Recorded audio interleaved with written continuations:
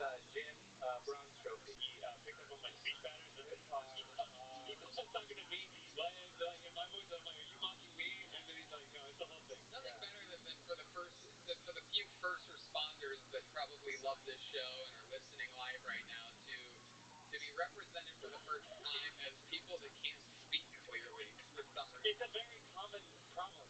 Really? Yeah, it's a very common problem amongst first responders. I mean, you don't have to mock us whenever you say it like that. Okay.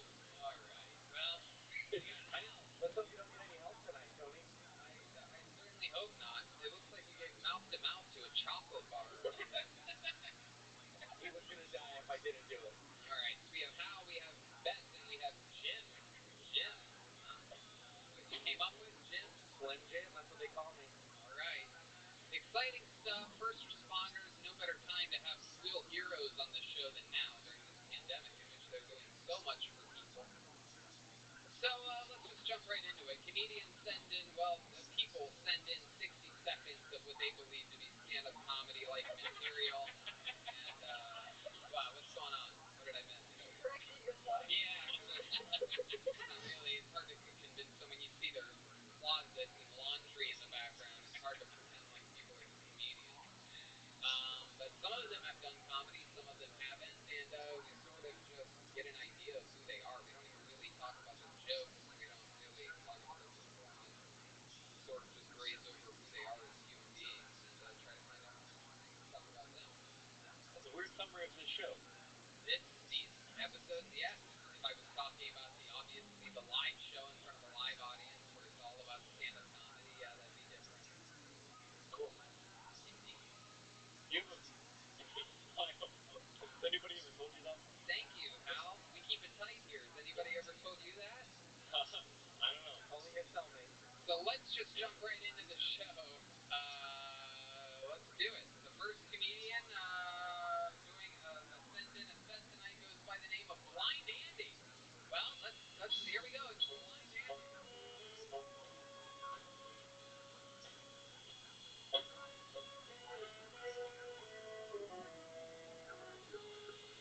Here's Blind Andy.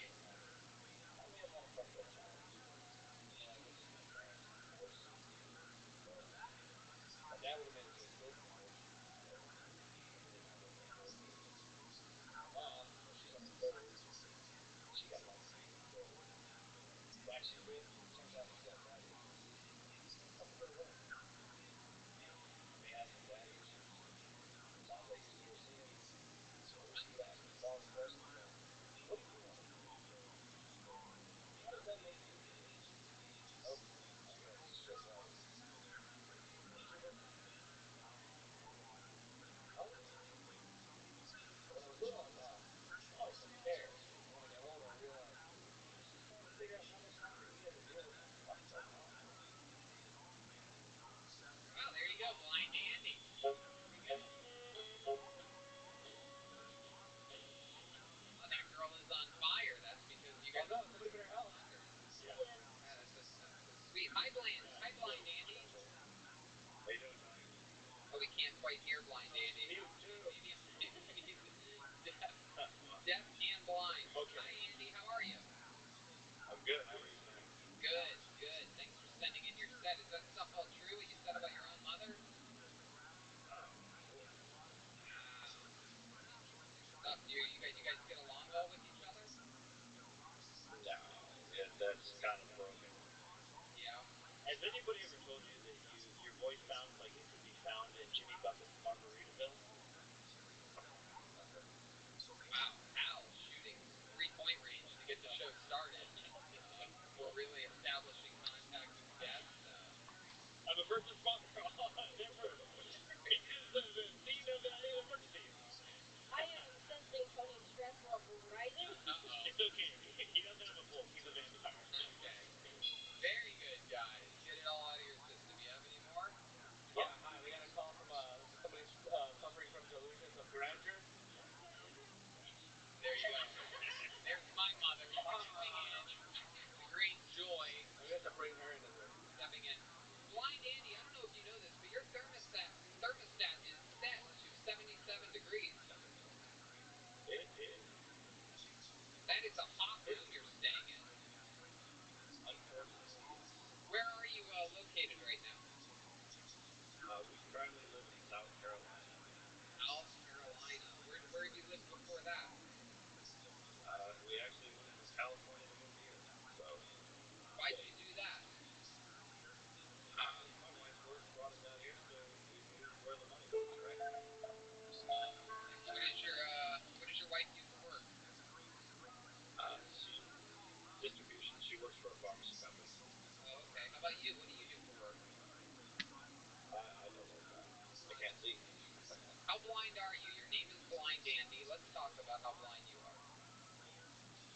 just like a rapper name, or?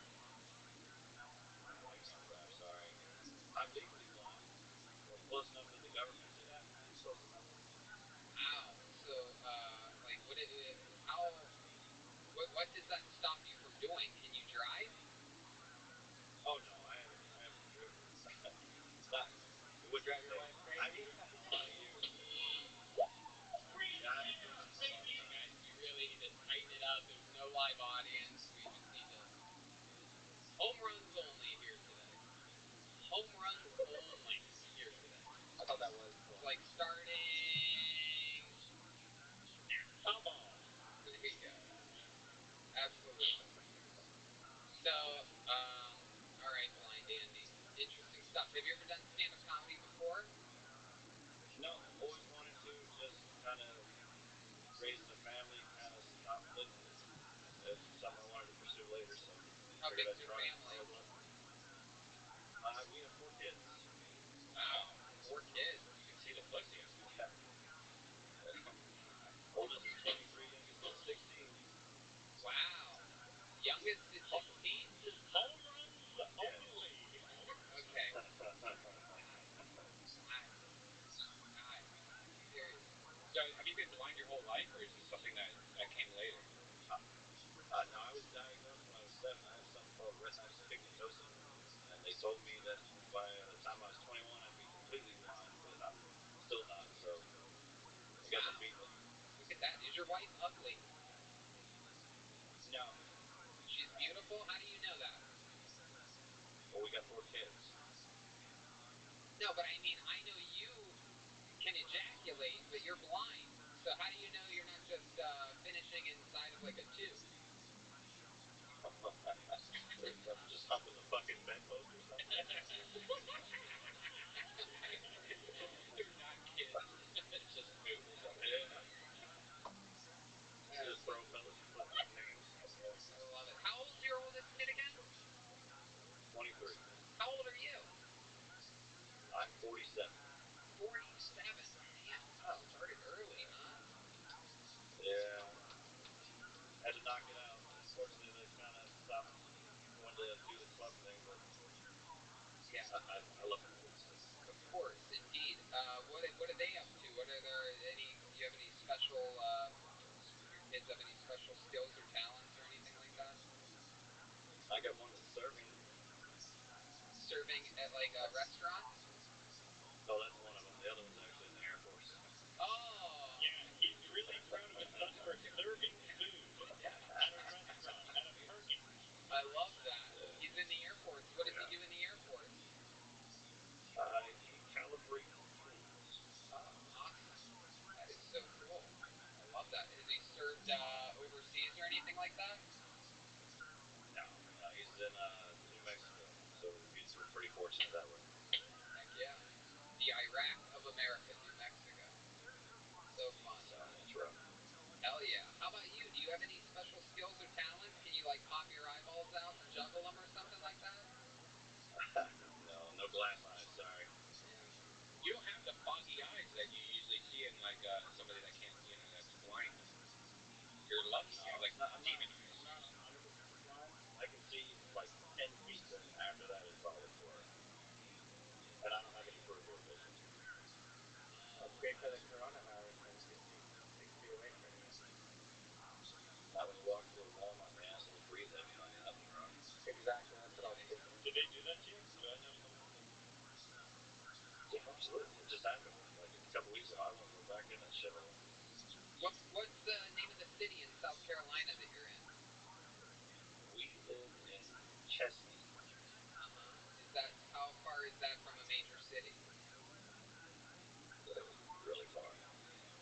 The biggest city near us is Greenville or Spartanburg. Heard of either of those. Incredible. Do either of those places have canoeing? So you're out there in the middle of nowhere. You see a lot of you see any racism ever out there, or do you just turn a blind eye to it? No, but seriously, are people racist out there in the middle of nowhere in South Carolina? We're in the South. There's gonna be some somewhere out here. What's the most racist thing you've ever seen?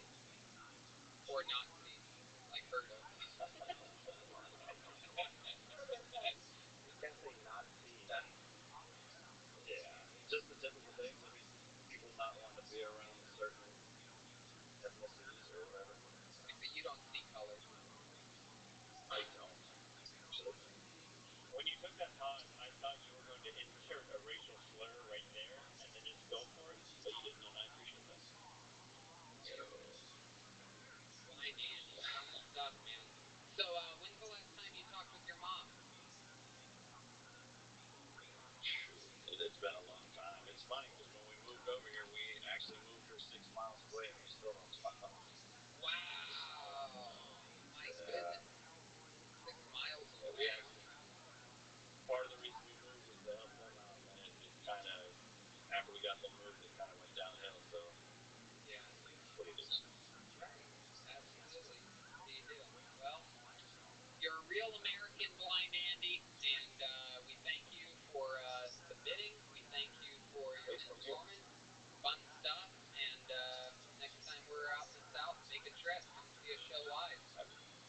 Absolutely, I appreciate Picking it. the front row. Yeah. Blind All right, Andy, thanks. ladies and gentlemen. Thank you, Blind Andy. He's on Instagram at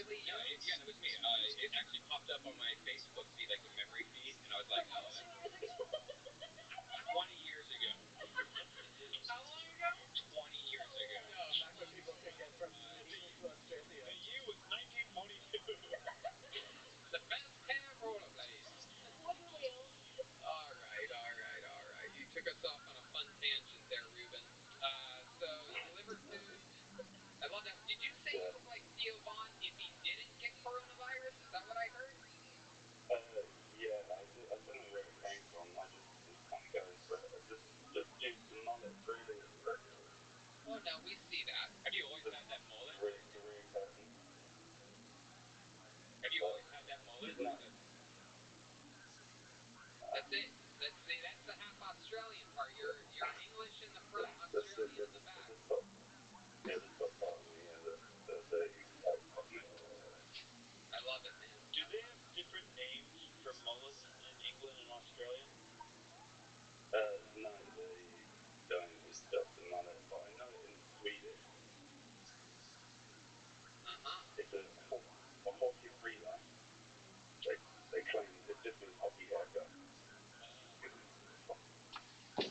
Not funny, but there you go. Right. So are you currently in quarantine? Are you locked down right now? I am, but as all of you people, I am a key worker, so I get to go out. Right, And get absolutely. to see the sunshine. What's your love life like? You seem like a good-looking kid for an Englishman. So, how's that going for you? Yeah, it was going pretty well, but now it's just like and draw a lot. Yeah. What do you like to What do you like to draw? Just cartoony things. Oh, that's cool. Look at that. Tony's the priest. That's clearly me with my red hair. Father Tony. Yeah. My whole face. You guys know me. Hit me on. Okay. Oh, crap. It's Yeah. That's my mic now. Bran and the Mandalorian. The Candalorian. I love it. You're wearing a Tupac shirt. Do you have any rap skills? That's zero rap skills. No, I tried with some friends in my little classes, but my tempo is absolutely terrible. Really? Do you have any special skills or talents that you could share with us other than your drawing? I've recently discovered I can do something weird with my eyes. Great. I don't. Let's see it. Wow. We have reached the peak of civilization. That's That's the quarantine life. I love it. How did you find out recently that you can do that? I was sat at my computer playing video games, and I started doing it, but obviously I couldn't see myself, so I got my camera out and started recording myself, and looked back at it, and was pretty freaked out. Wow. Red Man can do that with his nipples. Right now. You're saying Red Man can cross his nipples? It doesn't even make sense. Oh my god. Tony can do that with his butthole. Yeah, my dildos and my booty hole. Oh god. Jesus Christ. What the fuck, Jeremiah? Jeremiah just. I'm even half afraid. Oh, Jesus Christ. Peak of civilization, folks. There you go. Absolutely. There you go, Hal. Thank you, Hal, for that contribution. Alright, so, I love it, Ruben. I absolutely love it. Have you done stand-up comedy before?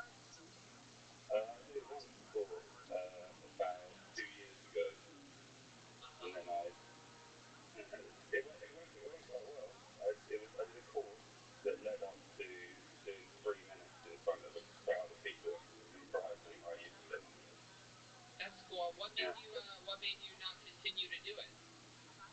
Originally because I moved to London, and then once I got here, I started going to open mics, and in Brighton, you've got like a friendly crowd of people who are very like, oh yeah, even if you fuck up, they'll clap you along.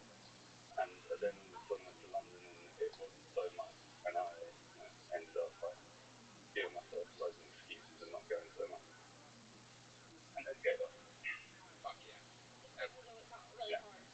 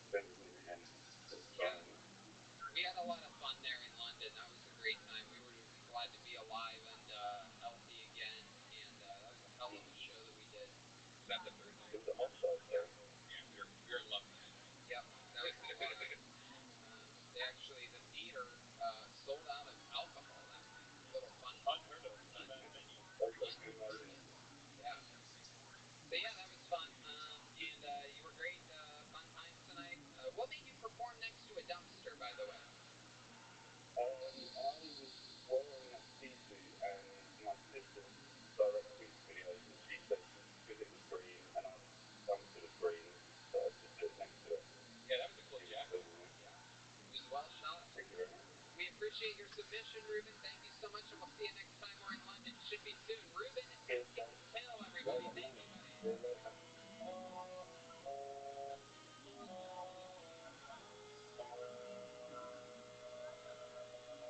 Time for a regular. You know him, you love him. It's William Montgomery. Here he is. Hello, William. How are you? I'm pretty good, Jack. Oh, you're from London too, as well, right? From Australia. Oh, okay. Trail of Tears, no shit. Have you ever been to Oklahoma? I was trying to. Can you imagine those Indian children asking, are we there yet? And the parents were like, shut the fuck up, we're in Pine Bluff, Arkansas. Was excited to finally see Roderick Howard's Apollo 13 last night. For those of you who don't know, he's the balding redheaded black film director who also deals with the Da Vinci Code. I'm writing a Dracula movie starring Ron White. It's called Dracula's Back. The whole time Ron White's saying, Drac's back, Jack. Occasionally. I usually like to leave a puke on the toilet when I use a public restroom. Was something I was brought up doing. That was probably my best joke on last week. That's true. There he is, William Montgomery. How about that Trail of Tears joke? I thought that was awesome. You have to wait to talk. They're playing music right now. Go ahead, William. What was that? How about that Trail of Tears joke? I was going to say, I even wrote that down. The only thing I wrote next to your name was Trail of Tears. But I can tell you, it's a good joke. Pine Bluff, Arkansas.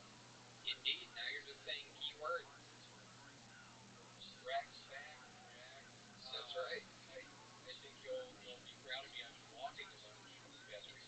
Yeah, where you been walking to? Around the park. Yeah? What kind of park?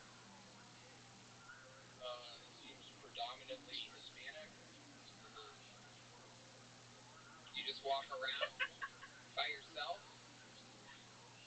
Yeah, pretty much. I tend to put Vaseline in between my legs. I'm having bad chafing. I'm 25 now. My upper legs are rubbing against each other. Can we see that? Can you stand up? Can we get a full body view of you for a little bit? Yeah, have you started scabbing? We're a little bit concerned over here.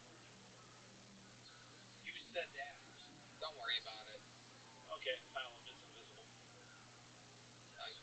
Visible's fine. Quiet with me.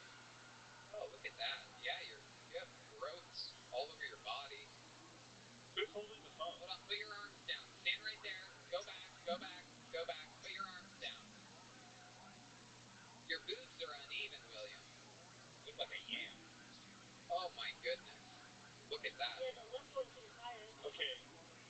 This man is definitely suffering from diverticulitis. Look at that. You have diverticulitis. Y'all seeing this stuff? That is incredible. Nipples. Oh, that's a sign of Lyme's disease for sure. You still have the open Yeah, I got one. in the middle of your belly. Is that a motorized bicycle I see in the background there? Your right-hand one? I've been riding it to the Kmart. Yeah? What do you do at the Kmart? Steal shit. I go to the fish section. It's like a fish section at Kmart. Yeah, it's like a Jane's aquarium. Oh, okay. What's your favorite kind of fish to steal? I thought it was fish to stand. I go to the meat section. Like catfish? Yeah, I've been going to the Kmart with that. Also, my other friend, he has a gun normally. Oh, there he is. We met this young man last week. This is his new partner in crime. What's his name again? Oren. Oren, that's right. I love that. I love that you've been getting a little bit of culture in your life. You could say that. We've been eating chitlins and ribs and asparagus and you name it. What are the greens called? Collard greens. We've been eating collard greens. We've been going to the Kmart, stealing fish. Man, if y'all haven't been to Kmart recently, next time we can be at the Comedy Store together, y'all should see the aquarium I've been able to make at my house. That's awesome. What else have you and Oren been doing for fun? gang banging in Reseda. We've been finding Hispanic girls in that park.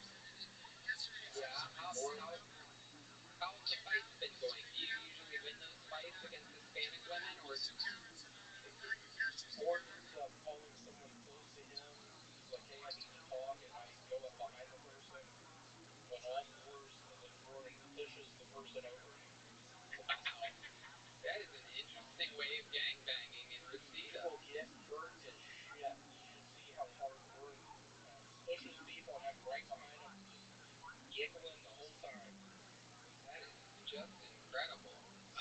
Can I ask Oren a question, actually? Yeah. Oren, Oren, hello, and we thank you for being on the show. Why do you like hanging around William? What is it about William that you like so much? When you spend enough time communicating with guys, you develop a camaraderie, a brotherhood sort of thing. This one's not for the guy in high school. We're gonna go inside and do dishes afterwards. Is that good? Wow. Well, you guys are gay. You guys are going all the coolest things. William, William, fuck up. We used to wash dishes together. Yeah, I know what that means. oh my goodness gracious. Wow. How do you guys decide who's going to do what kind of, who does the drying and who does the washing? I'm the dryer. He's the dryer. I use a bunch of pine sol. We sort of laugh about it. You use pine sol on dishes? A lot of pine sol. I'm sort of the pine sol guy. Gordon's the dryer guy. It's fun. It's sort of a match made in heaven. That is just perfect. I absolutely love your guys' relationship. Hey, Red Band, what's that dumbass face you're making right now? Do you think I can't fucking see you? I'm just looking for your eyebrows. Oh shit! That's pretty funny. Oh. Okay. Somebody call the burn. Burn unit. Unit. Because there's a Burn unit. I'm burned right now. William. Yeah, please call the burn unit. William, every week you ask for us to send you a poster that you could easily save on your phone or take a screenshot on your phone. How come you do not know how to do these simple tasks? How come no one sent me one this week? What really is going on with your eyebrows is the real question. It appears as though there's minimal amount of eyebrows there. Has Oren been plucking your eyebrows out? Y'all should see my shoes right now. Well, why don't you show us, William? Go ahead. I think this is a good time. Yeah, you know what? Forget it, William. Forget it. You know, we're not going to be seeing over the balcony anyway. Jeremiah, I'm working on it, dude. I'm walking 3 miles a day. No, I'm actually proud of you. You're walking around Hispanic parks. It's great. Yeah, that's great stuff. Ay caramba. Ay caramba, indeed. I love it, dude. I thought that was gonna get a bunch of laughter. Red Band like that. Red Band, you're so sweet. I really. How's your girlfriend doing? How's your abusive girlfriend doing? She's good. I got smacked in the face last night. I was doing something I shouldn't have done. I was making mac and cheese at 3 in the morning. Her grandparents are currently sick. I think Lauren got him sick last week. So things are not good anywhere right now. It was working hard in the ear last night. I couldn't hear for like really bad ringing in my ear. So I'm trying to play it cool today. All right. Well, you did a good job playing it cool. Indeed, William, we love you. We will see you next week. Thank you. Thanks, Oren, for being on the show. And hell yeah, we'll see you guys. We'll see you guys next week. There goes William Montgomery, everyone.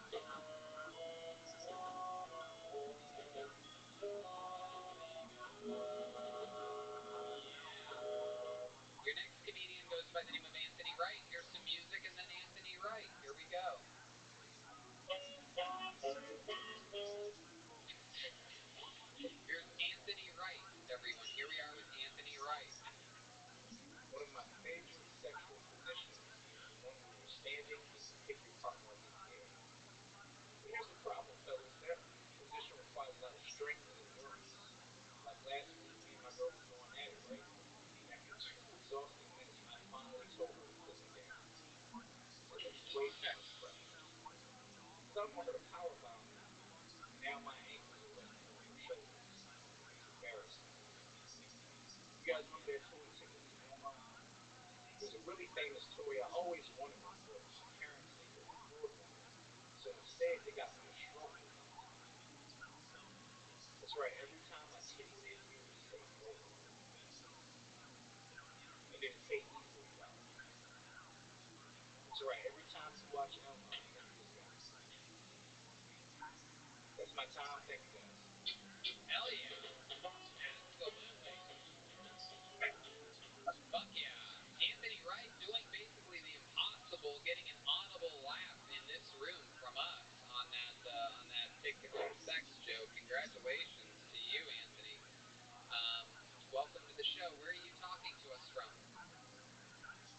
Baltimore, Maryland. Baltimore. Absolutely. Hell yeah. And have you done stand-up before? And I can tell you that What? I can offer that I got the awful interview. What did you say? Can you repeat? Baltimore internet. Oh, you got cricket internet? Oh, Baltimore internet. There you go. Um, 5 years. 5 years I got. oh, okay. 5 years you've been doing stand-up in Baltimore. You ever do the movies? Yeah, I actually saw you. Oh, okay. Awesome. They're the home of McCormick seasonings and salt. There is in Great seasoning, man.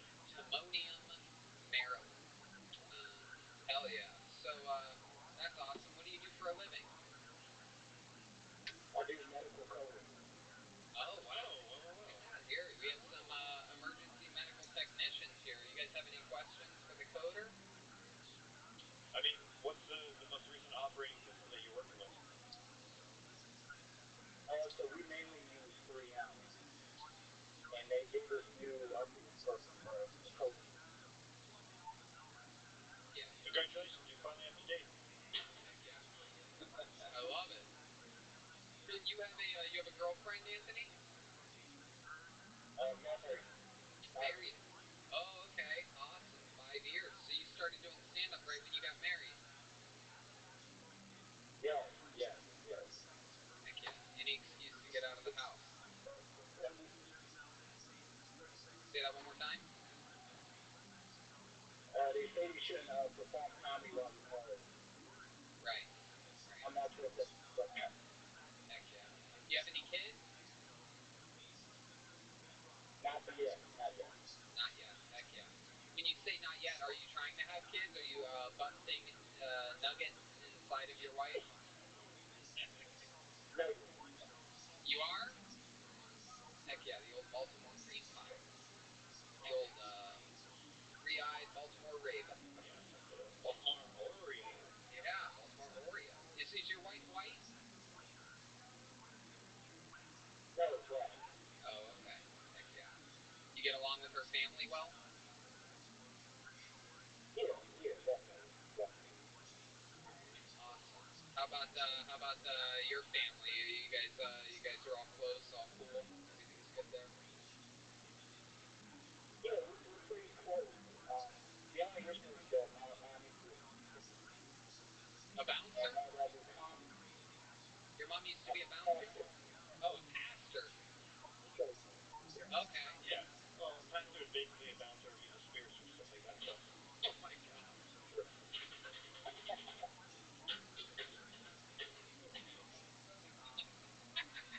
Okay. So your mom was a pastor, and then what happened? Yeah, but I'm comfortable.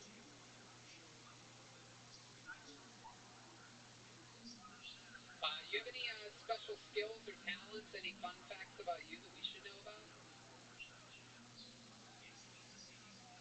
Besides comedy, auditions, I'm a drummer, Oh wow. and I play keys. Surprise. Oh, okay. Heck yeah. Absolutely. You have a drum set somewhere around you? I don't. Oh, okay. Sorry, man. All right. Well, I would have loved for you to have taken Joel's job from him here today. Yeah, no fun allowed today. Yeah, definitely. No fun allowed. I love it, Anthony. Well, I mean, incredible, very fun jokes. You showed your experience here today. I would have been shocked if you would have told me that you haven't done stand-up before. Your misdirect jokes were incredibly well disguised and executed, and your 5 years of experience shows, and hopefully you'll come out to a Kill Tony and sign up next time we're near Baltimore. Tony, can I ask you some quick joke advice? I mean, joke advice on the jokes that you said, I mean, no on the pickup sex. I mean, I guess you could tag those things. I don't. Wait, what? Just in general, nothing specific. I mean, in general, I'd have to see how you perform these in front of an actual audience. It's really hard to give advice on these quarantine sets, but I mean, I would just have to see it live to really give good advice. But the writing is, if I could give anything, I would probably say that the Tickle Me Elmo reference is sort of outdated. You can always go with what's current, what's new, what's in the news, what's some more topical and fresh in everybody's minds. I don't think anybody under the age of 25 really knows well, maybe they do. Maybe they were kids during Tickle Me Elmo, actually. I thought it was one that was good. Gage, do you know what a Tickle Me Elmo is? You do? They still have. Did you have one as a kid? Yeah, he's still big. That's like a big bird still. But it's like you could somehow make it like a Fortnite joke or something. Well, I was gonna say when you said, "Do you guys remember Tickle Me Elmo?" If you have to ask that, maybe don't do it, or do something that you don't have to ask if people remember it. Yeah, just say you were molested. I think you're doing a great job. I think 5 years in Baltimore is probably one of the top 10 comedy cities in the country, and just keep at it, keep writing, and do your thing. I mean, I can tell you're great just from getting us to laugh here in studio. So keep it up, keep up the great work, and we'll see you soon. Anthony Wright, everybody. That was Anthony. Thank you, Anthony. He's on social media at iWriteComedy, WRIGHT, and we're going to keep it moving along here. Your next comedian goes by the name of Victoria Thompson. Everyone, here's Victoria. You want to play some music? And then Victoria.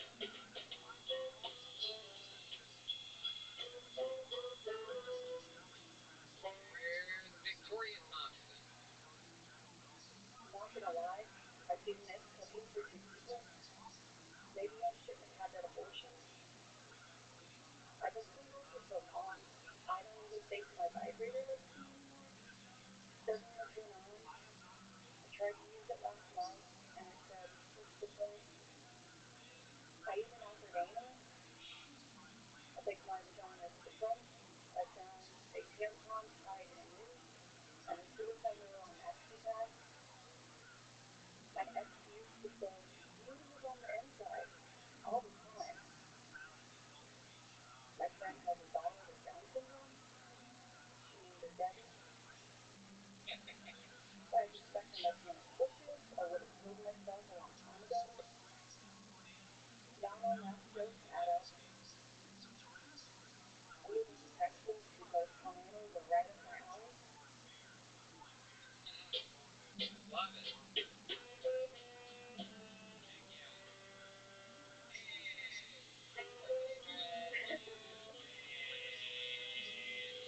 There you go, Victoria Thompson. Hello, Victoria. How are you?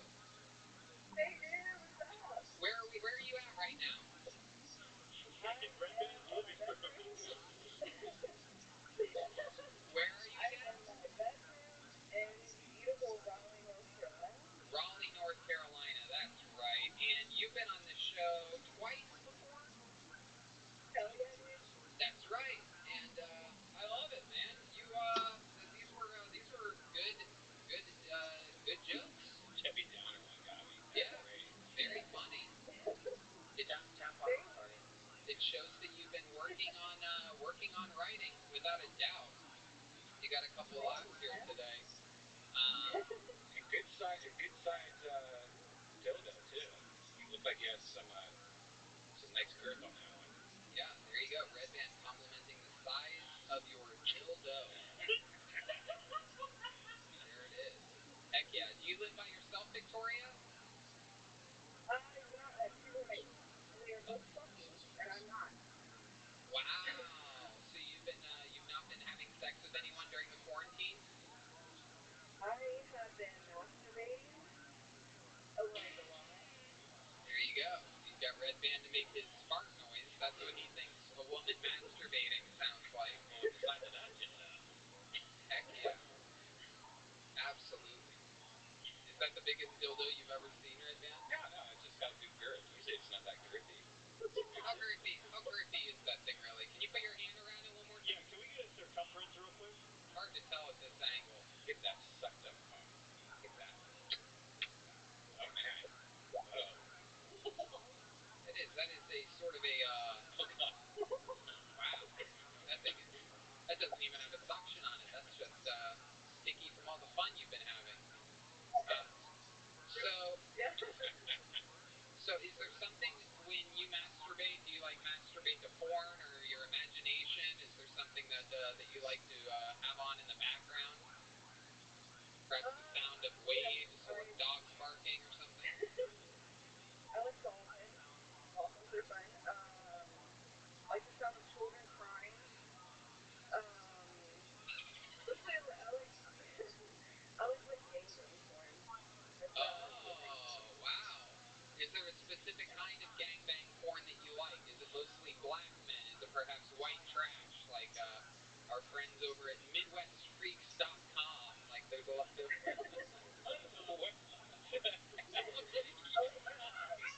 Why'd you look me in the eye? Because you have friends over there at Midwest Freaks. He's another one of those Midwest freaks in here.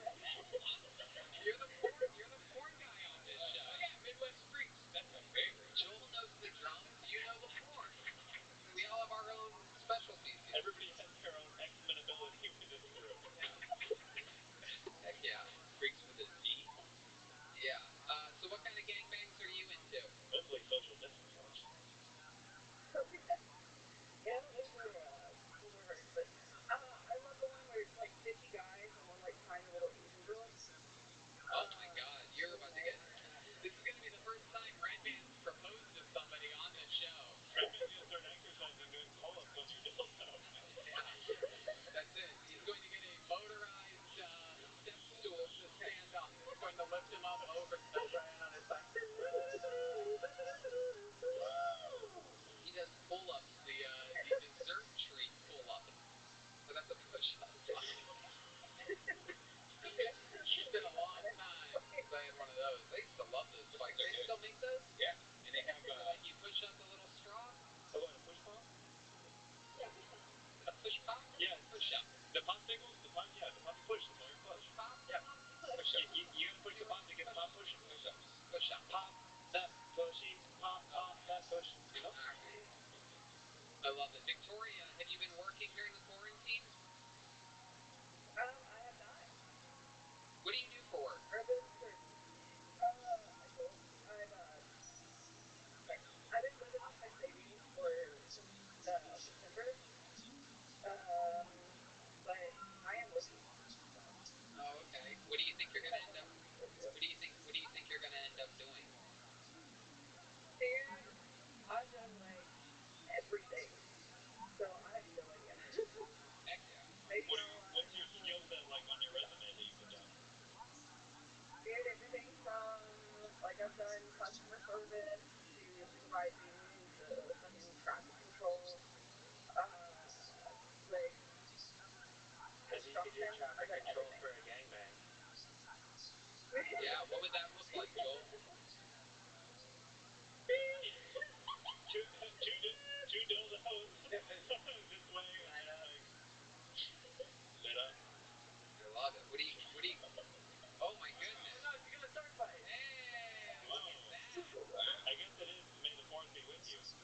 One for the butt, one for the lips. Oh my god, that is incredible. That is just absolutely incredible. Is that a vibrator, the gray looking one? It is. Yeah, gang's all there. Does it work? It does not. There's truth to My goodness.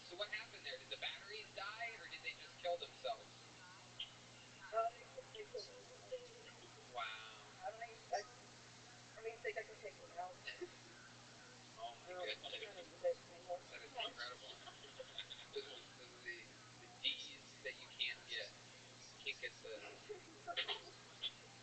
you can't get the D's. If they put new batteries in a vibrator, that's sick. It's a big battery. Okay. Anything else we should know about you, Victoria? Any fun facts about Victoria we should know about? You ever been raped by a bison, perhaps, or something like that? Any fun facts? You know, there was that one time that I don't talk about when I was 13. I got raped by a bison. Have you ever had public sex anywhere? Like out in the public Good somewhere? question. Sorta. Yeah. When you say sorta, what do you mean? Like you were up against the window and it broke and... I'm thinking like an Arizona room. Yeah, I was up against the window and then it broke. No, just kidding. No, we were outside. It was me and my ex. We were outside, and I'm pretty sure neighbors could see, but he was getting ready to go on a trip, and we saw a car, and I was like, well, we're gonna break the car, and we just like bumped for hours outside, like top of the car. Doors open, everything. What kind of car was it? Like a Ford Taurus? I thought you were gonna say shove your head in a mailbox. Just saying. No one's having fun here! And it was like, special delivery. Yeah, you're really bringing it down. Really trying, okay? Why would someone put her head in a mailbox? She said she kind of fucked outside. I thought the visual was funny of just her head in the mailbox. She's already telling us, I haven't yet! What kind of car was it? Do you remember the kind of car? So are you half Australian or half English? Let's all ask the question at the same time. Let's all ask. Go ahead. Let's all... You go. Yeah. Okay. Ready? 1, 2, 3. Do you guys know your Like, I want to know the idea. Is orange short for orange soda? Even when we try, Jeremiah still has to get the last word in. Even when I make a joke about how he does that. Still. Orange soda? Alright, Victoria, fun times. I would say that I remember your last two sets. I remember your first one being, somewhere between okay and good. And I remember the second one being less, right? It was sort of like, in stand-up, there's ways to these things, especially when you have to do a new 60 seconds each time. And here you are pulling out what I would say is your best written jokes out of the three performances. So there you go. That's what matters most, is your most recent. On the Last Dance, which I watched last night on ExpressVPN, they had an amazing, Phil Jackson had an amazing quote which said, you are only a success while performing a successful act. And you just did that right then. So congratulations to you, Victoria Thompson. Congratulations. There she is. Experienced a mental act.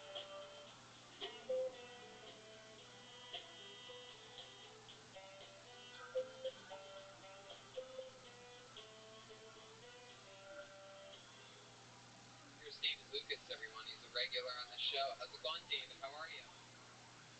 What up, boys? What's shaking out there? Not much down being a daddy this week. Got my baby with me. Oh! What's up, you? You got your kid? Hey! What's up? Oh, he just got to hear it, I think. She listens to his voice. I love that. I absolutely would love. How old is she again? She's 5. Oh, heck yeah. We've never had a joke from a 5-year-old in the history of Smithsonian. She might be about to take my regular spot. I would love that.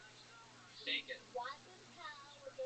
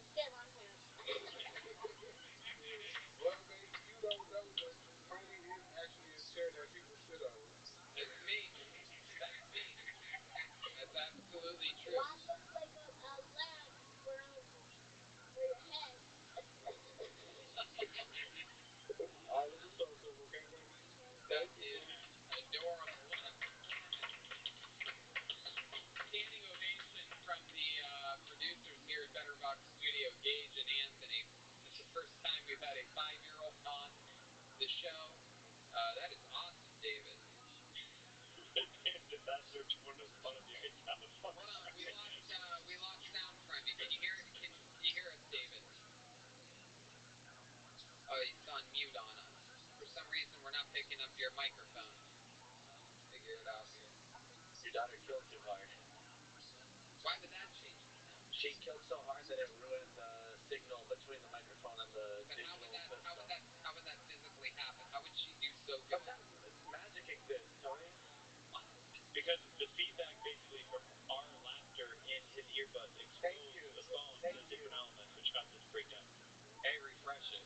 David, they're saying refresh it whenever you.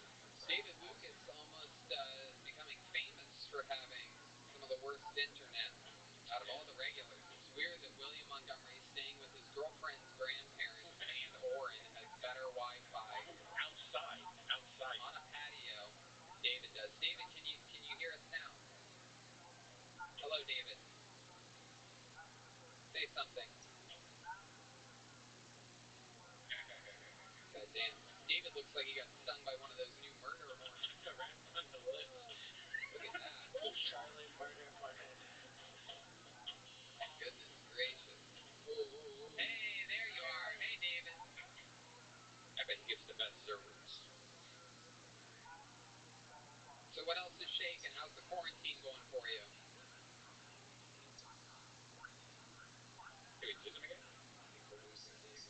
You might need to get a first responder coding. Here you go. Go get it. Go get chest compressions. We're gonna need all 6 hands for that. There goes Hal. He's in the producer's booth. He's looking at the screen. Can you hear us now, David? Do you have any other medical conditions we should know about? Yes.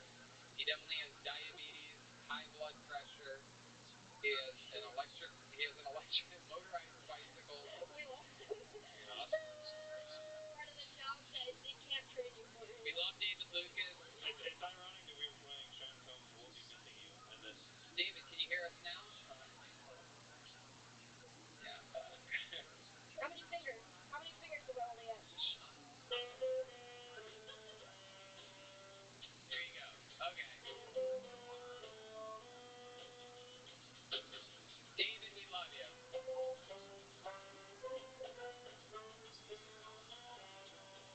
Yes, absolutely. Your next comedian goes by the name of Jonathan Lewis. Here's a quick song, a very quick song, and then Jonathan.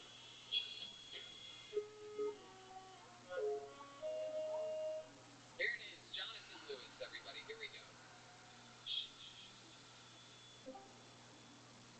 Welcome. How are you? I'm good, brother. Long time no speak. What's good? Man, I went to court this morning. How'd it go? I had to go back again. They just continued it. That's garbage. What'd they say? And they gave me a continuance. Okay. So But there's nothing, to be done. when do you have to go back? May 2nd. All right. Well, it's another month or so of freedom, right? So far, I think I'm gonna stay, free. I did some stupid shit, and I'm doing my best. I'm a better person now. Well, that's good. All right. Well, we're just watching Kill Tony. Feel free to enjoy, my friend. Yeah, I had a seizure earlier. Oh wow, that's serious. Are you okay? And I'm sore, but it was about time. I have them regularly. Oh, that's really sad. Um, Are these epileptic seizures? yeah. Well, that's not cool. Does cannabis help? Yeah. Well, there you go. All right. Well, I'm glad you're You're free. Are you feeling any better? I'm doing good. I'm sleepy. Uh, no doubt. But I see you over there. In the other server. It's just like I want to reach out to you where I can talk to you because I know it's always a cluster of people speaking over one another in those servers. Right. Well, you know how to get a hold of me. Absolutely, brother. All right, man. Well, keep staying strong and keep me updated, okay?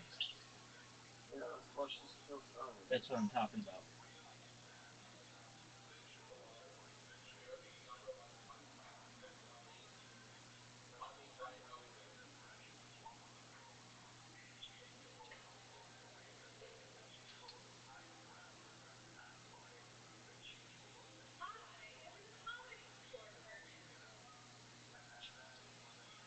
So Stanley, how has work in this quarantine started? I started doing these videos of serial nuggets set. I'm calling it constant porn player.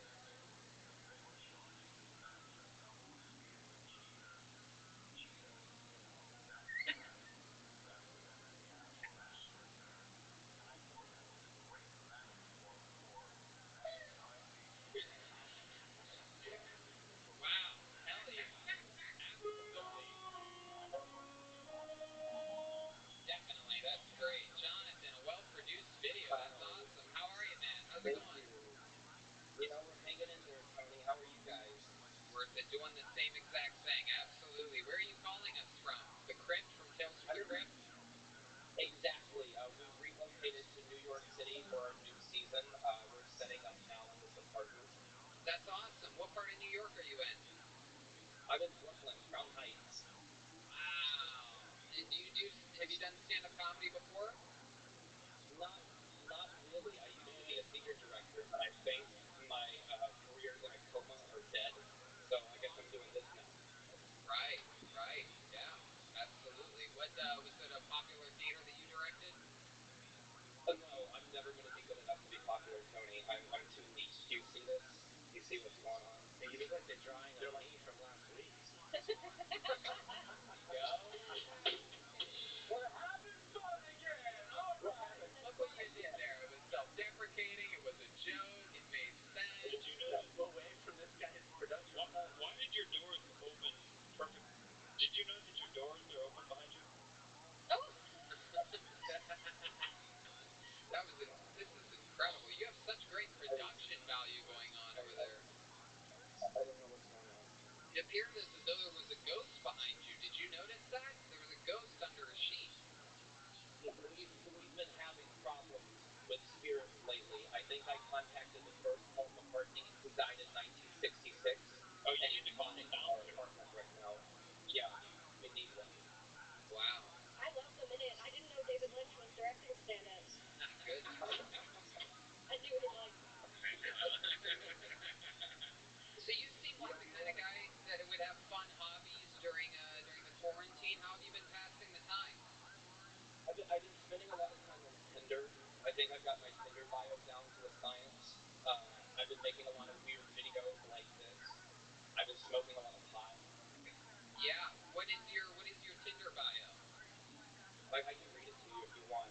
Please do. It's kind of out there, but if any ladies are in the central New York area listening, please listen extra carefully.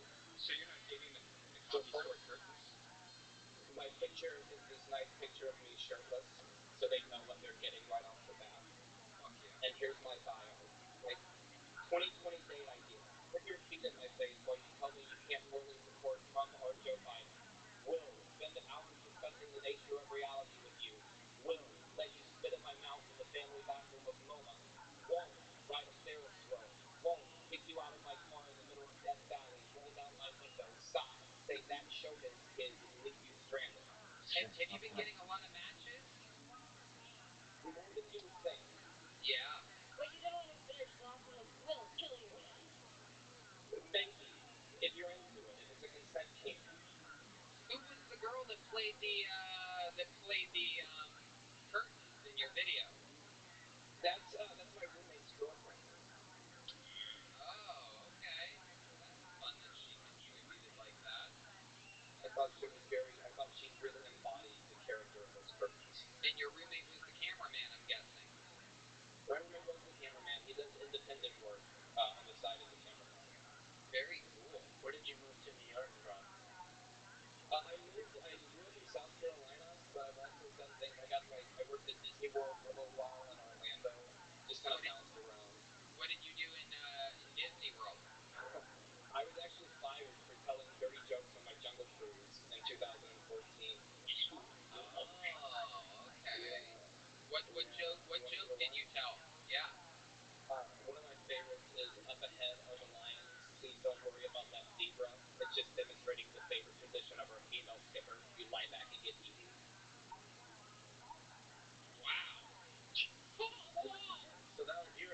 Dude, my man, how you living, Right? pimp? No.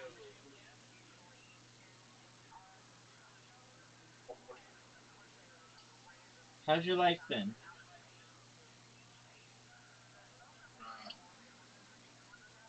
Trying to make girls, but it's hard. You're trying to make what? Trying to make girls, but it's not easy. Okay, why isn't it easy? You have an invitation, big dog. I don't just, there's no one my age around. That's garbage. Aren't you on Tinder? Bumble. No, Tinder, dog. What about it? Are you on it? No, Why not? because my account got banned. Well, can't you create another account? They want me to ID. All right, well, send them your ID. Tinder sucks. Why? Because they, it's like you get like 10 fucking swipes and then you have to pay for premium membership. Okay.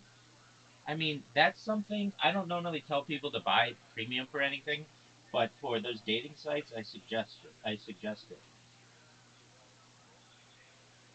You don't want to look like a cheap ass, and also it gives you the best opportunity to um, meet chicks. Now, I understand if you don't want to do that. Okay, fine. Are you on Plenty of Fish? No, Okay, why not? because the girls on there are ugly. Dude, not all of them. There's some babes on there. One of the hottest chicks I've ever met is from Plenty of Fish. She's gorgeous. Where I download plenty of shit. Fish. Okay. And there are a bunch more, too. I mean, Where, where can I go not dating apps to find girls? dude, that's a tough one because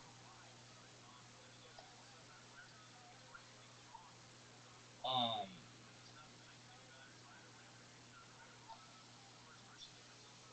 basically unless you're really comfortable with getting shot down,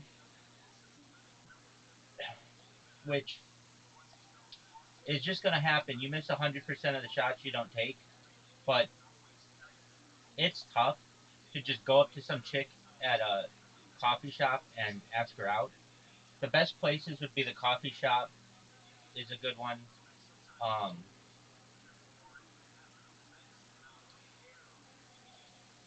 What other about gym? Yeah, but I mean, you're gonna look like a creeper if you like. Okay, you have a whole gym membership. Good job.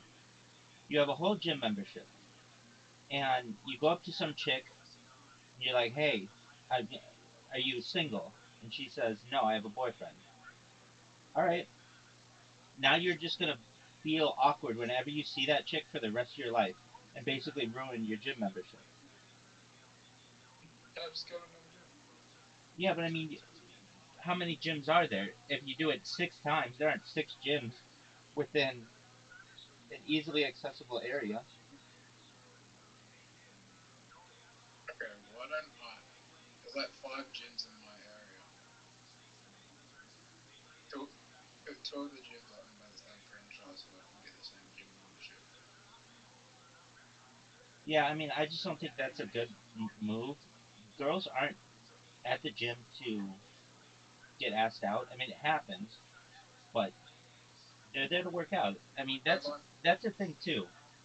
I don't know how why are they working out? Why are they working out? why they what Why are they working out? to stay healthy Why are they staying healthy? because they want to live longer Why do they want to live longer? because they want to enjoy life. Okay, so they're in an environment that they feel comfortable. Yeah, and you don't want to make them feel uncomfortable, dude. What about It's like um dating apps are where it's at, man. It's like you don't even have to ask girls, "Are you single?" Like the chances are, if you go into a random girl at a coffee shop and asking her if she's single, 20%. If she's good looking, 10%. It's just not a good chance. And then from there, she has to like you. But if you go on a dating app, these chicks are down to fuck. Okay. Did you water bump me? Beautifully, dude. Oh, by the way, do you know who Robert Owen is? Yeah, he's isn't he Steve Irwin's son or something? He's gonna be bigger than Steve Owen. Okay, I believe that.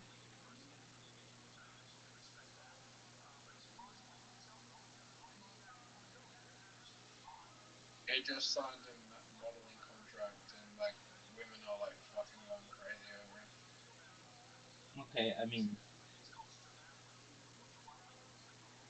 that's like well, to be honest with you, how old is he? 21. Okay, so he's still pretty young. Um, I mean, I could see him being a really big star. It's nepotism. I mean, his dad was really big, so there's a pretty good chance that he could be really big. His grandfather was also really big. Who is his grandfather? Bob Owen. I mean, and this but this one single women. I was just at one of them. Okay, there. At one of them. Okay, there you go. Um, all right. Then this third room was a really cool room. It was like they had these like temporary rooms built in, and there you have to imagine it's like a room like that Bonnie Blue room where it's just one chick and a ton of dudes. And I wanted to be funny, or I thought I could be funny. So I just hear it, all you hear is this woman just in the background going, ah, ah, ah, ah, ah, ah. It's dead fucking silent. And I go, wait, nobody move. I lost my contact. You're not even gonna want your contact if you find it in this fucking semen filled room. Anyway, so Why isn't right? Oh wait, I'm fucking dyslexic.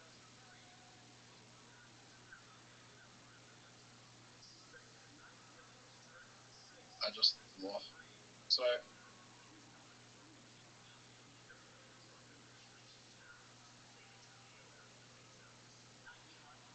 Rabbi, we need to work out on borrow marketing campaigns where you're just not just spamming people. We need to work out how we're gonna bring people in.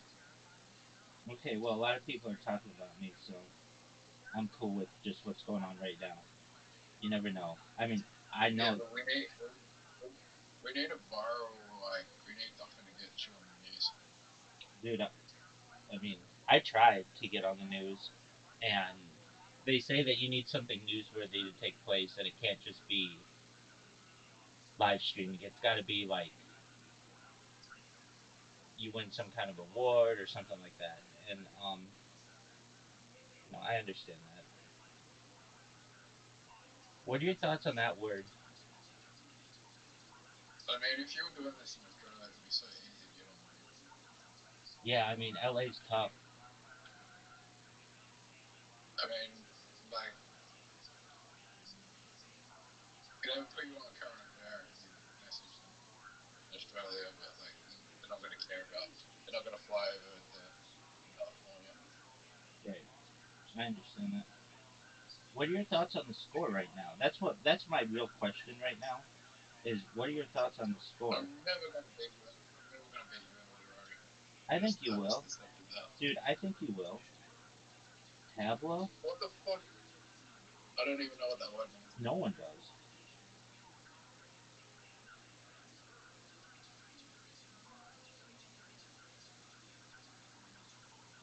Oh, Rabbi, are you gonna stream on Tumblr? What is that? They brought back live streaming to Tumblr. Um, Somebody told me about this, but don't hold on. I looked into it, and you have to like be at the top of the pump fund list. Like it's not just like it's hard to get viewed on there, as I understand. It's not hard to get viewed on there. Okay.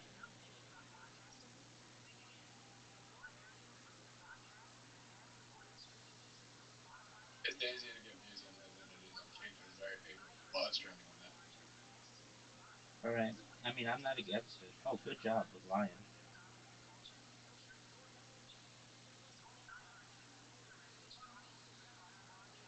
You have to launch a token though, and people will blame you if it goes to shit. That's what it That's the was. downside. That's what it was. Now I remember.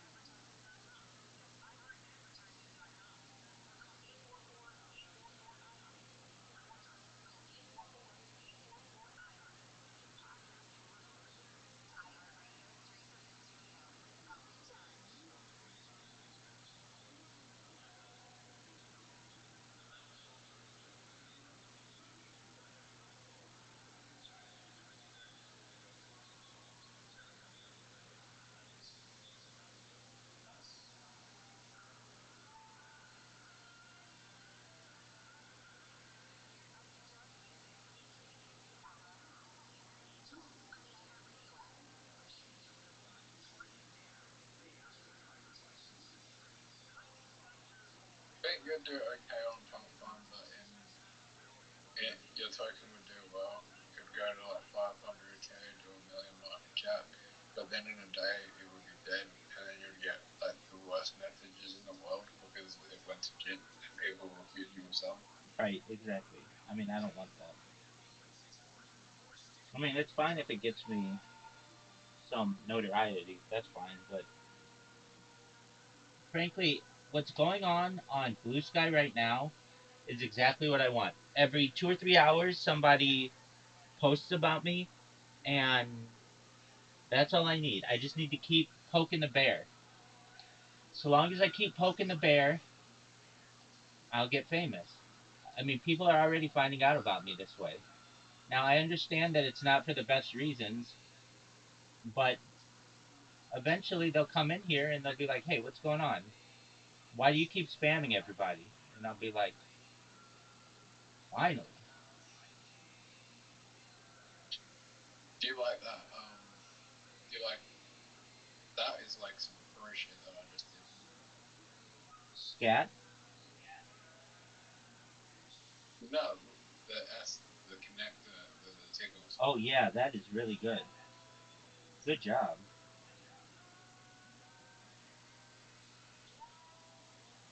Is he gonna place a word or is he gonna go? I did. Oh, you fucked me. Yeah, I did, dude. You'd think that I'm gonna let you get away with that bullshit? Um, do you think I care? No, I don't. I don't think you give a shit at all. If I know that I'm probably gonna lose, so like, I don't really care. Well, go all out and try to win. Dude, you got tickles, which is like the longest word. One, two, three, four, five, six, seven. It's a huge word.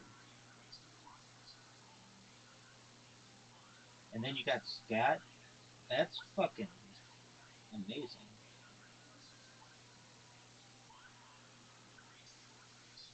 Lionel is not a word. Lionel Richie is not a word. It's a proper noun. Yeah, Lionel Richie is a good singer. Do you know for what band Lionel Richie was a singer? I remember. The Commodore's son.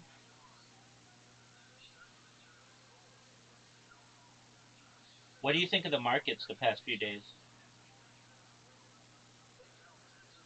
So we're probably gonna go into recession. Probably, I don't even know. No one knows if it's the bottom or not. Yeah, We're going. dog. It's been Um.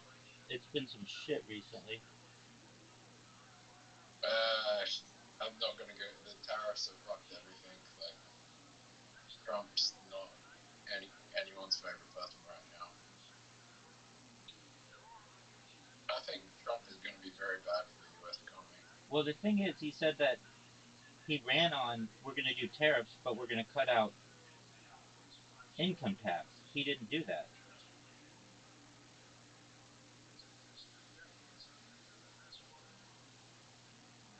They didn't. No.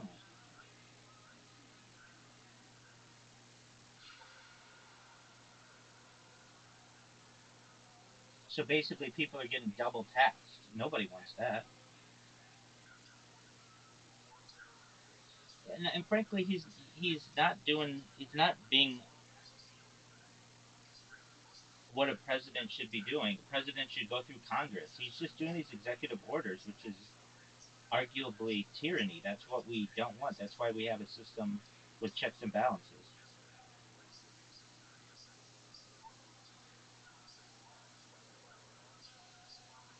Think it, you think he cares? No, he's old. He doesn't give a shit anymore.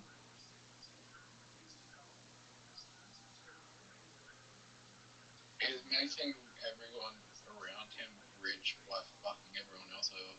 That's true.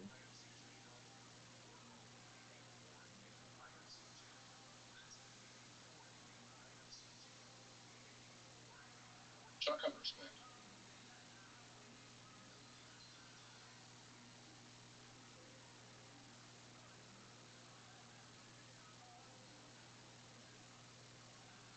Wow, I didn't even know this was a word. Frets? Like, if you're running a business and you're making everyone around you rich and fucking over the world, I kind of respect that. But when you're running a country, it's like, fuck. Yeah, I get that.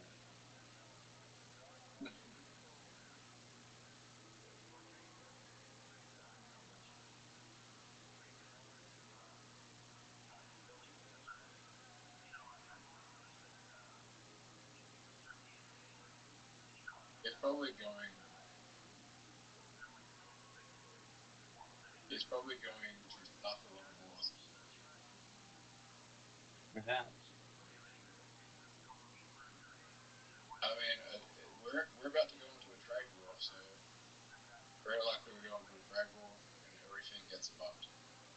Yeah, dude, we're looking at major recession. Into perhaps depression. Hey, that was good, Zoot.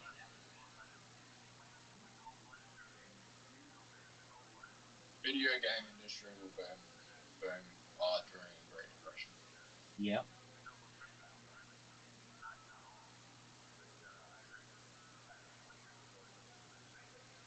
Do you think you'll improve in literati during a Great Depression?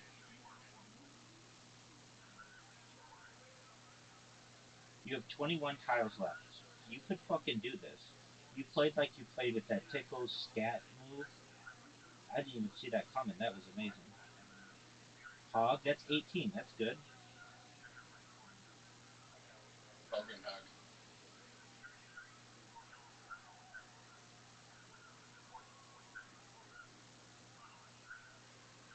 I've got very unusual letters.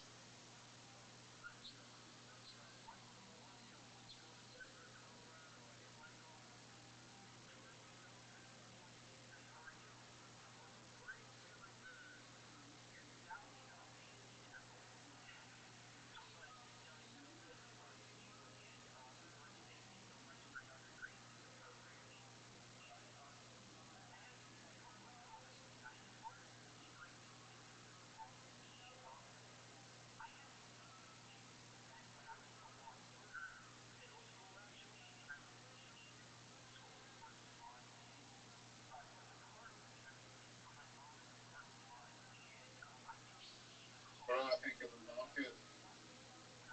I mean, I think we might have the greatest opportunity since the COVID, or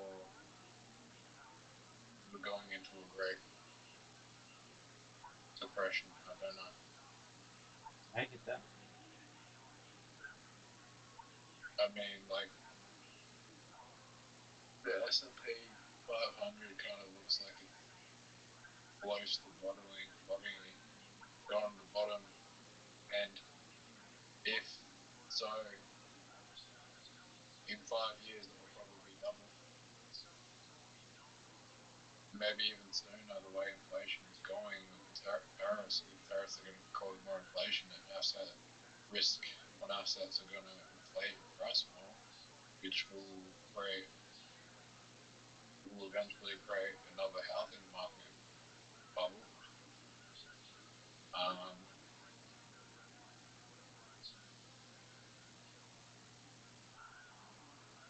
Caps and fids. Didn't you know those were words, Zoop? Yeah. Nobody knew those were words. But I do know that like the top 50 richest people in the world have lost a significant amount of their net worth overnight. But it's like, I think once you get to like 30 to 40 billion net worth, like everyone's net worth over that is like the same because there's not enough money to sell the assets to really cash out. So there's no one really worth like over like 40, $50 billion. They're just worth that on paper.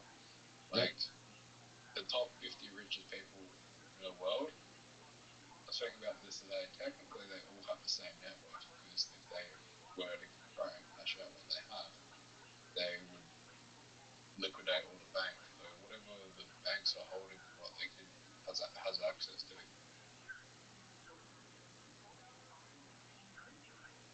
Do you get what I'm saying? Yes, I do.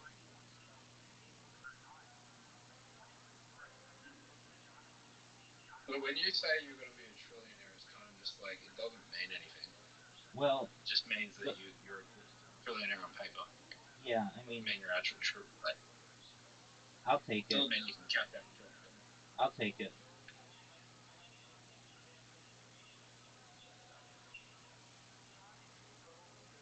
Do you remember the koala Beanie Baby was named Mel? MEL.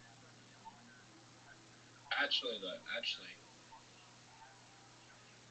if the world switched to a Bitcoin standard and the US dollar lost its dominance and what was valued in Bitcoin, then you could be a you could have the purchasing power of $1 trillion. There you go. Only in that scenario. Or if hyperinflation comes into effect, which I think it will.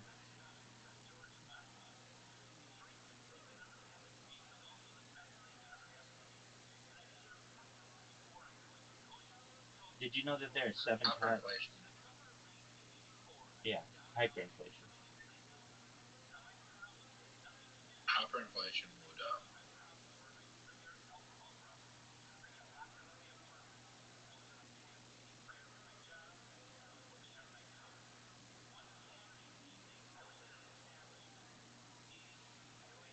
if I was holding like 5 Bitcoin during hyperinflation, I'd be fucking rich.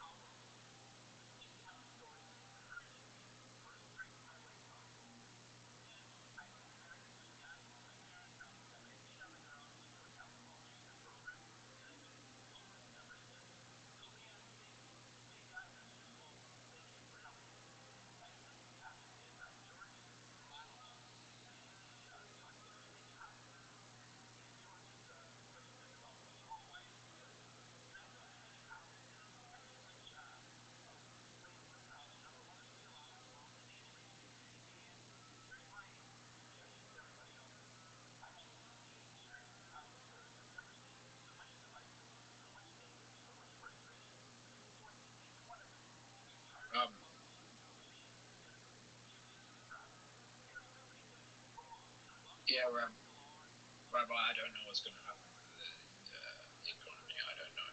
I think we might head into a recession, bear market. I do think this bear market is not going to last very long.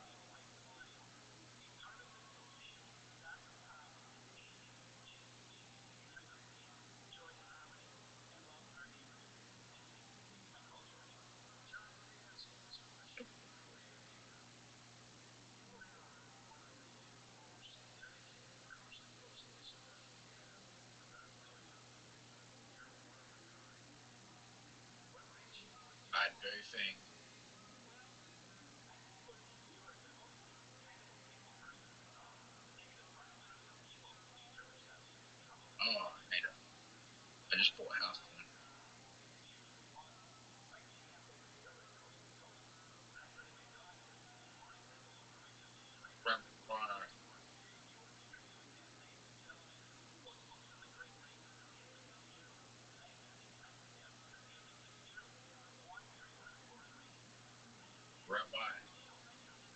Yo, pimp.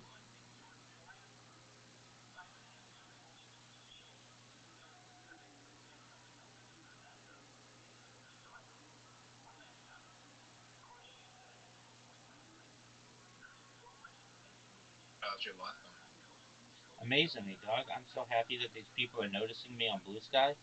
It's phenomenal. It's like I'm over the moon about it. Every few hours, it's like a new update of someone I've annoyed. It's great.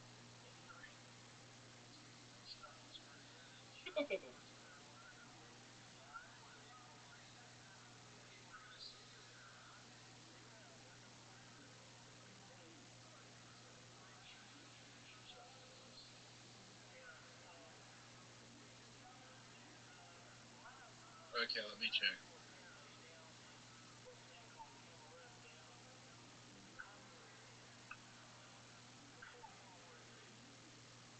Yeah, Bitcoin crypto not following the stock market, which is like strange.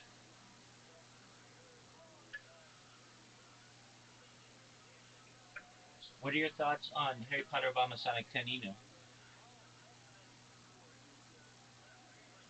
That's following the stock market.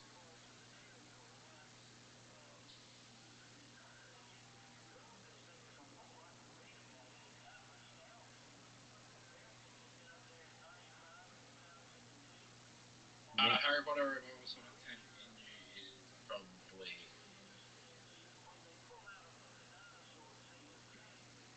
done, You, unfortunately. you think so?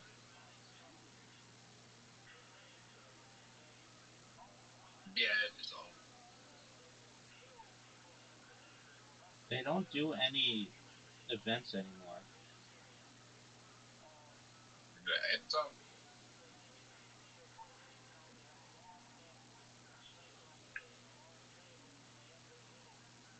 its opportunity to have real notoriety and become a cult phenomenon is kind of not being achieved. It did really well for a long time. Dude, I mean, any coin that gets a $360 million market cap is pretty serious, but it's hard to maintain that type of momentum. And look, I talked to somebody in the community about it yesterday. The issue that arises is getting that main account banned. When that main account gets banned, then nobody finds out about what you're doing. I don't think it has anything to do with it. Zoot, I have 75 straight wins against humans. What are your thoughts on that? I haven't. It has to do with the fact that it's the attention economy. People just want the new shiny thing. That's true. All right. Do they want to beat you in table soccer? Do you think? Do you think that's a new shiny thing? Yeah, like people just don't care, and people just shift. And whatever the meme of the day is what people jump into. That's right. And X, I'm telling you, X is a cesspit. It's like not a good place. Dude, I saw this strategy that this person used yesterday on me that is like the best strategy. I just don't think it's like. I just think this culture of what we've built with Dude, all these this strategy that this person meme used coin. on me, it just allowed me to score right here. I'll tell you what, you want to know what the strategy is?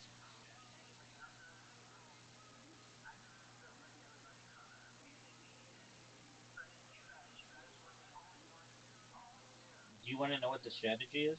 That's just scammers just scamming.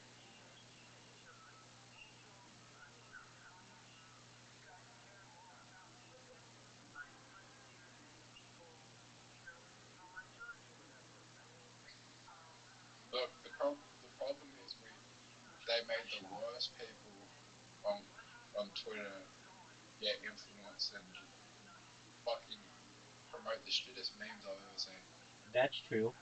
Another thing I think that hurts Twitter a lot, it doesn't have a lot of women on it. It's like 10-1 male to female ratio.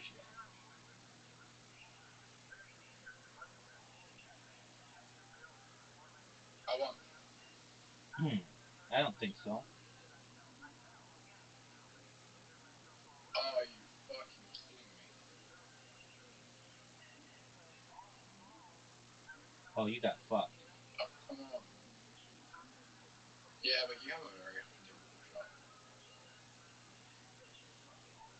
That's true. Alright, Rabbi.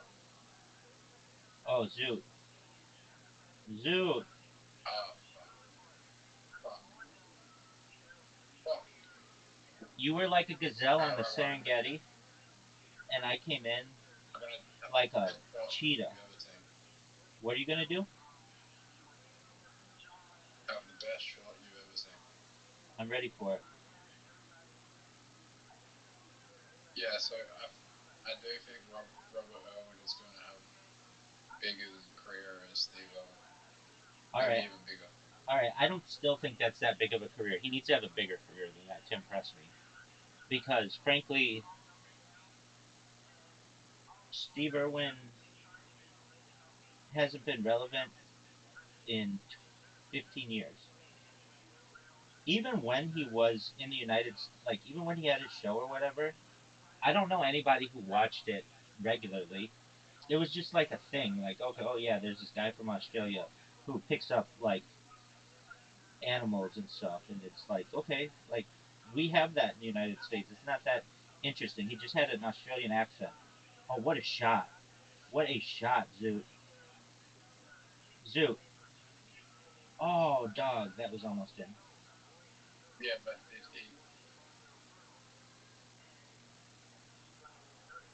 uh, did they own a zoo? Like the biggest zoo in Australia? No, but like we had Jack Hanna, who would be on the Tonight Show, which is bigger than that. Oh, get in. What the fuck? Zoot, how didn't that score? What the fuck? How is that not an own goal? I don't know. How isn't that a goal? Oh, fuck.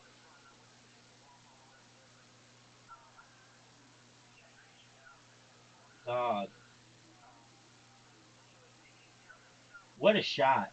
What a shot. You're going to lose.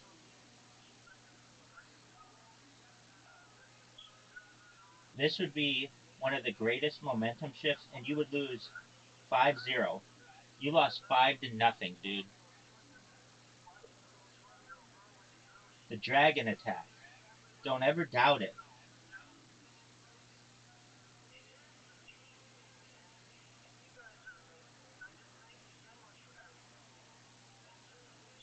I don't want to denounce anything that Steve Irwin did.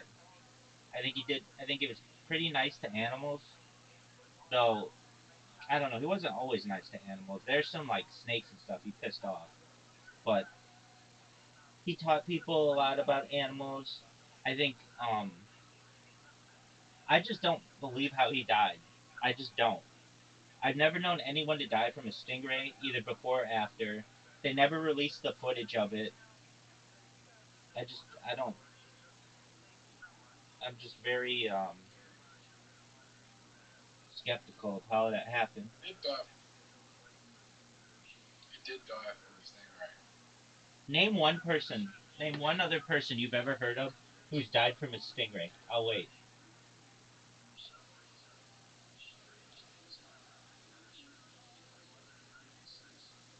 Hang on. No one. It's like unheard of.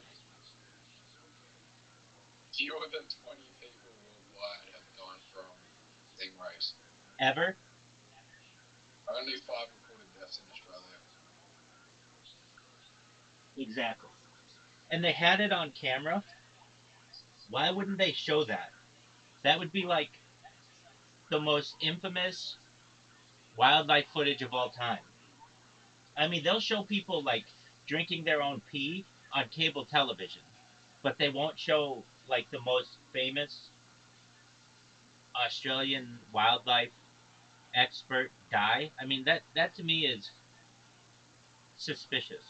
If you have the foot, Well, let me ask you a question. How many stingrays are there? dog, millions.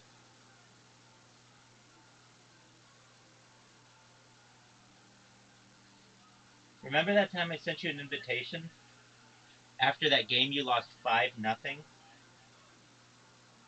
How many people have you known that have encountered a stingray? I mean, I have, but it was like at an aquarium. Okay.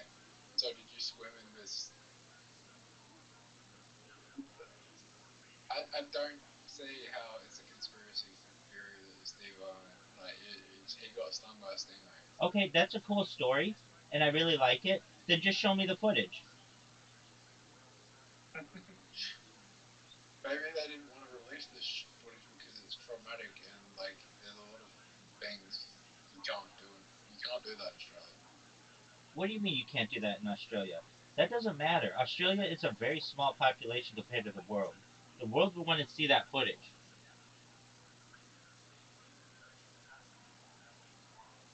It exists. So show it. It's been like 15 years since that dude died. 20 years. 20 years, even longer. So it's been a long time since that fucker died. You could show the footage, unless you're hiding something. He died from a stingray. Okay, and I know you like that story, and that's a cool story, and I'll believe it. Just show me the footage. Why would they? Why would they fake his death in any other way? I don't know. I have no idea. I just know that they say they have footage, and they don't show it, and when that happens, it tells me that there is something suspicious that happened. It's It's very not. it's very simple to show the footage. It's very simple. You could make a documentary that had the Okay. footage. You could have another television show that had the footage. You could even show the footage and then just I like thought. hold on and just blur out the graphic parts. They don't do that. You could play the audio. They don't do that.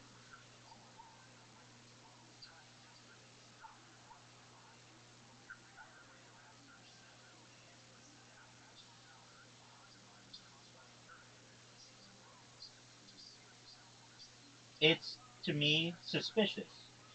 I didn't say it was nefarious. I'm saying it's suspicious. And so long as that suspicion exists, I'm not going to believe their story completely. It's cool that they want to say that he died from a stingray when less than 5 people ever have died from a stingray, or like less than 20 people. That's cool. This is one of them that you have on camera. Why don't you just show the footage? Why don't you show the footage or like um blur out the bloody parts?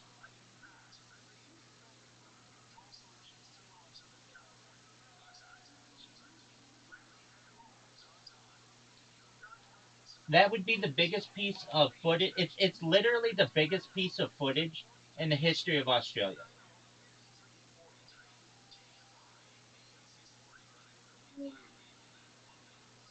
The Steve Irwin death video would I be the, mean, Harold Holt would be the biggest. but that's not on video. Um. Was that the prime minister? Yeah.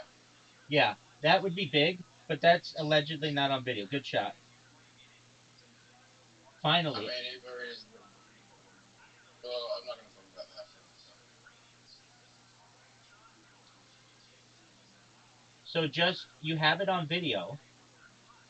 Just show the video. Um. And they can say out of respect for his family and that other bullshit, then dog, they don't have to watch it. Nobody's forcing Bindi to watch it shit. What about the Bermuda Triangle? Why is that not on video? It is on video. Is it? Yeah, dog. I mean, what do you want to know about it? What happened? I mean, there's like, it goes back like 300 years of at least recorded history of interesting shit that goes on there. But do you realize how big the Bermuda Triangle is? It's It's like most of the North, Well, or it's like basically a large section of the North Atlantic Ocean. It's huge. It's well, why is no one putting a drone through Area 51? they have they have some kind of technology that kills all the radio signals, so you don't get any cell phone service or anything. Oh, really? Yeah, if you What, like an AMP? yeah, similar. So like if you go there with your cell phone stops working within like a few miles, and you don't get any Oh, service. how much is an AMP grenade? Dog, I don't know. You can't buy it on Amazon. What a shot! What a shot, Zoo. Where do you get them from? Like probably they're manufactured on the dark web. Okay, you want one? No, Why not? I don't want to hurt people. You're not hurting people. You're just getting rid of radio signal. It could hurt people. It could stop people's like pacemakers from working and stuff.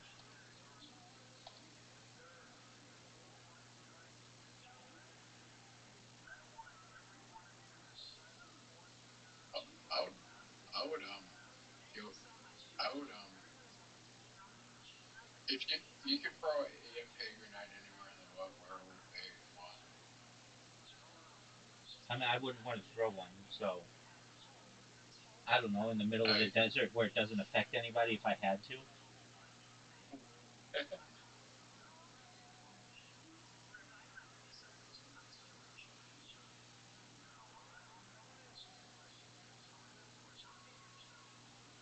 I would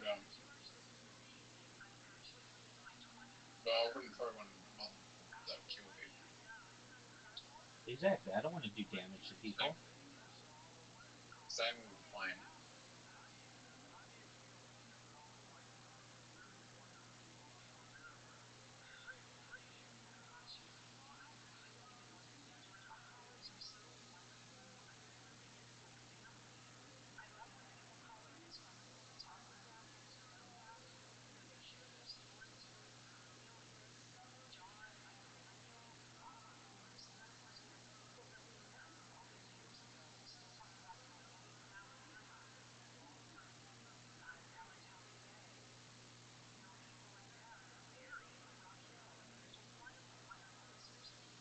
Actually, I'd throw one on Wall Street, crash the whole market, All put in a right. massive short, and then throw an EMP grenade on Wall Street. Oh, what a miss. Zoo, what a miss. I mean, yeah, throw one on Wall Street.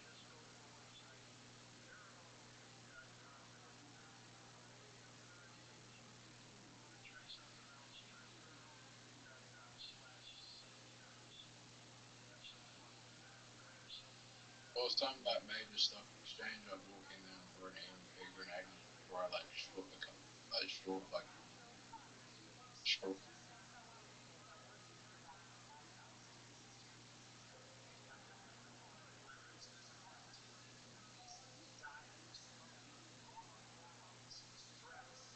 Oh, that's bullshit, dude. They just moved my fucking guy from out of the goal. That was bullshit.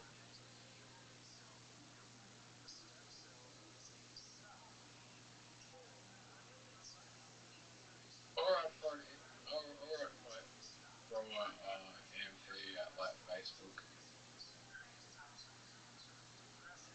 All right, I stand by my original stance. I wouldn't want to throw it anywhere. Dude, that's you're fucking scoring like a motherfucker.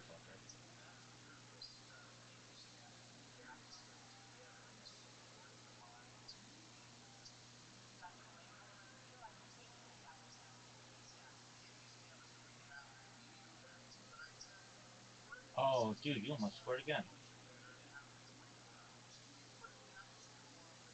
I have an open goal, which is not a smart move. But look at this. Look at this, Zoot. No, no scoring. You could score right here.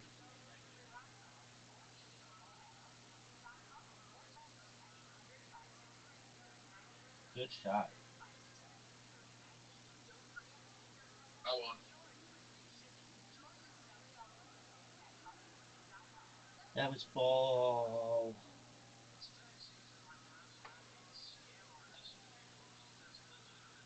There's someone else that's gonna have a big career.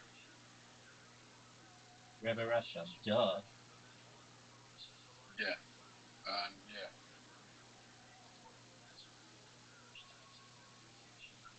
You know you're gonna be more famous than Bindi?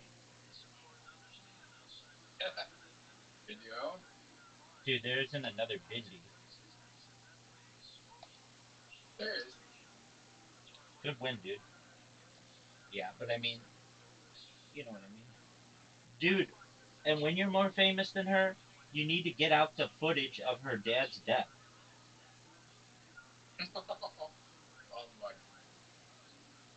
Big woman footage. I think it is released. Dude, I'm gonna see that motherfucker get stabbed by a stingray on camera.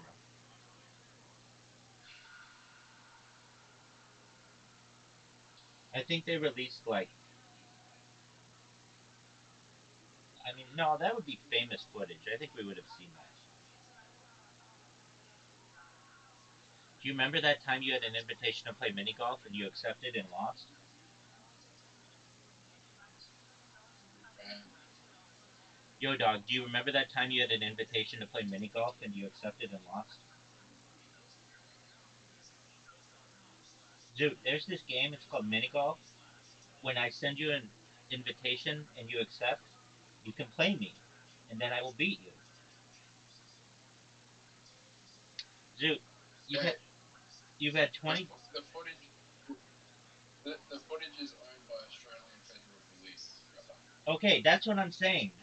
Exactly. It's fucking um like, do you trust the Australian Federal Police? I don't. I think they're hiding something. If not, they would let that footage come out.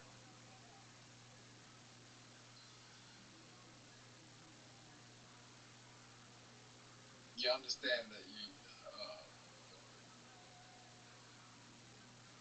there are court documents that document what happened in the video. Who gives a shit? Just show me the video, dude. Court documents lie. You don't understand the Australian legal system. No, I don't. But I can tell you that I understand the releasing of video footage, and if they wanted to, they could release it, and then everybody would know what happened. If they just keep it under wraps or whatever, then it looks suspicious. Why would anyone want to see Steve Irwin getting stung by a stingray?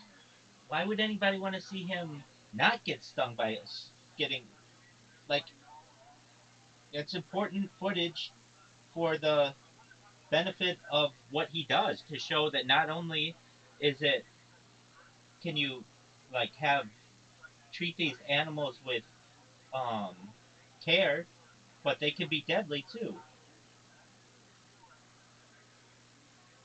Oh fuck, Rabbi, Rabbi, we might both take an L here.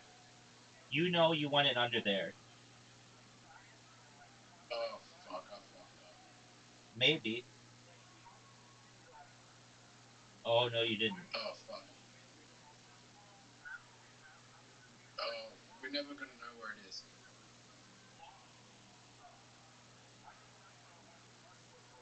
Fuck. Now, if it's under the barn, you just give me the game. You're a dick. I know. Why did I say that? I don't know. I should have let you get it under the barn. Yeah, I wouldn't have done that. but I understand what you're thinking.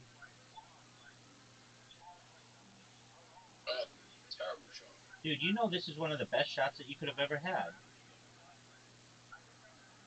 I'll give it a 7.8. I'll take that.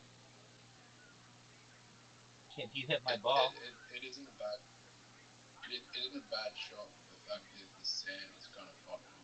Like just the positioning of the sand is kind of fucked me. are you sure about that, Zoot?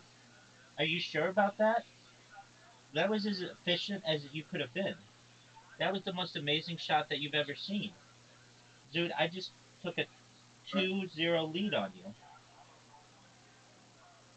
I hate these holes. I'm bad at them. You know what would be cool? Though that was an amazing shot. Robert Owen playing Steve Owen and Steve Owen biopic. Yeah, that would be cool. You know what else would be cool? If they showed his dad's death footage. In the movie? Just in life. Just show it. I don't know why Australia's got to be so secretive about that. I mean, did they show like River Phoenix's death? Did they show It wasn't on Paul camera. Walker's death? It wasn't on camera. Did they show Paul Walker's death? It wasn't on camera. Yes, it was. No, it wasn't. To be fair, it was on camera, but to be fair, like Paul Walker's car blew up, so it would have blown up with it. Dude, I fucked up with that shot. I don't know it to have been on camera.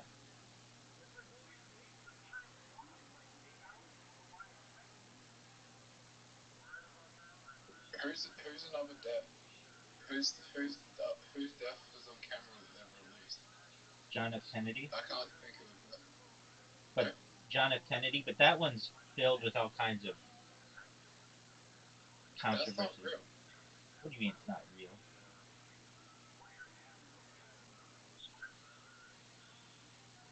Oh, Zoot. What a shot. That could have been a hole one. Yep, it could have been. Instead, you lost. I will win the next game. I'm ready for it. Zoot, what's the name of this hole? Asshole. Yep.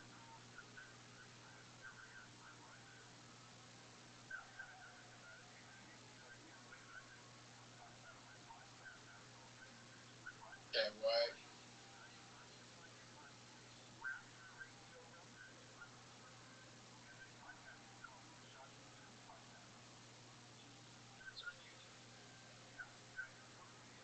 Why is the PG tag come out of that? I mean, likely because it has underage people on it, but I don't care. Allegedly. Allegedly, I mean, I don't know. I don't care. I think that all footage should be shown. If not, it gives people an opportunity to hide it, and it also allows people to weaponize things and hold people, um, and what's the word? Hold people, what's the word? Like, not just weaponize it, but um, it allows. It is innocent. Okay, it allows people to be, um, what's the word? When you, oh, I'm not thinking straight right now. What is that word? It allows people to be like held hostage by it. When you show it, it frees everybody of everything.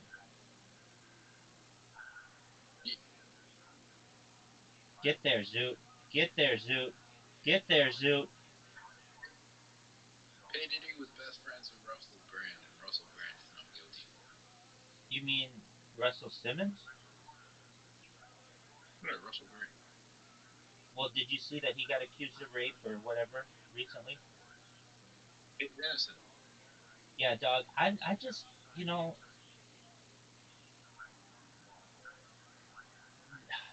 Joey Diaz has a thing, which I mean, I agree with that. I know that it's like it's controversial and whatever, but if you're raped, go to the police the next day. The longer you wait on this stuff, the more time that it has for people to lose evidence and not believe you and everything. Look at this shot, Zoot. Good job. I mean, a lot of people don't realize they were sexually assaulted till a lot later. Yeah, I know, and I'm just it hurts your case.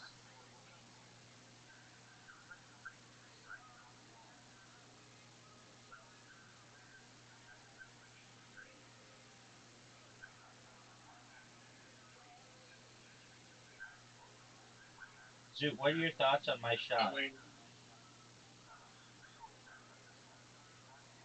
Zoot, do you realize your shot isn't even through the little squares? Do you realize that your shot isn't even through the squares? And do you see where my ball is?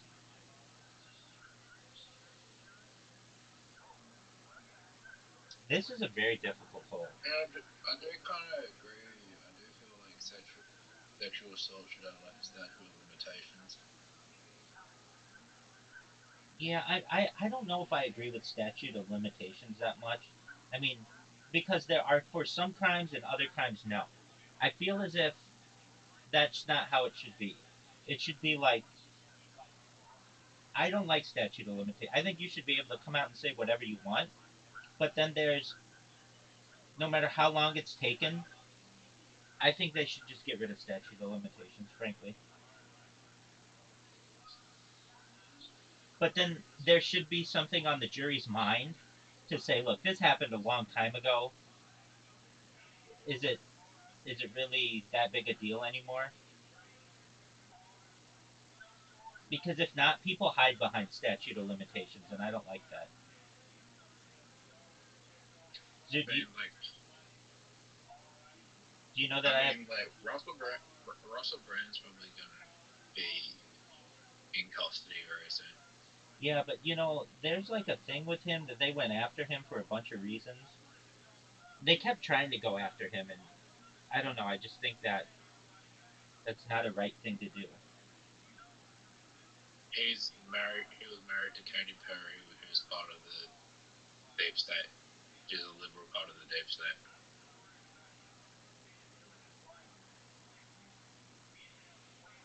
Yeah, there's all kinds of questionable stuff going on there. He knows too much.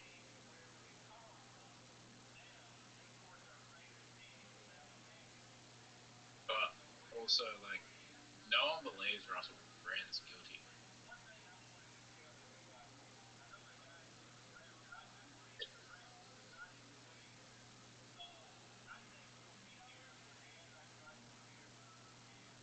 Zoot, are you ready for this shot?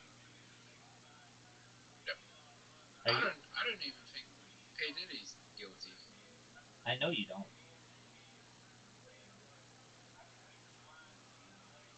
I'll tell you why. If he's guilty, why is no one else that he was associated with getting arrested right now? Right, that's a great question. It's like he wasn't the only person in the room. Jay Z was there, Oprah was there, all these people were there, and Why him? Why did they pick him? right, and I think that he was like number one on the rap mogul list for many years, and if he doesn't play ball for whatever reason, they take him down. Same thing with Kanye West.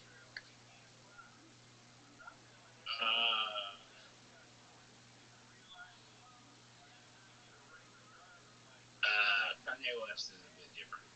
Oh, I'm not saying it's not different. Kanye West has basically torpedoed his own career, but he he he has do, do, he it's like do you it's like if you get too powerful, like here's what I'm saying.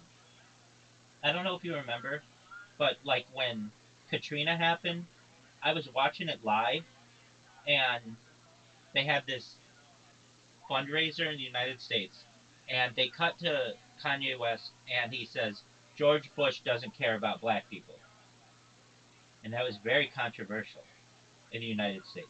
That shows that you don't play ball. Like basically, you are not gonna do what your handlers are telling you to do. But also, I feel like Kanye's probably gonna get killed soon, like die soon. Not killed, but die soon. I don't think he is. I think he's gonna become a religious figure. But I don't think he's even gonna die or end up in jail.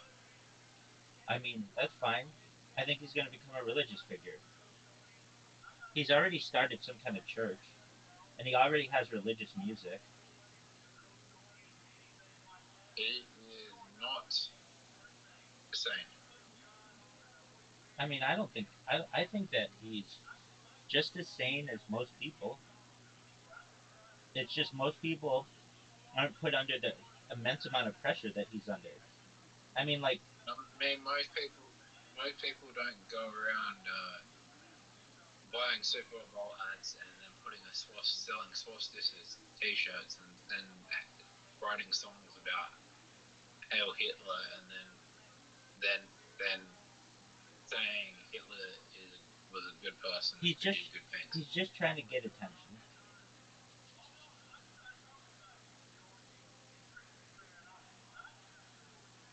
Um, I don't know. I mean, I'm utilizing similar marketing tactics right now on Blue Sky. I tried to Yeah, but you know, hold on. I I tr- mean, I tried. Hold on. I tried on Blue Sky to just send like a picture of what I'm doing, like, hey, follow me on these different things, and it got some attention, but it didn't get that much attention. So now what do?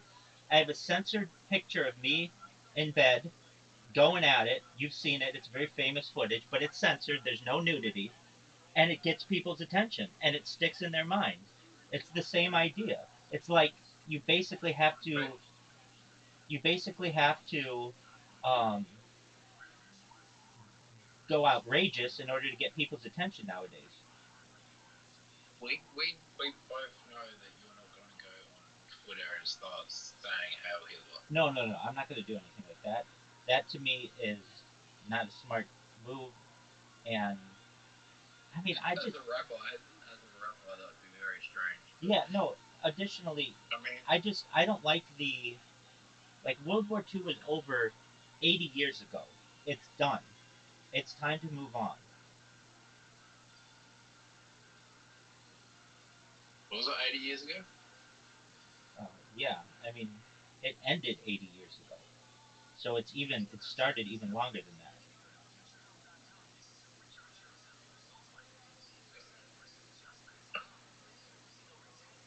You know what's crazy? What's that? That I just beat you again? I think we've been in a world war since September 11th, 2001. That was the start of World War III. How?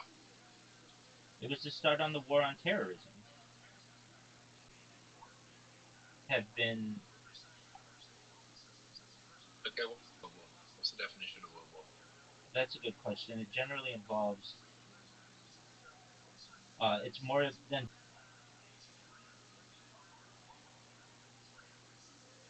I don't think we're gonna see a World War for a long time. I know you don't think so, and I'm saying we've already been in one for the last 25 years or so, 24 years.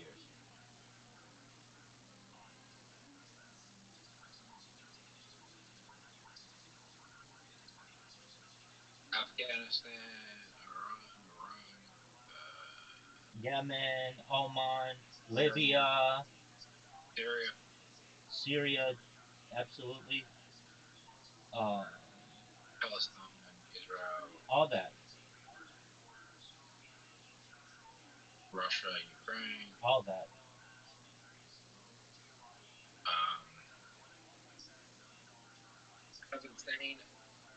ISIS, Al Qaeda, Hezbollah, Hamas, all that You know stuff. where I actually, Oh, you know where I actually think one of the safest places in the world is? where? Vietnam. Okay, but say that 45 years ago and it wouldn't be, or That's 55 that's years ago. exactly why that's why it's safe, because it's already had its war. Right. It's now a tourist destination. That's correct. All right, Zoot. How do I make this shot? Nope. Zoot won. Good job, big dog. I feel like it's gonna happen to places like Iraq and Afghanistan will be a tourist destination in the next 20, 30 years. I mean, it's arguable that Iraq's becoming one. It's becoming much more modernized. Which one? Iraq. Iraq will also become a tourist destination. Excellent. You know what else is going to become a So tourist will destination? This table. Oh, no way. Oh, that was a pass? I didn't even know that. I didn't even know that was possible. What you just did. I didn't either. Look at this move. Just before we say anything more, let's just watch that goal happen. That's not even fucking fair. I know it's not. It is what it is, though. You go do the same.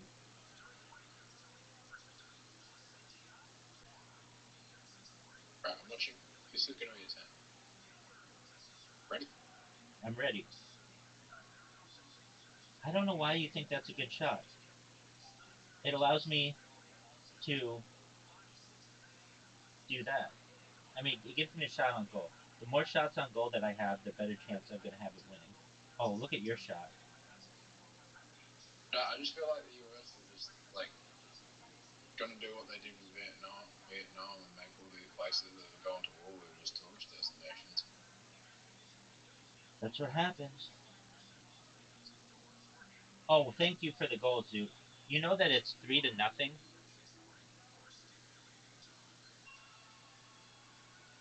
I Zoot, mean, Bitcoin's a tourist destination at the moment. I don't even know what that means.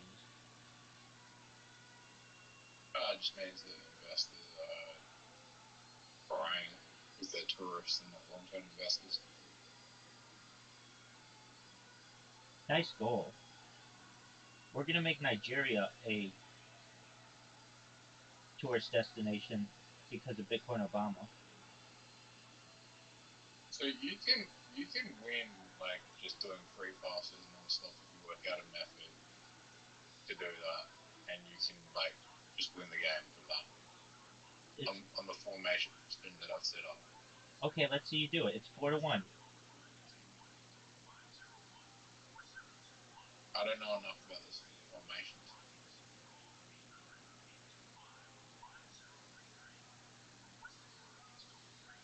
Oh, that was a good shot. I don't think so. I'll show you why it's a good shot in a sec. You show me, Zoot. I just won. No, you didn't. There's no way you're going to score 4 goals on me straight. I want you to. I want you to. I want you to get that kind of joy. The same kind of joy that I get in defeating you in just about every game that we play, I want you to have.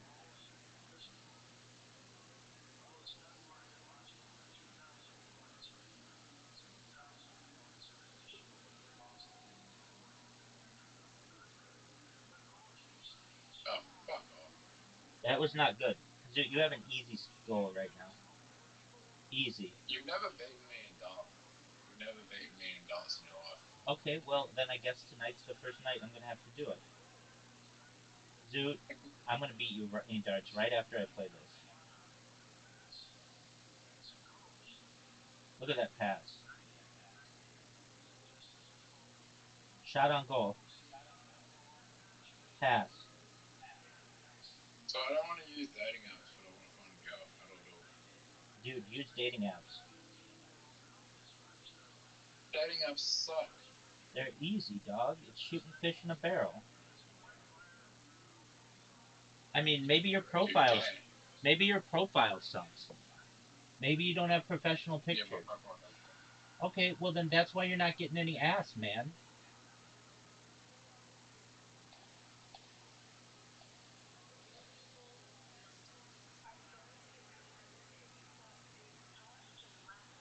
You take a profile picture of me.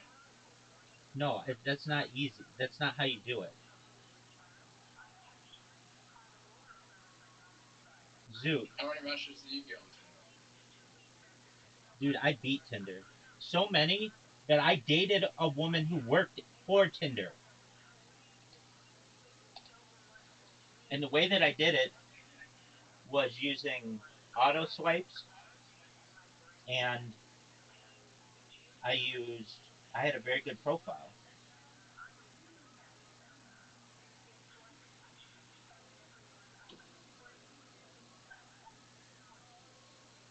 Plus I'm a sexy beast. I mean, oh, look at your ball.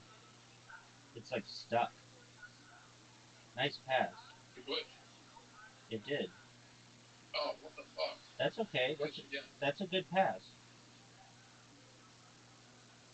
I can get it in from here. Do it.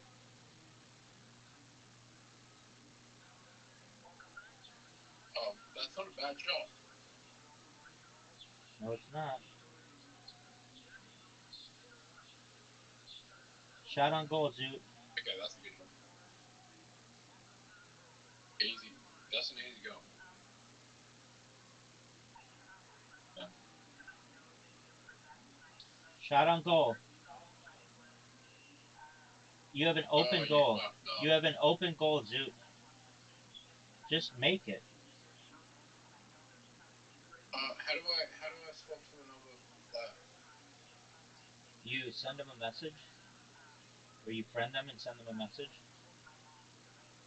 Oh, Zoot. Oh fuck, that was a good shot. That was very good. You're gonna tie it up. I said there's no way that you're gonna score 4 goals, and here you are. You're about to win. Sudden death. No sudden death. Yeah, sudden death. Well, okay, I guess. I fucked up. My defense is better than your defense. In my defense. Oh, what a miss, Zoot. One of the worst misses of. Oh, that was a pass? Look at this, Zoot. Hey, Rabbi, what were you doing in 2020? Working for a Fortune 100. Okay. All right. Were you making any money there? Yep. Were you investing? I was saving. Okay, where are darts? Archery. No, not archery. Darts. Where are darts? Why were you saving in 2020 instead of investing? I wasn't super interested in investing. There was a global pandemic in 2020, so it wasn't like a. It was a very volatile time. I mean, that's when I started investing, and that's when I bought Ethereum at $200 and did very well a year later. Excellent. Are we playing easy? Or are we Everyone playing? Are we playing easy? Or are we playing double out? Yeah, everyone. Which one, Zoot? Zoot, I can't ask you to make a choice and you just go, yeah. Easy or double out? What are we playing? Whatever you want. Do you want easy or pro? Oh, darts? Yeah.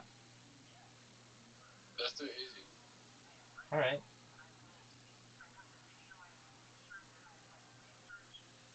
I'm not good at this. Oh, you're good. You're a terrible player. Calm down. I just beat you in a bunch of games. 52 points. Yeah, cool.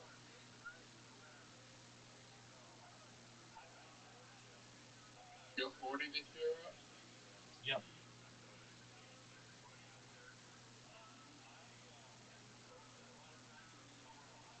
Get a 5. Get a 5. I might go for Get a 5.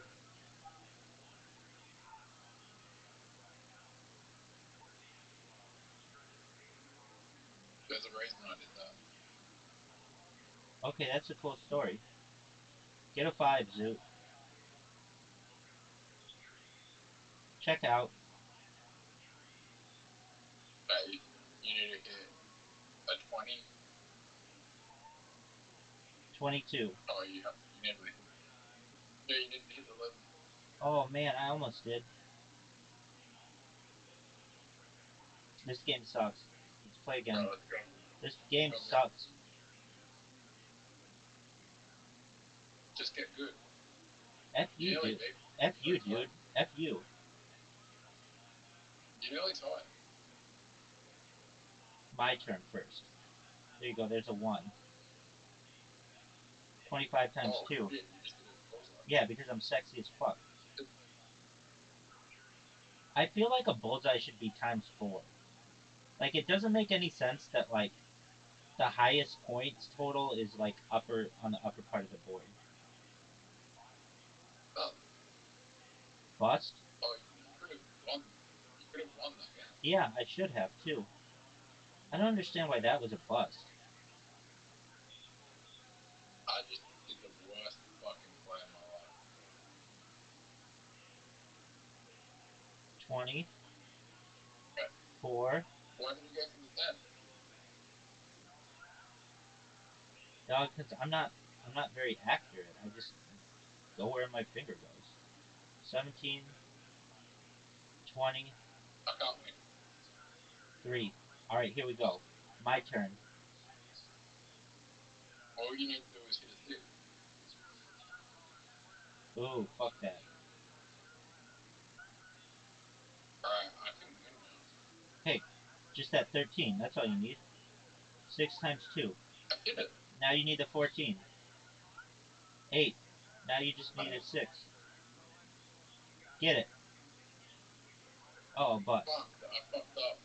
That's so bad. I should have not gone for that.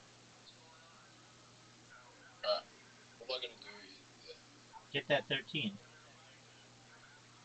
Oh, wait. 19. Now just get the 6 again.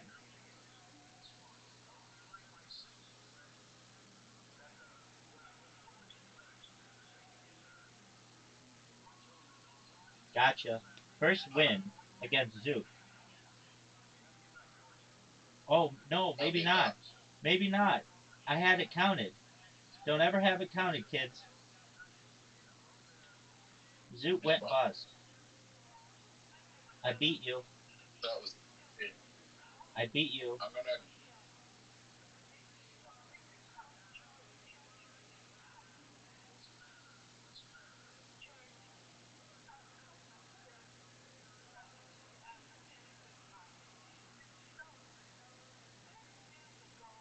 3. 25. I won. 19. 47 points. 19. 5. 5. 29. Get that 18, son. Wait. 4. All I needed was bullseye. Bullseye. 3. Right now I can't. I thought 25. bullseye. Bust.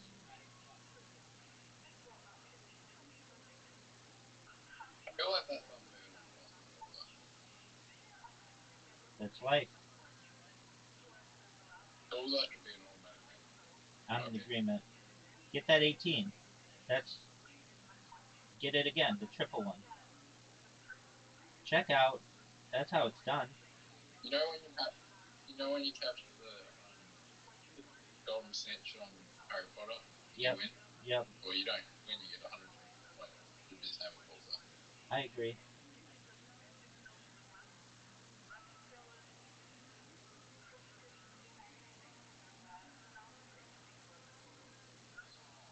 It's 60 points for triple 20. 5. 20. 25. 25. Alright, all I need is one and a bullseye. 19. 25. 9.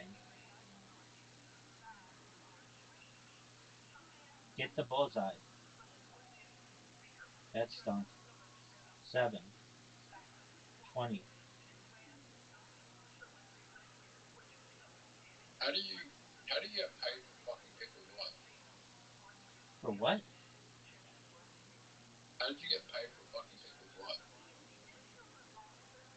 They would put out an ad saying we're looking for a bull to have sex with my wife, and I would answer the ad and then meet them at Unpaid? meet them at a hotel and fuck their wife, and then I would do a good job, and they would keep having me come back, and then they would tell their friends, and then I would fuck their wives' friends.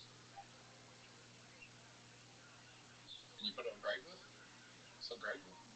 Um, I mean, yeah, like back in the day, you could do that. I wouldn't put out Why ads. did Craigslist It became like a sex why tra- the classify it became like a sex why trafficking is thing. that noise? It became like a sex trafficking thing. Like people would take advantage of people by basically saying like they didn't want to become a huge prostitution site, and it had become that.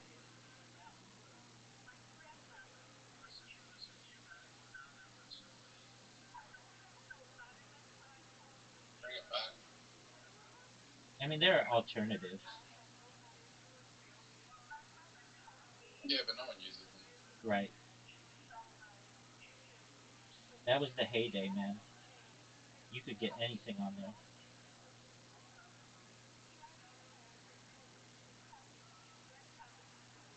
Anything, eh? I mean, you could get mushrooms, you could get LSD. Nice job. You could get pot, you could get sex, you could get a lot of things. Was that like super illegal back then? Yeah, it was much more legal. Like even marijuana was That's when illegal everywhere. that's when people were doing time for weed charges. Now no one can do time for weed charges. Right, Depending on what state you're in, there's some states that get you marijuana fairly easy because they're tons. right. All right, you remember that time I sent you an invitation and you accepted?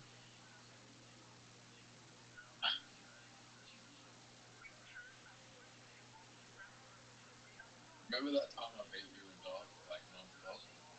Dude, with those kind of shots, maybe. I can win in the next one.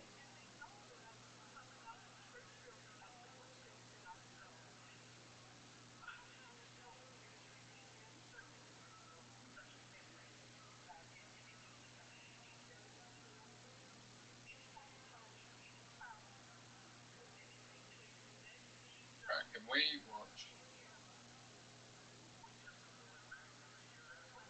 Get that 18. Deal or No? Can we watch Deal or No Deal Island season 13 here?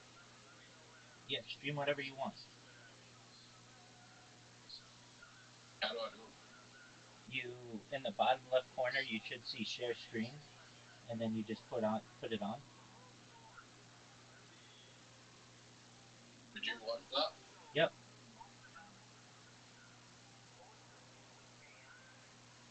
I don't know how that's a checkout. I don't know why it's called a checkout. It should just be called a win. Well, maybe because I guess you didn't necessarily win. Dude, Actually, I'm so bad at this game.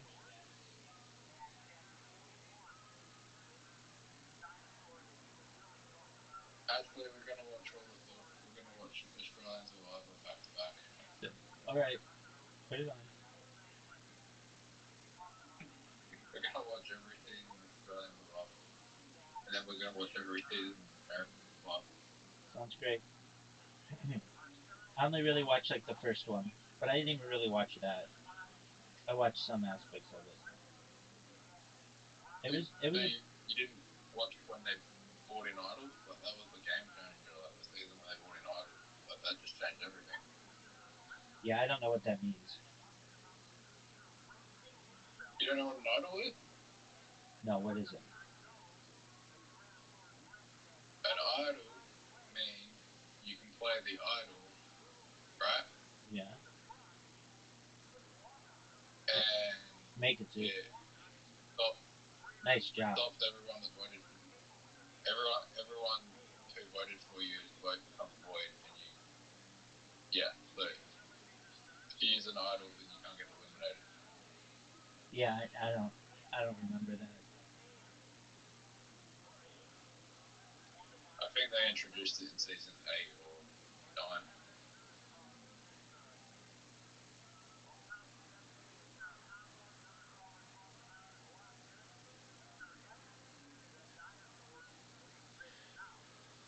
All right, turn it on, Zoot.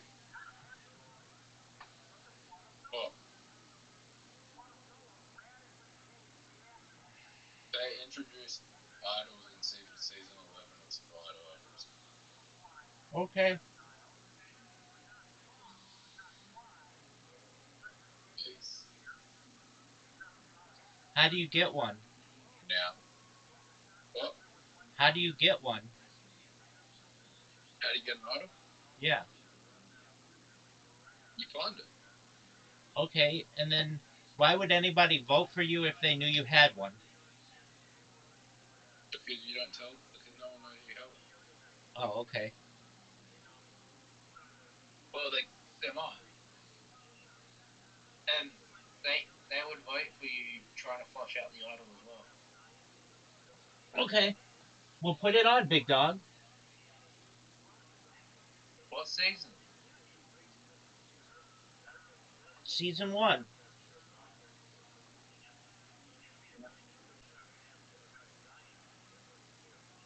Here we go.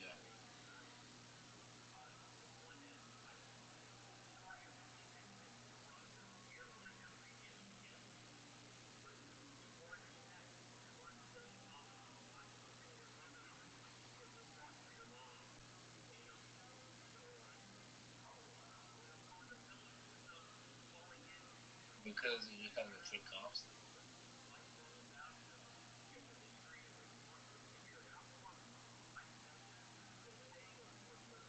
Well, that's the one I want to watch. What, the one with the shit cast? Word, dog.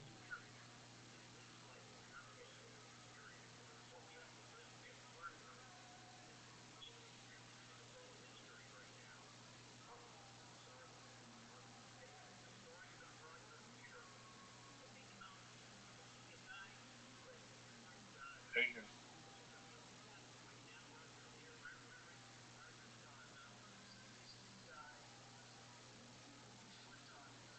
your Zoot, are you going to put it on or no? I'm just signing up. Signing up for what? How do I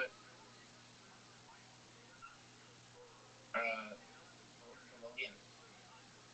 What are you talking about? You just press share screen. Yeah, I have to log in on the app.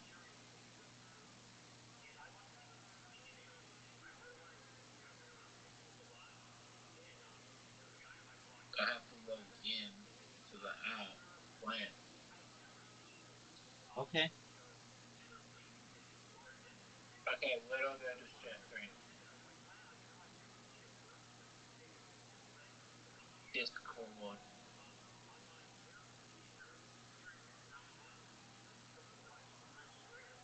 Um, where's share screen again? In the bottom left corner.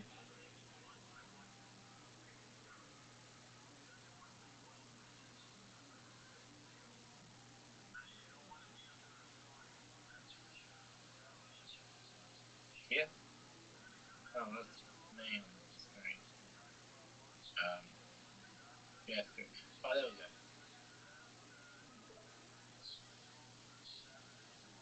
Can you see my screen? Yes, sir.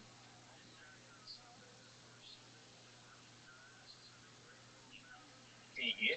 Yep.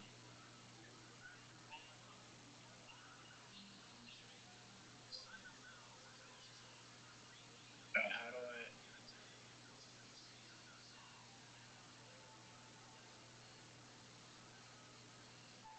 it full screen. Here we go. You can hear?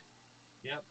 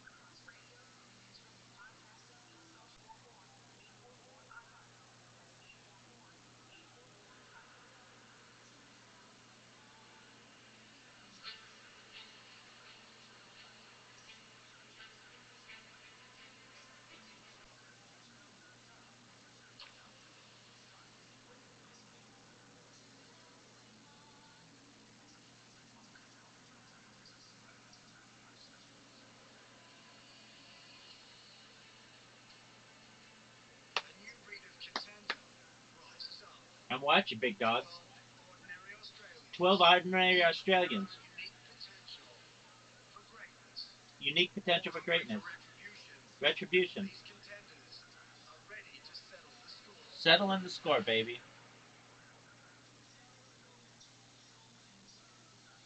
I've never been more excited to watch Australian Survivor in my entire fucking life.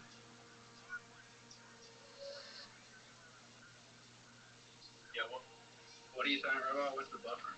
I've never been more excited to watch Australian Survivor in my entire life. Speaking of which, I have to use the restroom as well. BRB, pimp.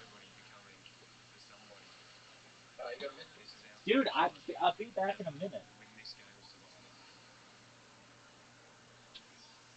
I definitely think the contenders have got something to prove. Who'd like to tip the scales? Growing up on a cattle station in southwest Queensland definitely instilled hardworking values and a grit to keep going when times are tough. I think I've got the mental strength, the endurance, and not the determination and the physical strength. If anything, I'm honoured to be facing these people that have exceeded in the top of their field, and I'm willing to do what needs to be done to win.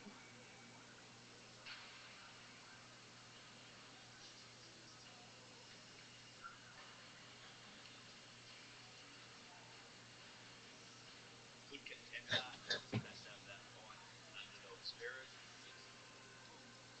I definitely consider myself a bit of an Aussie battler. Not willing to lay down and die. Someone who gets up in the morning, works hard, because if I don't, I'll let my mates down. I think the champions will have to be wary of me, mate. World on song before the final siren goes. Champions, we're coming for you.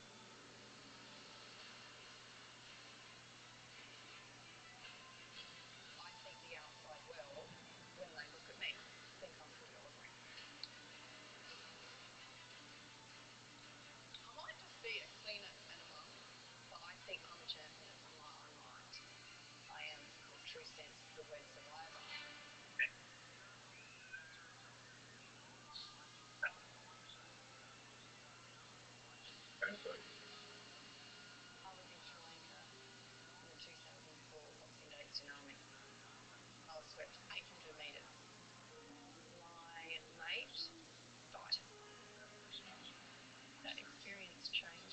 Yo, when they say my mate died, does that mean my friend or like a lover? With Lillian, Friend. no fear. I don't take anything for granted. I'm going to play hard. I'm there to get to the end. Trust me. It's time for one of us, underdogs, to take it out. We are willing to take on anyone. We want to take down the champions.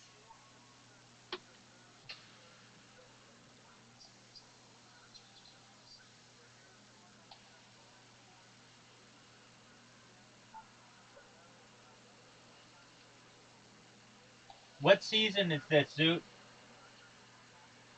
What did you say? What season? Season 4. Okay. Giants, in their chosen field, I like when I said let's watch season one. You're like psych. they are champions for a reason. Yeah, because that season sucks. This is the best season. These champions will be playing hard to uphold. Well, actually, the season after this one's the best season, but this one sets up the next season. I was born Okay. on the 6th of the 6th, 66. People say I have the devil inside me. People know me as a big wave surfer. It's like an 80-foot wall of water hurtling towards you at 60 k's an hour. And when you get on top of it, it's like looking down like a 7-story building. And if you come off it, it's like 400 tons of water lands on top of you. I've ridden some of the biggest waves in the world, and this is definitely the biggest game in the world. There's only one winner. If I come second, I'll be pissed.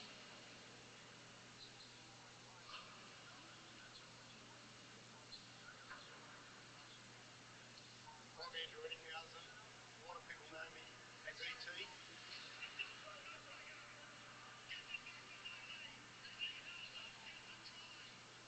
I played rugby league for the Cronulla Sharks for 18 years. 30 New South Wales matches and represented Australia 29 times. For me, playing with the champions is no different from those footy days when I was representing Australia and running out with these legends. It's a bit like going to war. The enemy's out there and we're going to do our best. There's no room for failure.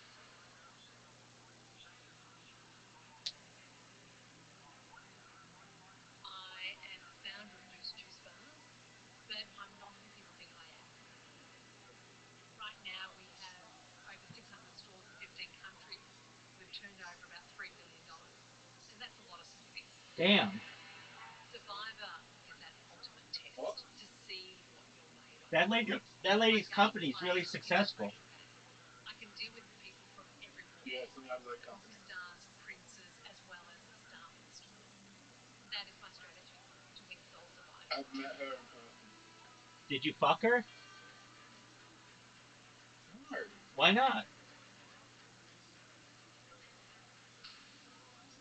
I'm the people's champ, and I'm coming back to get my title, babe. So you wouldn't be. Gotcha! Gotcha! Goes out here creeping. I'm the shark killer, I'm the boss. Guy on the side of the bush from season 2. Just got to try and make all these spikes and shadows look close to the water well so no one can see me, but I can see them listening. I ain't playing no honourable game. Zoot, where are they? Are they on an island or are they in like? Cheat, and I'll be. Are they in Australia? They're in Holland. Carpet, baby. Where's the Yeah, island? Jungle at your back. Where's the island? So we hear the jungle is Marley famous I crowd. can't remember.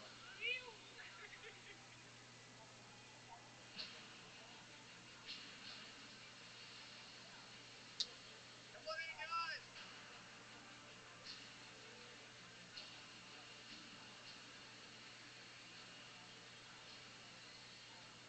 Welcome to the next chapter of Australian Survivor Champions versus Contenders.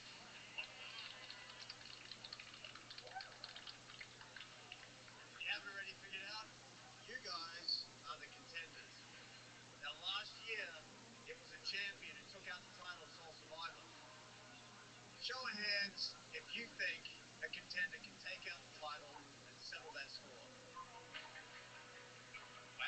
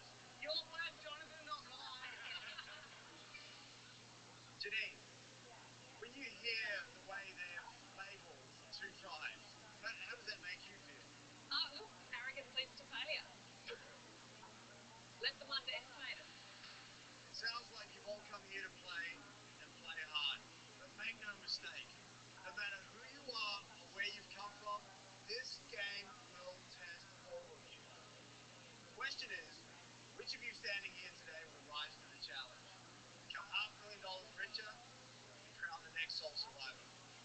Will it be a champion? Or will it be a contender? I can't wait to see how this is going to play out, so let's see how you guys match up right now. You're about to fight it out for a chance to win a survival startup kit. It's got fruit, veggies, rope, firewood, most importantly, fire in the form of flint. That means right out of the gate, you will be able to boil water, cook food, stay warm at night. That is a huge advantage in the game. The losing tribe will start with nothing. Winning this challenge will send a strong message to the other tribe that you I'm watching like very intently. This is how it's going to work. One member from each tribe will face off in a duel. Starting at opposite ends, you'll race to the middle to grab a sandbag. First person to get the sandbag back into their tribe square scores a point for their tribe. First tribe to score 3 points wins the board. I guess I'm gonna kick off. I'm gonna have fun.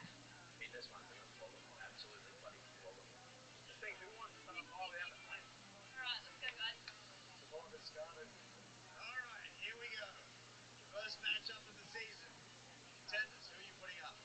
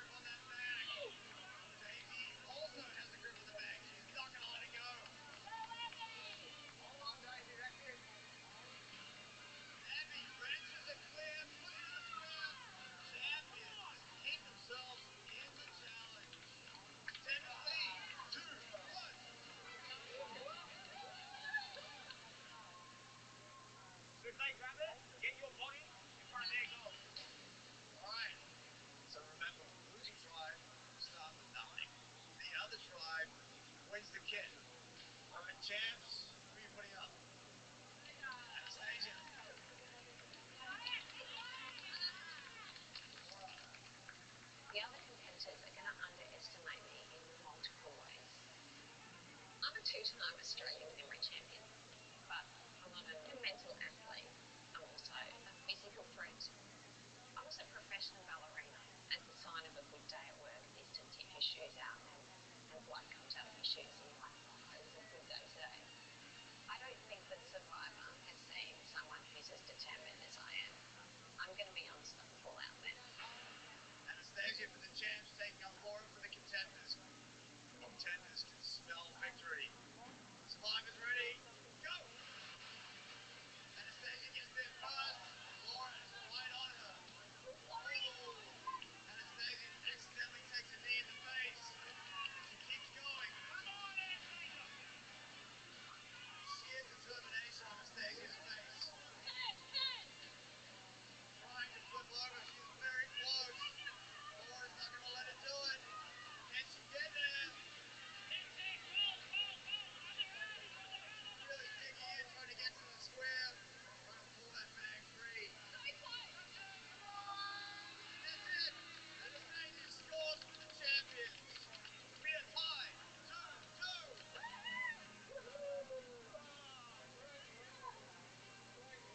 Oh my God, you little pocket rocket!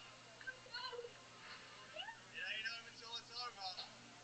Final round. Whoever wins this round wins reward. Alright, champs, who are you putting up? E.T. E.T. Contenders, who are you putting up? Next matchup, we have E.T. for the champs, taking on Andy for the contenders. For a survival startup kit. Survivor's ready? Go! Oh, they both came around at the same time. Lock heads. E.T. trying to wrench that bag away from Andy. Andy has a good grip on it. E.T. is going to drag Andy and the bag all the way to his tribe square. E.T. has done this for a living for 20 years. He knows a thing or two about this. E.T. is up race speed now for a big push. Up wide. Oh, the bag's going to be in the square. Bag's going to be in the square. Another big push. No.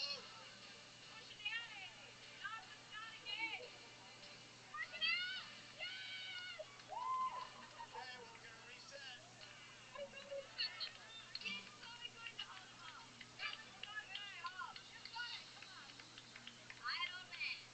Come on, E.T. Got my strength with these. The champion's offering support to E.T. He's looking really gassed now. Head down, wondering, what the hell am I doing here? You're on, E.T. And he's locked and loaded. He's exhausted. You got it. Okay. Survivor's ready? Go. Go! Alarm. E.T. gets there first, launches on the bag. Andy tries to climb up. Go, E.T. E.T. trying to flip him over, can't quite do it. Come on, E.T. Come on, E.T. You got it. Andy trying to pin E.T. to the ground. Andy, you got the energy. E.T.'s having none of it. Working his way to that square. Stay close, E.T. Andy's really struggling to keep him away. This matchup is anything to go by. It's going to be a hell of a season. Stay close. Come on.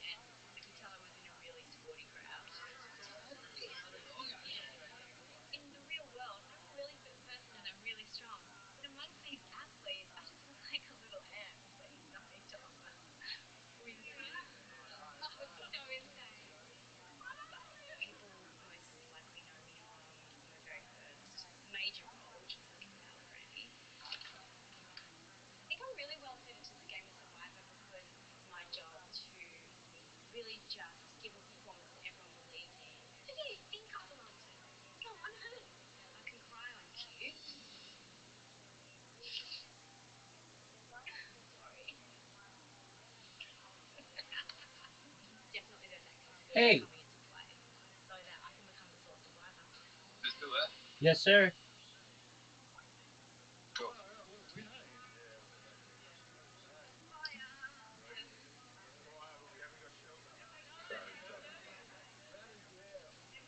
is like deja vu, but everything's I different. think an ad break's coming soon. It's like all these new connections. Yeah, ad break's gonna come in about Are you listening to your channel? 2 minutes. Yeah, and he mentioned America as well. Oh my god, yeah, how far was that? 180 kilometers. Oh, Jesus. There's champion swimmers, champion footy players, champion rugby league players, Olympians, Nova and Steve. But they're all old. Good morning. Good morning, Miss Aquarius. How are you? Okay, how are you? I'm lovely. Apologies, I fell asleep last night. Oh, no, it's okay. Well, thank you. Seems like a good How'd deal. you sleep? And I think that people are just going to be naturally drawn to him. Good. He's going to be Excellent. like the leader of the old I'm guard, glad to hear that. you know?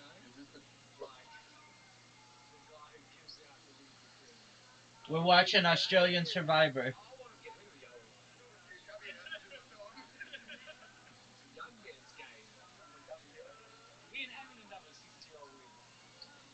The plan is to just lie, cheat, steal, because I've come out here winning. Let's get this game on. Confession. You know, I've been Kenny Flanagan. You'd never pull this off, and here we are. Mike and Zed on Sam Payne to bring love every Monday. Is that what you feel about me testing my soon-to-be hit segment on you? Was that alright? Good cop, bad cop. Should be called Good Cop, Bad Props. It's all looking good when Eric Edmonds and Tim Minchin join the show. I know I'm as shocked as you are. Don't miss it Monday on 10 and 10 Play.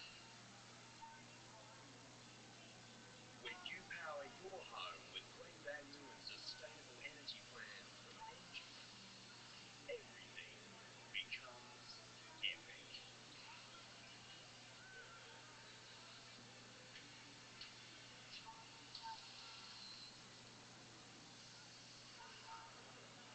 With Engie, it's possible.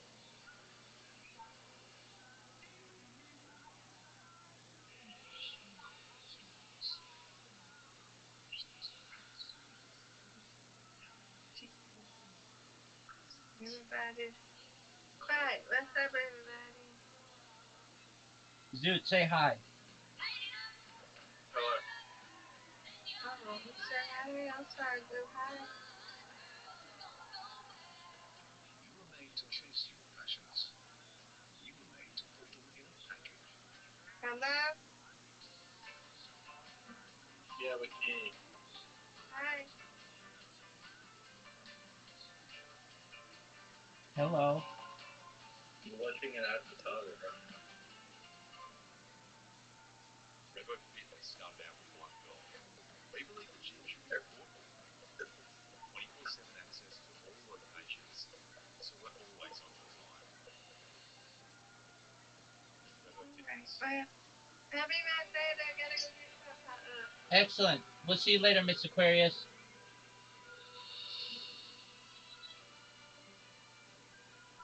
Welcome home, guys. Walking on the beach for the first time, even though we weren't carrying a board with us, it's unbelievable. It's the start of tribe life. It's the start of camp life.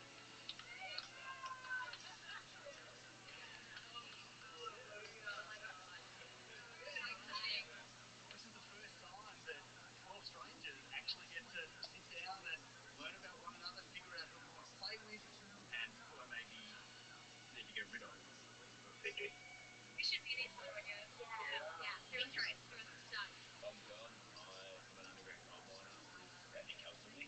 So as we went around and told our story, I was thinking fast on my feet. I'm Casey. I'm from Melbourne, but I haven't been living there for about 5 years. The last 2 years I've been living in a camper van. Which is surprising. And I'm a PhD student studying physics of the top of the atmosphere. Can you tell us which way the weather is going to come from? We're probably going to need to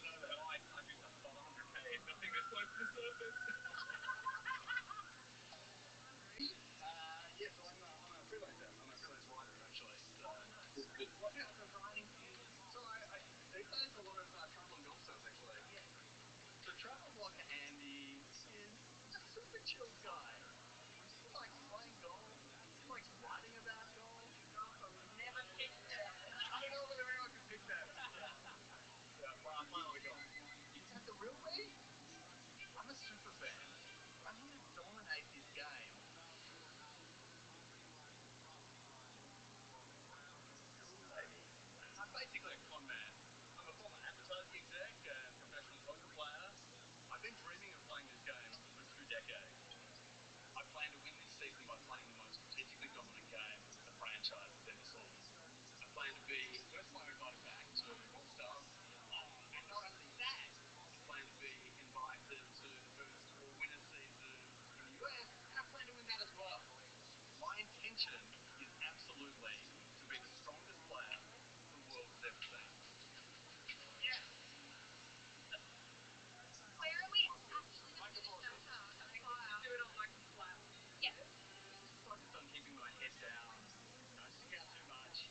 I would rather other people paint little targets on their back. So So do you guys like be happy to do the chopping? yeah, we got it. Yeah. You know what? Can I suggest something? When you do it the next time, try and cut it on an angle. I think it's best, like the more accuracy with the knife, the better. It's been painful having to fight myself. Where someone like Casey, wasting a bunch of our time to create the Taj Mahal of survivor shelters. Slightly shorter ones down this end, and then we're going to create like a, so that. Okay. When we ideally need to get fire. Was it a fire to get started and then the trees just Well, the thing is, we need the machetes to make the fires, so probably not a priority. we're going to have a half-filled shelter. We're not going to have any food in our bellies. We don't have fire. So I think it's going to be a long, cold, and squishy night.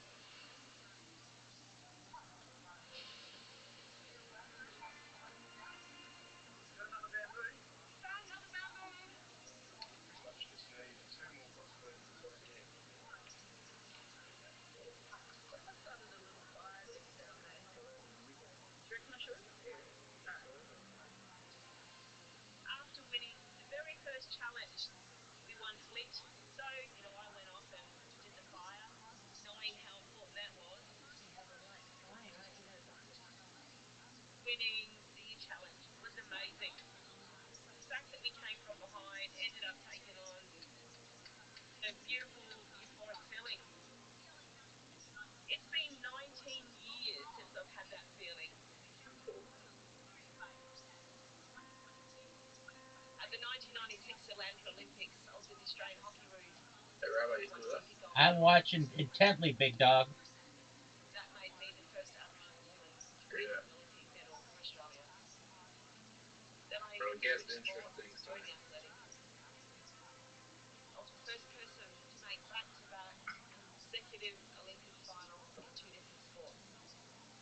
Then moved on to politics in 2013, where I became the first Aboriginal woman to enter into the federal parliament. Politics is a dog-eat-dog world. Sports is a dog-eat-dog world. It's going to be a dog-eat-dog world in Survivor. I've been there, I've done that. So I'm going to be drawing on my own lived experience to be the ultimate winner here.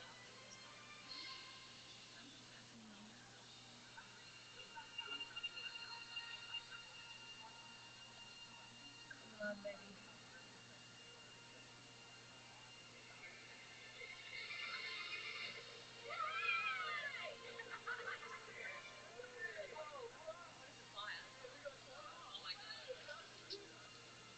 It's a huge advantage to be able to make fire.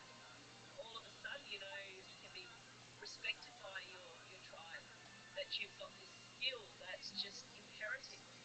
Definitely think my position in the tribe is high.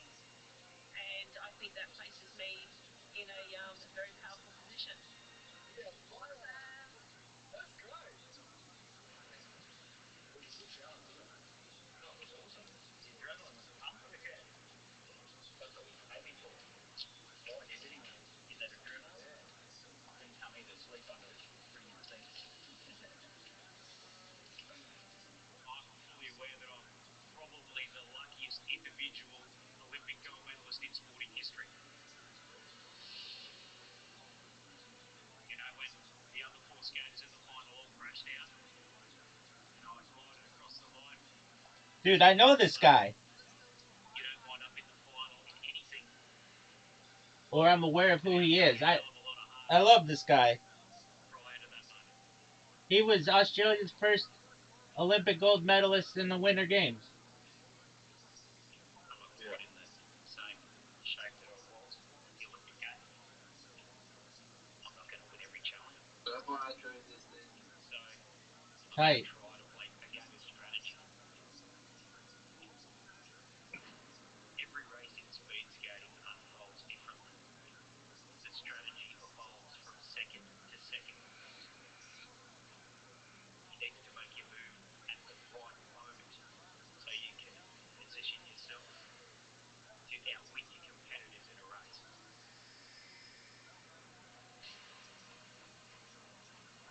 So my plan is to put together a team of 7 people right from the beginning, because you've got the numbers straight off the bat, and if you do lose the first immunity challenge, then the numbers are in your favour straight away, and if you can vote out the weakest physical players on the team, then it could go a long way. And it was a nice coincidence that there happens to be 7 athletes amongst the tribe. I first spoke to Ross about the idea. Yeah, so this is the person trying to put together a sports team, sports only. I don't want to call the wrong names. No, yeah. I was just yeah, I want to own a sports only, sports team, leaders sports team. Hopefully we don't need it. You know, it's good to plan A, B, and C. Yeah. Yeah, I mean, we're going to be smashing every challenge that comes through. I spoke to Susie. She said she was on board too. Spoke to Simon and ET. That's David.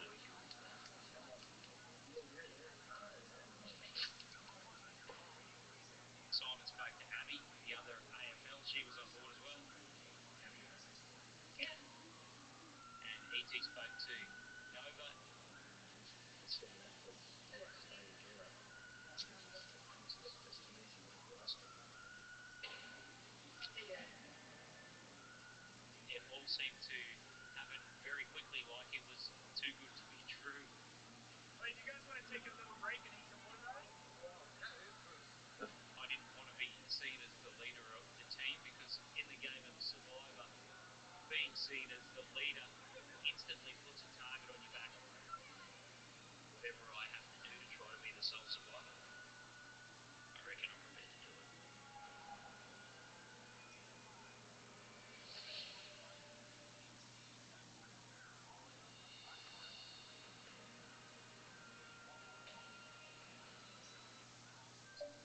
There's a safety recall on solar system batteries branded LG, LG Chem, and some Solex products. Affected batteries may overheat and catch fire. Even if you have checked before, please check again.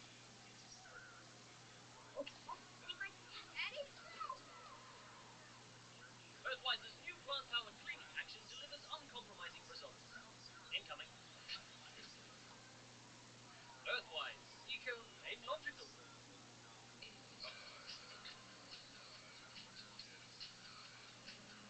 This isn't your car, Steve. Yours isn't this official. We'll start Do now. they play Australian TV over in America? No, no one knows what this is. No. Like, no one. I don't know anybody who's ever watched an Australian TV show. We've talked about this, I guess the Wiggles, but like that's children's stuff.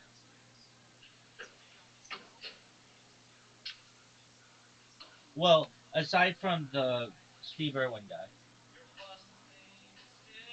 which I don't understand why we can't see his death video. What? I don't understand why we can't see Steve Irwin's death video.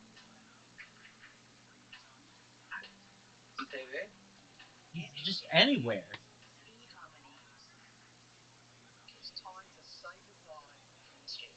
The dish that got me eliminated last time, it was a pita gilmore dessert. Why does it matter? That dish still haunts me to this day. Because I want to know how he died. It's like, it's important. Like, it's been 20 years. Show that shit. Nobody gives a shit. Oh, his family. Who gives a flying fuck? They don't have to watch it.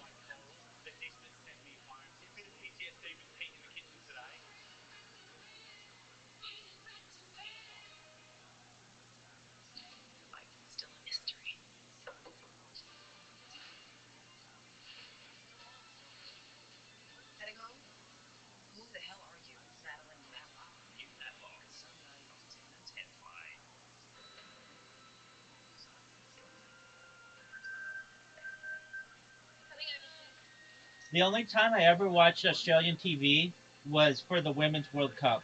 Like, do you know what's funny? Like, I don't really know Australia, and I'm in between these two footballers. You know what I mean? I had a good laugh. Like, you know when you just like random? And the clip of Australia's Got Talent. That's it. I've seen you on Shark Tank. Look at bikini. I knew it! Yeah, this Champions Tribe is like a group holiday. Everyone's getting along. That's that Brownlow, that sweet British and Scotty right there. Yeah, the two in a row out there, what? There's a lot of experience, a lot of age, and you got to be careful with that because they think that for a second they're not talking strategy.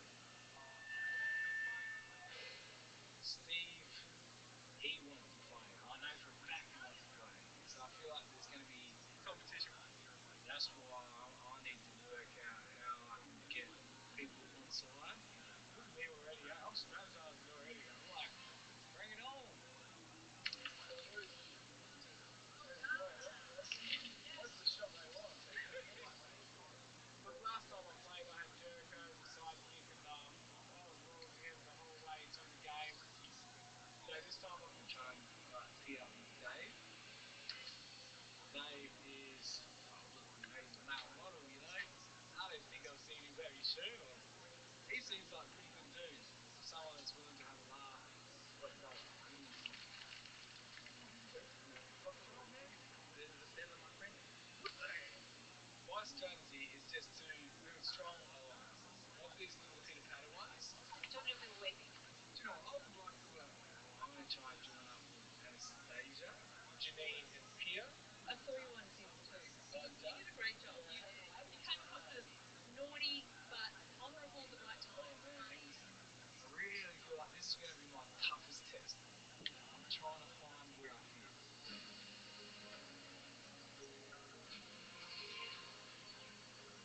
Good posture. Suck it in. It's like finishing school. We got potato and pumpkin for dinner. That is pretty cool.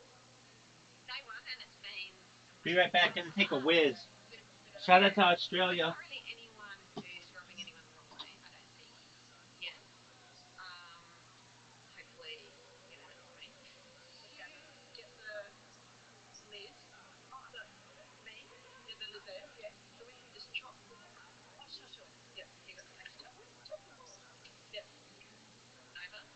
She wants to take control of the cooking environment. Really cold outside.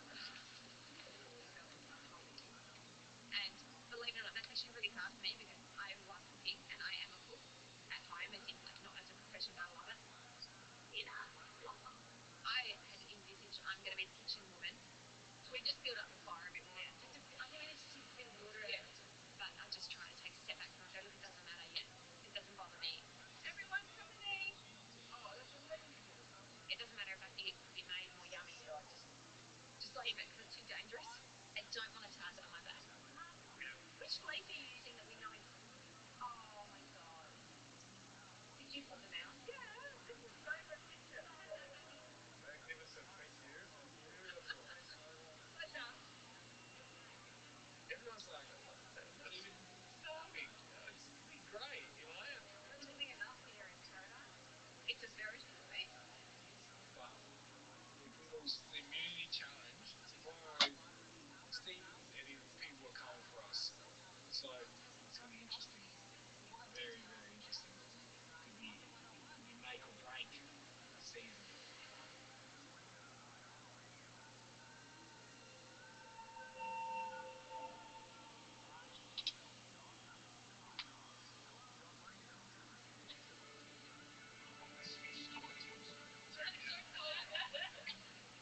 Can you get on egg? You just have to be careful not mixing all of the black one.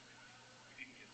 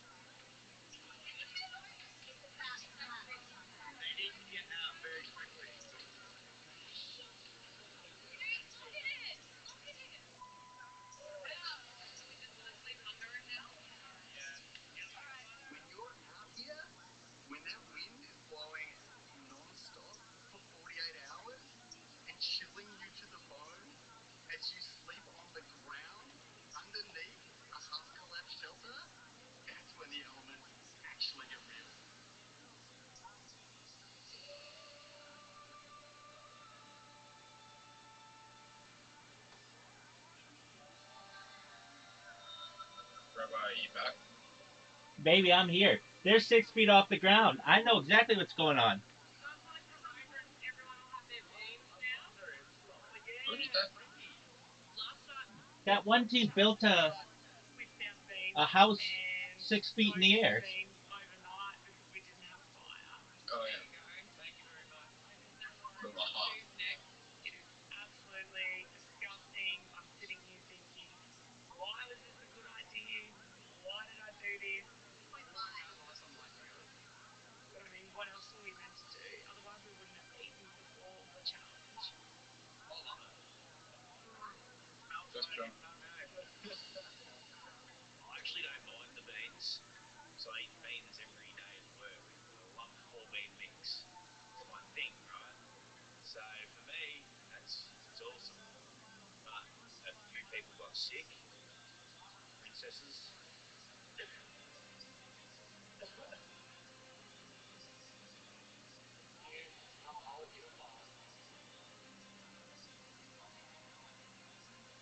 Maiden is clearly the weakest physical player in this game. And that's going to paint him as a threat in this immunity challenge. It's fair to say he's more on the chopping block as things sit. The contenders have got something to prove this year after last year. But I think we're all feeling a bit flat, you know? We're all pretty flat, freezing cold, hungry. We're going to struggle the Who's most that? in this challenge. Audie, Who wants to be the welcome. first person that goes home on Survivor? Absolutely no one. What is this? Audie, we're watching Australian Survivor. It's really intense. What you want?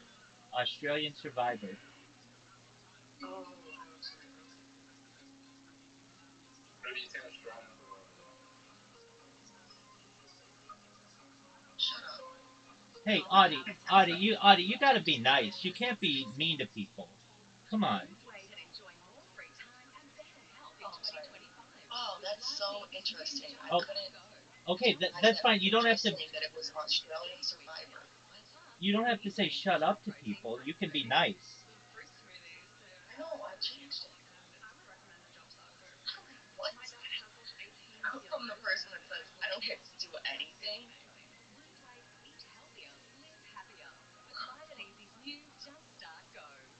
All right, I'm sorry, Zoo, but I'm really not. Loves ice cream almost as much as Rocky's owner loves skating. With his Westpac home loan package, he saved over $5,000 in interest in the first year alone. Rocky's owner is thinking that could come in handy. Rocky's thinking that could buy a lot of ice cream. Westpac home loan packages. Sweet savings. I love you, Rabbi. Just so much. Well, Thank well, thank you. Thank you for your high praise. Just enjoy being here, and we're gonna enjoy watching Australian Survivor.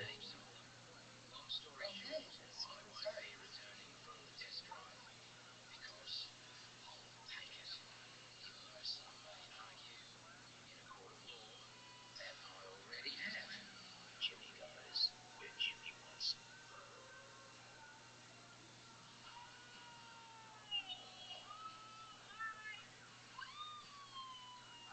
This is not working out so well. Let's turn this deal around. This is the perfect round.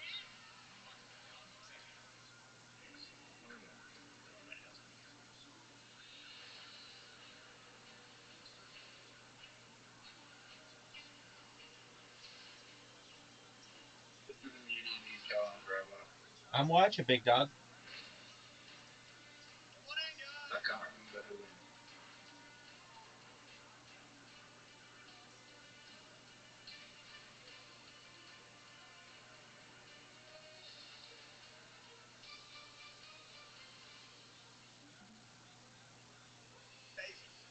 Already did like.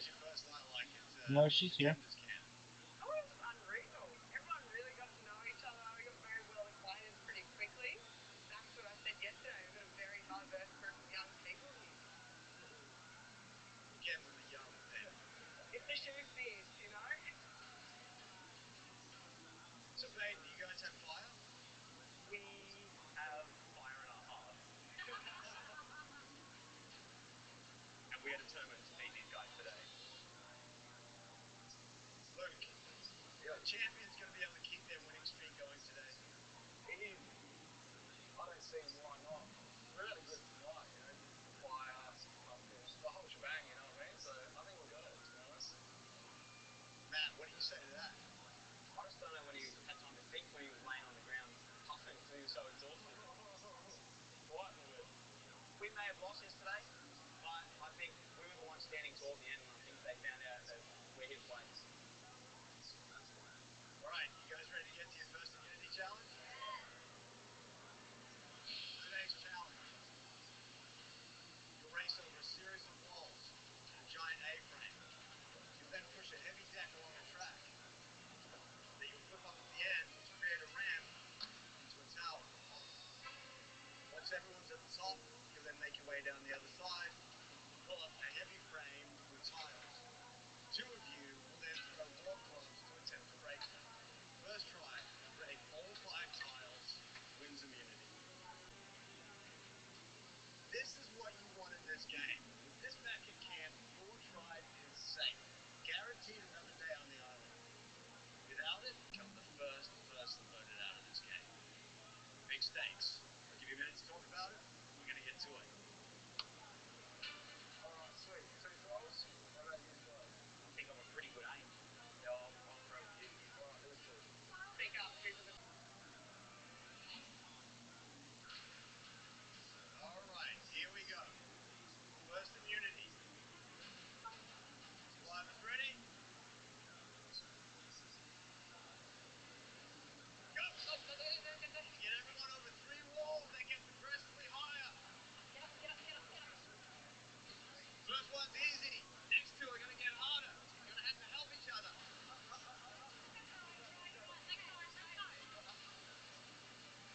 David's stepping from wall to wall like they're not even there.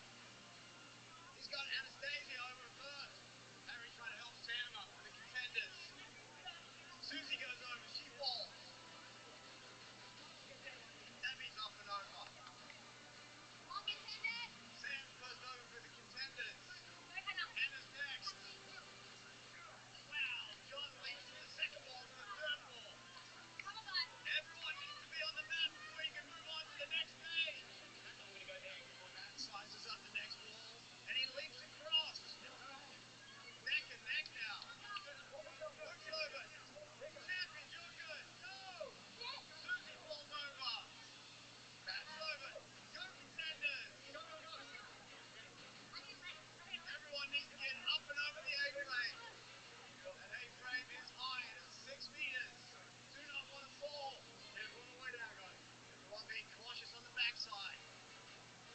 Everyone wants to get down in one piece. Laura's down first for the contenders. Abby for the champions. He's going good fast, not from dead. Contenders making up some valuable ground on the A-frame.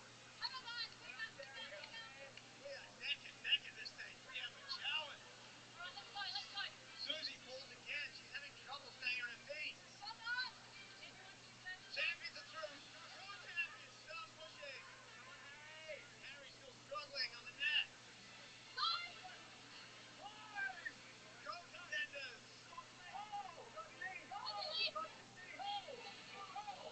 That deck is heavy. It is going to take everyone to give it all they've got. You need to push the deck all the way along the track. Flip it up to get access to the tower. Champions are there first. You need to flip it up. Thanks, big dog. There.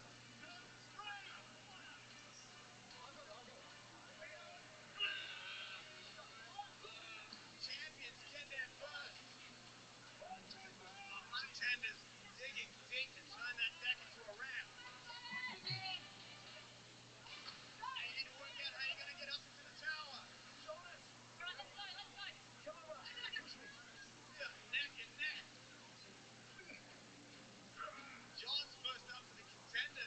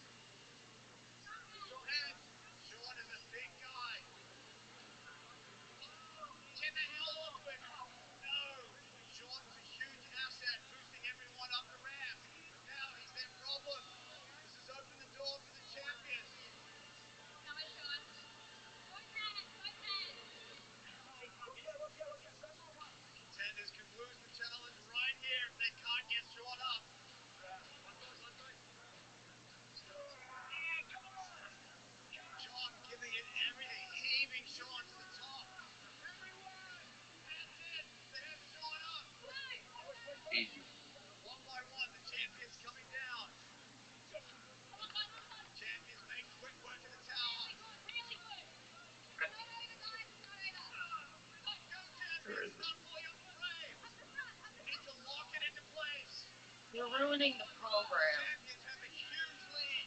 Hey, mate. Go throwers. Contenders are through. All right, you can move on. David and Steven throwing for the champions. Champions just clip the top of that tile. That's enough. Contenders are trying to pick it up. All right, contenders, go. Pull up the frame.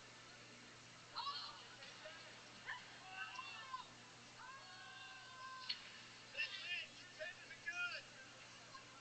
David won. David misses. Sean and Andy throwing for the contenders. You can do it, guys.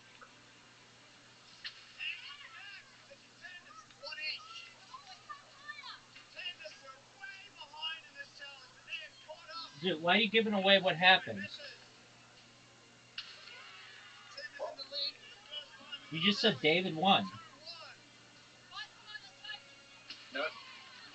Champions get another tile. We are I tied have again. no idea. I can't remember. Keep doing this, guys. Go on, champs. You can do it, guys. Come on, Angie. Andy connects with the contenders. They lead 3-2. Come on, Sean. Sean connects again. 4-2. Come on, we need speed here. Andy can win it for the contenders right here.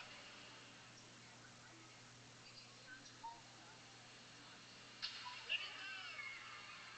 Contenders win immunity to send the champions to Clover Council.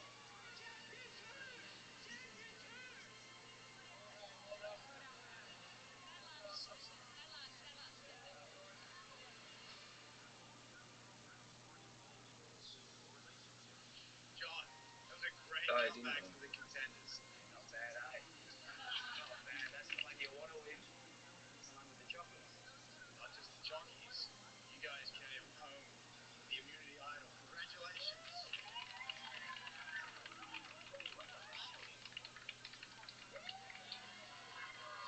You guys are safe. No one going home tonight. Oh, one more thing before I forget. Fire is a ball of blends.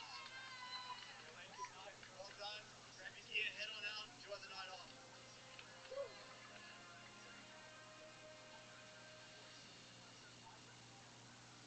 Champions, Tribal Council tonight, where one of you will become the first person voted out of this game. You'll have the afternoon to work out who that's going to be.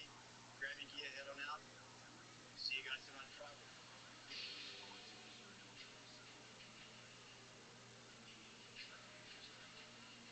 It was disappointing we lost the challenge. But, you know, I've got like an alliance of 7 people. So I think my position is pretty safe. At Tribal tonight, we have to vote out the weakest link, and I'm going to see if I can make that play out.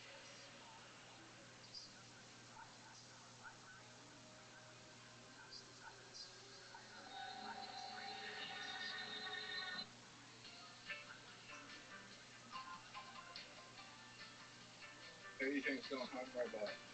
Dude, I don't know. I can't remember.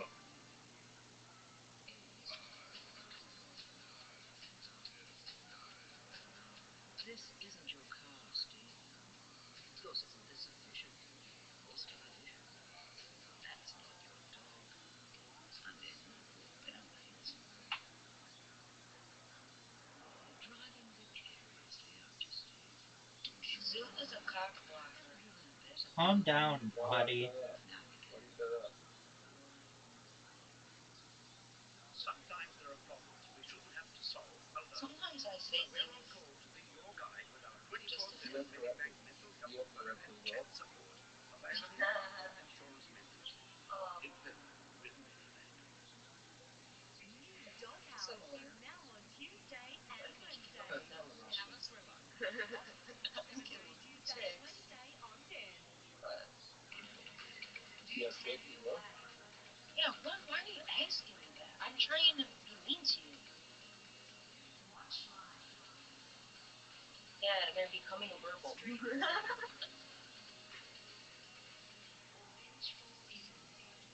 Fine, I threat as well. Access 50 live channels 24/7. Okay, Threat.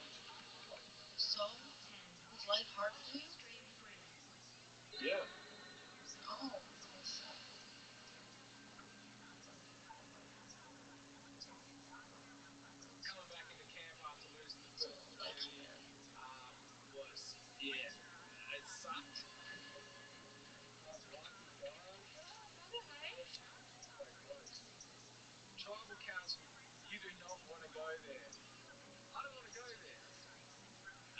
is the end of the road for someone.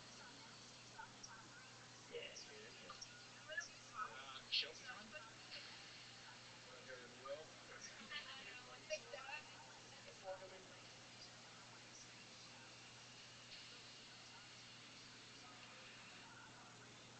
reckon we just stay clean as before then and look at the six. I'm good with that. Honestly, I'm the person before there were a lot uglier. instigated the group of 7 athletes to come together. You know, Erin, Said before there were a lot uglier. Abby, Simon Black, Susie Ross, and You're myself pretty good right now, at so 7'5" thanks for listening. in our My favour. friend. So it made mathematical sense. But I didn't want to be putting myself out there as the team leader. Yeah, thanks for I never want to be doing that because the leaders, from what I've seen in history, very rarely make it towards the end because, you know, that target is placed on your back, and ET has taken the lead on a few things, and I knew that might work in my favour as well. I'm going to try and be somebody that sits in the background. Rather you guys tell me what you want to do.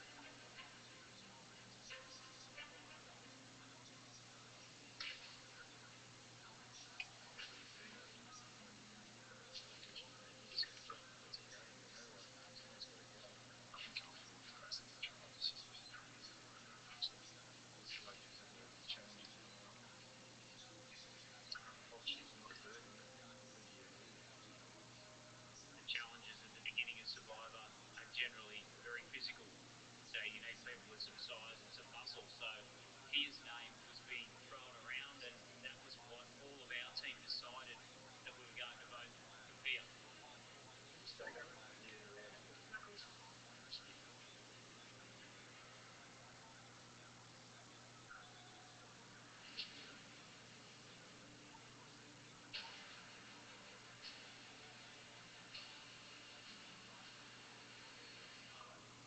This is like the hardest one. Everyone's doing super nice. I feel like all the sports stars are just banding together, and that's where the majority is. Really got a strong 7 there. Definitely going to have to try to do some work because like, I want to be top dog. We're going to have to throw a name out there, you know, and look at what are the reasons and where do you want to go.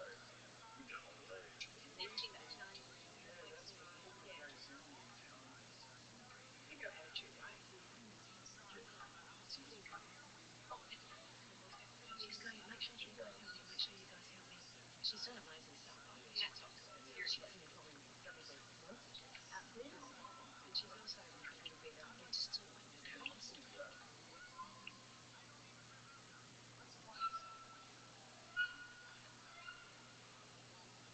Yeah.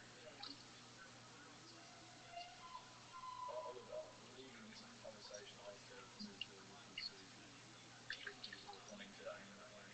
Big along those lines as well. I mean, yeah, it's such an easy one to be like, let's stay strong. Yeah, but it really is true. Like, I don't understand.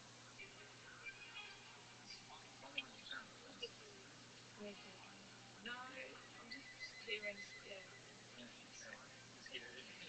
I'm just here sparring. No,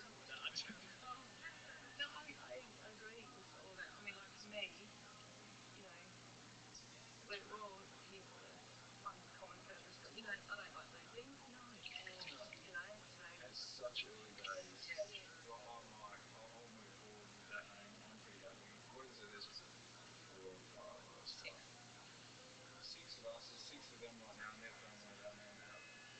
The unfortunate thing for that 6, we had Nova in the 6. We're like here and how we work together. I'm happy moving forward in the series. Yeah, no, we know. Who didn't want to contribute to who was going home, but just purely listening. I don't think she was. No. It was like having a mole in the group.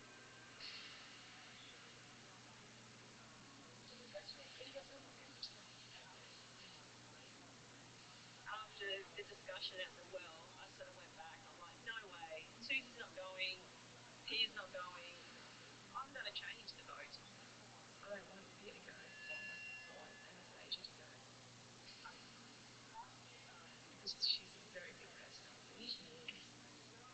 she's telling everyone what to do. Yeah, she's too good. Jeez. I was to vote for Anastasia because I sort of felt that Pia's positive, she's got energy in the camp, and that's important. But Anastasia, she was too hard at the game too early. She was going in hell-bent, and I sort of felt, well, I'm in here for the long haul. I just need to persuade the others to vote for Anastasia.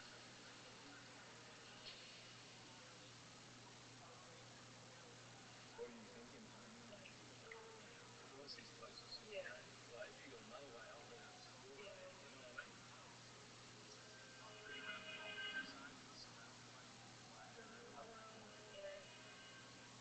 I guess Anastasia was also, First name? yeah, that was Elizabeth? thrown around. Is that the go? Well, the other group I perceived like Pia. Yeah. Yeah. No, it was for Sharon Genders. She wanted Anastasia, so she could have just stuck with a simple vote. So she explains the Bible hard. Can I answer that question? So they obviously got more votes, yeah. I still voted it. But This is online. yeah, but I was like, I'm like that ain't happening. That ain't happening.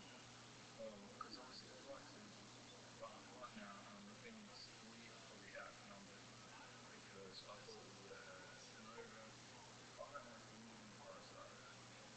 Oh, I could go down without a fight. No, if they want somebody who's going to try and win challenges, my knees are covered in. There's your evidence of who's trying. Go look at Nova's knees. They're clean as a whistle, clean as a baby's one. Yeah, maybe, sorry, I have to swear that with Stu. Yeah. Because I'm pretty feisty and stuff. Like, I know, I'm panicking a little bit. I need to try and talk to the people who I think I can trust, and maybe I can't trust. Yeah, 100%. You sure do? I told you, 100. Oh, I just told you. I just want to check because I just feel nervous.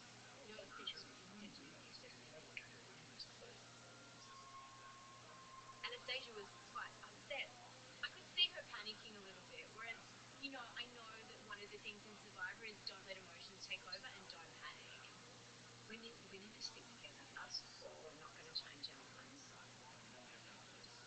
Anastasia was worried, but I think it's me. I knew I didn't have the numbers and I knew I didn't have the loyalty towards me. Who can we bring over? What kind of room is that?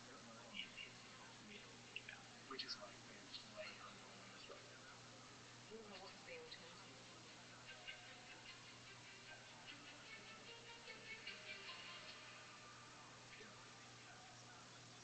Yeah.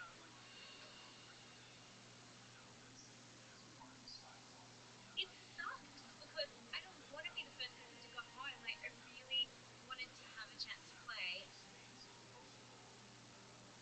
I'm a massive Survivor fan. I've been watching it since its very first season in 2000.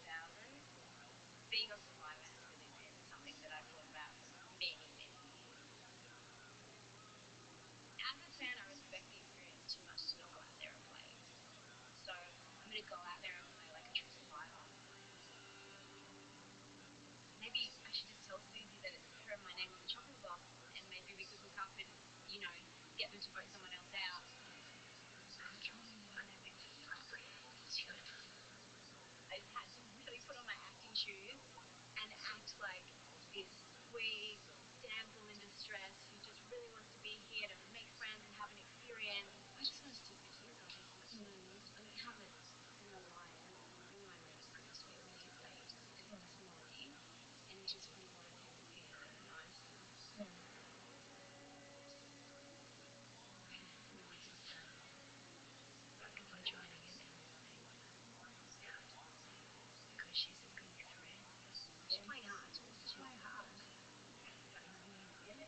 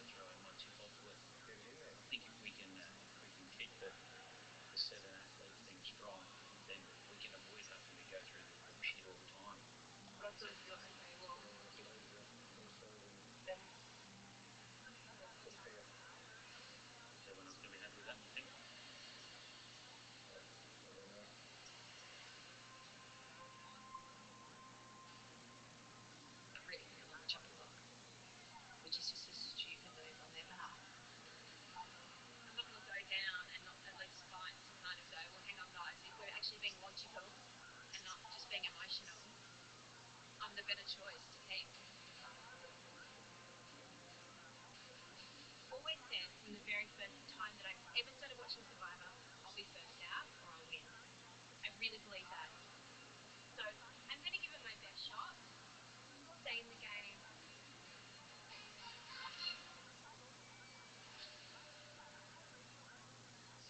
Discover what drives the champions and contenders to win with Survivor Profiles at template.com.au/survivor.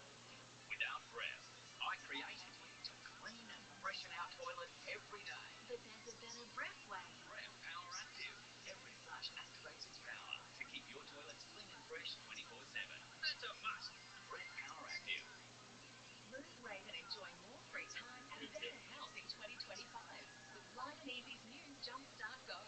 Jumpstart Go comes with your choice of delicious ready-to-eat meals, plus our new range of high-protein fruit smoothies. The fruit smoothies, they're absolutely beautiful. And I definitely recommend the Jumpstart Go program. My dad has lost 18 kilos and I've lost 12 kilos. I feel amazing. Lose weight, eat healthier, live happier with Light and Easy's new Jumpstart Go. Rocky loves ice cream almost as much as Rocky's owner loves saving. With his Westpac home loan package, he saved over $5,000 in interest in the first year alone. Rocky's owner is thinking that could come in handy. Rocky's thinking that could buy a lot of ice cream. Westpac home loan packages. Sweet savings. Ask you for a visit anytime. Now,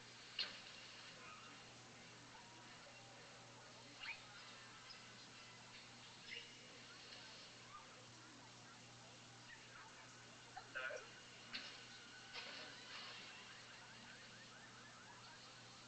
Good thing you guys rolled by. even better, your car and home insurance is sorted. It's a good thing you reflected the rest. Name's Conrad Harrigan, family man. And if you cross my family, well, you better pray. Conrad, the new series now streaming on Paramount Plus.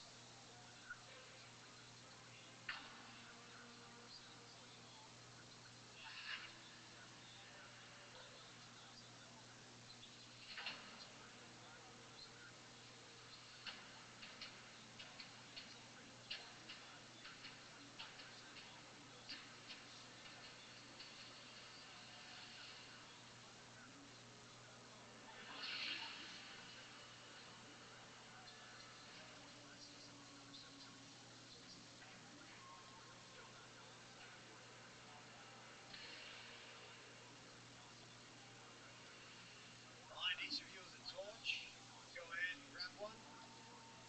Come forward, dip it in the flame, and get fire. This is part of the ritual of tribal council because in this game, fire represents your life. Once it's gone, so are you. So, here we are, sitting around the fire at your first tribal council, high up in the treetops in the middle of Cypress. Janine, you're a high-powered businesswoman. How is Survivor different from your regular life? Well, I have a better bed. And I don't spoon strangers. But other than that, in some respects, it's about relationships. It's about negotiation. It's about having the end game in mind at all times. And it's about being competitive, so which we clearly didn't, and that's why we're here. David, as an international model, you're used to a certain lifestyle. How are you finding this experience? The camp experience, terrible. Okay. Yeah, it's a bit rough, but we're doing our best and making the most of it. You know, I think it's just a lot of fun being in there and everyone's enjoying themselves. Luke, I mean, that's great. I'm glad that it's one big happy family, but the cold hard truth is that someone is going home tonight.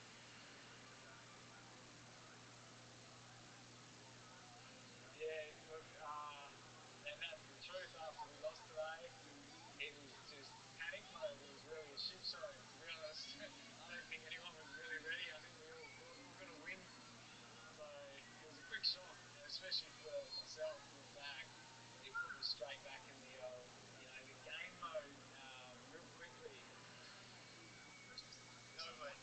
change into politics? It's just another day at the office. Absolutely. Then someone, is going to get axed for the wheeling and dealing that goes on, the faithless men running around.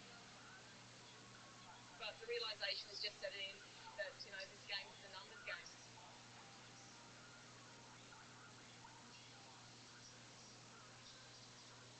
Yeah, did you notice that it kicked into game? Yeah, I mean, we've been getting along and it's been kind of a lot of fun, and then we get back to the camp and all of a sudden it went mad and I went mad. Like, I was actually running around like a chicken with my head cut off because, you hear your name and then you're like, oh my God, I'm really going to lose and it's going so sad. So you heard your name this afternoon? Yeah. And I thought like I'd be sort of, way cooler and kind of okay, but I wasn't really, to be honest. Who else heard their name this afternoon? Anastasia? Susie also? Wow. Oh yeah, I heard my name. Did you start that? Yeah. So Anastasia, why do you think your name came up this afternoon?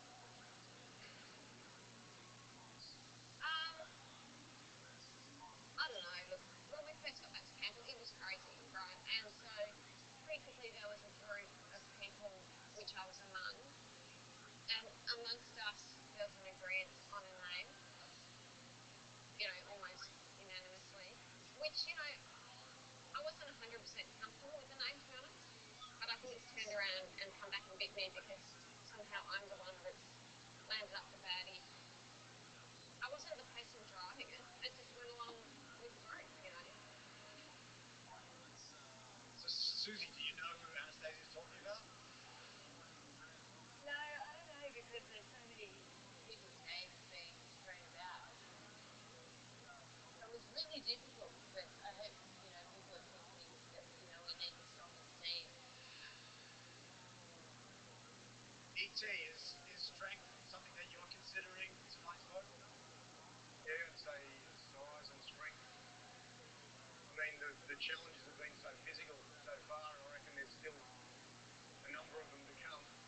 And, today was a great effort. We were all very, I think, proud of each other, the way that we put in such effort. But, there's no doubt that, my decision tonight will be made on strength because we need to win these challenges.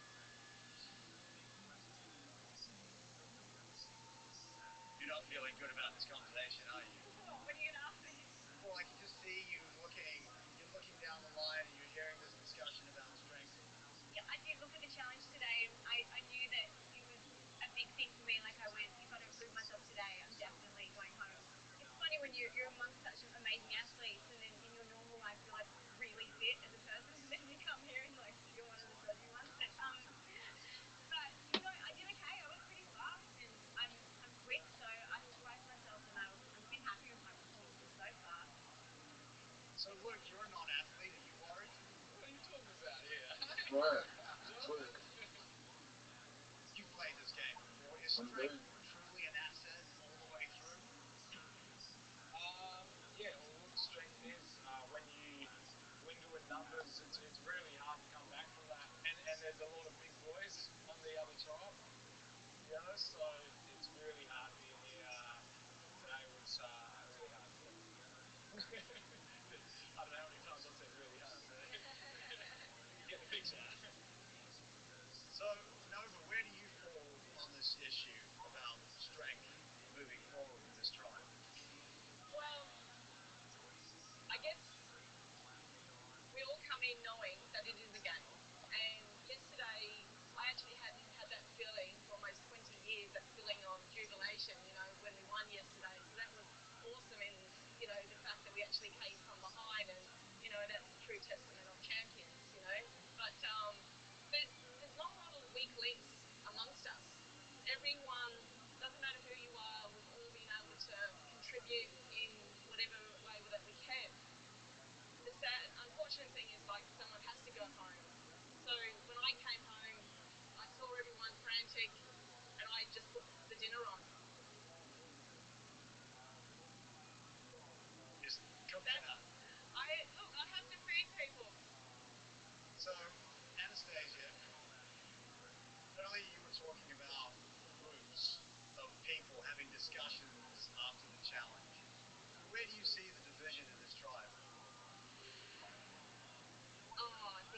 it's just too early. Like, I don't think it's firm.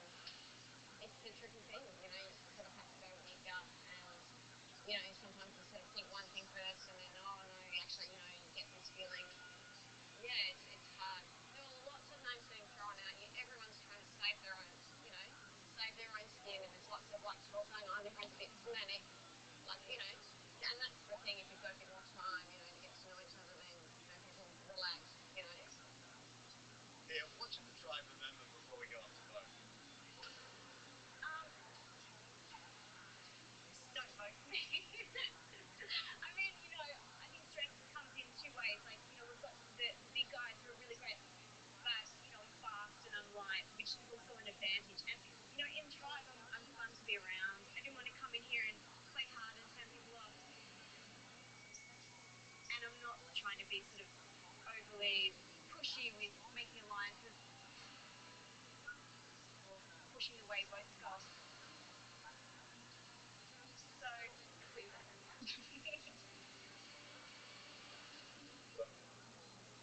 Okay, well, it's time to vote.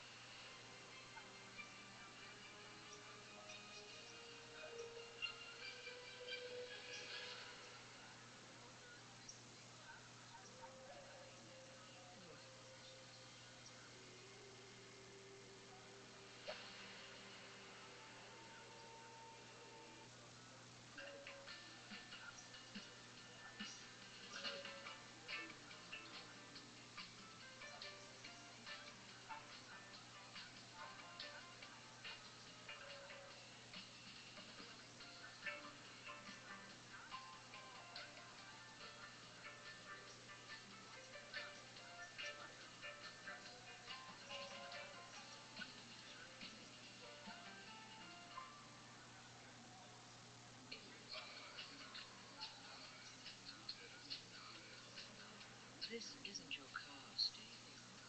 Yours isn't this efficient or stylish.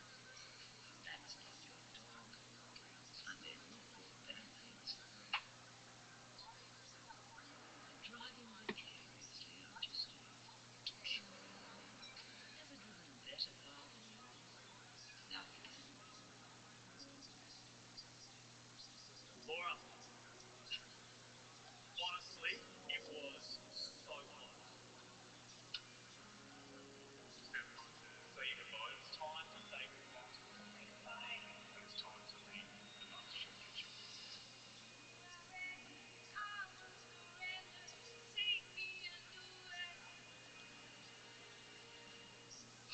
Flavors are absolutely awesome. Bring it back to when. Bring it back. Bring it back. Bring it back. Bring it back to when. I want to see.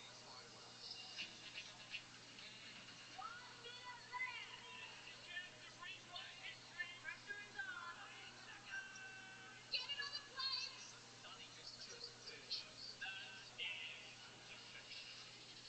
Bring it back to when. All right, it is time to vote. Abby, you're up.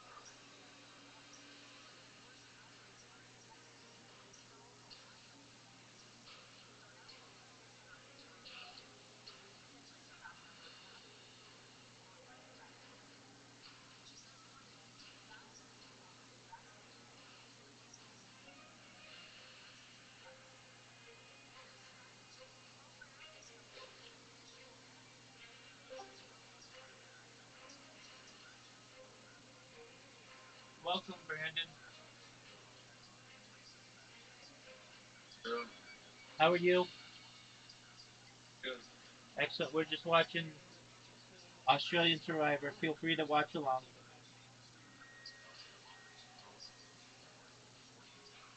There's not much longer left.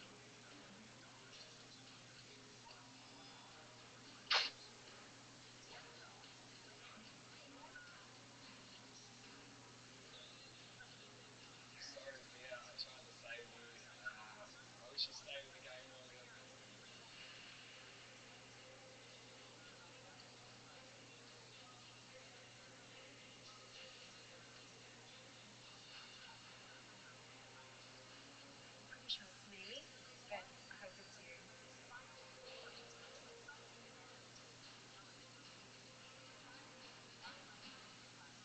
Go count the votes.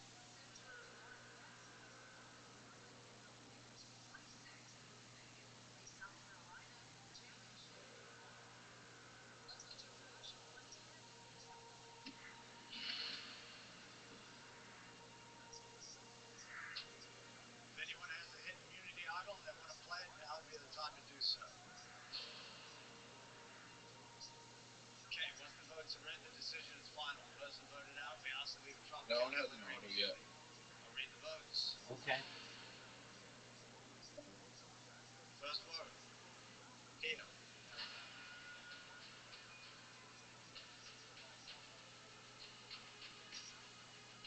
Here.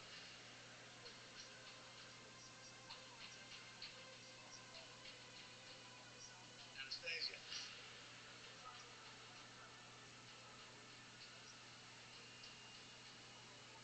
Anastasia. Tie. 2 votes Pia, 2 votes Anastasia. Pia. That's 3 votes Pia, 2 votes Anastasia. Anastasia.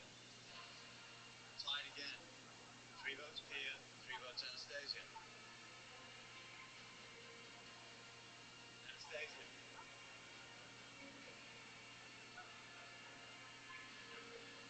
Anastasia.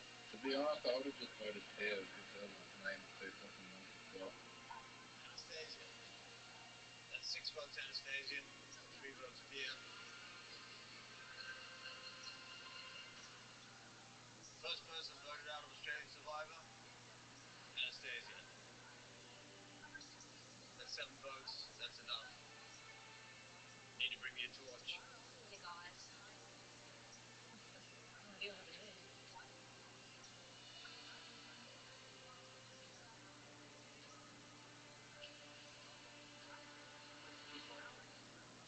Anastasia, try and respond. I have. There you go. There you go.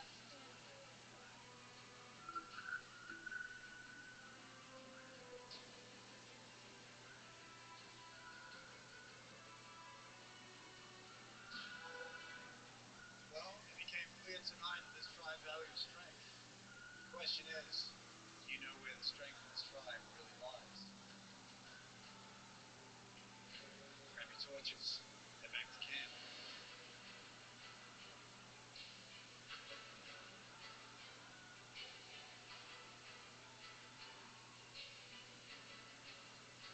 Number 2, bro?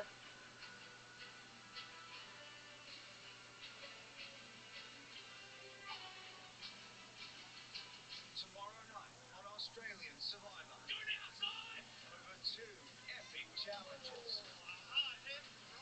The champions push to even the score. This is one of the toughest challenges we've ever had. But the contenders are here for retribution. And People's Champion Luke Spice take 2 for her, baby. is back. I'm the smartest survivor player to ever live.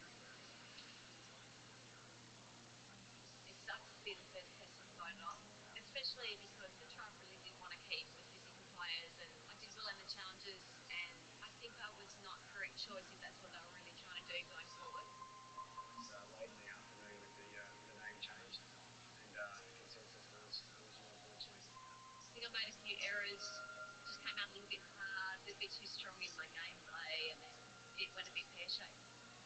I hope they regret the decision. I hope they go in a couple of days' time. Oh, we could really use that feisty little ballerina now.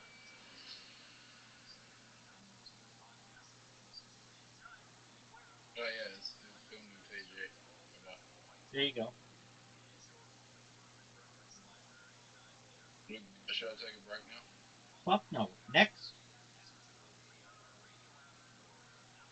Next. Next. What? You're enjoying this Done. demo. Next. That's how much I'm enjoying it. I told you fine. No, I'm asking. There's 24 episodes. All right. Well, then it looks like we've got a long day ahead of us. So you better play the next one. Like you're losing it.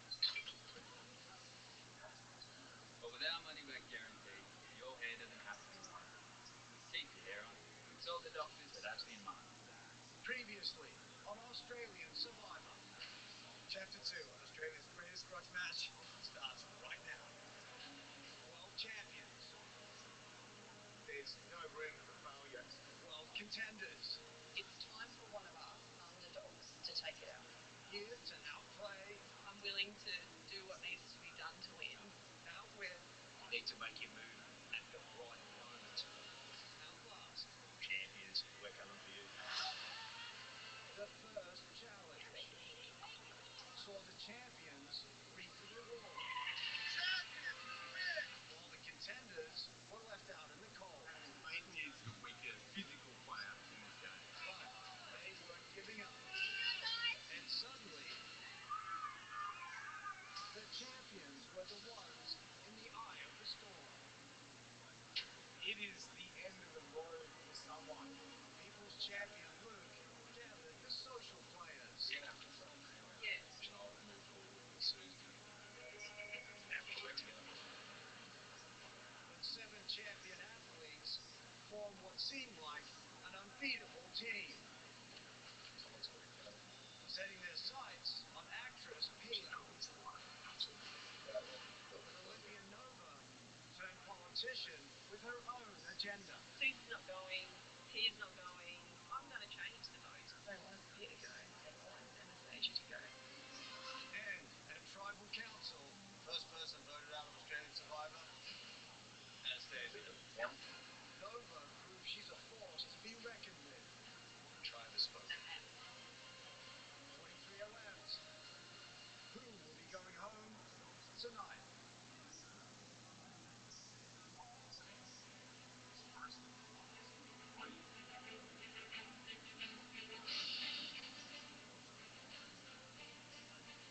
Once everything's wet, that's it. I'm excited to be on a tribe full of champions. Alright. Don't keep pulling him to different one goes because it'll break. There's a lot of personalities and people that I probably looked up to at some stage, you know. They're really old. They're breathing. Breathe out. Juicy Janine is actually a really nice lady. She's surprised me on how social she is. Upper dog. She's extremely strong. We did a yoga class with her. You do have a breath and a groan, Luke. I'm shit at it, to be honest. All that traction. But there's certain things that I'm pretty good at. Like creeping.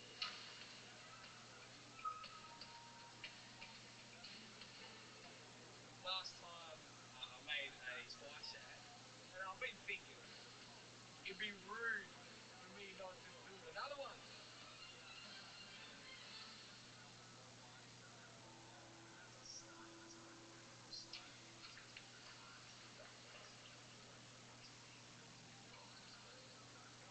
So this is what we're going to do.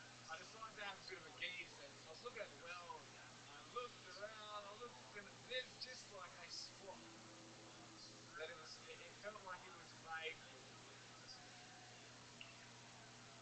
Oh no. The girl's going to be here. I'm just gonna just sit there and hide a little lead like that. There is nothing that I am not willing to do to win this game. And I would say, I'm the king of the jungle, and I've come back to get my curry. Spice Act 2.0, baby. Right.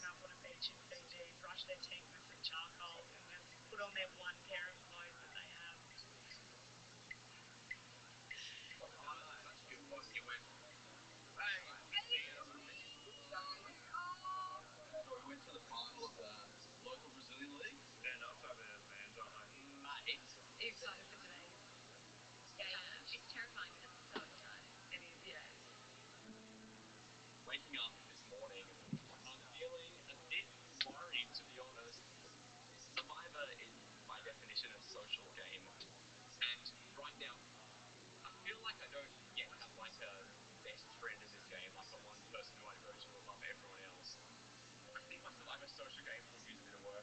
It's gonna be a lot. But hopefully, settling into the game slowly. I'm Baden, a 23-year-old student from Adelaide. I'm now halfway through my PhD. I'm studying the top of the atmosphere called the ionosphere. Growing up, I was always a bit of a social outsider, particularly at school. I'm definitely not super fit, not exactly socially mainstream by any means, but I'm here to prove to myself that I can do things that I wouldn't have thought possible. I want to try one at some point. Okay. So if you're okay with it, like, Hang. yeah. Playing when we turn it over and say, and then it gives us the nod. I'm not just playing for me. I'm also playing for all people who feel introverted or shy. I know what you mean.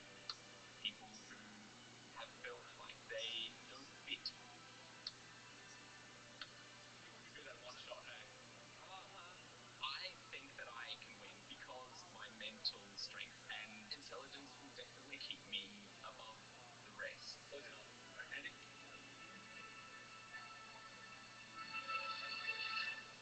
Champion. Days of practice. Baden is clearly a smart guy, and I'm sure he has a lot of skills in life. Unfortunately, none of them appear to have any relevance to the game of Survivor.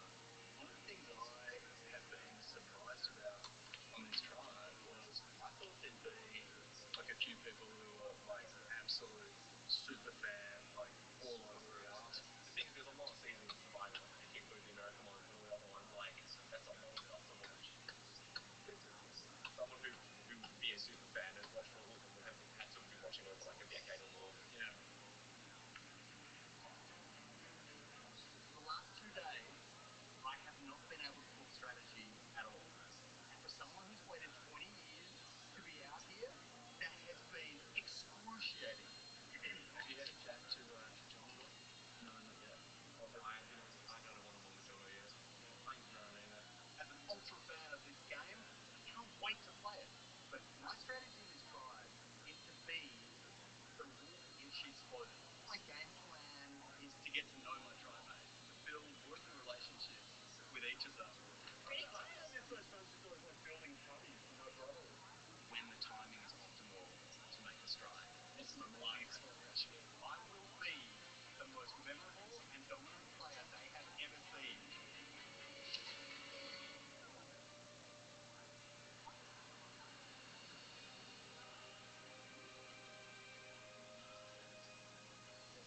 House is so gross. Got so much dirt. Waking up this morning was cool because I survived tribal council. I felt proud of myself that I used all my acting skills to help me save. Thank you. Straight here. Got anything, Dave? Yeah, good. You got a tongue and food. You got the phone. Yeah. I'll catch you. Look at Father go. Look at At the moment, there's 7 of us in our sporting alliance. We've got myself, Nova, Steve, E.T., Abby, At least I know that the 7's strong. Simon, and Ross. We're the majority. We're all elite athletes, and we're pretty confident. My strength is in the water, and my strength is to last, to hang in there and not give up. I'm a swimmer.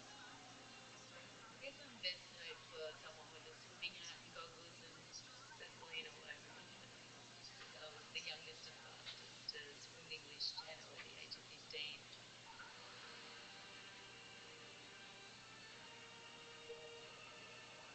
I went did the Cuba to America, Mexico to Cuba, and Jamaica to Cuba. Those long, tough altitude because ripping into your skin, vomiting because the water was choppy, fractured wrists from pulling the water. You need to know what it feels like to go through pain, to work hard. And that's why we created this Super 7, because we've all had to have those aspects in our elite careers to get to the top. going to be a 7. Yeah. Way to go from. You can pick that 7 and you just roll on. You can see the senior citizen alive. The railway. A little bit more coke rush, I reckon. to try. Rabbi did that? We just Yep. banding together. Okay.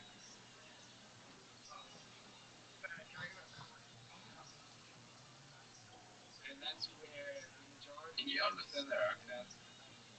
we really just need quiet. Yep. Just really what it is, brother, is staying in the game.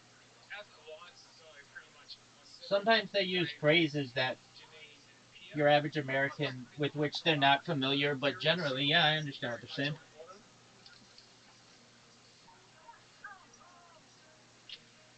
Yeah, they're doing different style of game. So after talking to Luke, I kind of realized we needed to pull at least 2 more people over, and I'm really keen to play with Abby and Ross. If we can get close, I genuinely think I can pull abs over to our side. After all, I am a supermodel. It is my job to work with the ladies. There's models and then there's supermodels. I'm trying to show people what the super is in the model. Attractive, and you got to use all the weapons you have at your disposal, and if that's walking around without a shirt on, man, why? Use all the weapons you have at your disposal, and if that's walking around without a shirt on, man, why? I'm not supposed to go for that.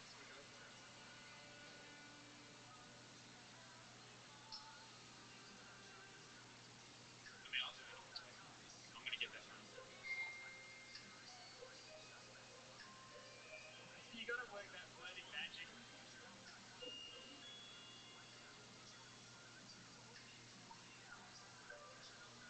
And I feel like I'm pulling off a pretty good job right now. Did you feel that the other time? It was only like one point in time where I think you were like in my ear. I could feel you breathing. No, it wasn't bad at all. It was legit. This is great. What's the hardest thing you've ever pulled over? Dave's friend?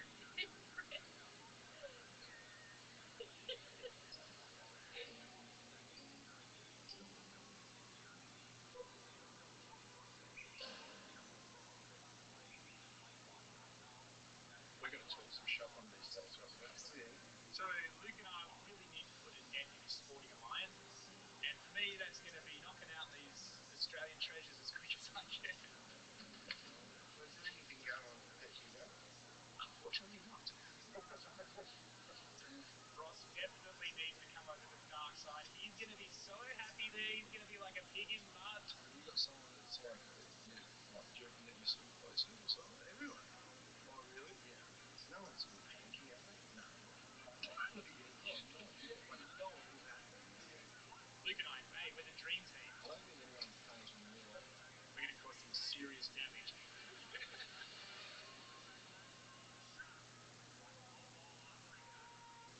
Revo Fitness done down with one goal. We believe the gym should be affordable. 24/7 access to all locations, so we're always on your time. Revo Fitness.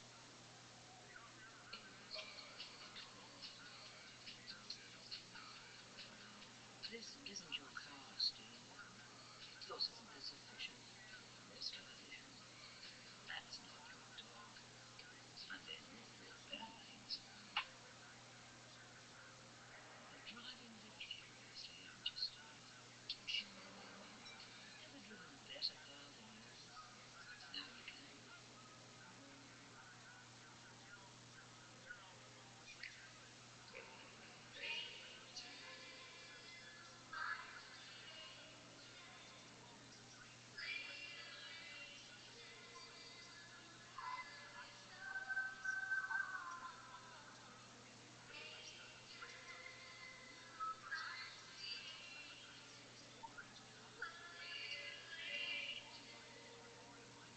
Get who gets you. eHarmony. I got eliminated on a Sri Lankan curry taste test. Andre, there's no curry powder in this curry. I haven't been in the MasterChef kitchen for about 16 years. What a long time. I'm back. Time to start cooking again.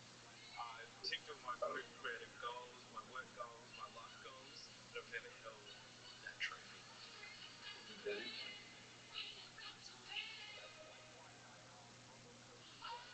Come on.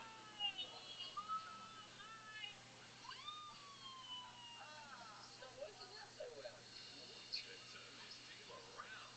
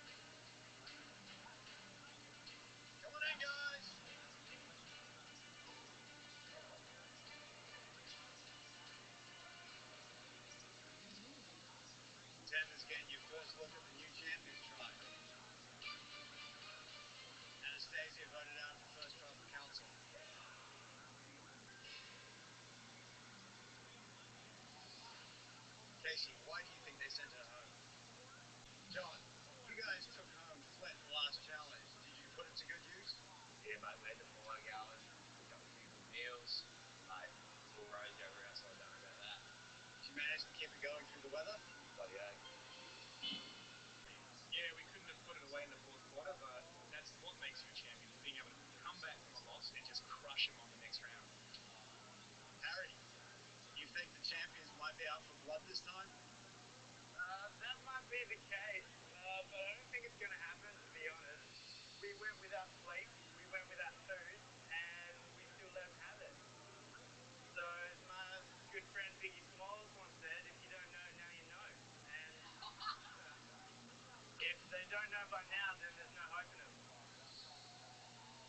Alright, are you guys ready to get to today's reward challenge? Yeah. Today's challenge, 2 members from each tribe will face off, pushing against each other on a giant turnstile. Yo, First pimp. pair to cross the finish line scores a point for their tribe. First strike 3 wins reward. Want to know what you're playing for? Yeah. Winning tribe will get a tarp, a fishing kit, and material to build your own raft will be waiting for you back at camp. Worth playing for? Contenders, you have an extra player. You're going to need to sit someone out today. You cannot be the same person in back-to-back challenges. There's no kind of fishing pole. Bring it out your weight. Now it's on. Someone make I should get reward. think Laura. Who's it going to be? Me. Laura? Okay, Laura, you're on the bench. Everyone else, a minute to strategize. Let's get to it. Alright, here we go. First round is boy versus boys. Contenders, who are you putting up? Matt and Sean. Whatever you say. Yep. Champions.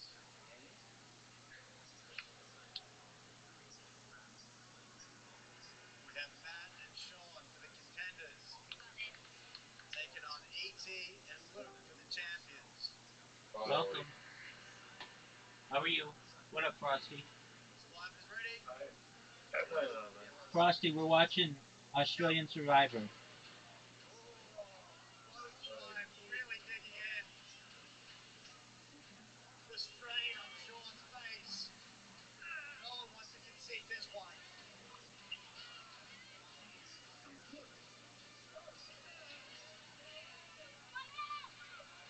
This is just brute force.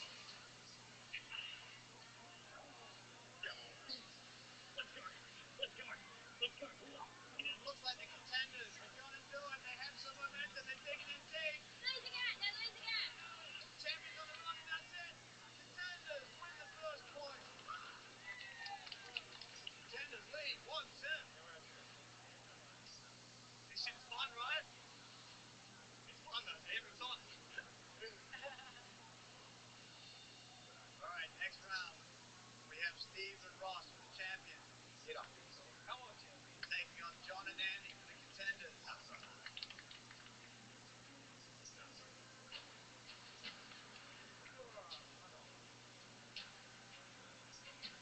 Survivors ready? Go! Would you ever kill Rabbi over an immunity IA or What the fuck kind of question is that? them out? Gold medalist. No. John really digging in. Rabbi would be in my line. So. There you go. You're allowed to kill people. Survival. Steven and Ross not going to concede.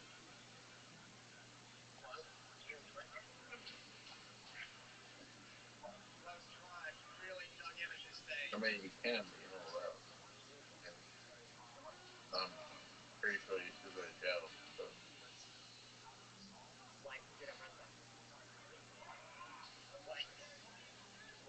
Steven giving instructions to Ross.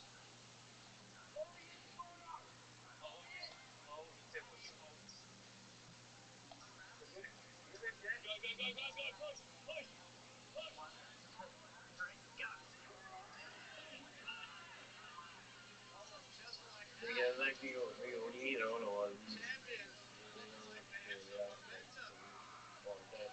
They were Yeah, but waiting. you know that they just kept like They're all the working up the beast. John is actual angry. cool guy on you. Steven looking quite cool over there.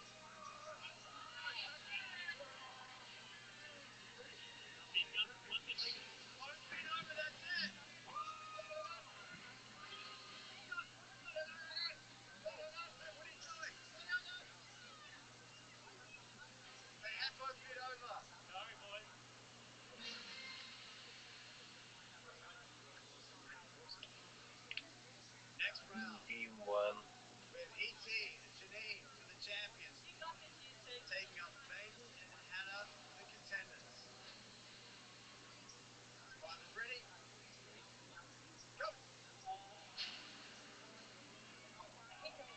champions are using a strategy to overpower them right out of the gate. They have some momentum. Contenders are really struggling to hold on here.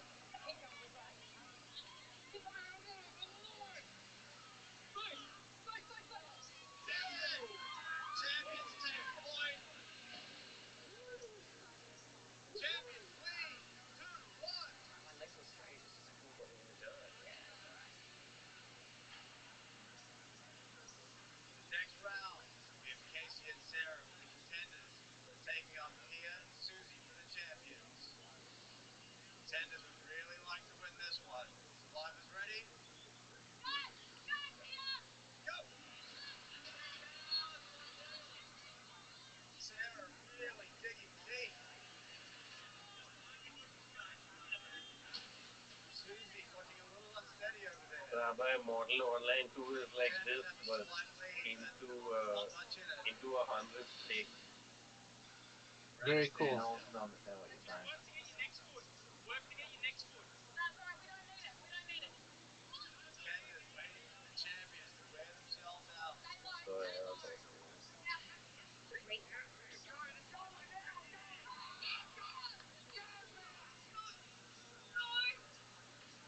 That's everything they have. Everything they have, gotta move it.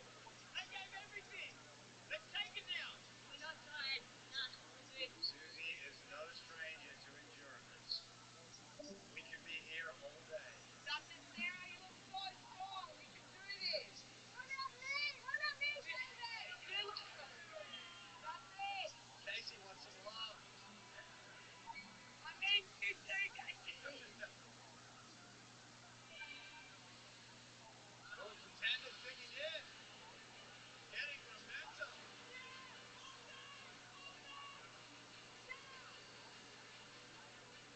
Lots of repositioning from the champions. No, thank you. That's an opportunity for the contenders. They're on the move. Really have some momentum now. They are 6 feet from the finish line. Told you we got this. Champions know they're in trouble.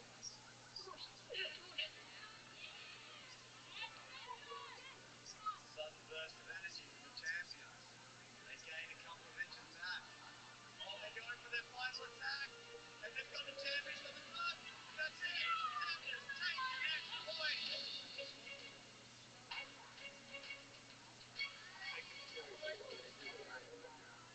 Next round, we have Janine and Abby for the champions. They win this round, they win the reward. Get high, Janine. Get high. For the contenders, we have Sam and Daisy.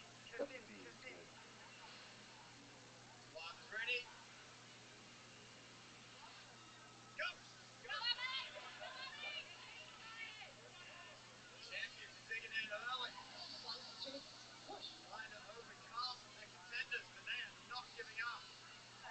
Whatever's far out.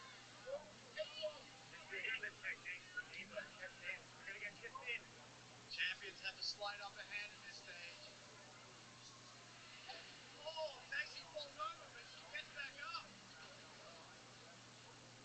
Go, Daisy, go. Daisy, go.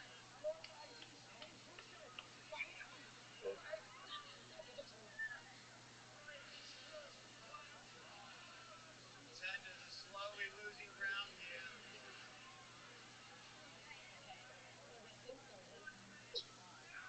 Champions are closing in on that line. They have some momentum. Three.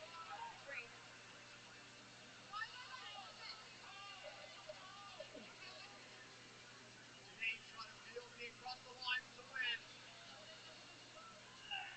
It's very close. We can fully this. And that's it. Champions win reward.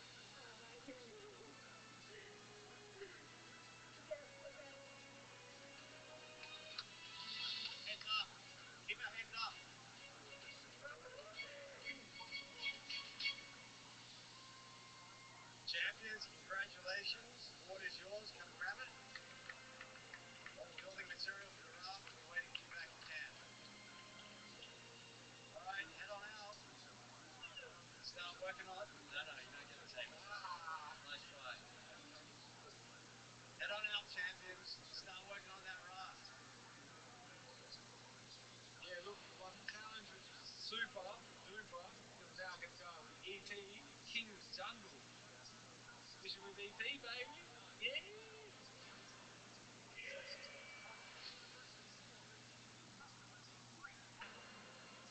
Dear Suzuki, I am writing to you as I am far out of range. The Jimny is great. Now, like you said, it really can outrun a buffalo. Heaps of them. Long story short, I won't be returning from the test drive because I'll take it, even though some may argue in a court of law that I already have. Jimmy goes where Jimmy wants. New Doghouse is now on Tuesday and Wednesday with double the love. They should be rehome together. And double the trouble.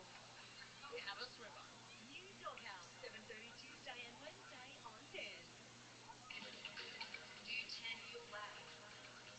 Anywhere, anytime. Watch live. Stream free. Or binge full seasons. Plus access 50 live channels 24/7. 10.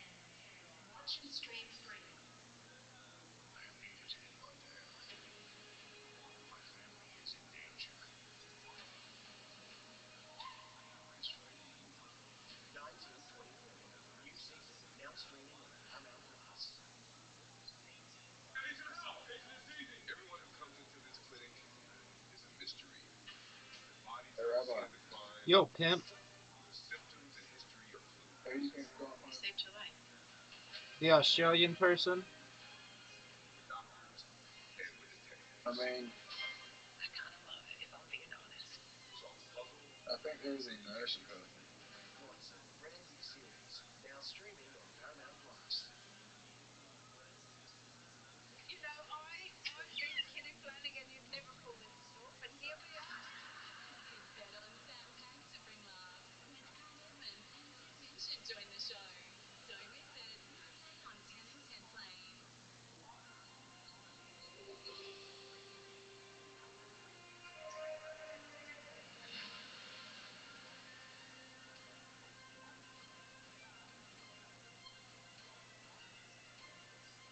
Winning that reward meant so much to all of us.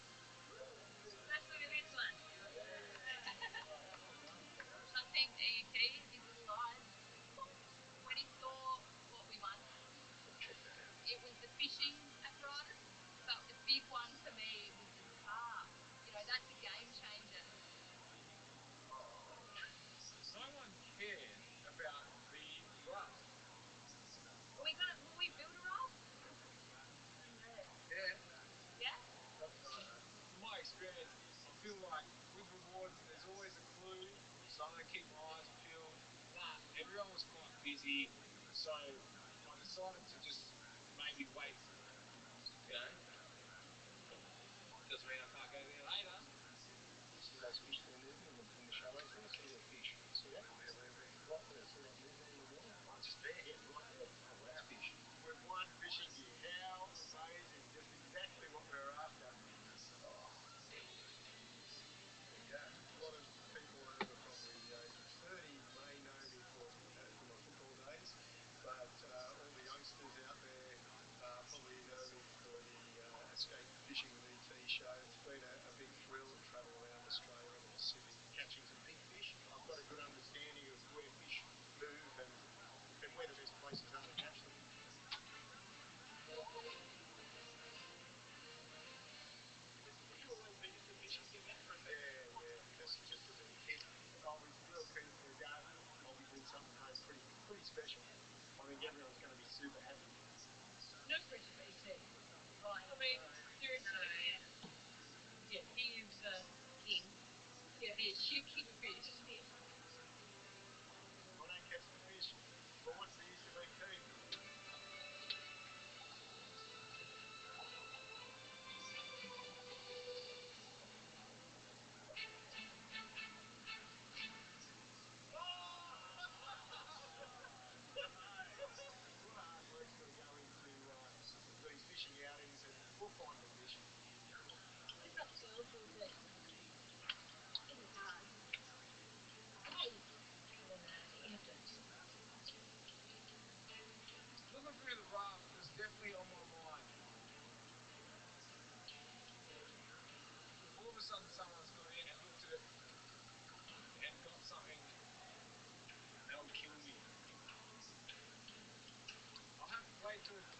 search for Anything there?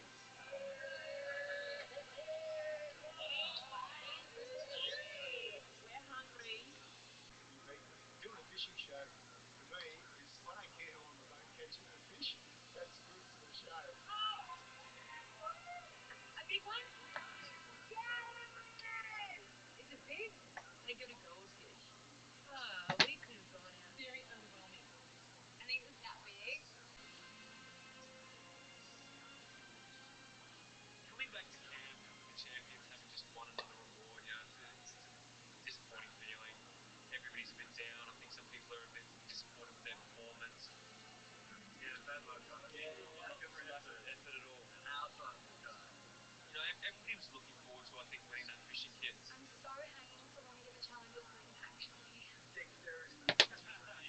Speed, balance, muscle. Can we have something a bit more pushing or like Being the one that sat out, the reward challenge was pretty brutal. I'm not gonna lie. I don't like to be overlooked or walked over. Definitely not walked over. You'd be a fool to underestimate me. I'm Laura. I'm 4'9" tall. My partner Kev, he's a 6'3" very tall blonde Irishman with a big red beard. What I lack in height, I definitely make up for in bike. People often refer to me as bossy. I am quite a confident person. I'm not afraid to say what I think. Guys, we've got these targets we need to meet. You need to stick to your priorities. Being my type, I do always have a point to prove to people. And even I think that comes back to then having a point to prove to myself. It's been this inner drive within me for as long as I can remember to just prove people wrong. That I can be louder, that I can be more determined, that I can achieve something that someone told me that I can't do. So if someone tells me that I can't achieve something, hell has no security. Laura, any rope? Amazing. I spent my entire life being underestimated and overlooked. The fact that I was the one that sat out means that my tribe think I'm one of the weaker ones. So I think it's time to try and pull out some serious moves and start moving those chess pieces around and really start to play my game. But yeah, like how are you feeling, like, are you having chats with Daisy and Sean or anything? Oh, look, I just spoke to Daisy really briefly there. I think I could probably get her on side. Especially from all the people who potentially feel that they they know that they are slightly weaker. It's you, me, and Hannah on the chopping block, I reckon. Yeah, it's like almost the like not wanting to go alliance. Yes, yeah. I love the not wanting to go alliance. So my gameplay at the moment, I am definitely trying to feel people out and see who I feel like I can work with. And was that just wandering out around there? No, that was further back. Right.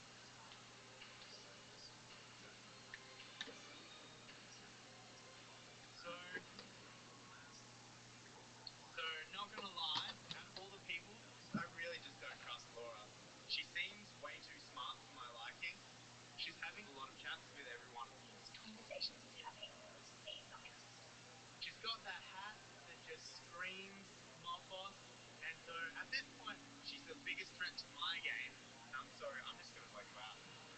My name's Harry. I'm from Perth. I'm 30 years old, and I'm an ice cream maker. I love ice cream, pure sweetness, but I'm basically the exact opposite. I'm a hustler, and I am a huge fan of this game. I'm happy to backstab, I'm happy to lie, I'm happy to frame people. I might have a little bit of a dopey voice, dopey smile. In reality, I'm actually going to be the guy that's running this game, all while secretly having this nice guy persona.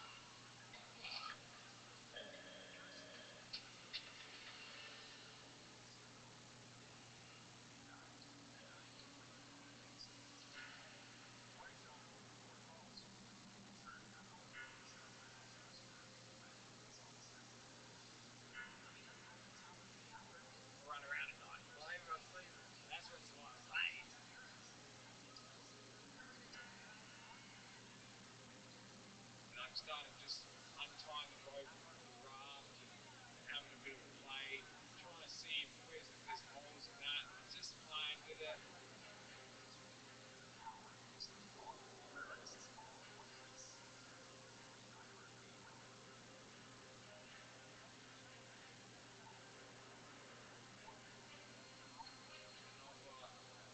What the hell is that? There, what?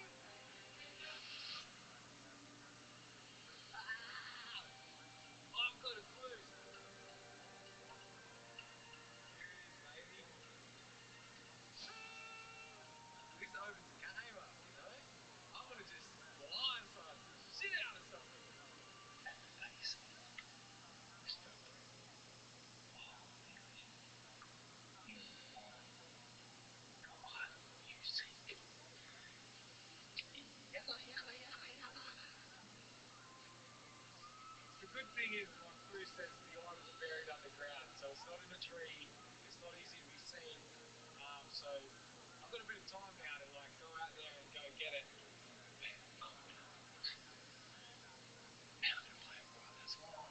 It gives me so much power in this game. I'm the champion of survival, boy. I'm from exploring. Monkey in the jungle. How do you hustle, baby?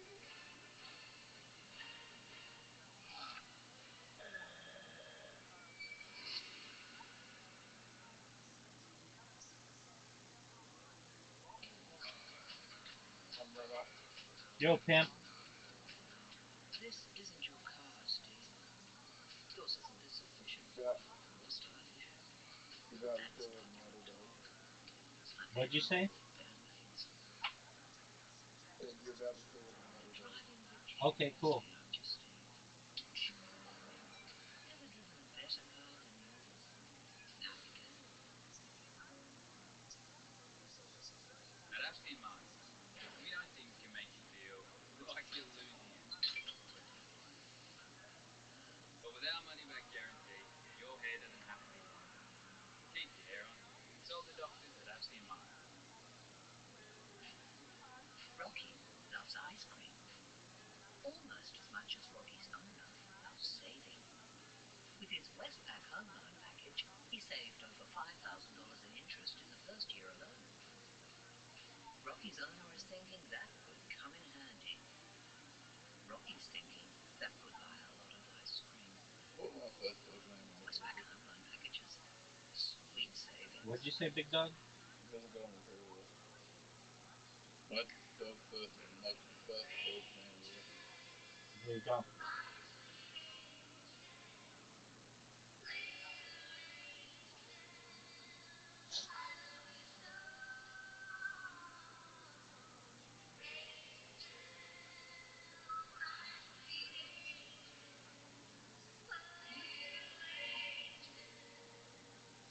Get who gets you. eHarmony. Wait, it's still a mystery.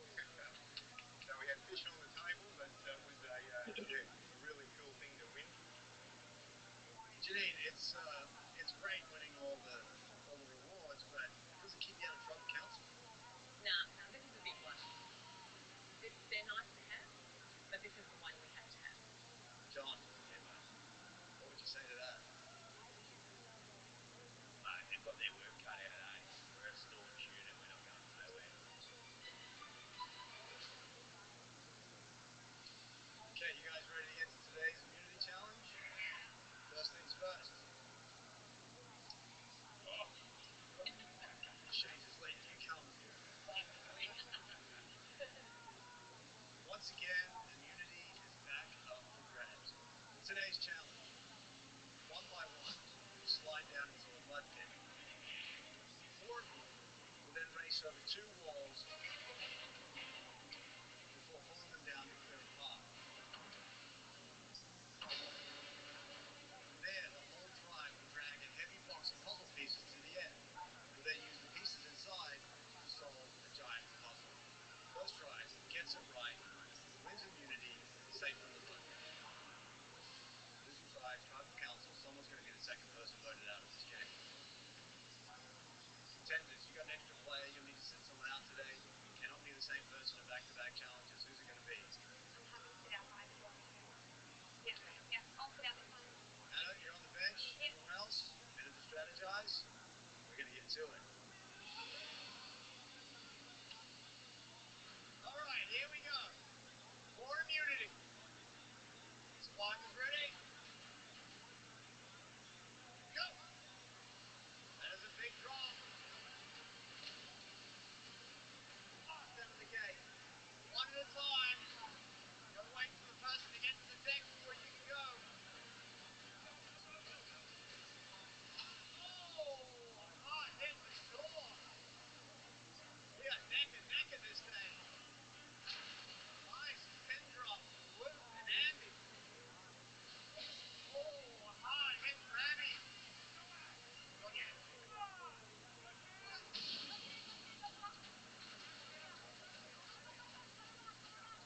Nice drop from Sam. Neck and neck. Nothing in us in this thing.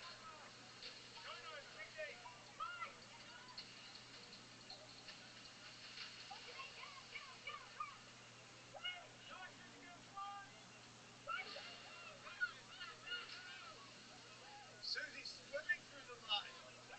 Laura gets there first. Slade trying to correct. We're down to the last deck. He's used to that. Alright, go! Under the wall. E.T., Simon, David, and Luke, the champions. More people need to get over that wall before you can pull it down. The contenders, we have John, Andy, Matt, and Sean on the wall. Contenders have two over. Champions are over. They can start pulling on the wall. Champions have the first wall. Contenders have edge. You can move on to the next. Try making quick work of this.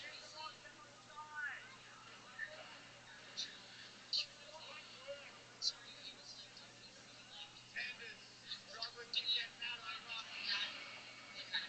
Champions have a lead. They have both walls down. You need to get back to your box and start pulling. Contenders have their wall down. This box is unbelievably heavy. 400 kilograms to be exact. Champions start to pull that box. Trying to lift this box with the puzzle pieces inside. Pull the box all the way to the end. It's going to take everyone doing everything they've got. We are neck and neck.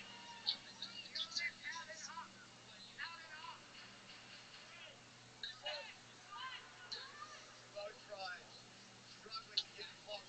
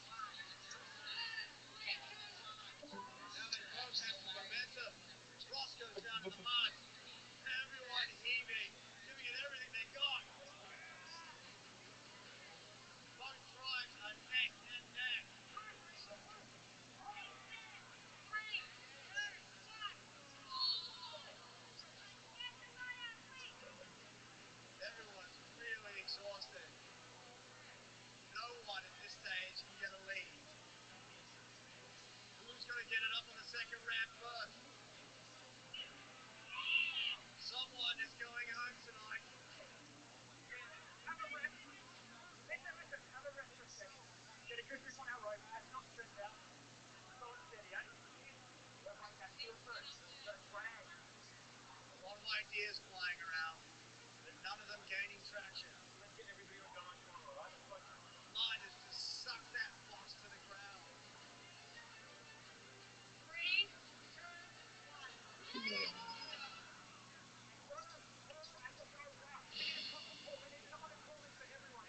Strength and strategy is the key to success here. Who do you think's gonna win? The Australian. Just like that, the champions get the box up on the ramp. Champions have won all the It's only rewards two so people. far. All right, I bet you one of them is Australian. Champions versus contenders. Which one? Dog, I think the Australian's gonna win. It's as simple as that. Champions advance a little further on the deck. Champions really getting cemented. This is what Survivor is about. Never giving up. ET goes down in the mud. Champions really moving now. Very close to getting it into that end zone. Need to get all the pieces on the deck. Just get him there. Don't let hit him. You just gotta get him in so he can stop. Stephen and Ross on the puzzle for the champions. Contenders, it ain't over till it's over. We're taking the time we got there. Let's go. Let's get that box on top of the deck.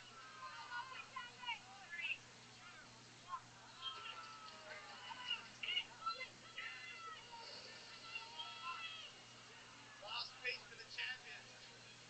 All right. Now they're kicking in the gear. Stephen thinks he has the first piece.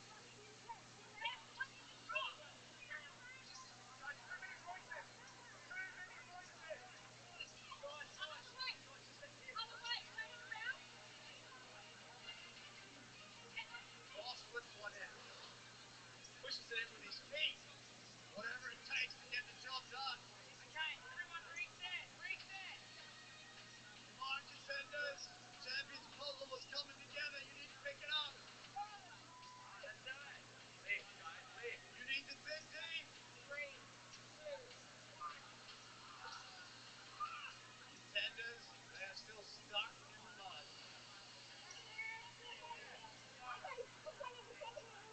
Champions can feel that they have it. Stephen really thinks he has something going now. Ross has a piece in. One more piece to go. So Stephen and Ross are going to do the honors together. With immunity sending contenders right to council.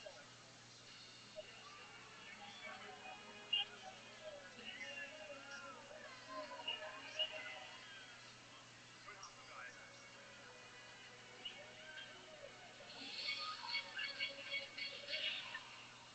Wow, well that might be the toughest challenge we have ever had on Survivor. Well, champions, congratulations, you got it done. Immunity is yours. Who wants it?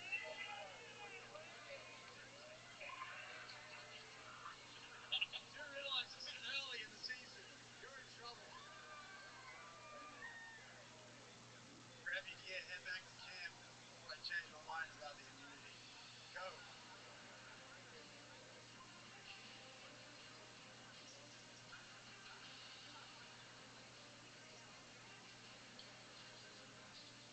Contenders, that was tough, but it's only going to get tougher at Tribal Council. One of you is going to become the second person voted out of this game. Grab your gear, head on out. I'll see you guys tonight in Tribal. Love that. But I don't mind going to Tribal Council. As a fan, as a super fan, as an ultra fan, I've been dreaming of visiting Tribal Council for almost 20 years. Now the battle begins. This is what I'm here to do. It's time to say goodbye to The dish that got me eliminated last time was a Peter Gilmore dessert. That dish still haunts me to this day. Tim's back to win. But guess who else is back? The one, the only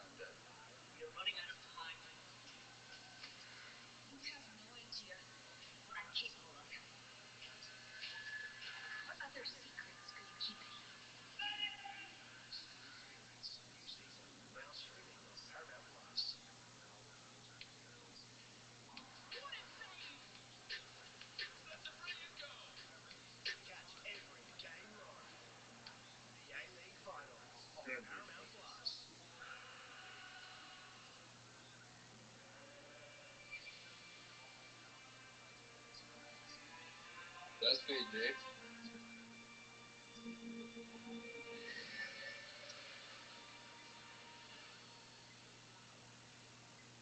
Today's community challenge was pretty brutal. My favorite part. We just could not get that thing out of the mud. It was not going anywhere. Literally stuck in the mud. That thing did not move. It made me feel like so weak. In my head, the only option to vote out is Baden. There's a chance today Baden got steamrolled. He's our weakest performer. He needs to go first. We need strength because we want to win. We want to win challenges. Okay, guys, what we're going to do, we're going to go through the outer baptism theory, how we actually got here to Australia. Over to you on that. By day, I'm a high school history teacher. I've kind of always wanted to be a history teacher. It's just these really interesting stories about incredible times in life that don't exist anymore. But by nights,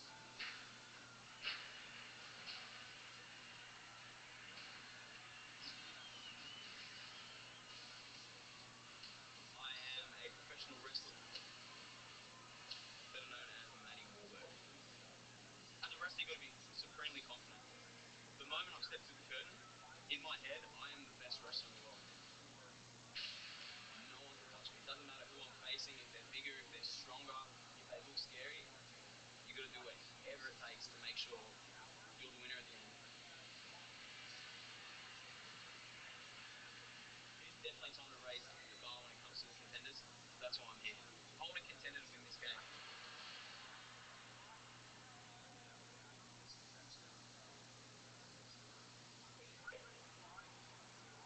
A simple choice is Baden. Baden, from there on, Then we worry about that. yeah. Numbers are everything here on Survivor, and right now we have the numbers. So Baden needs to go. They'd be stupid not to beat him. Yeah. It's can't beat him. Survivor has a whole bunch of different aspects, but the one that gets me excited is the strategy. Figuring out how we decide who goes home and then how we execute it. That's exactly why I'm here. We're gonna need to get people together, and that is just music to my ears. I feel like it's just good us having really good options with like safety nets all everywhere. There's no doubt Baden's the primary target for this evening. He's not strong enough physically, and he hasn't really been engaging with many people in the tribe, but I don't want people targeting someone who is a safe number for me. Baden feels like someone I could potentially work with, someone who's very easy to influence. How much on my back bar I cannot sell this box. Yeah, we need to get Laura clearly loves the game, and she's actually been building relationships with as many people as possible. That combination is very dangerous. If the girls were to ever try and pull something, like they would handle it. So it makes a lot more sense strategically to get her out first. Laura is absolutely going home tonight. I'm going to let Harry take the lead on this. Take the lead, take the bullets. I'm going to just talk about it quickly. Like, people are throwing out either Laura or Baden. I'm just going to be completely transparent here. I'm like going to try and keep as much strength as possible. Yeah. Because at the moment, us going into challenges will be a joke. I think, to be honest though, like, you guys would probably go for Laura. So it pretty much just needs to come to a consensus. Laura is 100% my target. But I'm going to try and win some of these people. The right move right now is just getting rid of her. This is Survivor. Time to get your hands dirty.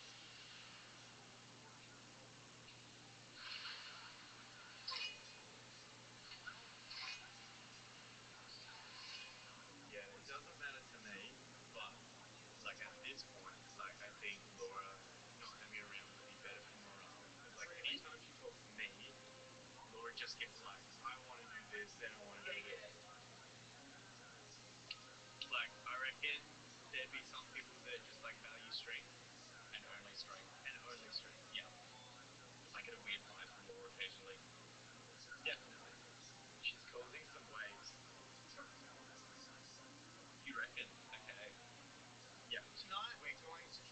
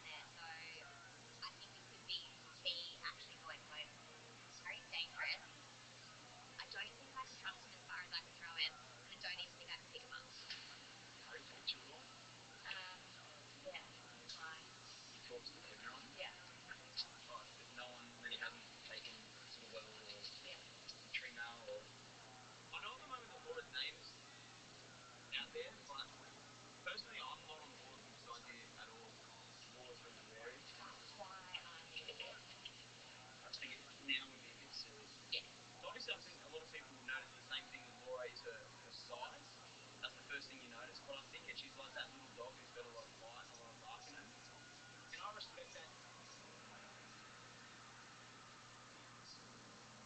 If we don't all stick together and we start all running off, talking individually, then we get more paranoid because everyone's off. And like, what's the reason you want to pick Laura? You're putting yourself in the environment too, especially now. Yeah.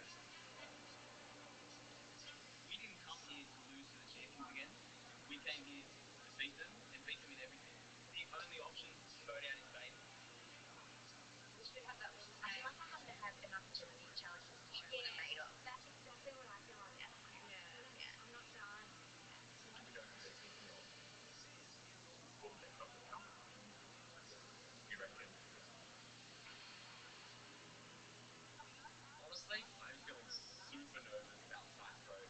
I know that I have made enough friends to keep me safe tonight. And that's a little scary. I'm thinking like potentially close. But yeah, we're trying to beat Laura. Yeah. My plan coming in wasn't to be on the chopping block at the very first tribal I go to. I don't want to be the first one voted out of this tribe. Like, come on. Tonight, I'm going to give it absolutely everything I can to fight for my life and stay in the game. Paranoia is taking over, but tonight should be simple. If we get rid of strong players now, the champion's going to run over us. Who do you think's going to win? The Australian person. Controlling this game is built slowly. I mean, who do you think's going to win? But tonight should The Australian person. in the foundations of what could be complete. Is anyone watching? Yes. I can tell you, they think that one girl is the 4'9" woman is like a little dog. She's like really intimidated about her, or like I don't know. She's like pissed off that she's so short.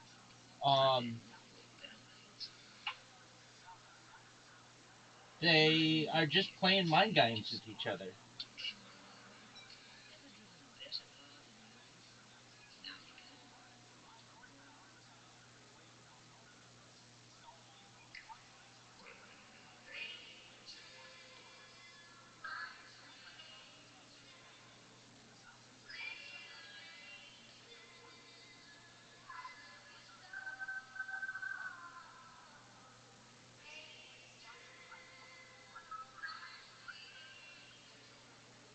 Now you can. Get who gets you. eHarmony. New Doghouse is now on Tuesday and Wednesdays with double the laughs. They should be free home together. And double the trouble. We have a swimmer. New Doghouse, 7:30 Tuesday and Wednesday on 10. We've a bit snubbed out with one goal. We believe the gym should be affordable. 24/7 access to all locations, so we'll have to flex on your time. I hope fitness. Be prepared. Guilty is now streaming on Paramount Plus. This is the most amazing sight I've never seen. Isaac was kidnapped by a Puritan ghost. We shall send eternity here. Wouldn't enjoy staring at that gorgeous porcelain skin. It is from the mother who had killed me. Just like that. Romantic ghosts, muses, and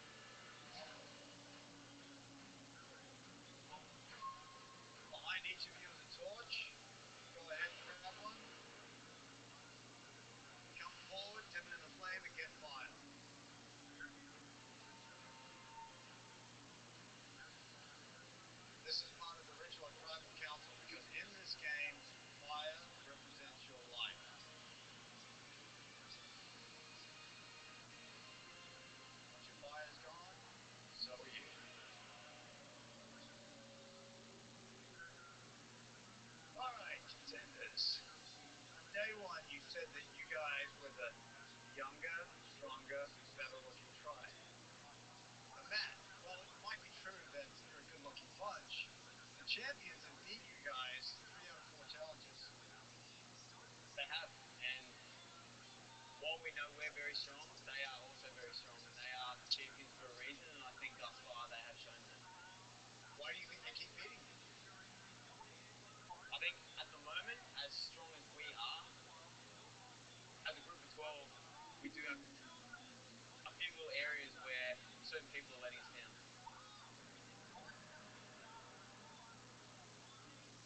Daisy, the challenges so far have really demanded a lot of physical strength. Do you think everyone is pulling their weight in that department? Good question, Jonathan. It's hard to say. I've been some days when we won, I would have definitely said yes. I would not agree. Would not agree.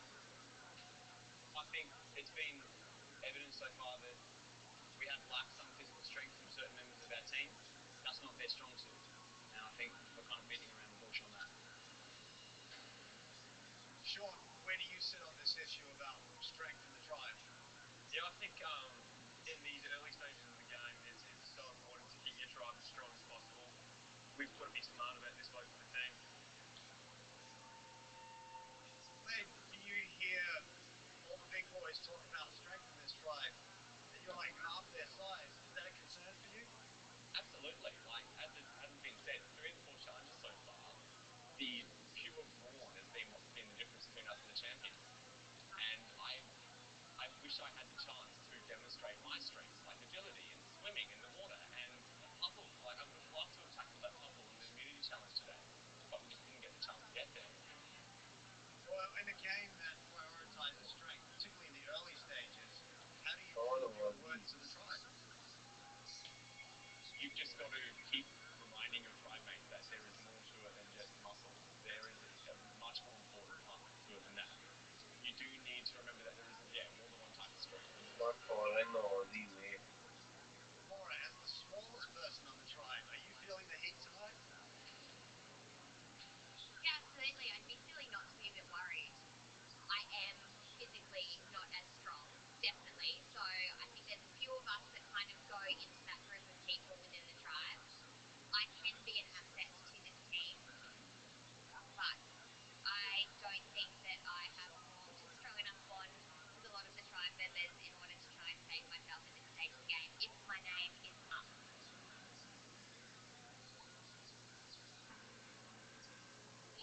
So Andy, more often than not, the first vote is about personality. How important is it to make a good first impression in this game? I think it's really important.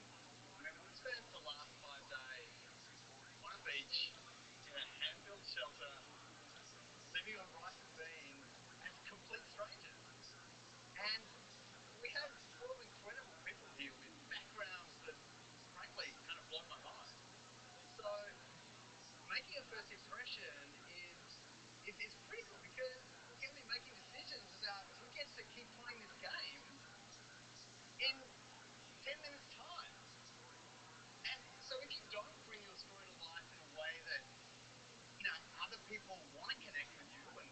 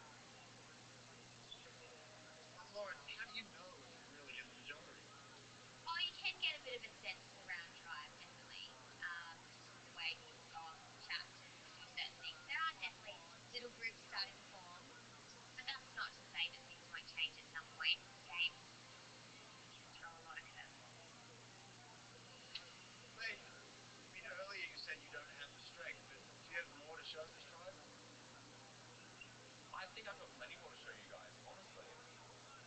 Like, I know that these first 2 challenges haven't been in my area of expertise, but I have plenty that I can bring to this game. This is so different from my everyday life. I'm not a person who runs around in the mud and jumps over things and lives in bamboo shelters all the time. This is a completely far cry from sitting at a desk working on my PhD. I'm here to show not just myself, but anyone who knows me and might have assumed that this would be beyond me, that it isn't, and that I can take on challenges and do well at them. And not just me, but anyone. Yo, pimp. I think there's plenty of people like me who feel that they're a bit introverted or shy or a bit scared to just try something that they feel that they might not succeed at. Che bad mode arrivano mediator. I'm playing people who don't feel that they can achieve, but they can achieve.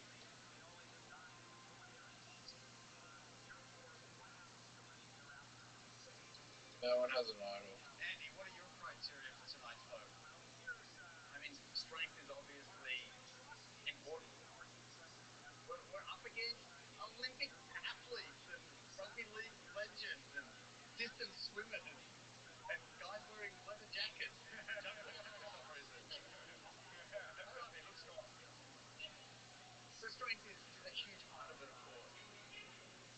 But is it everything? We want to be cohesive as well. Matt, if you could sum up tonight's vote in one word, what would that be?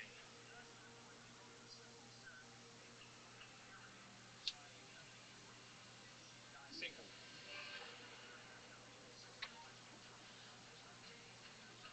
All right, well, it is time to vote.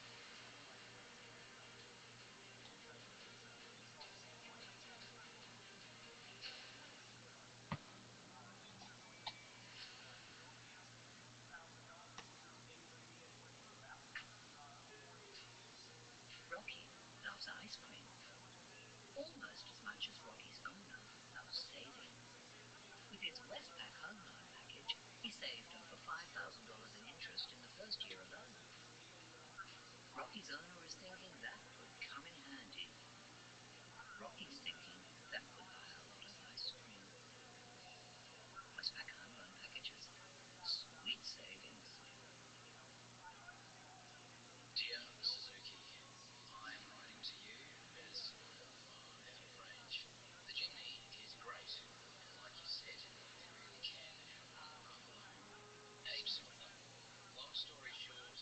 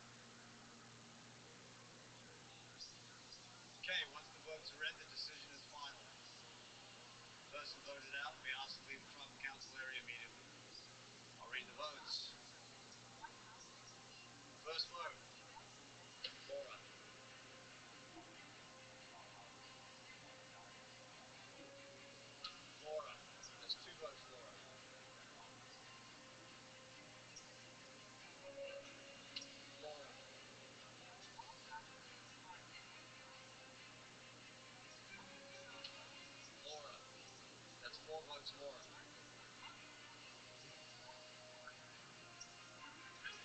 Fade. That's 4 votes Laura, 1 vote Fade. Fade.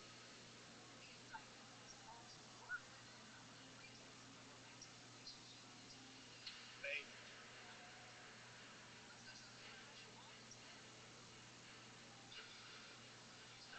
Fade. It's high. 4 votes Laura, 4 votes Fade.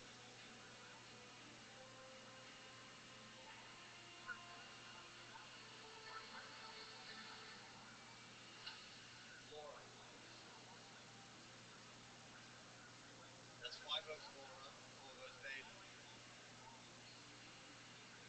Laura. That's 6 votes Laura, 4 votes Fade.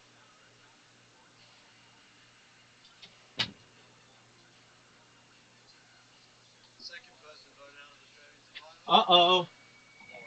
Laura. Laura, you dumb Need to bring me a player. Seriously, no hard feelings at all, guys. Make sure there is a contender at the end. You should say it. You should just say it next time. That she was a dumb player? Laura. Tribe has spoken. Who didn't even try? Underwhelming. Happy to go.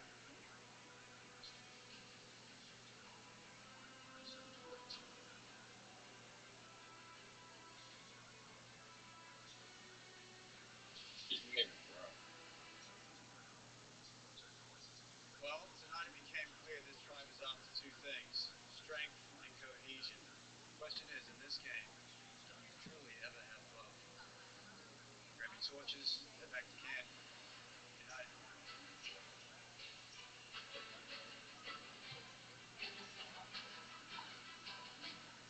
Next week on Australian Survivor. Go! The most grueling challenges yet. Oh! We'll test them physically. Guys, you gotta help him! Go on, Wayne! And emotionally. Yes, you can! I know what you've been through! I know how strong you are! Champions. Contenders. Who will rise? Big moves like this are how people win. Who will fall? Every single person on this tribe is going to be trying to take the champions down. And who will play the biggest move Something I've been dreaming of for 2 seasons. in Survivor history? I've done some big deals in my life, but this could be one of the biggest. Did that lady who made $1 billion or whatever, she'd make $1 billion, but she sold $1 billion in like bars or whatever. Was that from Australian Shark Tank?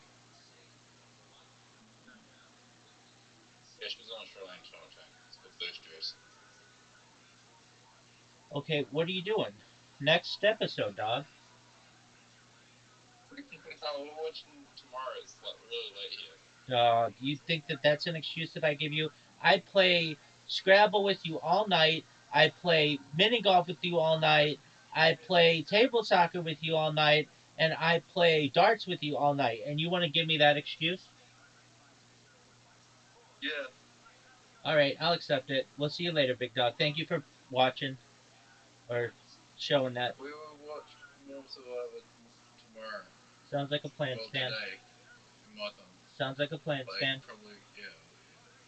We'll try to do 2-3 episodes a night. Uh, Which would take a week or about- so. Whatever. about- 2 weeks. 12, yeah, about 2 weeks. All right, sounds like a plan.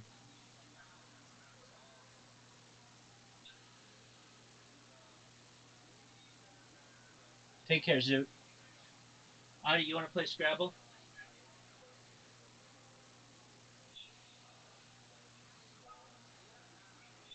The season after this one's probably the better season, but you got to watch this season to get it. Okay. Sounds like a plan.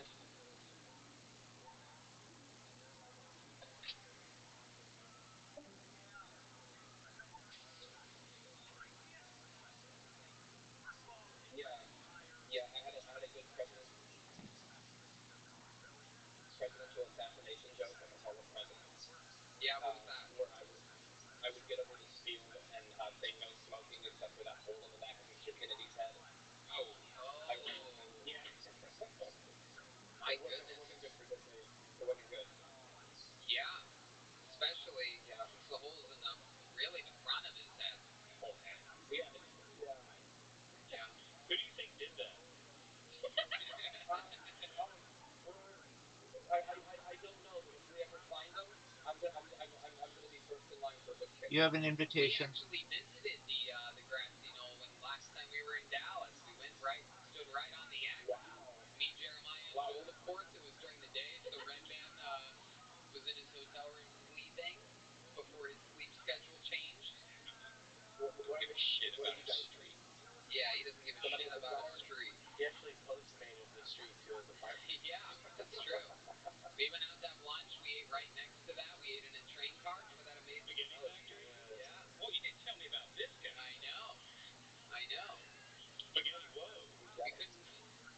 You couldn't have gone with us. They don't allow spaghetti factories inside of the spaghetti factory. It's blood type ragu. Oh my goodness gracious. Interesting stuff. What's your favorite food, Jonathan? You know, I like potatoes. They're a pretty good utility food. You can boil them. You can make basically anything you need with them. You are what you eat. That's why you actually look like a potato. Exactly. Well, that's incredible. I'm actually going to go potatoes for the burger. Yeah, what kind of potatoes do you like, Brian? Like just like a whole potato, like put some little sour cream and a little. Do you cook it in your oven? Yeah, microwave it. Oh, you microwave it. Yeah, microwave. You found a way. Like a baked potato. You found a way. I mean, that's like microwave baked potato. You found a way to somehow make potatoes more unhealthy than they are. Yeah. Pretty much the easiest way to make a potato. You look like Mr. Clean's evil twin brother, Mr. Clean's doppelganger. What is the wildest thing you've done to a woman in the bedroom? You really do seem like a kinky dude. You seem like you have a latex suit that fits you perfectly. So tell us about some of your kinks and stinks over there. There's this girl that I knew. It doesn't matter what her name was, but she was into blood, and I didn't really know if I was into it because that's a lot. But we went to this haunted graveyard in South Carolina called Montrose Cemetery, and she gave me a little cut and did like a blood ritual. Then we had like pretty good sex. Yeah, but pretty good sex. Pretty good sex.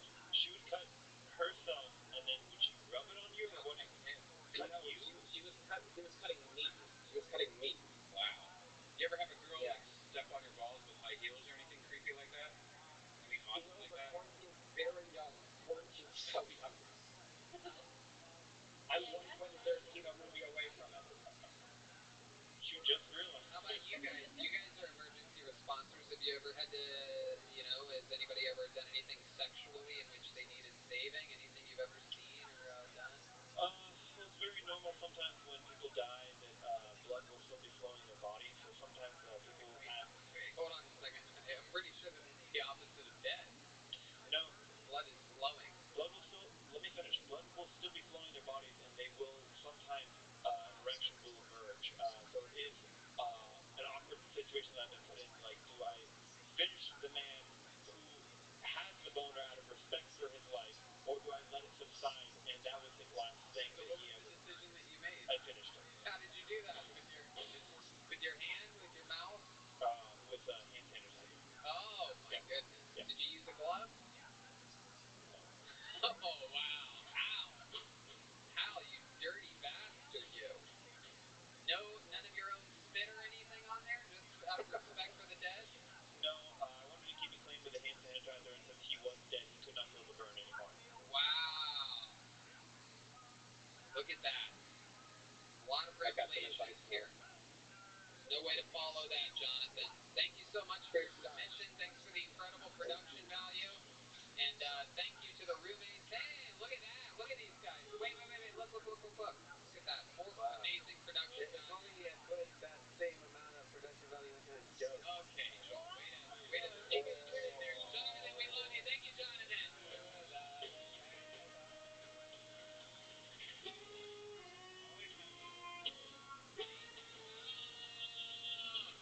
Your next comedian, I actually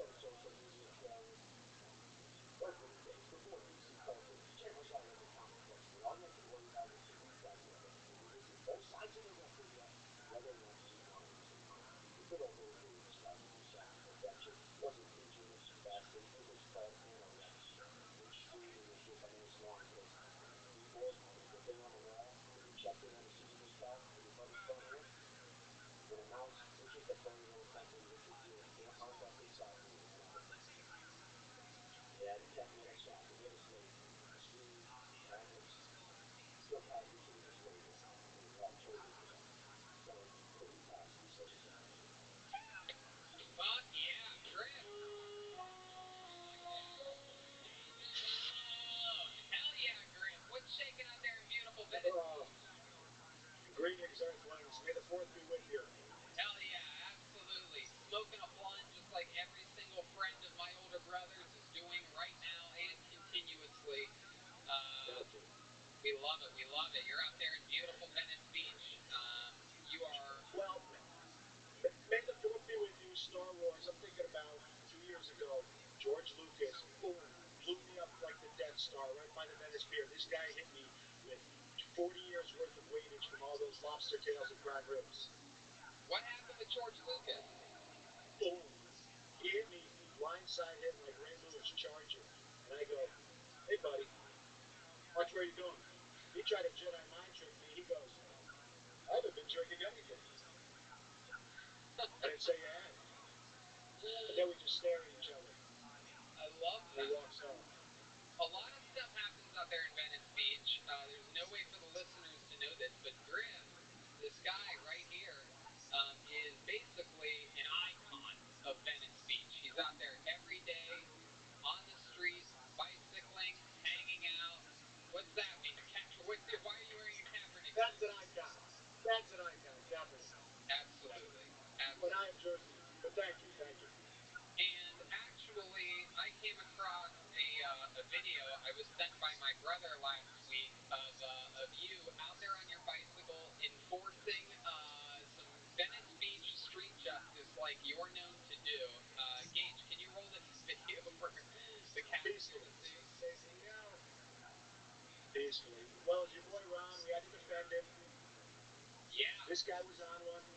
There's a guy here who is across the street right now. This is the iconic Venice Beach intersection there. And this guy was not keeping it herbal. He was definitely not keeping it herbal, as you guys say out there. He's playing loud music in this red car on the right. That's him shirtless in the middle of the street, bothering people.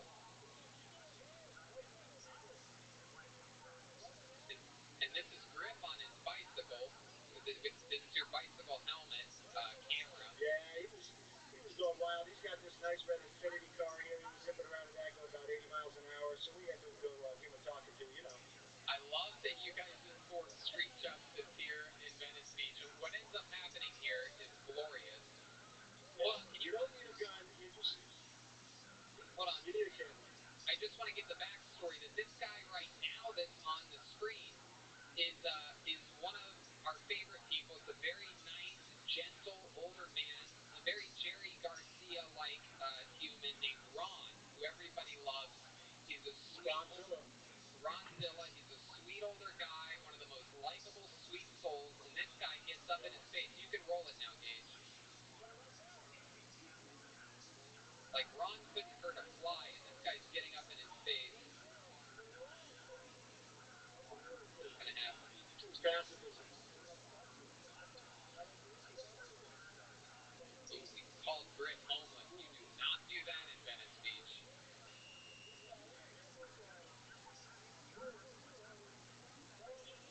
He's like, he got a pass that day. And this is the part, I don't know if we can hear it, but he says that guys like you, Griff, and Ron have been lowering his property value. They tried to flop into me like a European soccer player right here. Flop. And then let's watch this next video. It cuts out here, and then it gets right into the ending here, which is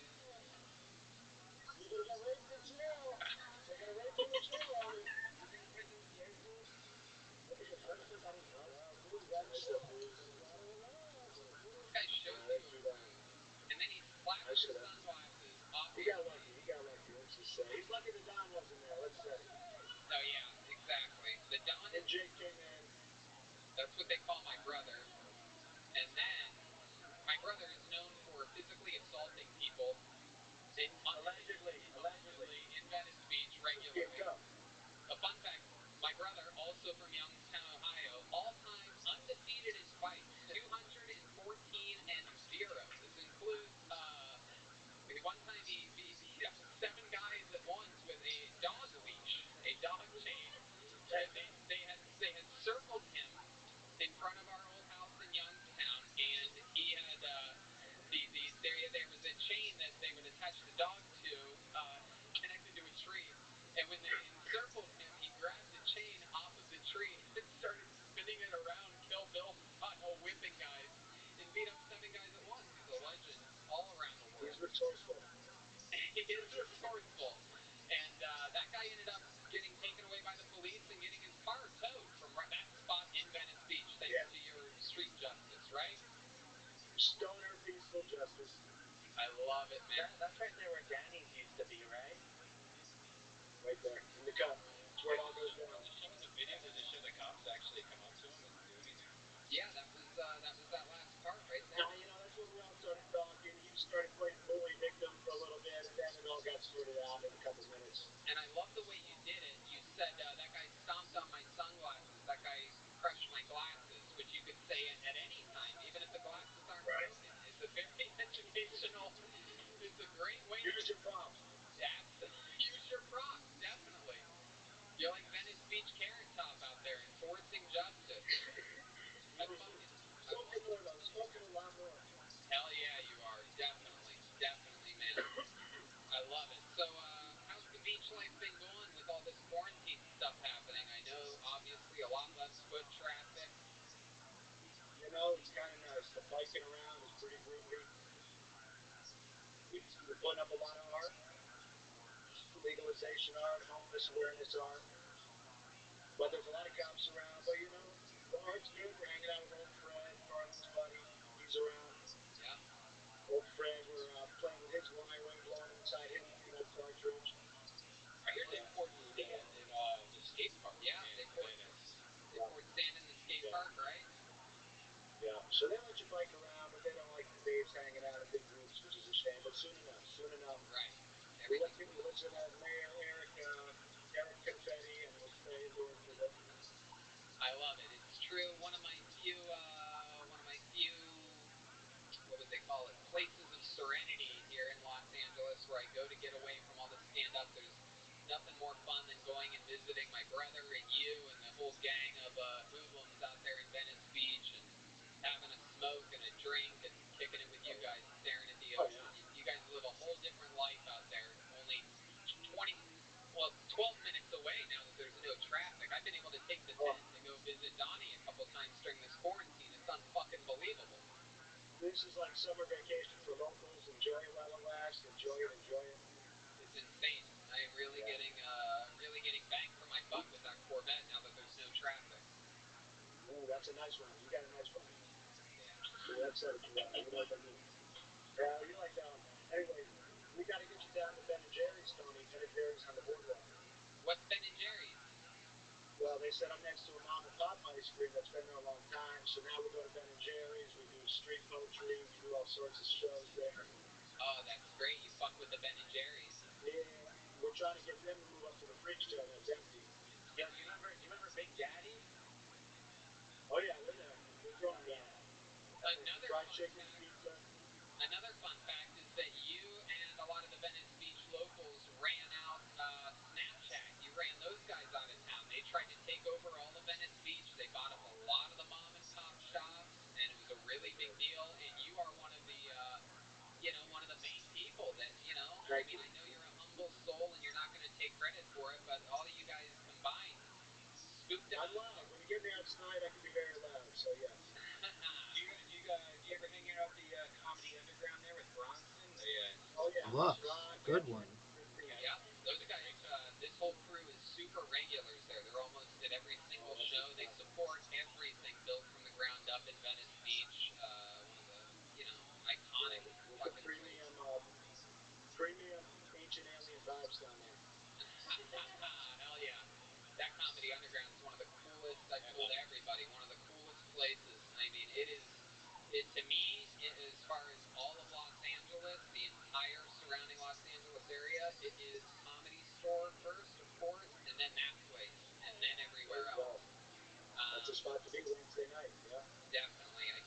things to be back opened up again, and we'll all be kicking it again soon. Griff, thank you so much for this appearance. Thank you guys, Bob Ross.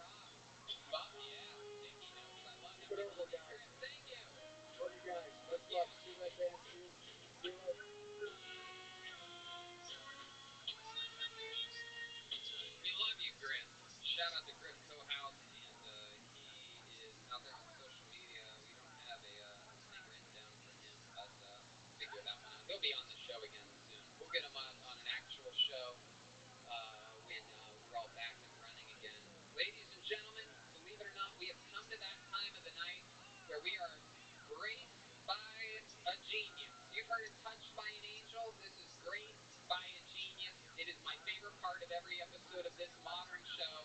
Ladies and gentlemen, the one, the only, the Slayer, Michael Lehrer, everyone. Here we go.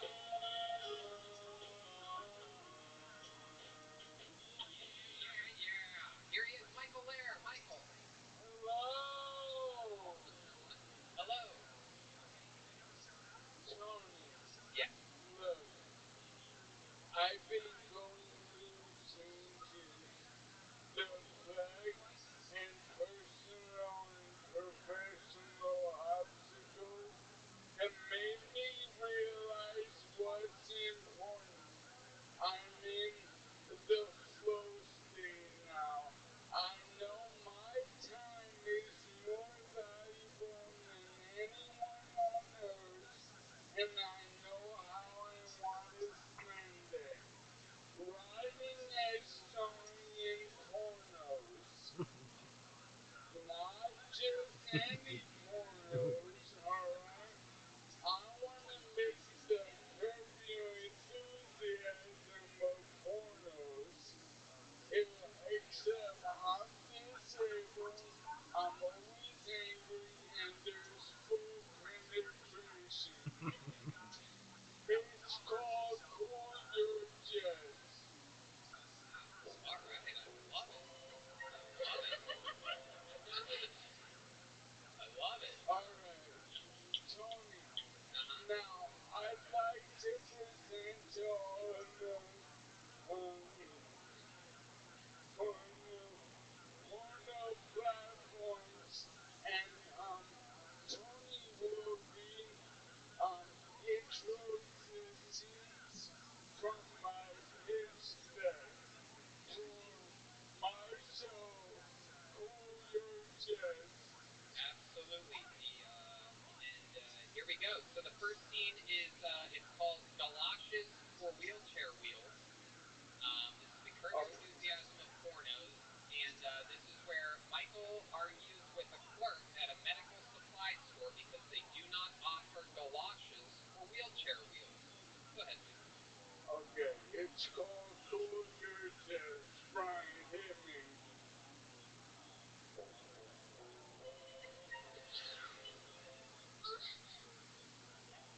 How can you not offer galoshes for wheelchair wheels?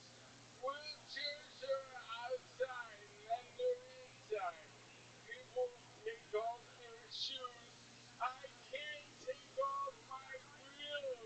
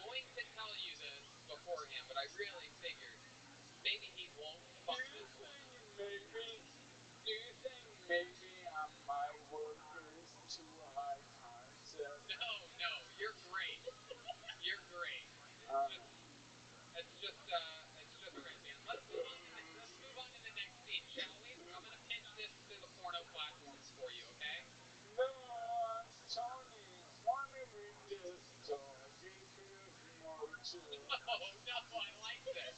I'm telling you, this is fucking gold. I love this. There's no way Red Band can fuck up again. This is just. No, you do. Can you tell the delay if there's one? There's no fucking delay, Red Band. Just wait till he cues you to hit the button. Let the 5-second delay happen. I'm gonna watch you hit the button after he cues you up. There hasn't been another delay on any of these buttons. I've been watching the whole time. Okay, yeah, there's a fucking delay. Yes, yes. Yes, there's a delay. You're the delay, Red. 100% there's a fucking delay, Yes, Tony. Red. Yeah, there is. I don't want you guys to fight because there wasn't even a delay. You hit the button. Already hit the pause. Okay. There you go. Yeah, 5-second delay. It's different now. They changed something. No, they didn't. Can I just say, Michael, look what you've done. Okay. Let's do the next Curb Your Enthusiasm of porn scene here. No. Son of a bitch. I know it's called Cool Your Jets. It's the Curb Your Enthusiasm of pornos. This next scene's called Cushion the Blow, where Michael argues with a disability charity in regards to the assistance they offer. What do you mean you can loan me a wheelchair cushion? You're gonna loan me one. So some dead guy's ass has been on this cushion until he died, and then you're gonna loan me that cushion, and then my ass is gonna be on it. Well, how about this? How about you loan me a fan to keep my balls cool on this cushion? Oh, you have other ways of cooling my balls?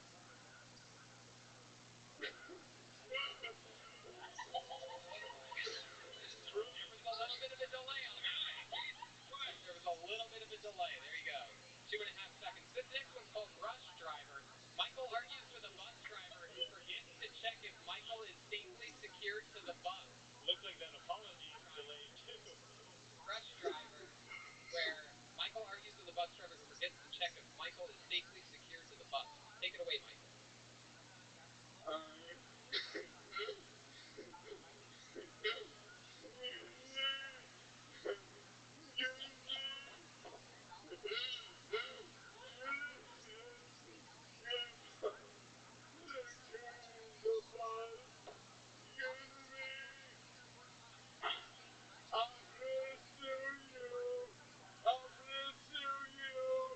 Unless you wanna settle out of court.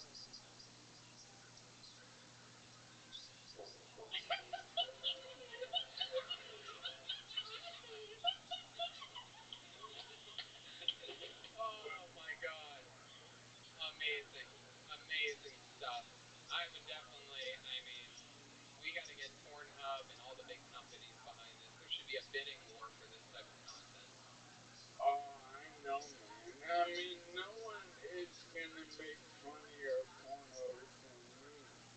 And, I'm, disabled, so it's a win-win-win for everyone. Absolutely. Win-win-win-win-win, for sure. So what's been happening this week with the quarantine? Anything exciting going on? Yeah, I'm gonna be on America's Got Talent. You're gonna make Tony spin up the table light. What? Jeremiah, what'd you say? Al, I said you're gonna make Tony spin up the table wine. Oh. I wish I had someone. Yeah, I applied online.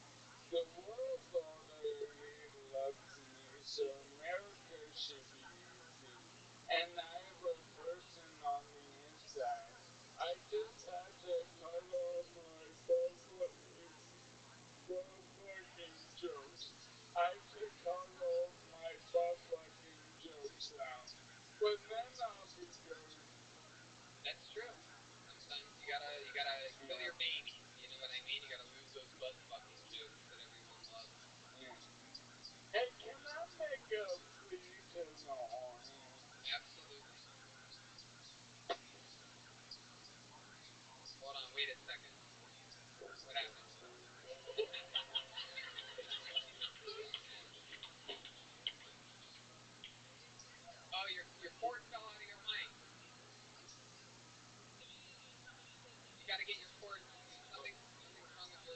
connection. Hello? Oh, we got you. We got you. We got you. We can hear you now. Really? Yep. Alright. Alright, so, how much time do I have left, homie? No, Well, whatever. probably only a few weeks, but What, that's it, Red Band.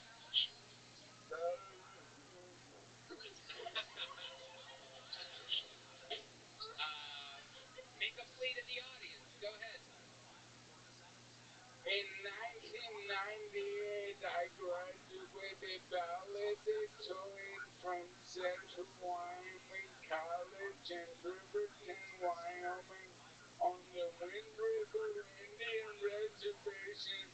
The reservation the movie Wind River was set on anyway. I deserve to be 2020 Central Wyoming College alumni of the. I absolutely agree. If there's any way for us to contact Central Wyoming College,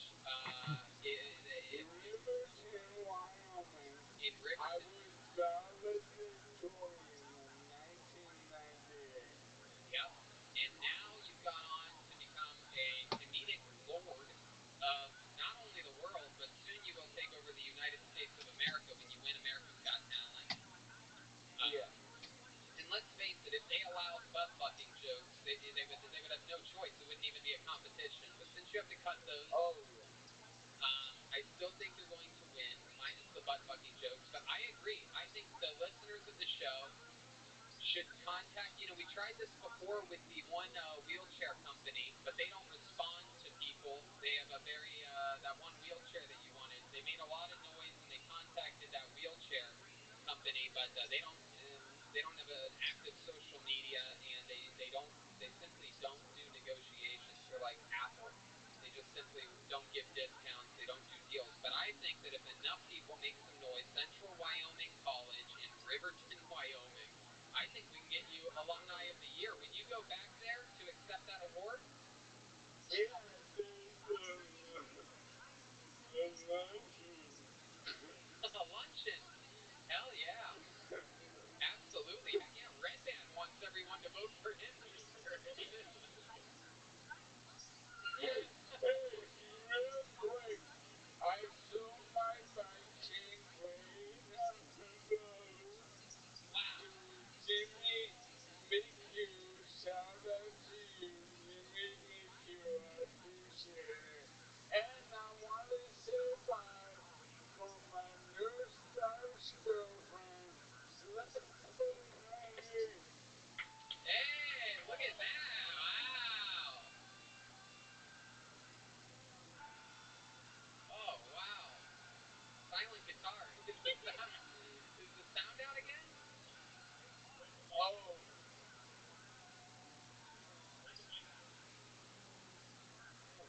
It's just moaning. There you go, Red Band. That's another. Can you hear us? No, yeah, now we can hear you. Yo, baby, please, play your heart out. Play your heart out. Yeah, like that they show. Yeah. Wow. Oh, yeah. That's it for Leo. Hell yeah, the great Michael Lair. We love you. Great stuff, Michael Lair, everybody. Fucking awesome. We love you, Michael. MichaelLairComedy.com. We love him. Michael Lair is the best.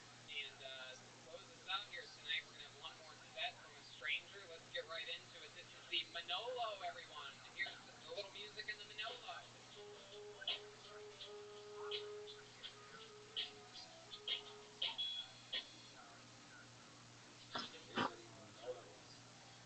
Actually, that was one of the 8 years ago.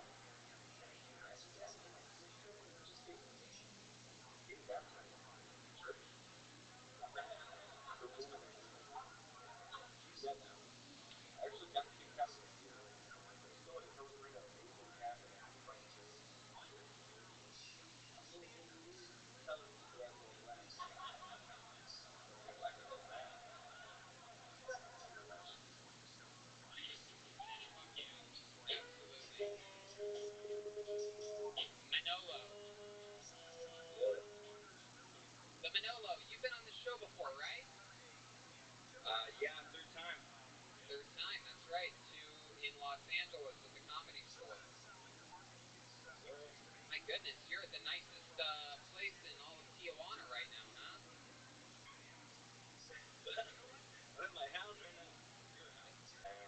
His jokes are good. Somebody's entertained by that. Do you have any special Mexican contraptions in your house? Do you have like a wine cellar or a piñata room or anything like that? Sex toy. What? Oh my goodness. Actually, now do you use it as a penis pump or like to get like mites out of your ass? So what? It actually works as a pussy pumper as well. Yeah. We're overloaded with information right now. What do you do with those contraptions that you just held up? Well, if like on the centerpiece, you know the centerpiece thing? Yeah. If I have a guest. If I have guests. Oh, I thought that was Steve Harvey's microphone from. It's like huge. Yeah. The Family Feud. And how about why was the purple dildo attached to a rod? I'm a little confused at that contraption. Let's see that one more time. It's a vibrator as well. Oh my god. And a hair I didn't know they had this attached. Jesus, look at that thing. Look at that. It looks like Q-Bert. Oh my god, that is incredible. That is like that is.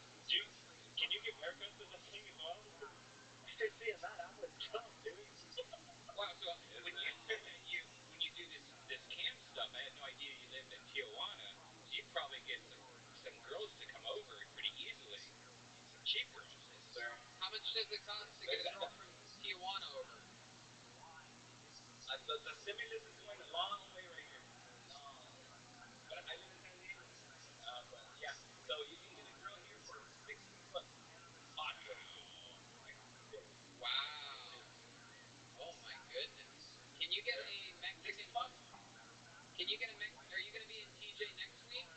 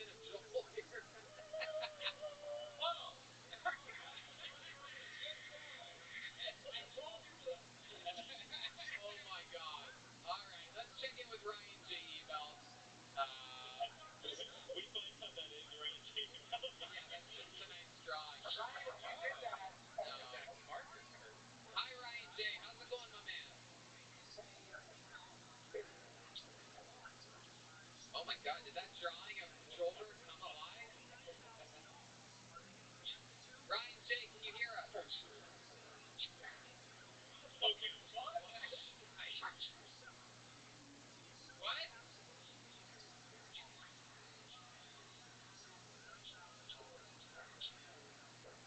What's the delay? Hold on, I just want to hear this thing out because it is mind-boggling.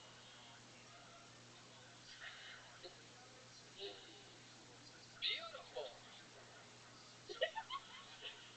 Jeremiah's legitimately scared right now. It's so cool that Zordons from the Power Rangers is calling into the show.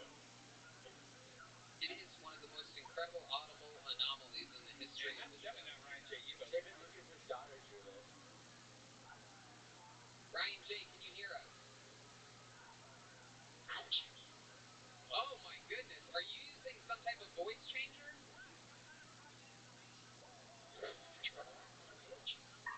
Oh my god. Was that you? Okay. Jesus. There's something going on with the sound, Ryan J, but that drawing is fucking cool as hell. I love the youthful style of this one. It's definitely a change of pace. I love it. That is so cool. Did you use crayons on that? Yeah.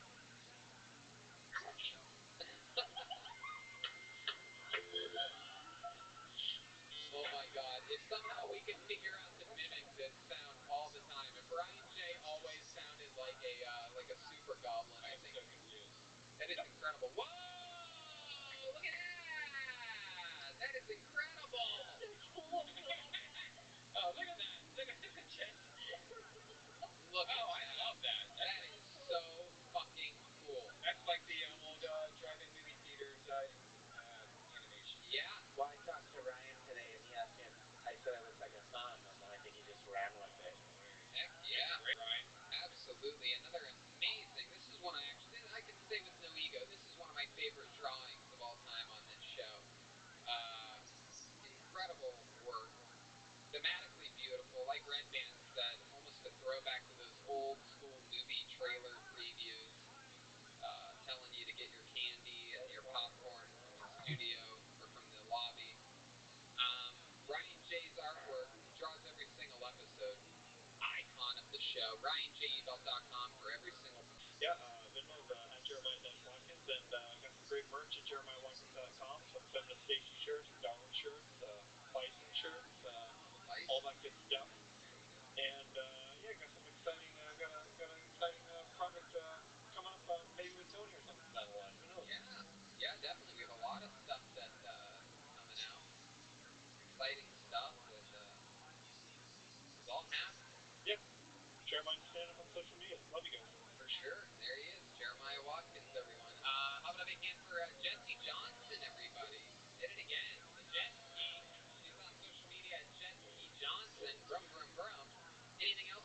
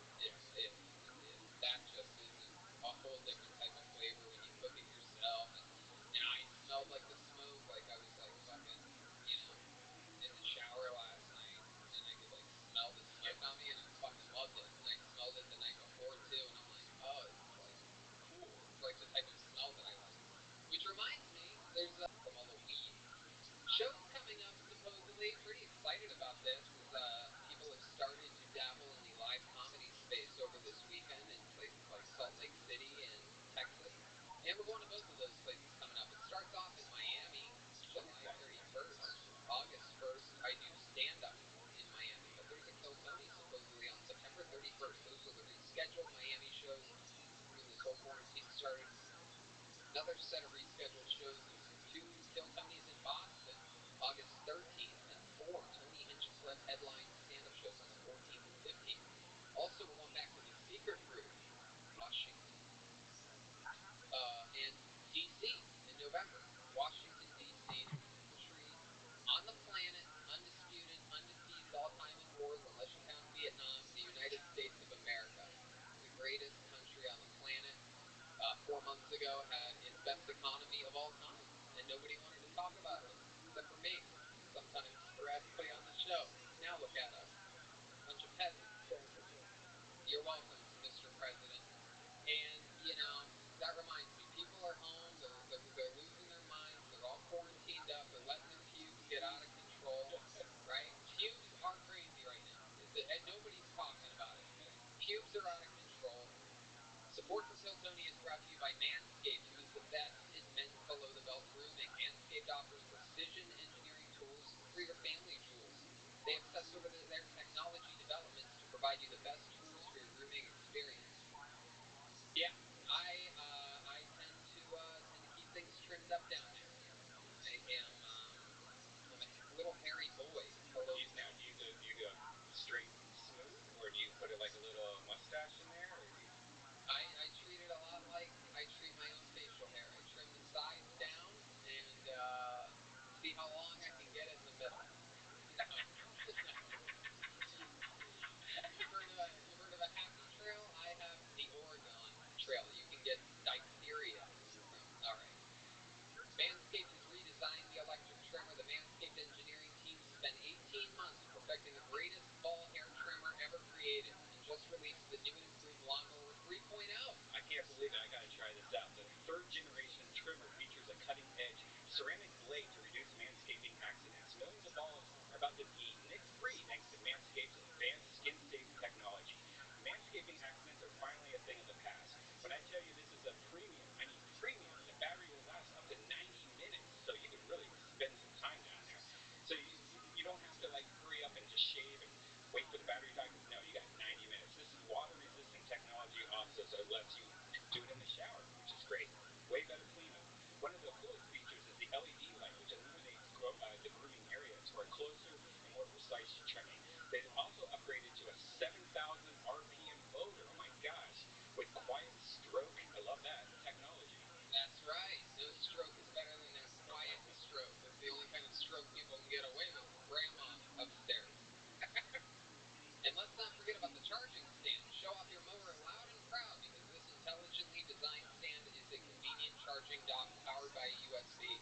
If you are listening to me speak right now, I want you to experience it firsthand for yourself. Trim that junk of yours. Get 20% off and free shipping with the code KILLTONY at manscaped.com. Your balls will thank you. We've all had a nick on our balls. I've had a nick, a Jimmy, a Bobby. I blamed it on herpes when I nicked myself once. Whoa! Funny thing is, that's probably true. Get 20% off and free shipping with the code KILLTONY at manscaped.com. That's 20% off with free shipping at manscaped.com. Use the code. Okay.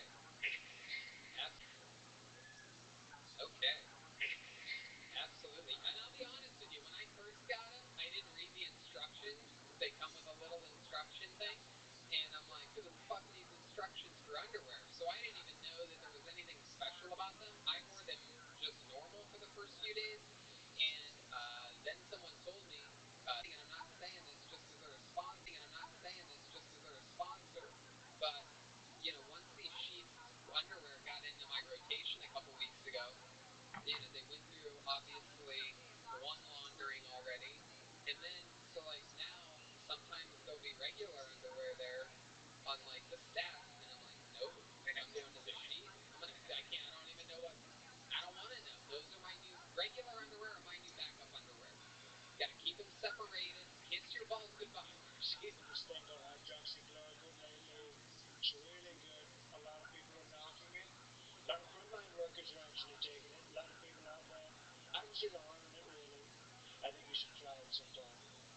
I agree. This might be, that is definitely the most wild thing, out of all the things, if you're wondering. I thought to myself today, wow, I'm able to defend almost great way. Like, oh, they just took this out of context, take this little sliver. But to be honest, the hijacks, you know, and then I told him right before the show, he pushed me in the mud. oh, pushed you in the mud, Doctor. That's why my coat's pushed you in the mud, Doctor. That's why my coat's so wrinkly. That's what happens when you get pushed in mud. It makes your white jacket wrinkly. Can I just say that? Is it too much for me to? I'm sorry. I'm speaking my mind. We're gonna have fun today. Actually, yeah, it's amazing. I love it. You know, I heard the guy developed it while at battle in Iraq, and I've been in a few battles myself, so you know everything about me, and I feel like these underwear are really going to take the drum battles to the next level. Yeah, definitely. I like that. So what else is going on? You weren't here this week. You weren't here last week. Explain yourself to the fans of the show, Joel. You know, I'm just trying to keep myself quarantined for 2 weeks. Wanted to see my parents. I did take a COVID test just to make sure I was good. Turns out I'm negative. Yeah. So, you know, dodge that. Indeed. Hell yeah. So, how's your girlfriend? Ryan hates this. Look at him. Look at him. All right. How's your girlfriend, Joel? Oh, she's doing good. You know, we're just chilling. I've been talking to now. I'm just, you know, a Manscaped was just, a Manscaped was just really help me to stay clean and proper these next sort of like drum battles that I have, you know. Manscaped 3.0, I think. That is the full-size sheath bodysuit, for those of you wondering. Kiss your friends goodbye with the new sheath body. Audience, but it turns out it's way scarier without a live audience. And Joel is just literally a cam girl right now. I think he probably between two Fernandez. Oh wow, we still got it, ladies and gentlemen. Oh wow, we still got it, ladies and gentlemen. Still got it. We love you, Joel. There goes Still got it. We love you, Joel. There goes Joel Jimenez. He's at mostly starting chords. He'll be back next week. Joel Jimenez. He's at mostly starting chords. He'll be back next week on the drums. We love you, Joel. Alright, I love you guys. Peace. Have a good. We love you, Joel. Alright, I love you guys. Peace. Have a good show. I feel like he's gonna do what he did on tonight's show, but it was great. We're just getting he's gonna do what he did on tonight's show, but it was great. We're just getting it started. I feel like he's gonna judge himself all night. Yeah. I feel like he's gonna judge himself all night. Yeah. You guys don't know Joel as well as you do. That's what he tends to do. That when you go down. That was my new thing about this. That when you go down.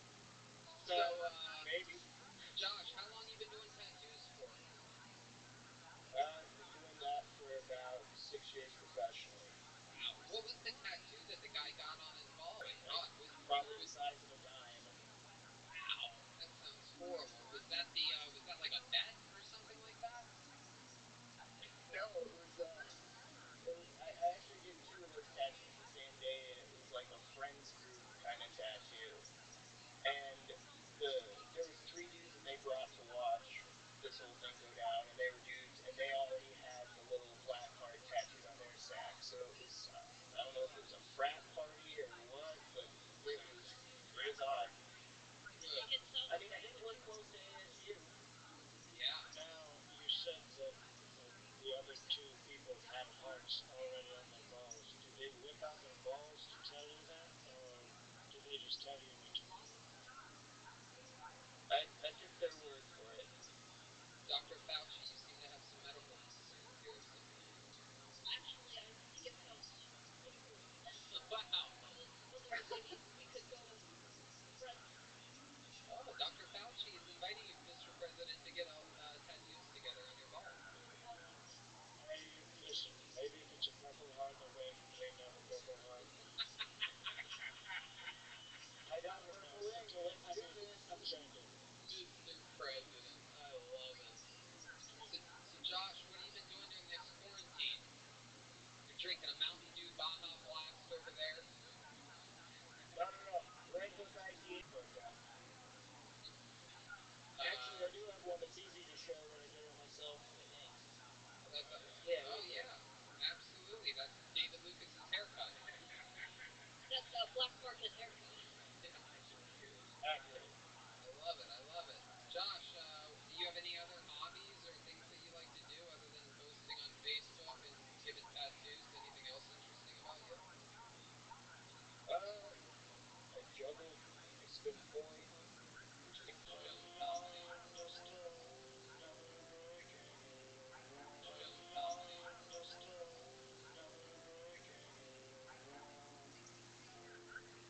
I love that he's talking about stuff that he can talk about. He's a tattoo artist.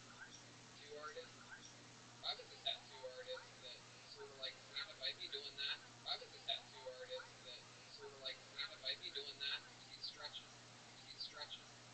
Out all that material. Think of all the silly tattoos that I've had. Imagine a tattoo convention where you perform or something like that, and you get to do all those jokes.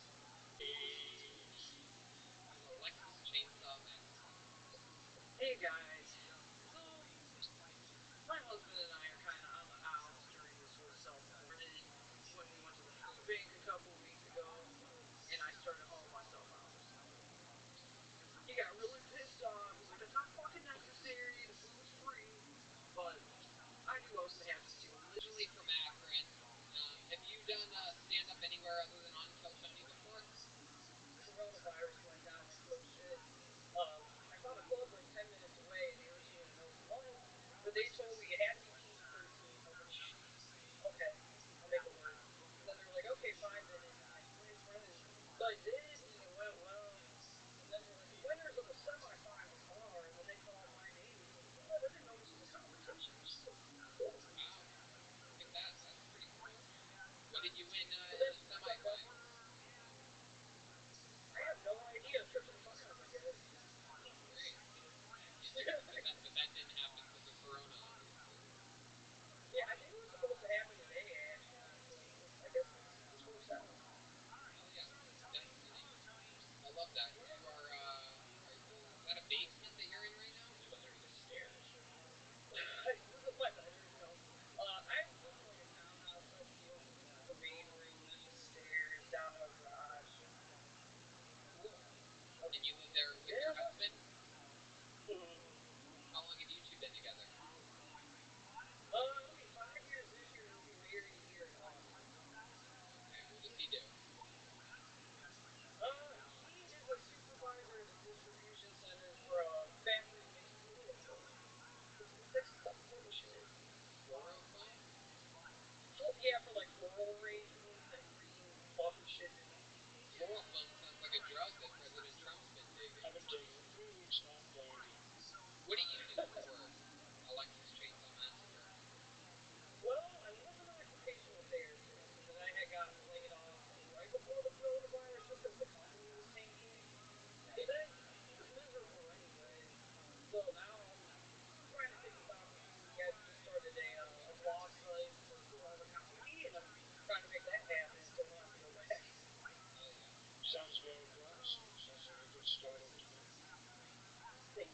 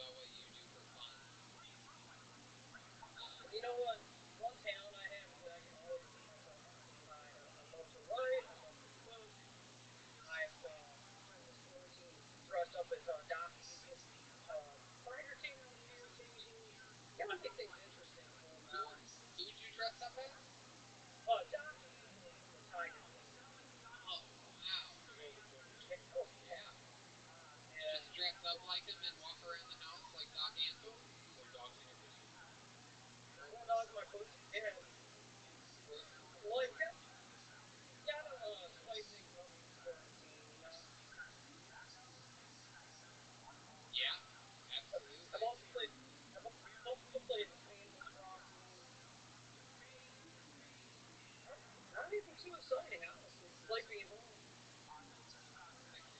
pretty exciting to me. Oh, I feel like. Have you ever played Animal Crossing, Dr. Fauci? You know, I'm so busy on the yeah, I play all the time. I get a lot. I actually play Animal Crossing when I watch Mexicans straight across the border, and I say no thank you. You won't come to my island. I bought a Switch myself. Instead of the account, I made it really easy. Dr. Fauci, what's the weird part, Mr. President? It's clear on the corrugated glass in the mirror of a cage of glass and diaphragm. I learned what that meant was your friends over there. That was me. I love it. Alexis, have you ever been arrested before? You have arrested energy. Seems like you've had some wild nights in your life. Started a cat fight with a little girl not quite in your weight class. Maybe accidentally cracked her head open. Yes, definitely. She was cops energy. she was talking shit. She said, so I beat her ass. No, Come on, I've never been arrested. Never? I've never been. I've had misadventures. I'll put it that way. Like I've what? experienced cat fights. That's right. Kiss your balls inside.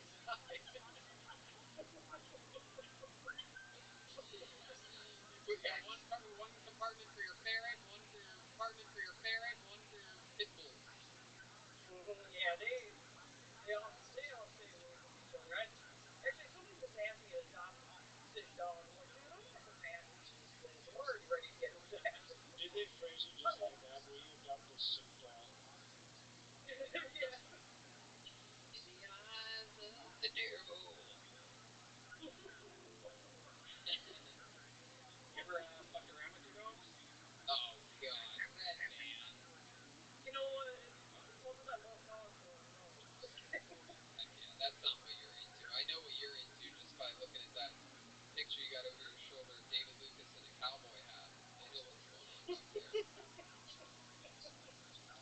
All right. Well, Alexis Chainsaw Massacre, it was fun to have you on this show again. Fun stuff.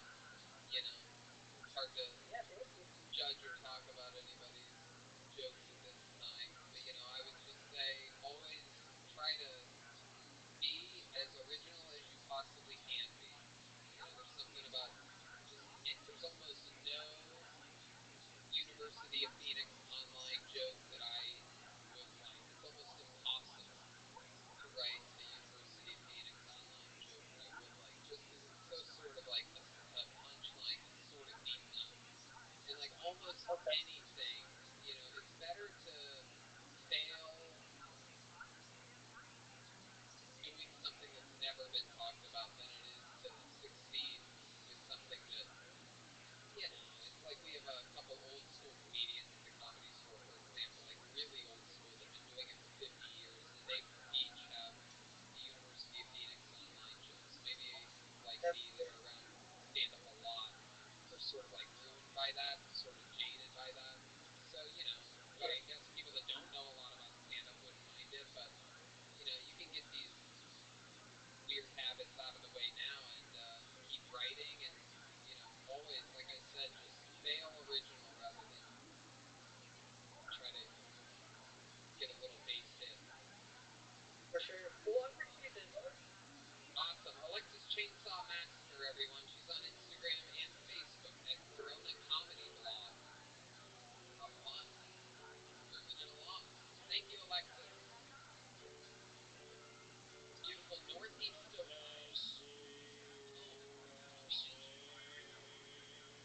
Wright brothers. First president in the history of the United States of America to take the oath. Ohio voted for you. Very well. Great record. Fun fact, Ohio has decided the presidency of the United States for them. Yeah. So, NASCAR, like football, the football belt, many great head coaches from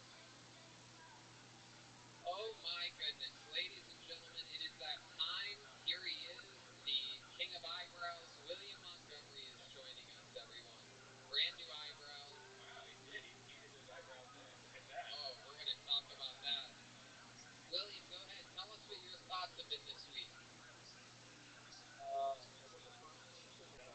How'd you grow those this week? Oh my god, it's such a low price. A lot of aloe vera. Oh my god, it's such a low price. A lot of aloe vera. Am I covering up bruises? Is that a joke? No, yeah, it's aloe vera. I put that on and they're really coming in good. Do y'all like them? Yeah. No, it's great. I like your bandana too. What's going on up there? That's new. I can't figure out how to do this phone thing. You're doing a good job. Move the bandana back a little bit. Yeah, there we go. Perfect. Now I can see better? you. Yeah. That's great. Feeling better? Yeah. How are y'all doing? We're doing good. We're doing great.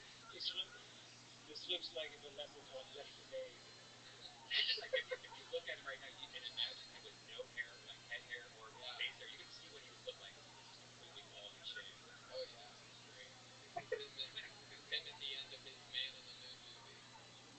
It is. Oh god. He looks like Joe Pesci and JFK. Weird choice for Joe Pesci. I saw Twins this past week. I love it. Really good at that. I don't really see the Joe Pesci or the JFK so much. You know, because Joe Pesci has like makeup on and JFK, he's bald. His hair's all fucked up. Oh, Joe Pesci in JFK.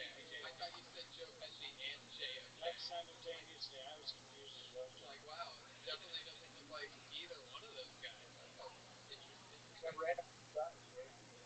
What? That kind of sucks, dude. Shut up. He's like got real eyebrows. Oh my god. Dude, he's so real as shit. Are you serious? Are you fucking with me right now? I wonder how long they'll last. Can you rub one for a little bit and we can see how sturdy they are? Rub it. Actually touch it. Rub it up and down. Yeah, I'm rubbing it really hard right now. You're rubbing it side to side. Can you rub? Touching it. Yeah. No, you're not even touching it. Rub it up and down. Come on. What's the glue stick, Bobby? I happened to watch a RuPaul's Drag Race, and I put the glue stick on underneath, and then I nailed them on. Yeah, it looks like there's a bug stuck to one of them. That one right there. Yeah, you have some dirt. My room's pretty dirty right now. Can we see it? Can you take us in? Show us your room, please. That would actually be super entertaining. Dirty. I do have one, but I'm not in my place right now. To find out he's been staying in a dark house. Well, that was right outside this building. Okay, well, you're not here. Let me, Hey, here we go. oh.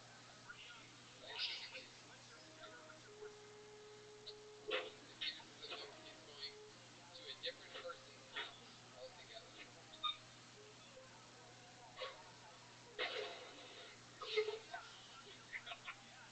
How do I put the motor out? It's hard to see. Do you live in? Are you in the Michael Myers house? Is this The shed. Is this the Blair Witch Project, or is this? You really need to figure out how to use your phone, man. How long have you? I know, it's hard. He's literally right back to where he was. Yeah, that was great stuff, William. I really feel like I went on a journey with this guy. I feel like I know his name. William, the president has been taking hydroxychloroquine for the last week and a half. He's also been on chloroform for 3 weeks. Azithromycin. Yeah. Azithromycin. Yep. And how about you? What drugs have you been on lately? Anything interesting? Like chlorophyll or anything like that. Did you mention President Hydroxycut earlier? Yep. How about you? What drugs have you been taking? One of them amoxicillin. Oh. Okay. It's good all week. Really? Yep. Man. Seems like you've been getting that a lot lately. I have that. Yeah, it's getting better. The amoxicillin helps. It's a neat little drug. I'm sorry. I wish I was in my place. I feel like that messed everything up. I feel like this is probably one of my best sets. And then do you ever go to your place anymore, or are you just strictly staying with your girlfriend who doesn't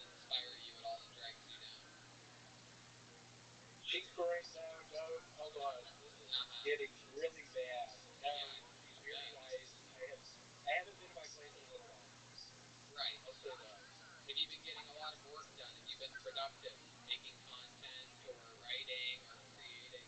Going back to work. Totally. No, going, back at work. Been creating a bunch of content. Like what? What content? I play a lot of tic-tac-toe against this computer, and I throw in jokes some of the time. It's been a really big hit. Okie dokie. William, I love you. I miss you. We'll talk to you next week. Okay, sounds good. There goes William Montgomery. William.f.montgomery1 on Instagram. I believe that's also his Gmail password for those of you interested in breaking in on his email.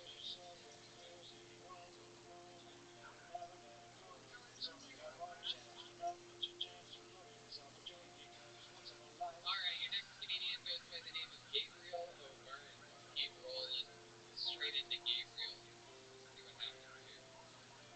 Gabriel O'Byrne. Hello, everyone. I'm Gabriel O'Byrne, and I was born and raised in Columbia. I lived about maybe a little schools for some people. Moved here as soon as I was born. Went to university for 3 years and finished up my marriage counseling. But it's absolutely fine. But I thought that I would just take this chance to answer some of the more common questions that I get every time that I cross on the telephone. Number one, yes, I have had cocaine. And number two, yes, I deal with cocaine. What's cocaine help you? Like, feeling confident, assuring yourself, present, in the moment, wanting to party, and having conversations till 4 a.m. with a girlfriend or shooting at prom or teaser. You want to know what your approach to everything is? Yes, Steve, I enjoy that very much. And I think you would too. And number three, yes, I constantly show my listeners at every show. Alright, there you go. Gabriel O'Byrne. Heck yeah. Wow, you shaved since your submission. I just realized that. I completely forgot that I had longer hair and a pretty aggressive looking mustache. Yes, you did. Good part to think about. Yeah. And you're in Columbia now? No, I'm in Syracuse, New York. I've been living here for a few years now, but I was born and raised in Columbia. Yeah. Wow, I hate upstate New York. How did you end up in Syracuse, New York? I'm sorry? How did you end up there? I went to college there. I did my undergraduate. I was there for 4 years. Then I moved out to San Francisco, but I got offered a job at the university. So I've been living here for just over a year now as a city worker. Oh, okay. Fun. Do you have a connection to get cocoa leaves? No, I wish. I want cocoa leaf research. I got all the drugs. Dr. Anthony Fauci. Like real weed. Do you ever eat at Dinosaur Barbecue? Yes. Yes. Yes, I do. I actually Fantastic. eat there quite often. I love that place. It's very good. Yes. And Jeremiah, I'm sorry I missed you at the funny bone. You were here not too long ago, right? Somebody was there a while ago, yes. This is the President of the United States, Donald J. Trump. The J does not stand for Jeremiah. Alright. So how much cocaine have you done in your life, Gabriel? Living in Colombia. Looks like it flows like water. You definitely look like a young Ed Snorton. I actually never did, well, I did, what am I saying? I have done coke in Colombia, but I started my short binge here in college. And then I was working on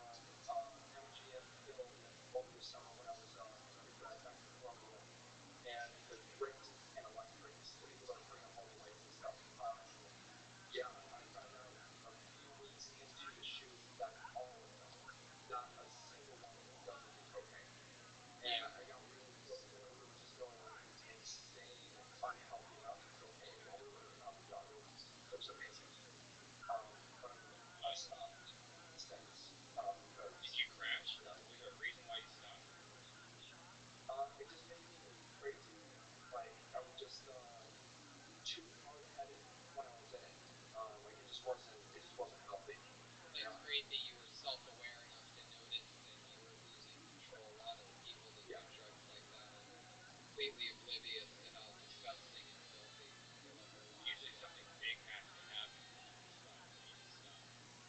But then again, you live in Syracuse, New York, so you're at bottom all the time. Hitting bottom is just touching the floor of where you're at any given moment.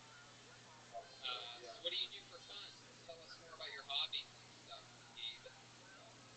So, I mean, hobbies have kind of slowed down to me, at least this point, for for everyone. I don't think that's been the case, but I was a pretty avid rock climber right before this happened. There's a pretty cool rock climbing gym here in Syracuse that I used to go to a lot. One of my favorite hobbies when I was living in Florida was a dirt bike racer. I did that for a few years, to the point where I was making a little bit of money doing it. I'm surprised they have a rock climbing gym there. Because like I said, in Syracuse, everywhere is rock bottom. Do you think you'll move out, like go out west eventually, or do you like it? What motor class are you? John, where are you? I'm sorry? Go ahead. I did enduro racing, Mr. President, and yes, I am considering moving out west at some point. The weather, I mean, upstate Were New you York thinking is about heading Buffalo? Upstate New York jokes, people. I don't even know. I think Syracuse is east of Buffalo, right? Yeah, Buffalo's like southwest. Yeah. Syracuse is almost like smack middle of the state. Sure. You ever make it down to the city? Yeah. New York City is one of my favorite places. Awesome. I always wonder that about people that live in upstate New York. Because I would hate making that trip as often as humanly possible. I unfortunately didn't make it down as much as I had hoped. I mean, it's a very expensive place even to just visit for a little bit. And the ambulances are out of control today here on Sunset Boulevard. So much for reopening businesses and the economy. People aren't on hydroxychloroquine yet, and I think that's just an issue. People are rushing to be. There's 3 or 4 ambulances going down the street in the past hour. Not a good sign at all. What I say, nobody listens to Fauci. Welcome to another episode of Nobody Listens to Fauci with your host, Dr. Anthony Fauci. Do you go by Tony or Anthony? Who do you prefer most? Tony's like the different. Yeah. Tony's doctor. Right. Yeah, because you're a doctor. I can see why you went for Anthony. That's a very highly spoken about thing amongst Anthonys. Most Anthony. First of all, Anthonys are very rare, but all Tonys are actually Anthonys. A lot of people are always surprised when you tell them. It's like if I'm in trouble. You go with Anthony, get him. Right. I say, Antonio, get over here. What are you telling the public again? Stop it, okay? We can go no mass. We can rob our groceries or some question of that. So I like it. I heard you don't use them. What's your love life like, Gabe? I see you have a couple laptops behind you. I'm guessing a lot of fucking doggy porn going on up there. a lot of pickup porn. That's my niche. That's my thing. Pickup porn. What is that? Sex with a pickup truck?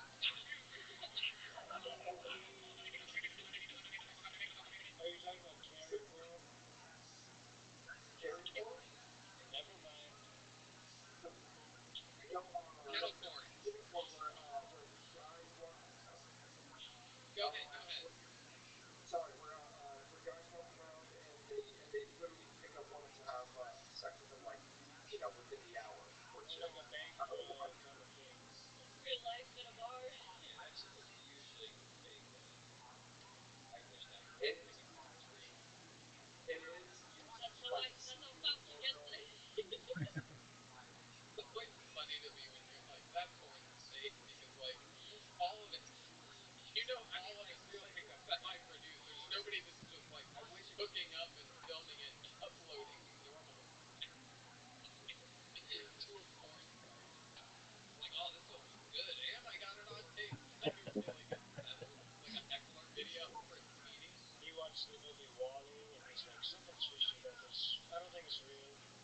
I'm not sure if these people, these robots, are actually. No way this Star Wars shit happens. On all these other planets. Alright. Well, when you leave it to me, guys, it's real to me. I love it, Gabe. Anything else we should know about you before we move forward?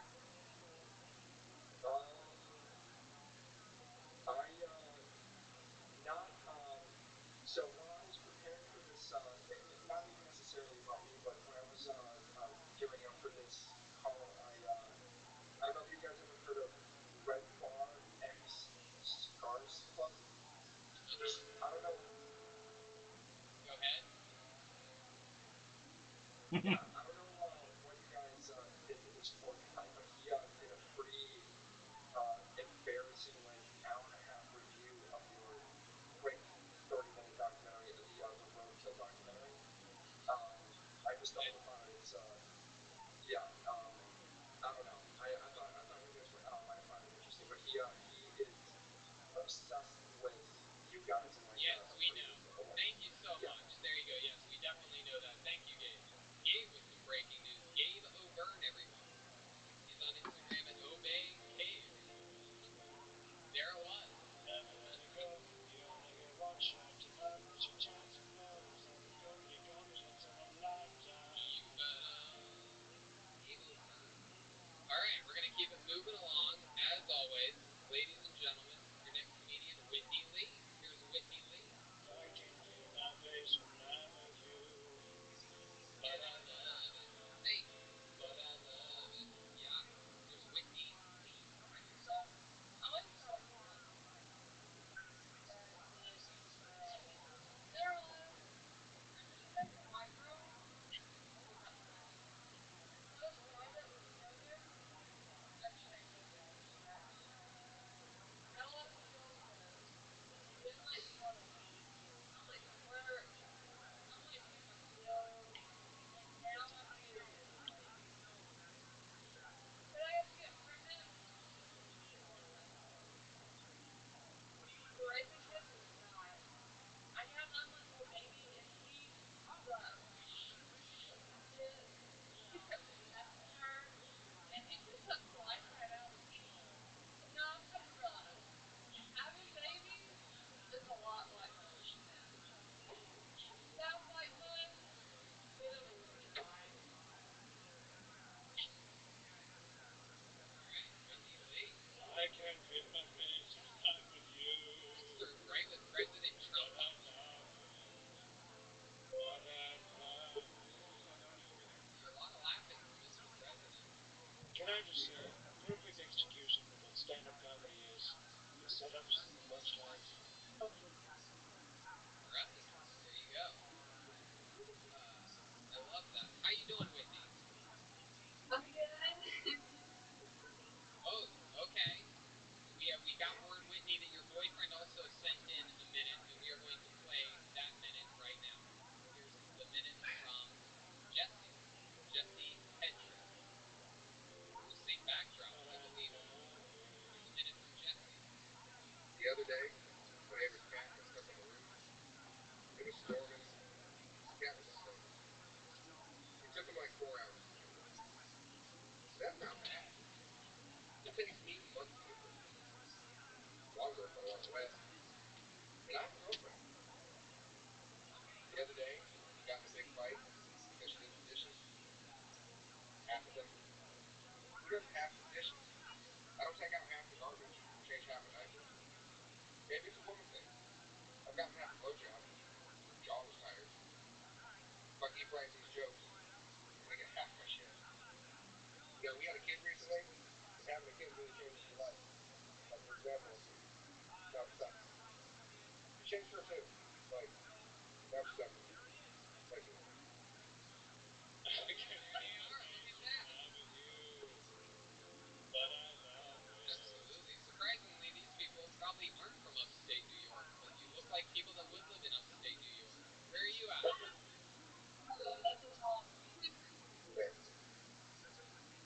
What? My mom's from New York City. You're also in upstate New York? No. Yeah. We're in Colorado.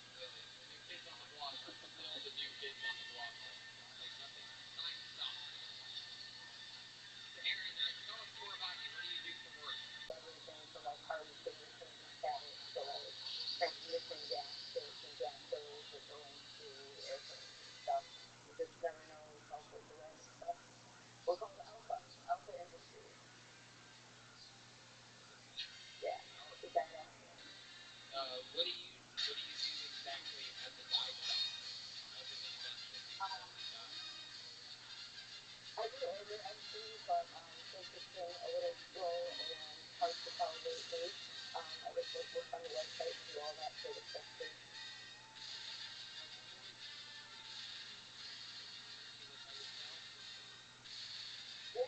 Yeah, I'm by myself. I'm the only person that lives there, and I'm really lucky that I still go to one of the random weird things that we make is face masks.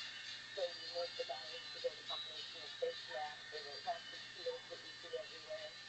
So I'm an essential employee, and I get to keep working, which is awesome. And my other job on weekends was a gas station job that closed down to continue to pay me because they were an amazing employer and looking out for us. So I've been really, really fortunate. But both jobs were awesome because they gave me my days. I got done at work at 2:30, so I had my nights to do open mics every night, which was really great. I missed that. Where would you perform in Milwaukee? Where is it?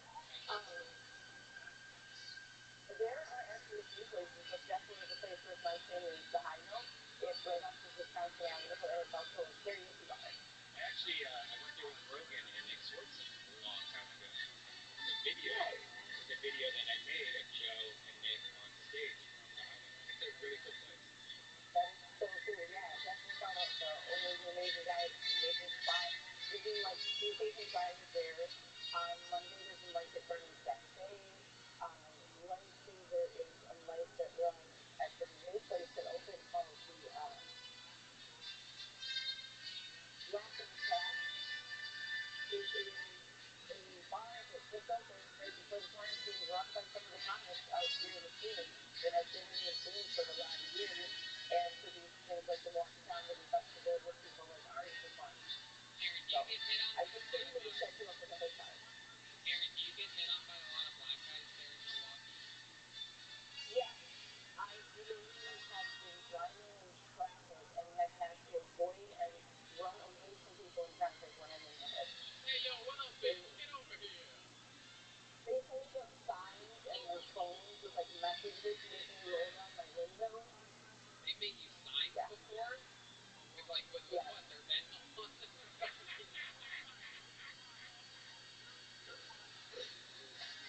What do the signs say that they have? Jeremiah Dash Watkins on Venmo is a pro-child, free up let's keep the relationship going. What if the signs said the black guys have held up? These signs said, cannot get that. I think it was just that. My goodness. And the spelling was proper on all those words? You know, I was driving, so I wasn't that focused. Can I see that? Yeah, definitely. Have you been with a black man before, Aaron? Yeah, yes, I have. What do you prefer, white or black? Nothing like that. You too. I do prefer the whites and the blacks. I believe you won Wisconsin. You better than Peter Borders, huh? What is it about the white guy that you prefer over the black man? Well, there's a lot of things. No, I'm asking Aaron, Mr. President. He did say that he was at the white man inside the Borders, so... How about you, Aaron? What do you prefer about white men? He was a man inside the Borders, but... It's not that, it's just, people that I connect with more. It's really whoever I connect with, and it just kind of took a shift when I was younger that was who wanted me, so that's who I connected with, and now when I'm older I can be more discerning. It's such a politically correct answer. I would expect that from the president himself. Yes, I would like to offer you a running mate position of president. Let's go vote for it. I don't think she likes me. Just kidding. You're going to get speaker over the internet somehow. Welcome to another episode of All Right. Also, the confidence is there behind it, and he has a whisper to the way. Normally, confidence is people that go insane when I make jokes like that, and when there isn't, yeah. The first time I did this, I was not doing so funny, really. I had gone to Appleton, I didn't know what so funny was. I just got one of those things where, oh, you went to Tom's Cigar, so funny stuff I was so funny. And I was seeing Red Band on Dr. Drew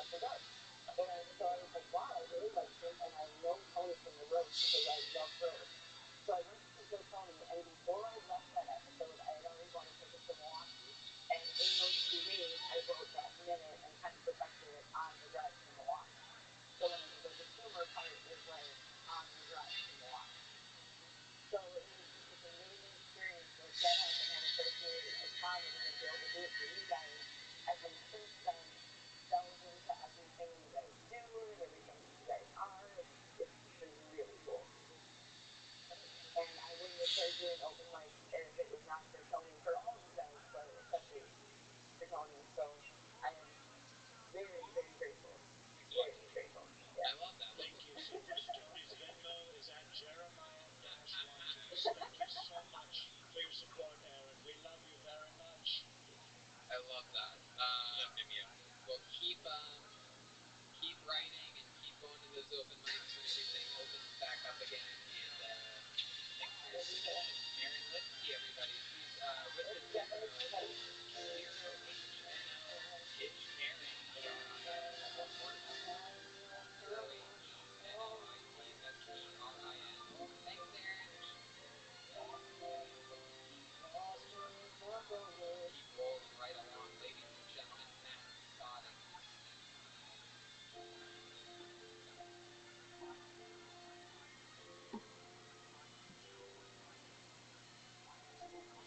Great, here's Matt.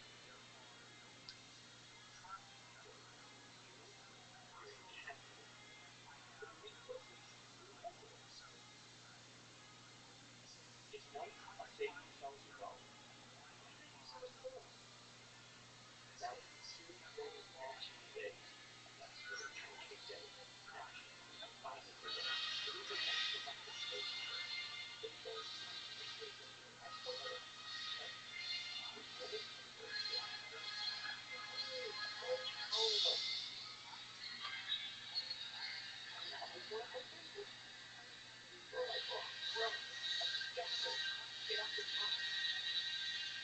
Now, James cowboys have a lot in common.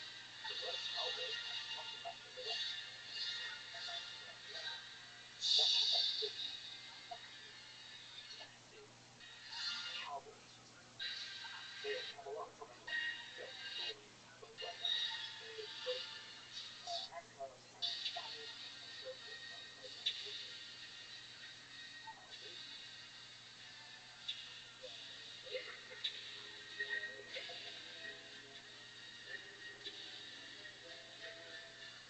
Hello, Matt Spotting. Hey, how's it going? How's it going? How are you? Where are you? I'm in Vietnam.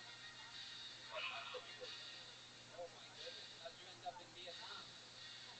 I just want a real job. So, What do you do there? well, I was an English teacher. Now I kind of got a bit of maths teaching. Now I teach like projects for like kids. So I do like global issues and like build problems. Once in England, how long have you been in Vietnam? Okay.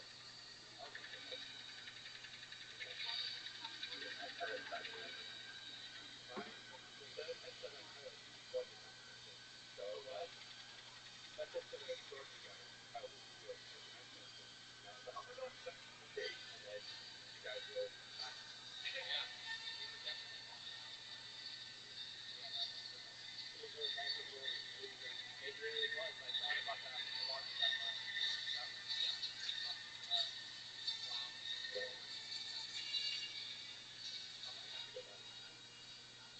The daddy said, Mikey's maths.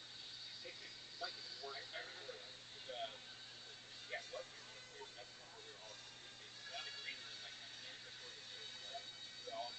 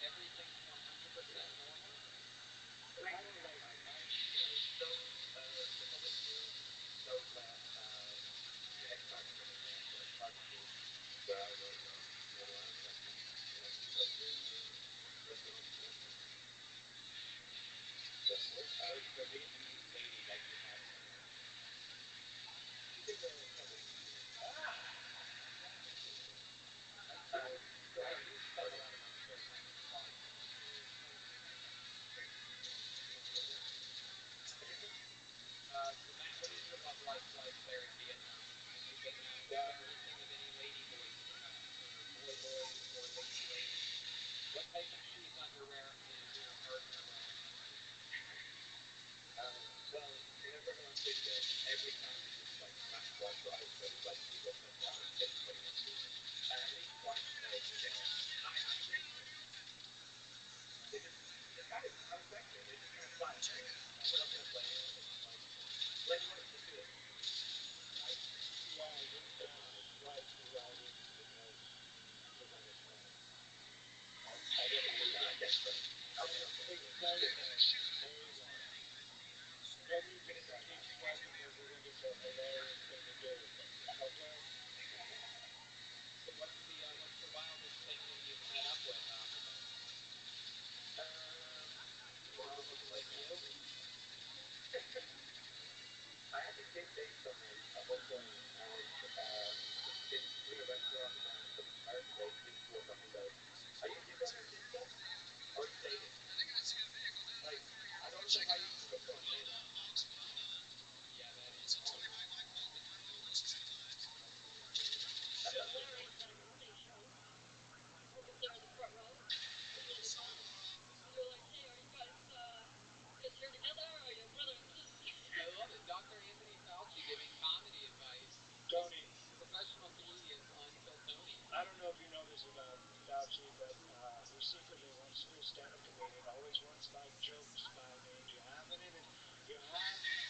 You've been running about it day and night, Fauci. Do you have any that you want to share with Tony and Cassie? All right, let me think about it for a second. Yeah, give me a second. I put you on the spot here, but this is something I've been thinking about for a long time. And, he calls it the Chinese virus, right? Yeah, I would call it the definitely not made in a lab virus. Non-stop talking. Dr. Fauci jokes. You have a Spurs jersey behind you. Are you a fan of American basketball? Yeah, I'm rooting for the big club now as well. I was particularly looking like up to date.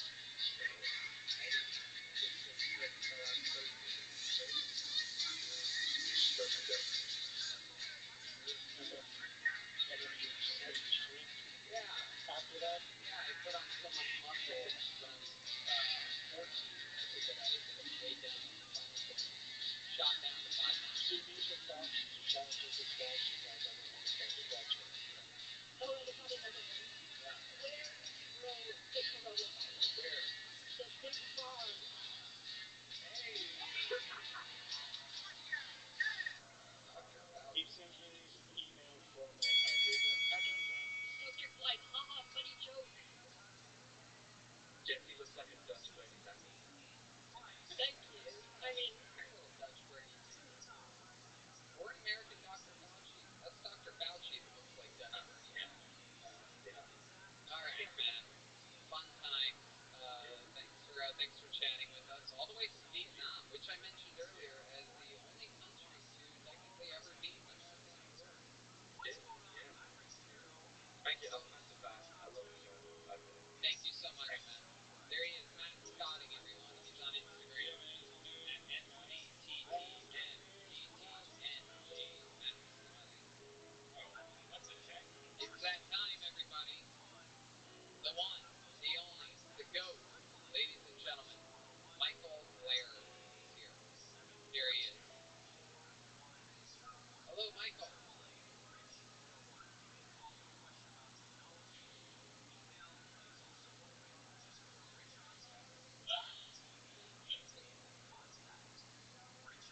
Ladies and gentlemen, welcome back to Murder Mike. I'm Chris Condren. Give it up for your host, Michael Laird.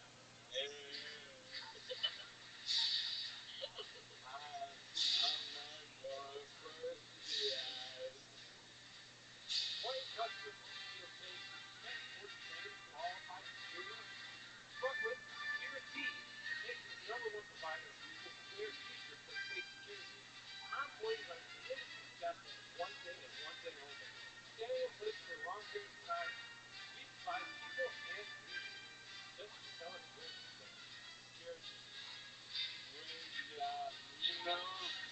During the flight, one of my favorite restaurants is still open. It's Jack's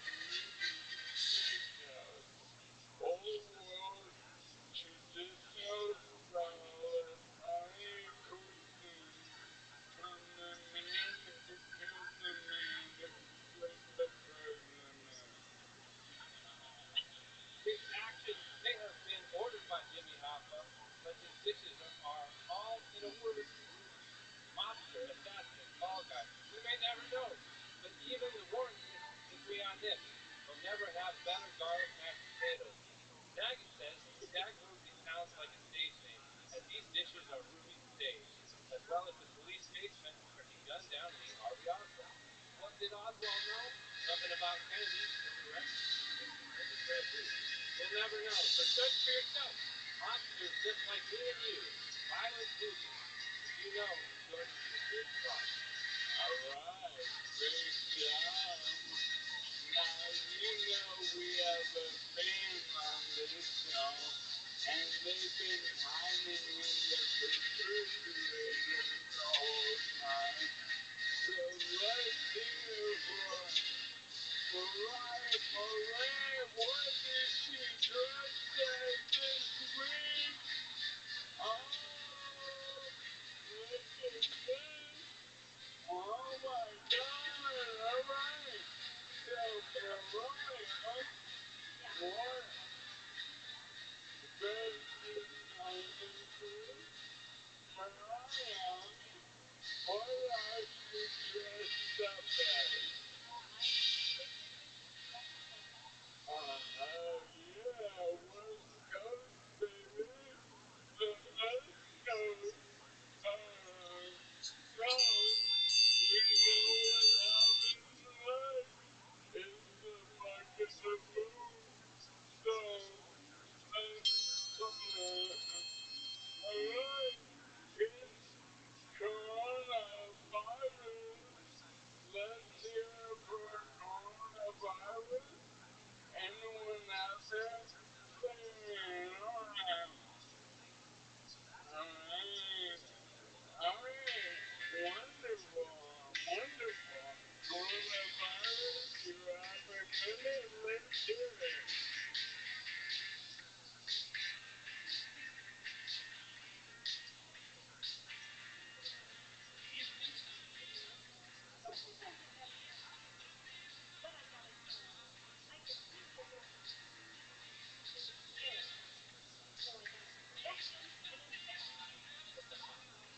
The other day, it wasn't pizza, and it dawned on me.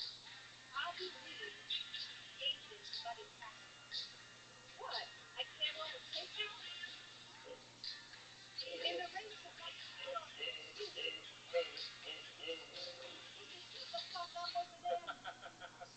In the race, the big question is, who gets the best milk and who gets ice cream? Oh, I love ice cream. And I love kids. There's such great peanut butter, touching everything with their stinky little pancakes. No, I have plans to work on my reality show.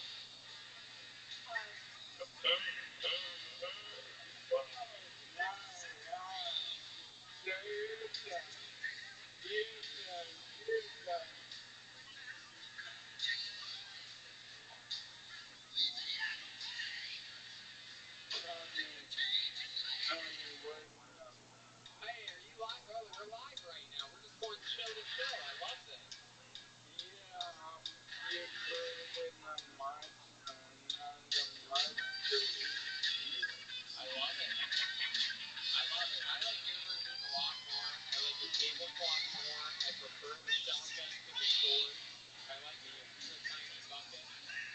I prefer the piano player at that good, for sure. Yeah, the band is more attractive. Yeah, quality way better. Definitely. Yeah. The quality of the comedian you have on the show is better. Yeah. Oh yeah, where's Corona? Where you from?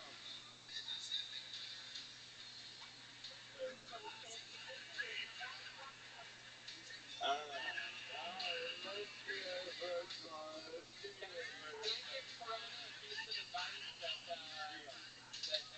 sometimes give people advice. Corona, you should hold the microphone not to your forehead. You should hold it lower, like it turns to the closer to the open part where the sound comes out.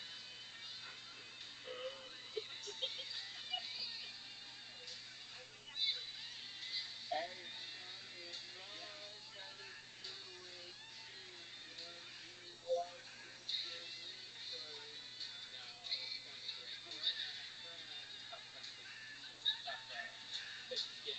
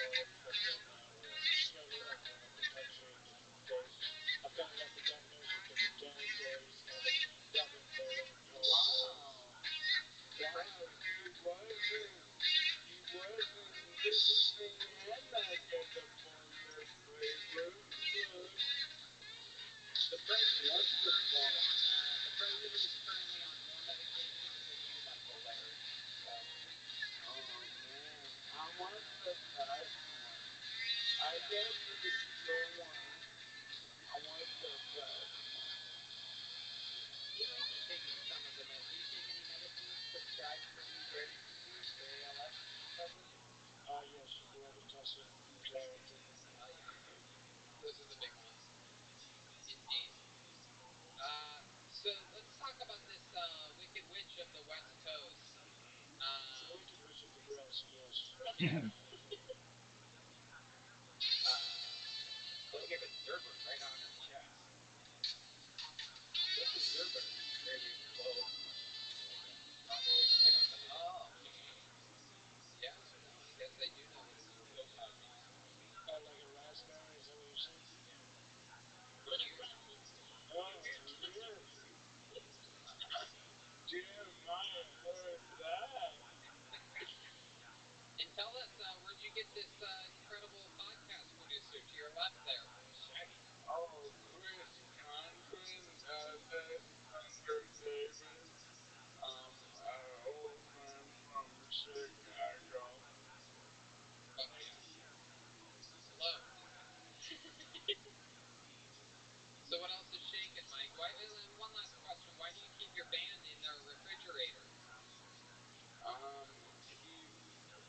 Keep fresh.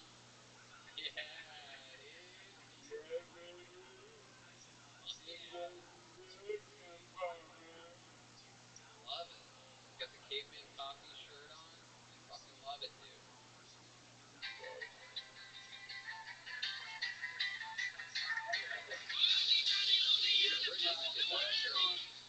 Well, this is Westside Gun. He's a rapper from Buffalo who's on Rock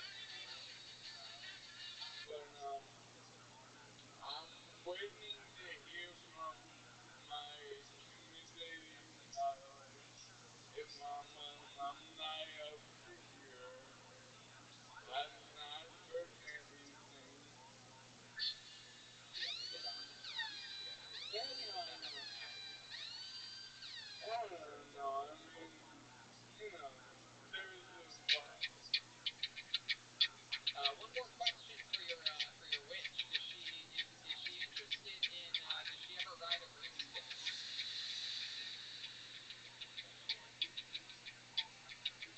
What's your OnlyFans so we can see them?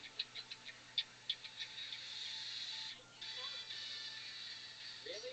What is your OnlyFans? If you want to plug it, please feel free. It is Venmo at Jeremiah-1. President Trump. That's not actually a joke. Go ahead.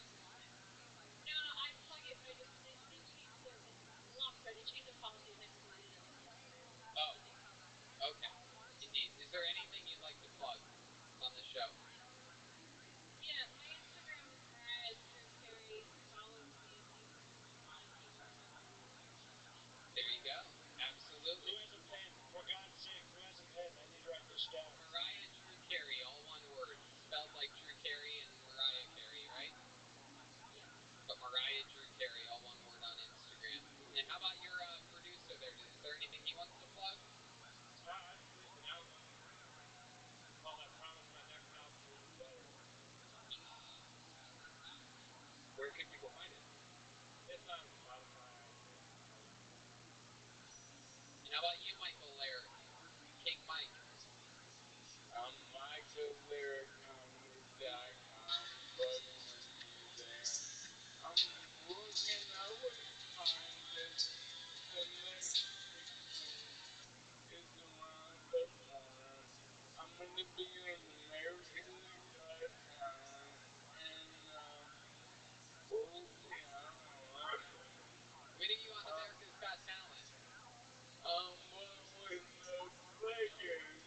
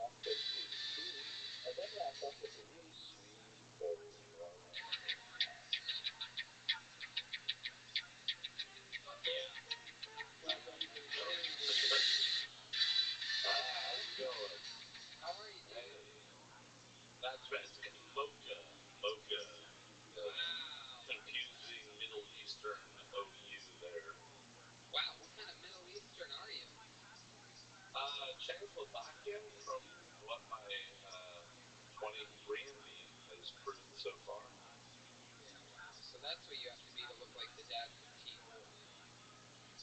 Yeah, but like only when it's the worst opportune time to look like the dad. You guys pull up a picture of that, and maybe we can go side by side. Bathroom scene. Yeah. It's actually a really good thing. Walter looks at me and I'm very excited. Yeah.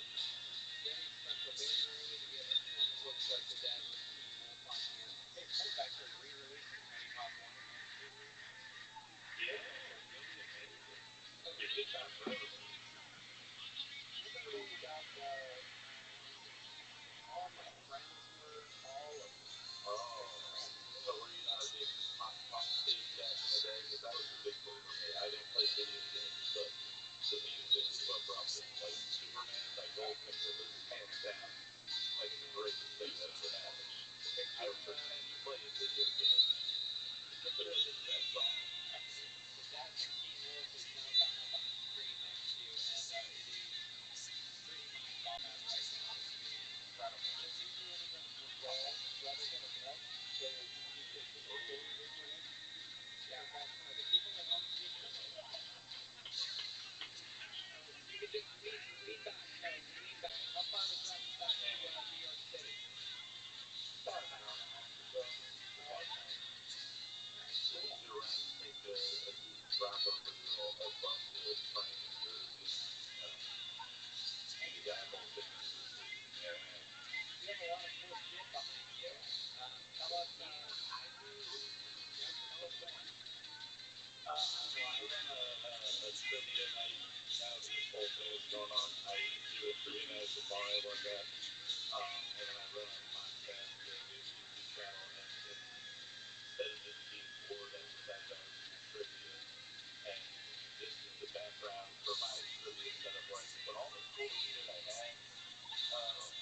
Like my Charlie Chaplin fucking 8mm and my Oregon Trail cartoon and Scully getting chased by a alien mug right next to a Gilmore Girls mug. You know, it's like a random Gilmore Girls. Look at you, boy. Oh, hell yeah. Oh, hell yeah, man. Freak style like a motherfucker over here, man. I know that my demographic is definitely 780s and 40s, so hey, Nope. you gotta know that. You gotta know that. Yeah. How many parrots do you own? I never actually owned a parrot. I had a roommate with 2 parrots at one point. They were wonderful. Just rent your parrot. Yeah, I got out of it. Yeah. I didn't actually have to buy them myself. Their I had name? them. Give us a name. My roommate's got a cat. My roommate's got a cat. I used to have a fun family. Me and my ex had Naya, psychopath, and we had her adopt everything that came on Facebook. Right. And now I just have a roommate with a cat, which is way fucking better, you know? It's way better. Absolutely. And how long did it break up? About a year, actually. Almost. It might be like the anniversary today if I were to look at the Sad Journal somewhere. Absolutely. About a year ago, yeah. Are you happy now that you guys are separated? Oh my god. Well, she is currently about to have a baby with the next guy in line, so Heck yeah. bullet dodged right there for sure. Absolutely. You don't have to worry about any babies breaking into your Terminator dolls or anything like that. Yeah.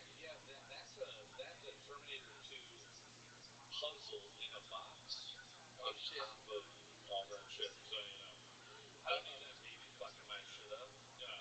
President Trump is very close to Jeremiah Watkins, who has a whole new puzzle. It's true. New puzzle life. I've been working on a 50-piece puzzle for 9 months now in quarantine, and it is very, very entertaining. I love it, man. I love it. Have you been dating at all? It's been a year since the big breakup. What are you doing for dating? Oh yeah. Doing the Bumble and the Tinder. Tinder's been allowing everybody to do Tinder passport, so you can just put yourself anywhere in the world. So I figured I'm a fat Irish guy. I'll just drop myself in Ireland. Been cleaning up virtually in Ireland right now. Wow. But yeah, just standing a lot of women up in Ireland. Yeah. Go meet me here. Yeah. Never. I'll meet you on the corner of Dublin and McGregor. Yeah,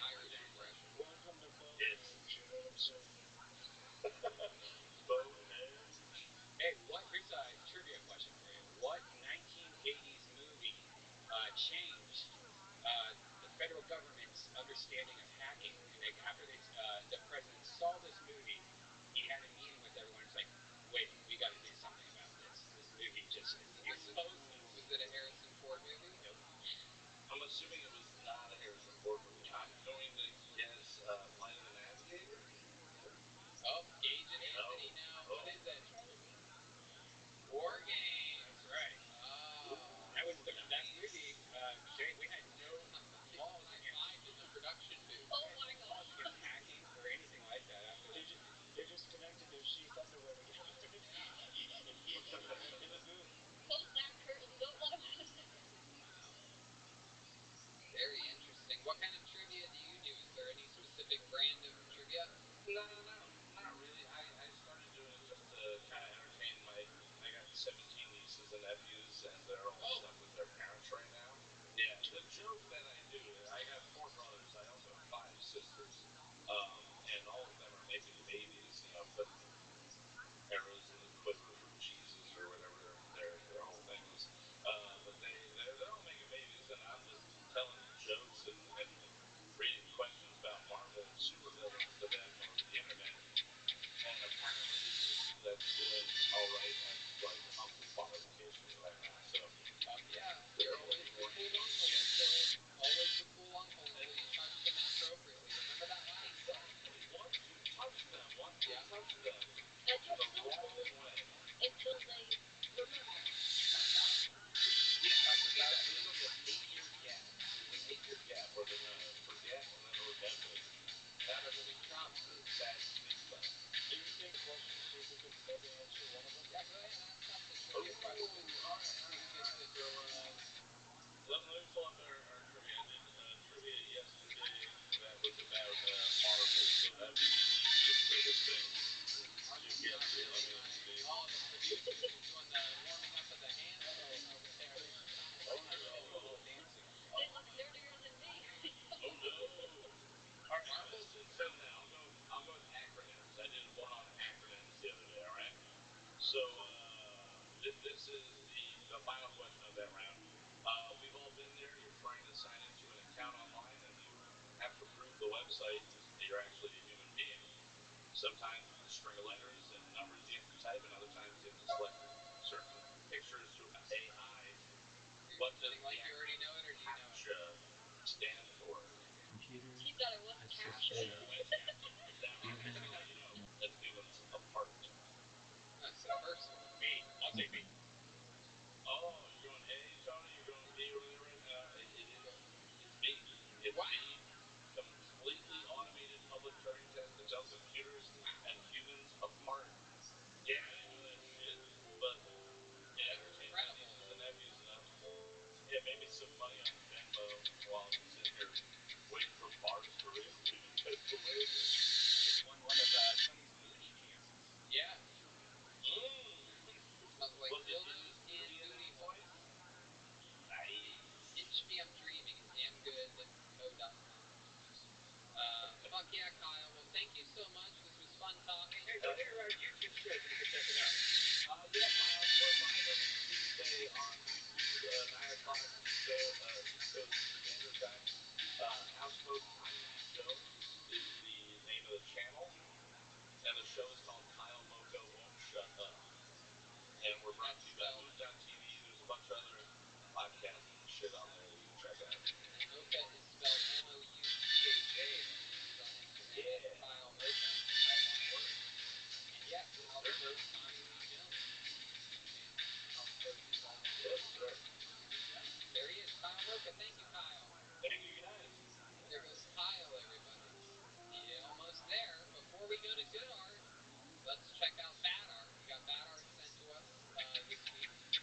Again, Batman and DC 2 weeks in a row. They've won the.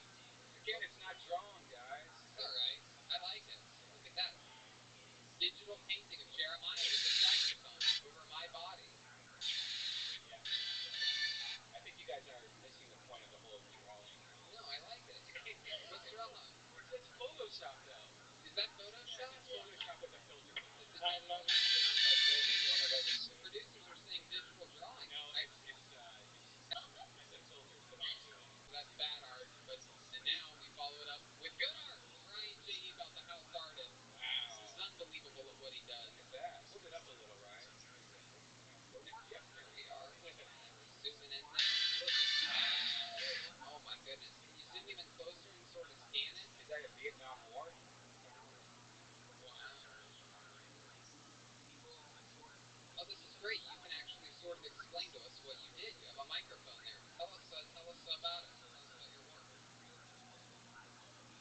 Michael there on the airplane there?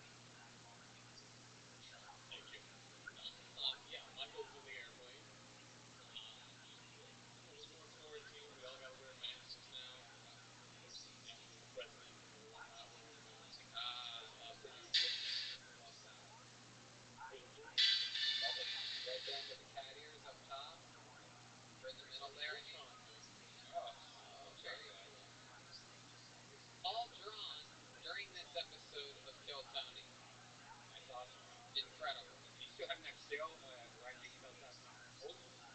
He did that while you all sat there doing less than nothing. RyanJEvelt.com for all the posters and prints of every episode of Kill Tony. And, yeah, the show goes on. Things slowly opening up. I mentioned some dates earlier. Those are still on. Miami, Boston, Houston, Dallas, Fort Worth, Salt Lake City, Austin, Toronto. Just told me to get more organized at the cardboard. What's embarrassing? Big J. Okerson is on my show this week. Jeremiah Wonders, releasing weekly content on my YouTube.com. Is there a reason why your cat isn't all in that, by the way? You're all in that photo. Yeah, I saw that. I saw that. Is that because you guys do like impressions of us or something? No, it was literally like a Lost Boys theme that the artist at the Art of Getting Up, Zoltan Roberts put together. Great artist, great man, great guy. Yeah, guys, been my Jeremiah-Watkins. Thank you so much for having me. And I love Brian Redbone and Tony Hinchcliffe, the best hosts in the whole wide world. We love you, Mr. President. Perhaps one of the greatest presidents of all time, Donald J. Trump, everybody. And one of my favorite doctors ever, and fellow Tony, Dr. Anthony Fauci was here. How about a big hand for Dr. Fauci? All I want to say is why is the one thing the president listens to me is to get more organized with his Venmo page. Out of everything I've been telling you and advising you to do.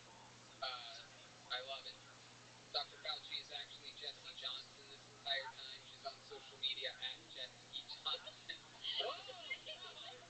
Whoa! I didn't even believe it. I was just reading my notes that it was you, but now that you take the glasses off, it's you. Who the hell is this woman? I would never work with a woman.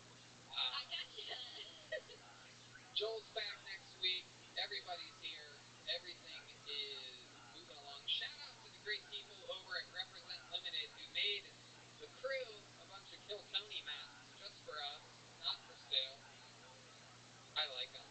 They're cool. You can't really tell from this angle. Gino, thank you so much. Ryan J. Evelt, Charlie from Vito's Pizza. If you're ordering pizza in LA, try out Vito's. If you've already tried it, then you're already hooked. I don't have to tell you again. But if you haven't tried it yet, try it out. You're going to fall in love. White pizza is incredible with the fucking ricotta. Everything's good there, though. Try it out. Vito's Pizza. They have locations all over Los Angeles. And yes, don't forget, trim your fucking pubes. Don't be a buffoon. Get 20% off and free shipping with the code KILLTONY at manscaped.com. And try out your sheath underwear. Again, we believe in these products. Sheathunderwear.com. Use the code TONY for 20% off your order. I guarantee you fall in love with these underwear. If you don't, you don't have balls. Hey guys, check out my virtual reality show, Virtual Red Band, on YouTube, and Brothers in Cursive and Dead Air. We're still recording those.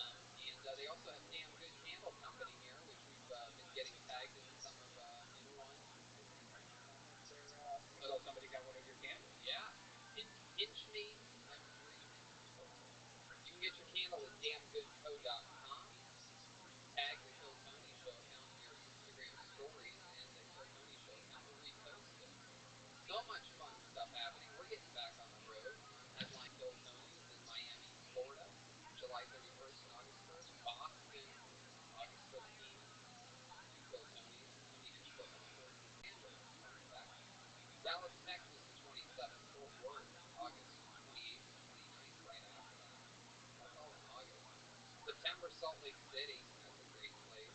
Moon Tower in Austin, Kill Tony, September 17th. Toronto at the Queen Elizabeth Theatre just added, August 29th. Where's that at? Toronto, nice. Templar Brewing Company in Bakersfield, St. Augustine. Kill Tony every single night that week from Monday to Monday. Fun, October 30th, Tacoma, Washington, DC in November. It's all happening. Can't wait. Can't wait to go back on the road. You ain't fucking lying. I just found out I'm doing gigs next month. Oh yeah? Top secret gigs in city of Texas with someone that we know and work with. So very popular. He's been in the news as of late. He is a prominent comedian and podcaster. The email to submit to Kill Tony is killtonyquarantine@gmail.com. That's important to do. My recommendation is submit a few times. You know, why not? Make the videos fun too. You don't have to just do straight stand-up. Have fun with it. Have fun with it. Less wackadoodle. No one wants to see you talking in your closet about sad shit with the camera down bleeding. Hey, let me ask you listeners something. Did you know that 2 out of 3 guys will experience some form of male pattern baldness by the time they're 35? The best way to prevent hair loss is to do something about it while you still have hair left. You know, you used to have to go to a doctor's office, get a prescription from the doctor. Now, thanks to Keeps, you can visit a doctor online, get hair loss medication delivered right to your home. They make it easy, they deliver it every 3 months, it's all on a routine.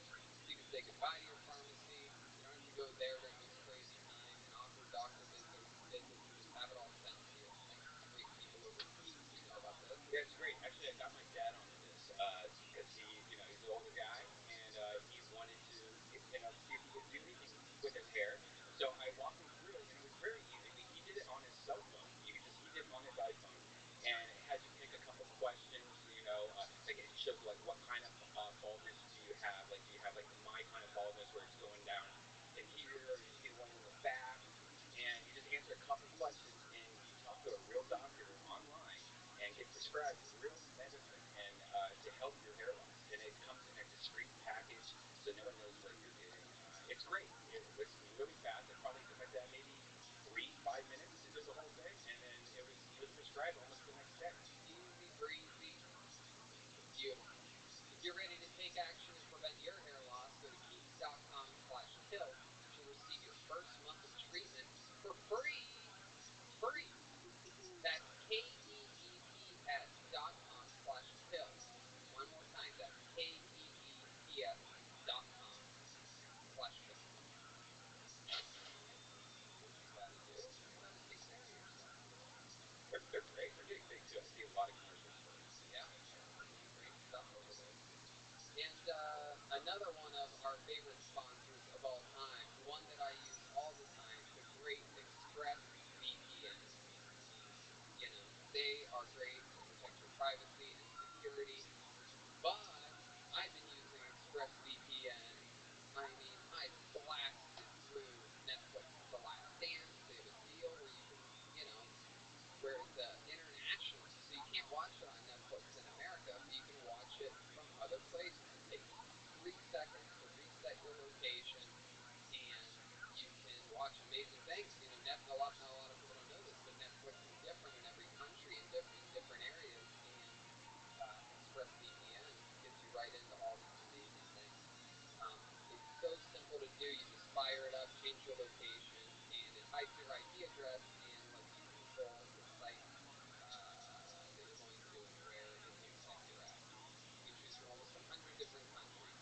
So think about all the Netflix libraries you can go to. Yeah, it's not just Netflix. Like it works with any streaming service like Hulu, YouTube, you name it. And if you like anime, oh my God, you can use that ExpressVPN to access Japanese Netflix, and you can get like Spirited Away. You get a lot of things that we don't have on our Netflix here in the U.S.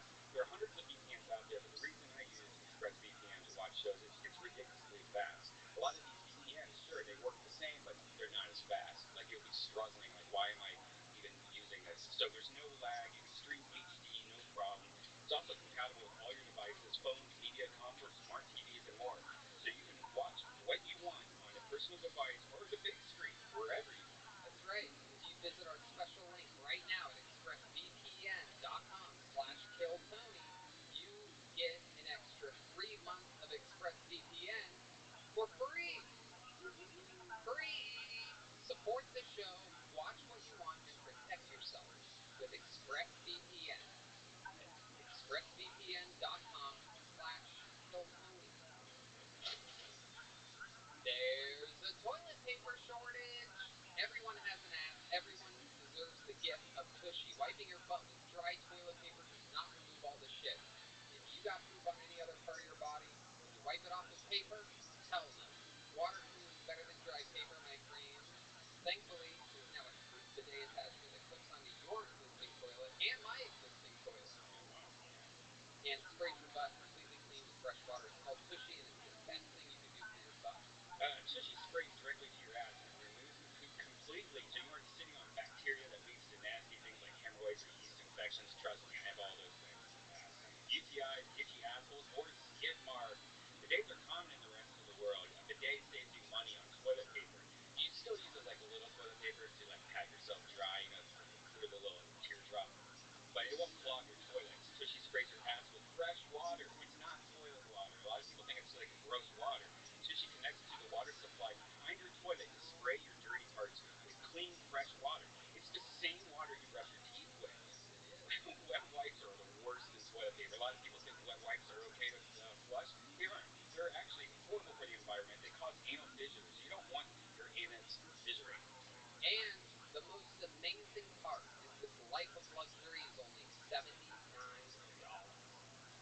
Go to hellotushy.com/killtony, all one word, and get 10% off your order. That's hellotushy.com/killtony. And really, it takes like 6 minutes to hook up. Like, I mean, how easy was it? It's Like, a no-brainer. It's a no-brainer. We have the best sponsors in the world. In the world. We get to pick them. We have a list that they send to us. Hey, you like this? You want this? You want this? You want this? We believe in ourselves. Love it. And speak of the devil, speak of the fun of this show. The great Ryan J. Ebelt is here, ladies and gentlemen, sitting at a desk. hey, right? Hard at work. He's got his own microphone. This is the life we're living. Welcome. How are you? Studios. We got clean ass. Hope you're having a good day. Days, privacy. We got it all. Speaking of hair, look at that hair. Yeah. Ryan's been on Keeps for a while. Yeah. He's actually the founder. Yeah, you look like a 70s Kenny Rogers. Yeah. You look like you look like the dad from Teen Wolf. That's right. Oh, we did that last. I did that last week. I guess you could tell I watched Teen Wolf a week and a half ago. And along with Ryan J., who we're going to check in with later because he's drawing tonight's episode, of course, and all of his prints, all the T-shirts, all the posters, RyanJEvelt.com, and click on Kill Tony, right? And that's how they find everything. The shop.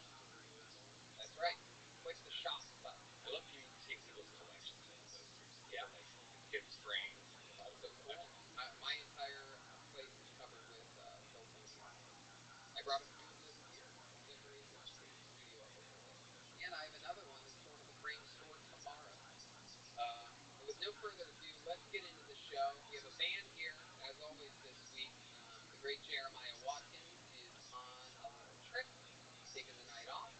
However, the two other members are here. It is the return of one of them, who's missed a couple weeks. He's back on a lovely Memorial Day. Ladies and gentlemen, always in character. We don't know what they're going to be, so we're sweating bullets getting ready for this 10 minutes before the show. I present to you the best damn band in the land. It's the Kill Tony Band. Joel Berg, Joel Jimenez, and Jesse Johnson. Here they come. Oh, oh wow. Oh my goodness. Oh wow. Oh my goodness. They are tagged. Oh, they're special needs. Oh.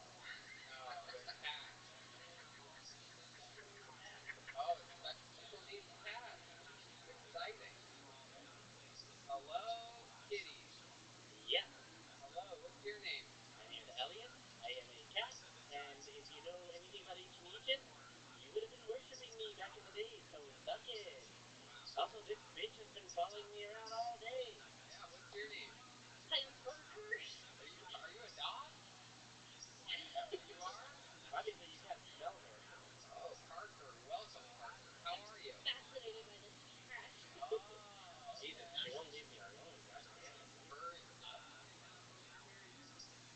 Dirty dogs. Cat. Such good point. I hate Wait, why are you following him around? I had a piece of good shit earlier. This idiot ate a magnet, and so now her owner put this stupid cone on her. Yes, She thought since it was stuck to the refrigerator that it was edible. Obviously not, idiot. I did. I had a baguette. It was a good day. I love it. Exactly, you can't say that word anymore. I've never seen a dog with a Baguette, we don't say that anymore. I've never seen a dog with the beard of a wizard before. You know what's funny is, as time goes on during this quarantine, the band is reverting to its original ways of the belly room before budget, because we can't go to stores and buy stuff, so we just have to like make do with what we have. Very rarely do I see a cat with a collar on, too. It's actually a special release collar in case I get trapped, because I'm very agile and I can get caught in a fence or something. All right, let's get the show started. We got Elliot, Parker, we have a dog, a cat, we have everybody here, and let's meet some strangers, shall we? See what happens this week on another episode of Kill Tony, where people send in a minute while they're deep in quarantine from perhaps different places in the world, and I don't know, we don't really judge them like they're stand-up comedians. It's a little bit of a break from the normal format of the show. The stakes are definitely nowhere near as high. Did you say stakes? Oh, you like steak? You're a cat. I didn't realize I'd expect a dog. You ever heard of a salmon steak? Oh my god. Salmon, beef, whatever. Shut up, bitch. Back to you in the studio, Tony. Oh, thank you. Thank you, Elliot. So let's just jump right into it. Your first human being that submitted a minute tonight goes by the name of Nico Medina. Here we go.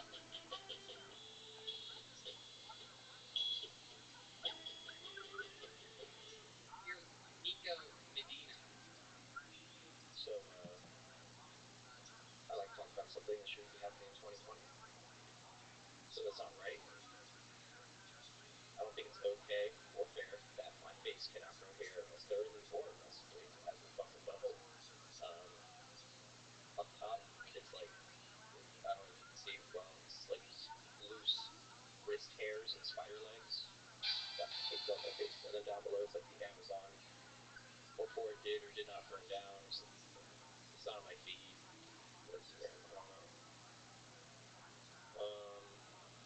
So my mom is white and my dad's Colombian. It's interesting. It's fucked up though, because my dad didn't teach us Spanish. It's not okay. Even worse off, my mom never let us take bath salts and parade in the streets, fighting, cutting people's heads off naked.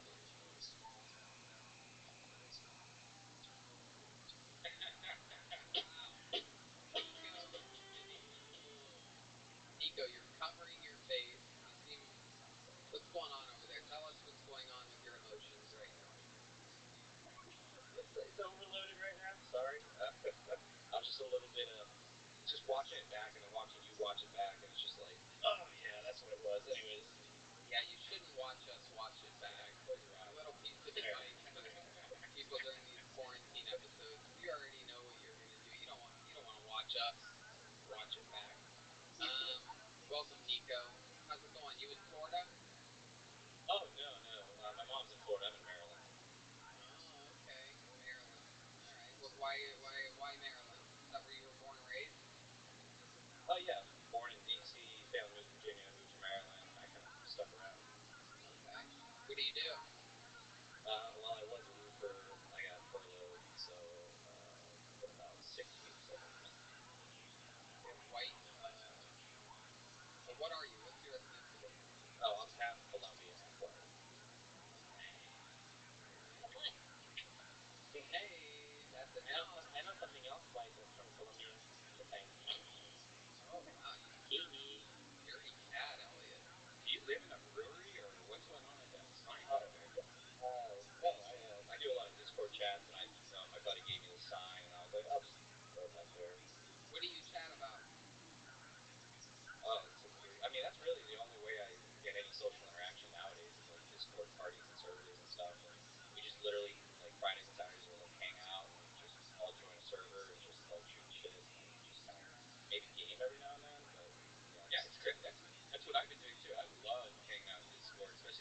video chat, and we have a bunch of people, Kill Tony fans that all get together, like 100 fans that are all watching like the art.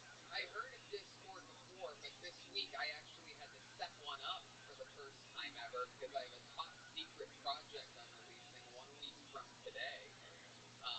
That has such a crazy infrastructure built into it that there's actually its own special Discord to it, and I had to have the young bucks here around Betterbox, the great Gage Tiarina, and Anthony, Mr. _ Strange Taste, Strange Taste _ son of a bitch. I am 0 for 11 on plugging your. One time I ate a lizard and that had a strange taste to it. Back to you. Very good, Elliot. And they had to teach me all about Discord. So I'm like, Pretty powerful. I don't know what happened the last 5 years. Maybe I don't know, the overwhelming amount of work that I've been lucky enough to get. But I've like become an old man when it comes to technology. I remember yelling at you to get an Instagram back in the day. Where it was like, yeah. I've always been like, ugh. And now it's Instagram's the only half decent one, and Twitter I'm literally like, ugh, what is even going on over here? It's funny, they all just fall in line. I've been off Facebook for years now, thank God. Thank dog. So, I would love to hear more about that lizard. No, we're gonna keep it. Shut up, bitch. Oh my God. Elliot, be nice. I am a female. It's actually a scientific term if you know this. Also, I appreciate the manatees on your shirt. The sea cows. I heard that back in the day, sailors thought those were actually mermaids, and that is where the legend of mermaids actually began. That's a fat bitch. I don't know what's happening right now. It's one of those moments if you're wondering where it's like, I wonder if Tony knows what's happening right now. Nope. I am a special needs cat. Wow. Elliot coming out guns a-blazing with the foot on the pedal at 1,000 miles an hour here during Nico Medina, our first comedian of the night. Anyway, so Nico, tell us something interesting about you that we would find interesting.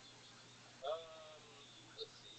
I played Spin the Bottle with 2 dudes and a girl once, and How'd that go? Tell us more. Great. I think I went 1 and 4 against the girl. So it was a weird half hour. 1 and 4. Yeah. I think our 1 and 4s are different because I'd be hoping for the dudes. I'm a gay man. Oh, yes, yeah. Gay man. It's so much funnier when you do it. I know. Flip the script. I flip the script on everybody. That's a good bit that you could write, though. There's a funny premise right there. Yeah. Yeah, I wish I thought about that before I recorded whatever that was. So yeah. Hey, no, it's good. Now you know. Hey, Tom. Sure, yes, Elliot. One time when I was at the pound, I touched tongues with another male cat just to see 2 of the girl cats touch tongues. Totally worth it. Unlike this last thing I just said. Back to you on the studio, Tom. Oh my goodness. 2 weeks off for Elliot. He's finding his pawing right now. I always land on my feet. That's right.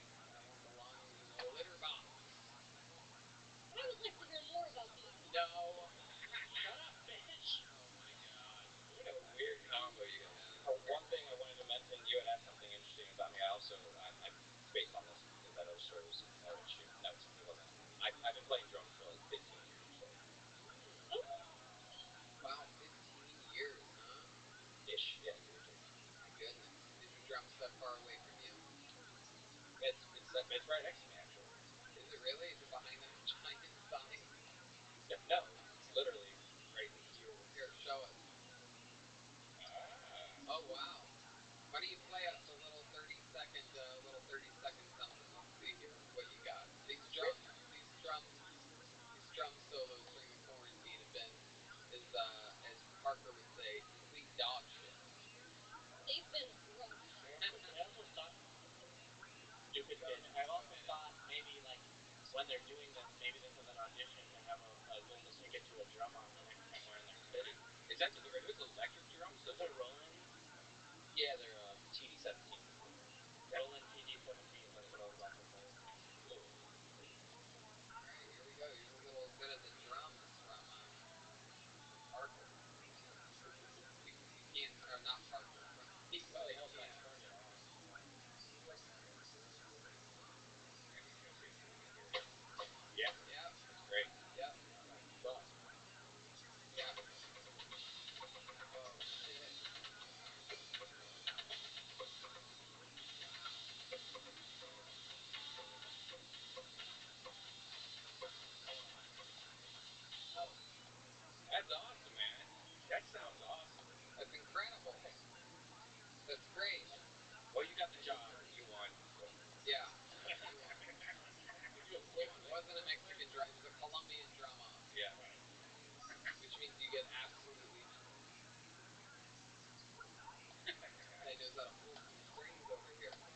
do a quick 30 seconds really quick?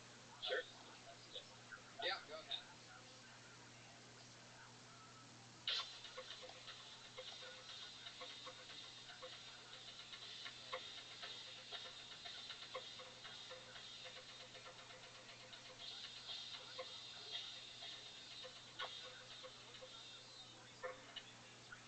Wow.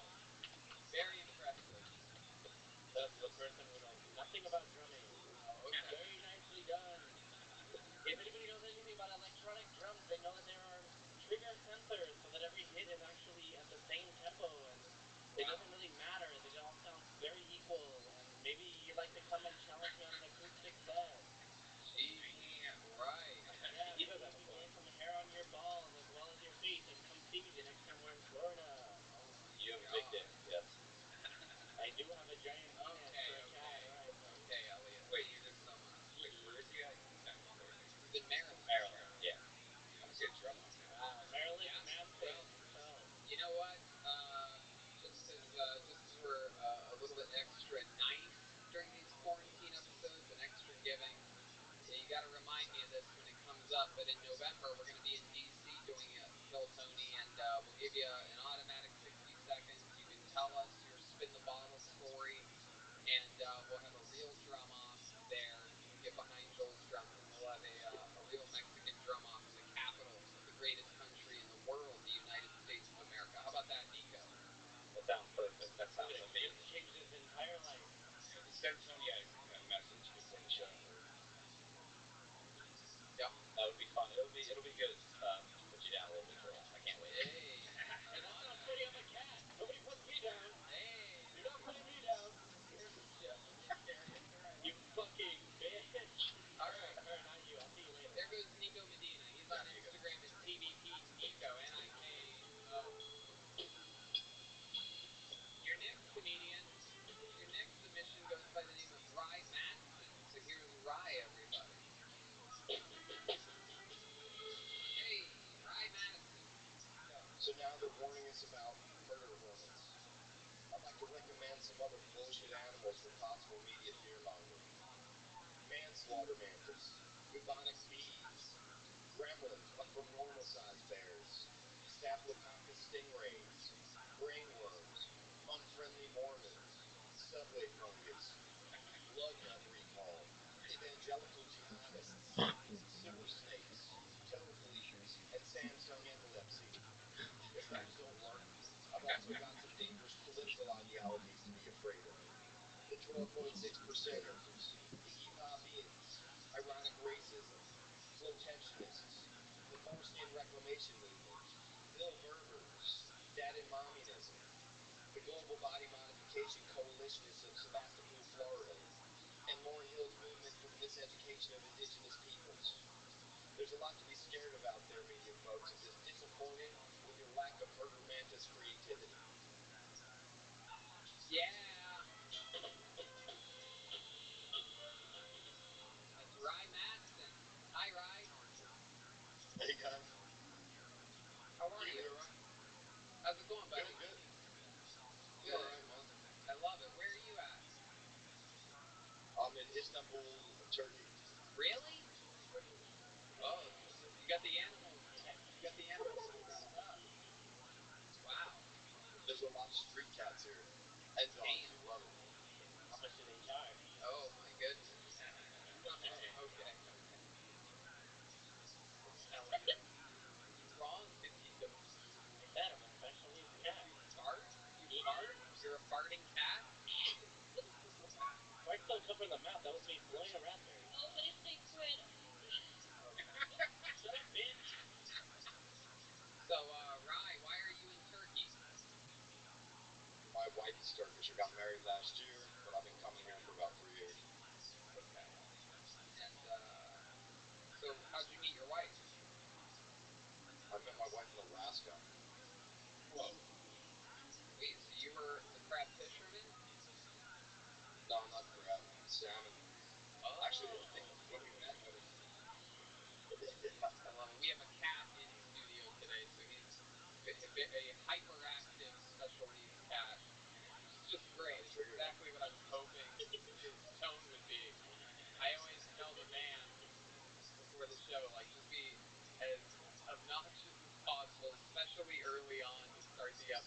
So that's what he's doing. So, what does your wife do? She's a nutritionist, yoga instructor, gymnastics instructor, all that hot girl stuff. Yeah. I was surprised, man. So I got some laughs out of you guys. I was like, man, that's such a hacky bit. This murder hornet garbage. But I mean, I'm really not a stand-up comedian. I've done stand-up a couple times. I did it one time here in Turkey. They have like an English language comedy night because apparently it's like not really like popular to do stand-up in Turkish because it gets political, I guess. So instead, they were all just doing like super racist stand-up comedy in English, which is interesting. So. Sounds like a blast. Exactly. What are they exactly racist against in Turkey? Yeah, what are their least favorite races? I don't know, and I don't ask, man. I'm a guest in this country. As far as I'm concerned, they're probably monitoring this transmission, right? So, right. I'm just we gotta get you an Express VPN for sure. So that's fun. So what do you do now? Here I teach English mostly. Normally I'd be going back to Alaska in May, but there's still really no flights, so I'm probably just wind up spending the summer here, which is cool. I mean, we go like snorkeling and Greek ruins and shit down in the south. It's pretty dope. So. Awesome. I actually have a friend from grade school that lives in Turkey. Do you know Karim Sadiq Targul? I know like 5 of them, dude. Oh, perfect. Yeah, like everyone's name. Perfect. Tell all 5 that Tony says hello. I love that. So how long have you been in Turkey now? This time I've been here about 7 months. Okay. What's the temperature like there? What's the climate and stuff? See, there's a lot of bugs. I've seen a couple flies. It's kind of like North Carolina or something. It's pretty temperate. It's nice. If you go down to the south, it's like it's hot, but it's like a little bit dry. Not really like a desert. I don't know how to explain it. It's like New Mexico by the sea or something. Man. It's weird. Like a Mediterranean climate is what you're trying to say. Okay, all right.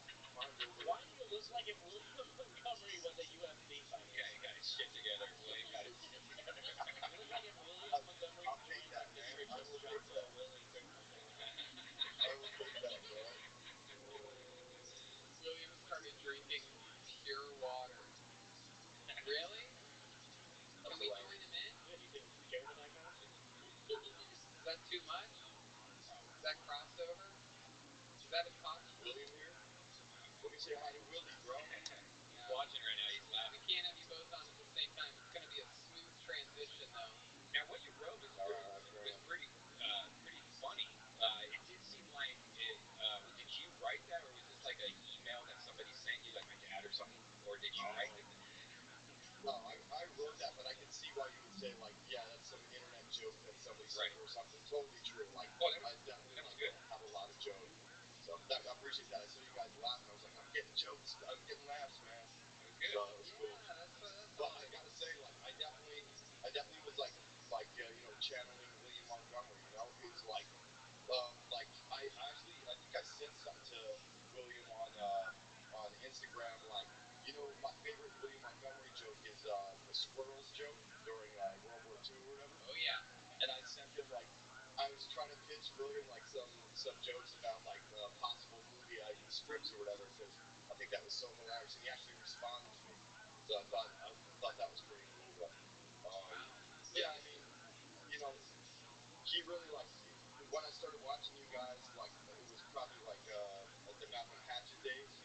And but when I saw William come on, man, I got addicted to the show, and I definitely like get inspired by William's stuff. So yeah, William's a fucking genius, man.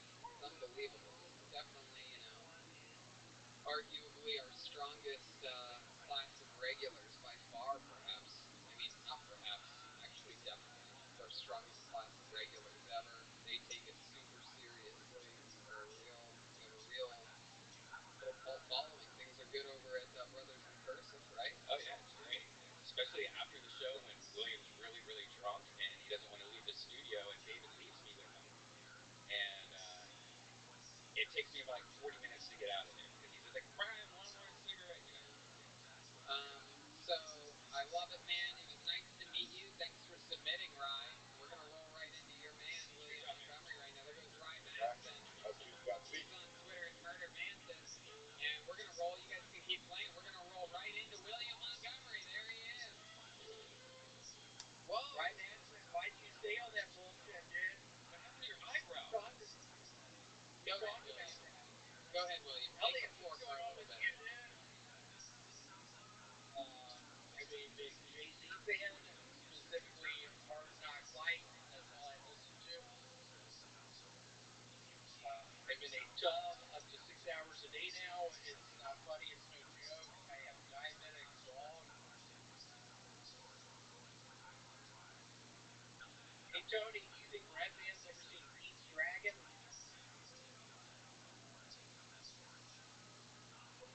Met my girlfriend at the X Games. She was a half pipe.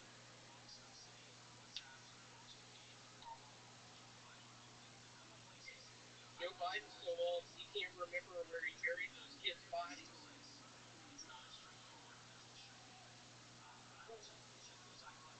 Okay, there's a minute from William Montgomery. I love it, man. Some jokes. I love you kept writing. I didn't really get like any of them, but they probably would have gotten laughs in front of a big sold out crowd like a normal Monday. What's Pete's Dragon? I don't get it. It's a great, well, at least the original one was a great movie. Yeah, hell of a movie.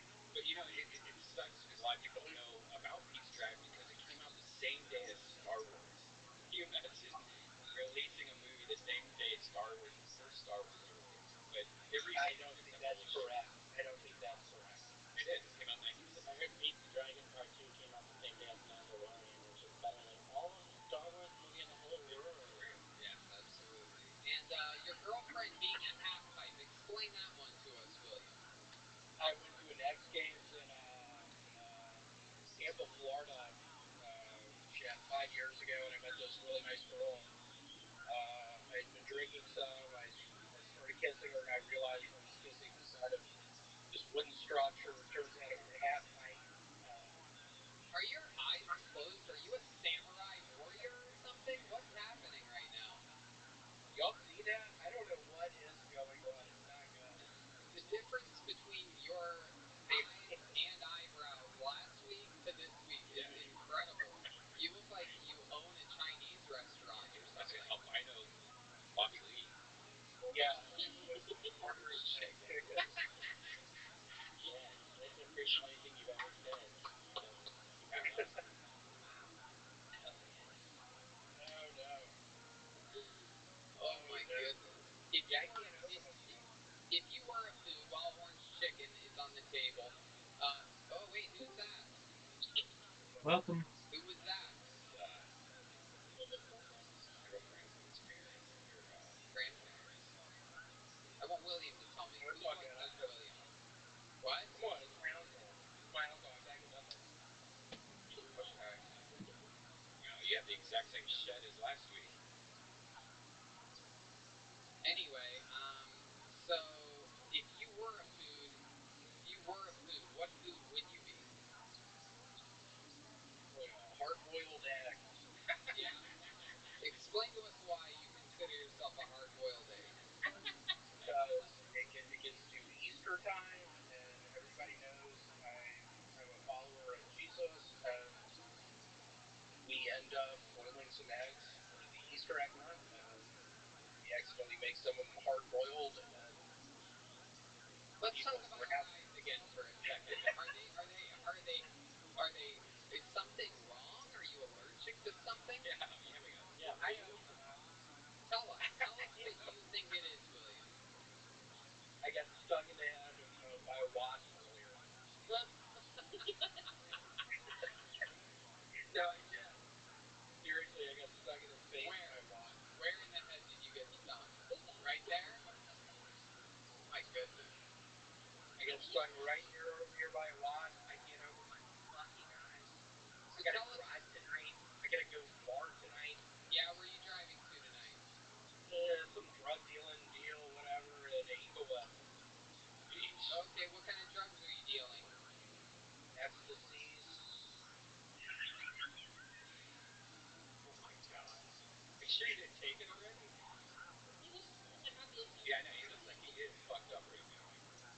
Like it. No, I'm not. My parents watch this. My parents watch this. I'm not. Well, your parents are gonna wonder the same thing while your eyes are closed during this episode.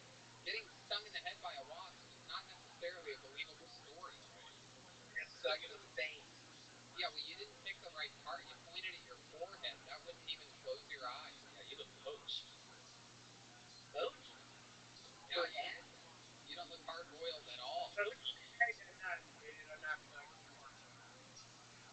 I am. William, you look great, and you know you're just a great little source of I don't know what the right word is. Mitchell, when can I start coming back by the studio? When is this happening? It's just gonna be a few more months. You don't look sick. You look sick right now. You're not allowed. I am sick right now. But I love this set that you made. You have a mannequin head behind you. Is that your friend? You see that? You get a load of that one? Yeah, you did that, huh? It's like that. It looks like it's a real person behind me.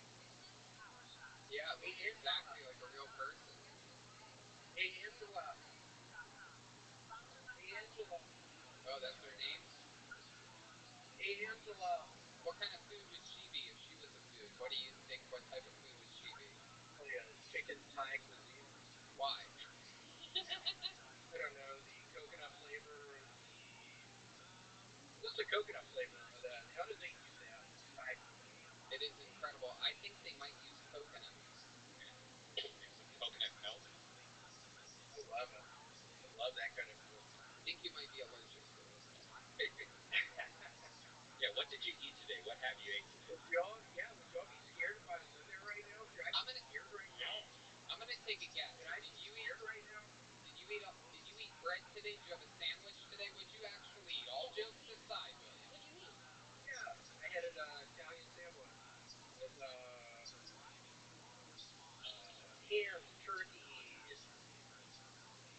Chicken. cheese. It was bread. I mean, really, it scares me now. Y'all asking me that. Does it really look like a? Your eyes look closed right now. Yeah, they look closed. It looks like you ate something that you're allergic to. You should lay off bread for a little bit, dude. Lay off the gluten. Okay, I mean, this scares me now. Give it a try. Because the guy before you looks like a version of you that is so much healthier. Maybe that's it. Oh, maybe that's what we see. That's what Maybe this is how I always look. And also, yeah. I always just look like me. All right. I don't think so. I don't think so. Your eyes are fucked up. When did you start drinking today? What time? 6 a.m. Okay. There he goes. William Montgomery, everybody. William. Love you. Keep it going. Your next comedian goes by the name of Emily F. Here's Emily F. Hey everybody, this is Emily from my recording laptop. As most people who are just coming to things on their work laptop. Just a little about me. I'm a math teacher during the day, and I wish I was at night. And if you were going to ask me which job is harder, I would say yes. The only big difference between the jobs, if I gave a full people's elbow to a customer, I think my boss would believe it. But at the school, I think the biggest annoyance is all the squeezing and trying to go on for like 5-10 minutes at a time. But the kids gotten pretty good about dealing with me. They let me just cry it out. Sometimes we have to hide under the desk because people want to use the chairs tonight. And also,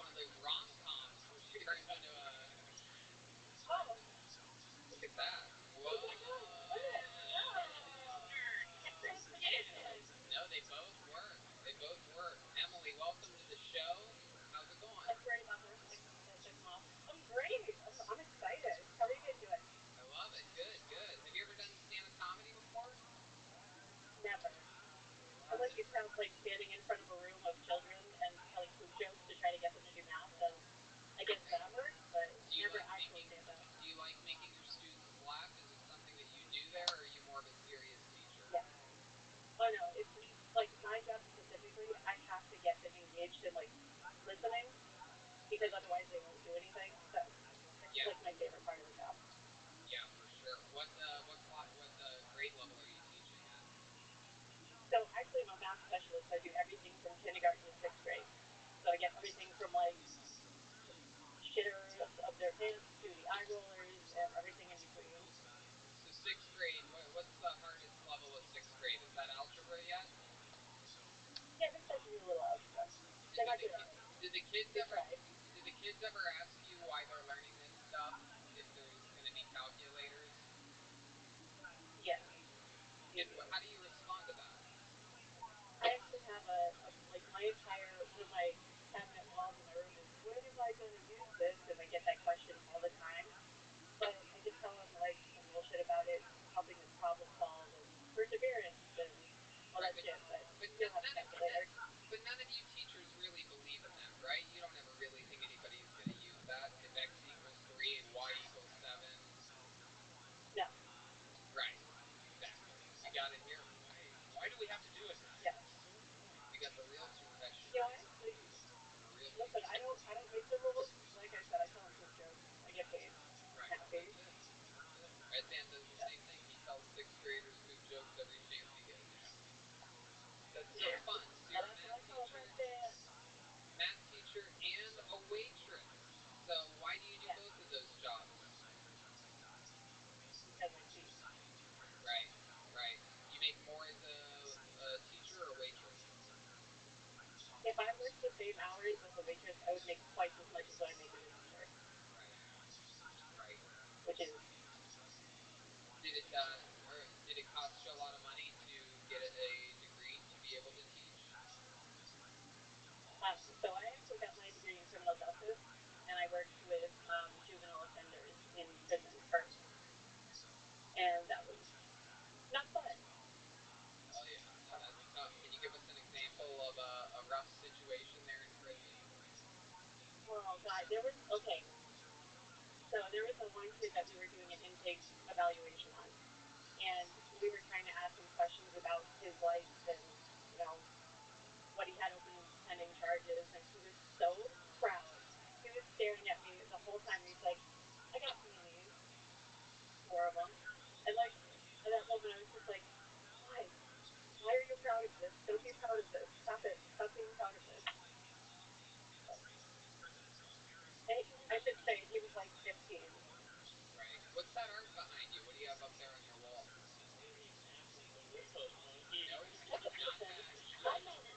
Not that, Elliot. I have a map. Yep. We got the map. What's the other thing? Yes. That is a poster from a Dave Matthews concert I went to. Oh, okay. Again, I'm a white girl. Yeah, you are. I've been to Dave Matthews concerts. I've never seen a more Latino-looking white girl in my life. I'm straight. I'm such a straight. Well, don't be offended by me calling you Latino. Sorry. Jesus, I am Mexican. I'm a Mexican too. Okay, I'm sorry.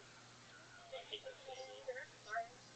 Oh my God. Shout out to Kiwi for my catnip tonight. Ellie's Kiwi also delivering. Elliot has catnip, everybody. It's about to get crazy over here. Uh-oh. Are you super buff? Are you asking about... Yeah, you're buff, aren't you? I've been doing CrossFit for 2 years now. How do you know that? Huh? I can tell. The first video, the video she sent in, she looked like she had some guns. Oh, thank you. Actually, I lost 65 pounds in the past 2 years. Oh, great. Goodness gracious. Did you do the math on that? Really? It's like 12 junior cheeseburgers to us. Actually, friend. I love it. You have a boyfriend? I'm married. Oh, how long you been married for? 2 years now. Wow, what does he do?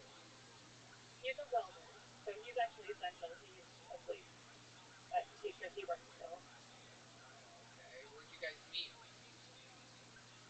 So, actually,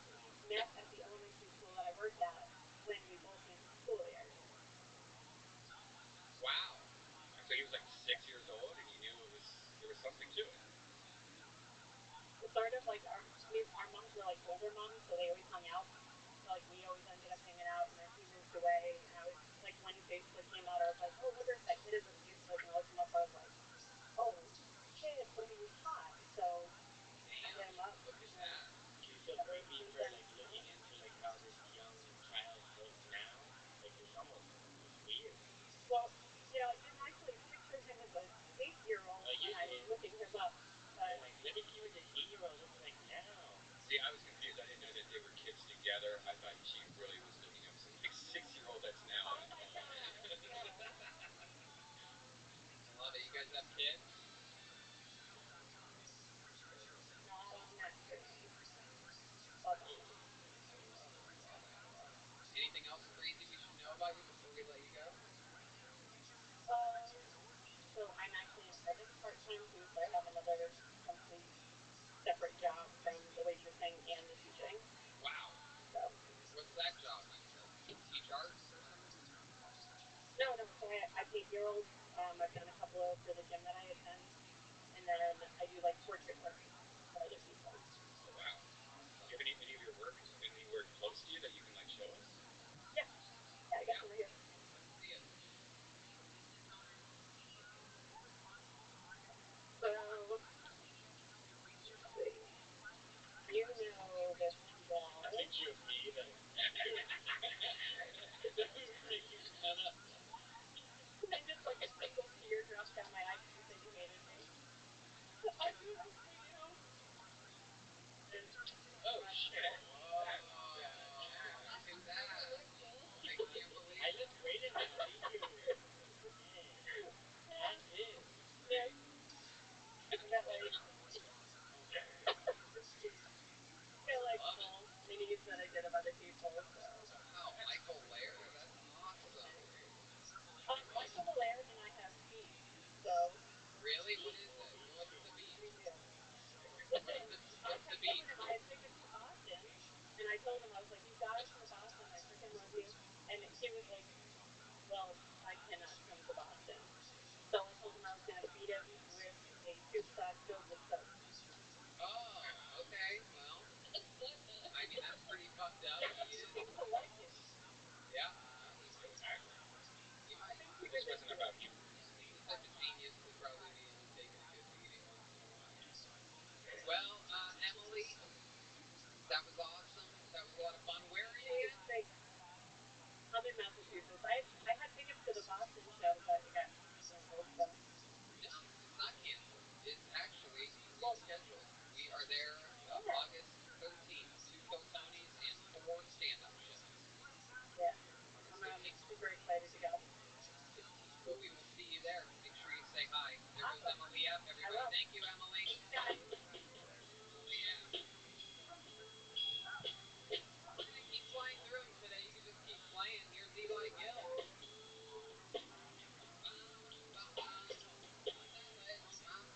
Here's Eli Gill, everybody. What's up, guys? A little about me. I don't necessarily dislike being a little twin. I was thinking about making a mother son dating app. It's called Medical Arrangements. It's where moms pick up their sons with other moms to date, you know. But I'm still not on dating anymore because I'm married. And yeah, my wife, she's awesome. She's good at a lot of things, but I was in a box of cigarettes a while ago, and yeah, it was like you know, it looks like there was a cat in the box, and she was fighting not to get clawed. You know, she's just like, she puts it on the fridge when she's done with it.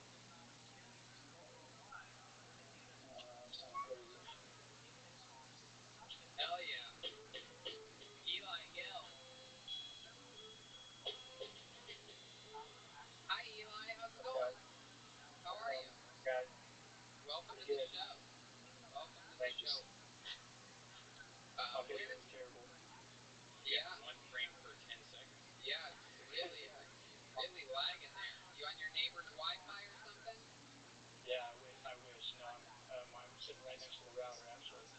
Oh my goodness gracious. Yeah, you look like a flip book. Yeah. Oh, thanks. You look like you're doing ventriloquism right now. Yeah, you look like the dummy. Yeah. Oh man. Well, no, because the dummy's mouth would fucking move, Elliot. He doesn't now. Not if he's an actual dummy, then he doesn't know when to open his mouth. But no, the dummy's not a dummy. It's the thing operating. Hey, what is that art you have behind you? Is it the world? That wasn't the art. That's still Elliot. That wasn't the art that I was. I have autism. I'm a special needs cat. Jesus. Oh my I would like to hear more about that. Shut up, bitch. Oh my god. Dang. So what's up, guys? How's it going? I mean, look, it's pure ventriloquism that's happening right now. His mouth. Hello, how are you, Eli? Everything's good here. I'm a ventriloquist. Really, what is wrong with your internet? Is it really that bad? Did you guys know that I could do this? I could be a fucking ventriloquist if I wanted to be. Maybe he's just really fat. Yeah, it's really uncomfortable with his hand on my butt. I don't know. No! Again, you fuck! The ventriloquist is not the one with the fucking hand up the butt. Is everybody retarded? Hey, we don't use that word anymore. Yeah, you can't use that word. I can. I'm retarded. Shoot. Well, do you have any lights you can turn on? Maybe it's just your...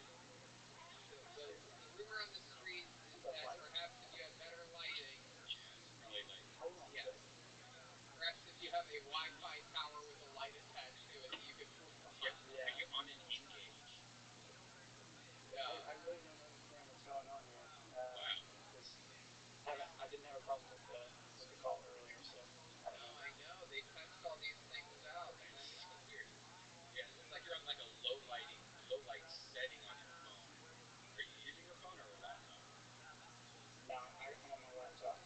He looks fine to me. Look, it's not going to get any better. It doesn't matter what he looks like. Let's just try to plow through it. Eli, fun stuff. Your wife really messes up the cereal boxes that badly. Again, guys, you just showed the fucking dummy. Hey, Corona has made things weird now. Ventriloquists are getting hands up their ass now too. You gotta make a living. Hey, stop flashing that. Yeah, that's my new headshot. Goosebumps. So, Little Spoon, I agree with that. I like being a little spoon as well sometimes. It's a fun thing. There's nothing wrong with it, guys. Putting me under bed.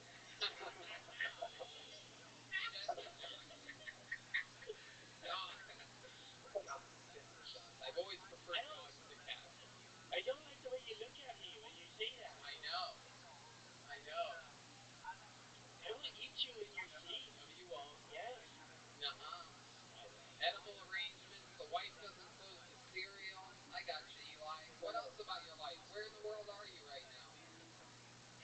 I'm in Indiana. Indiana, that makes sense.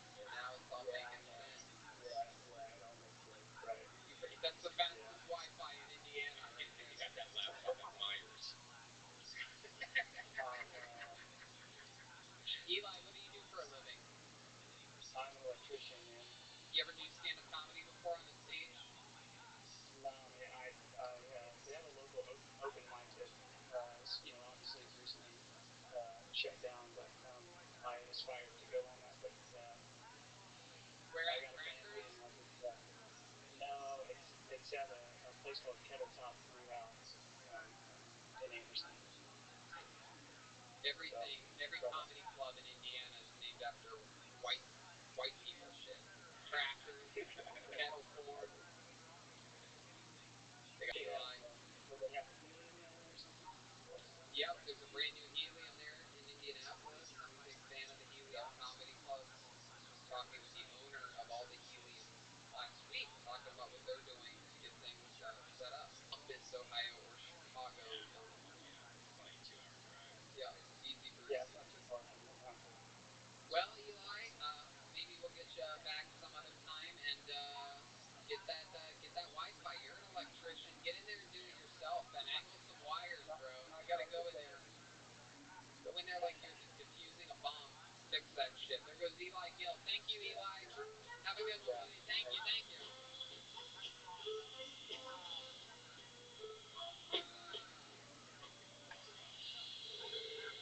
Speaking of Wi-Fi.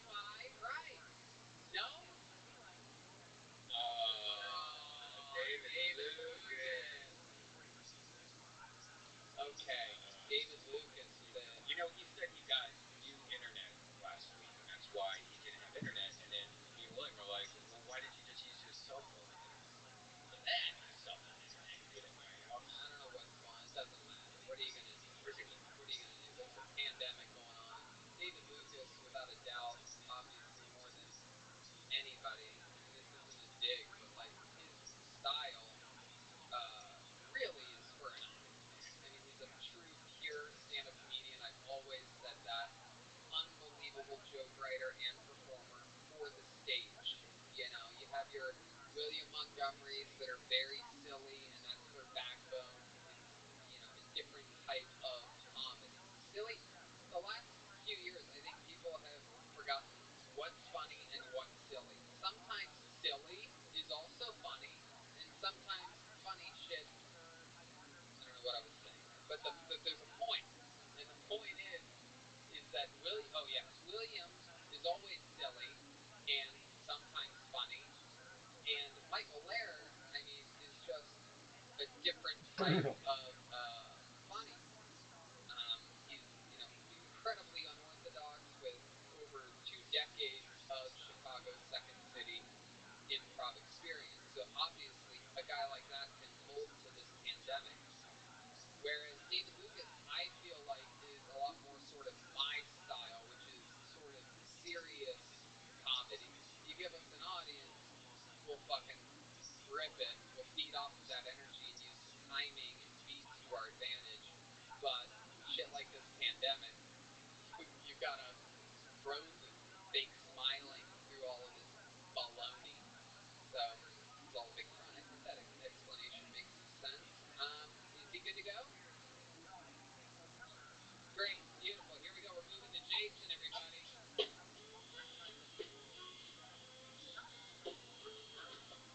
It's Friday the 13th. I present to you Jason. Good evening, ladies and gentlemen. Thanks for joining our event tonight. I'm your host, Jason. At the beginning, let's all take a moment and honor our nurses and doctors. Psych! Those motherfuckers get paid to go. Thank you. Have you ever wondered what it takes to make a religion?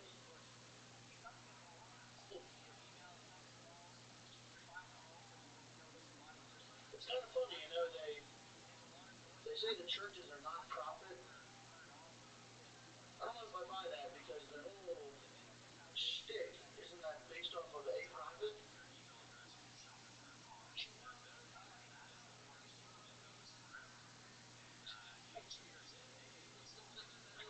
I loved it. I loved it.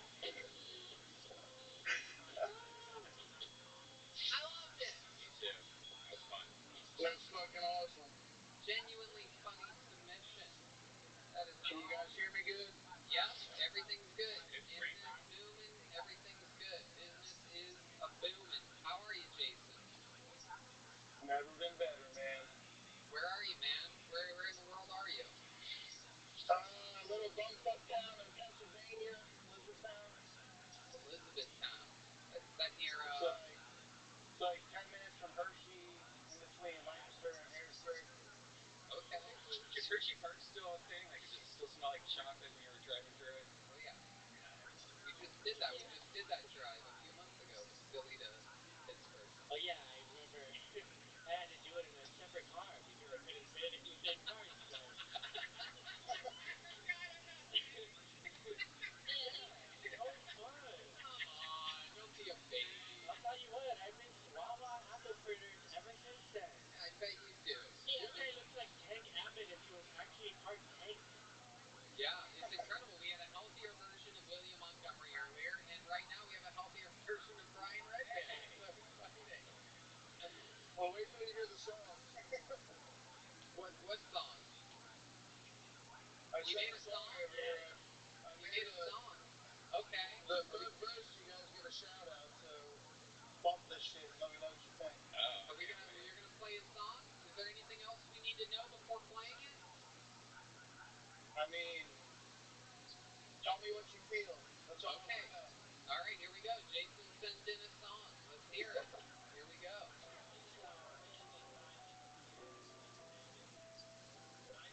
Turn it up. Turn it up. And it's presently Coming out the shadows, all up, going through my mind. No need for eavesdropping. I don't want to be the best.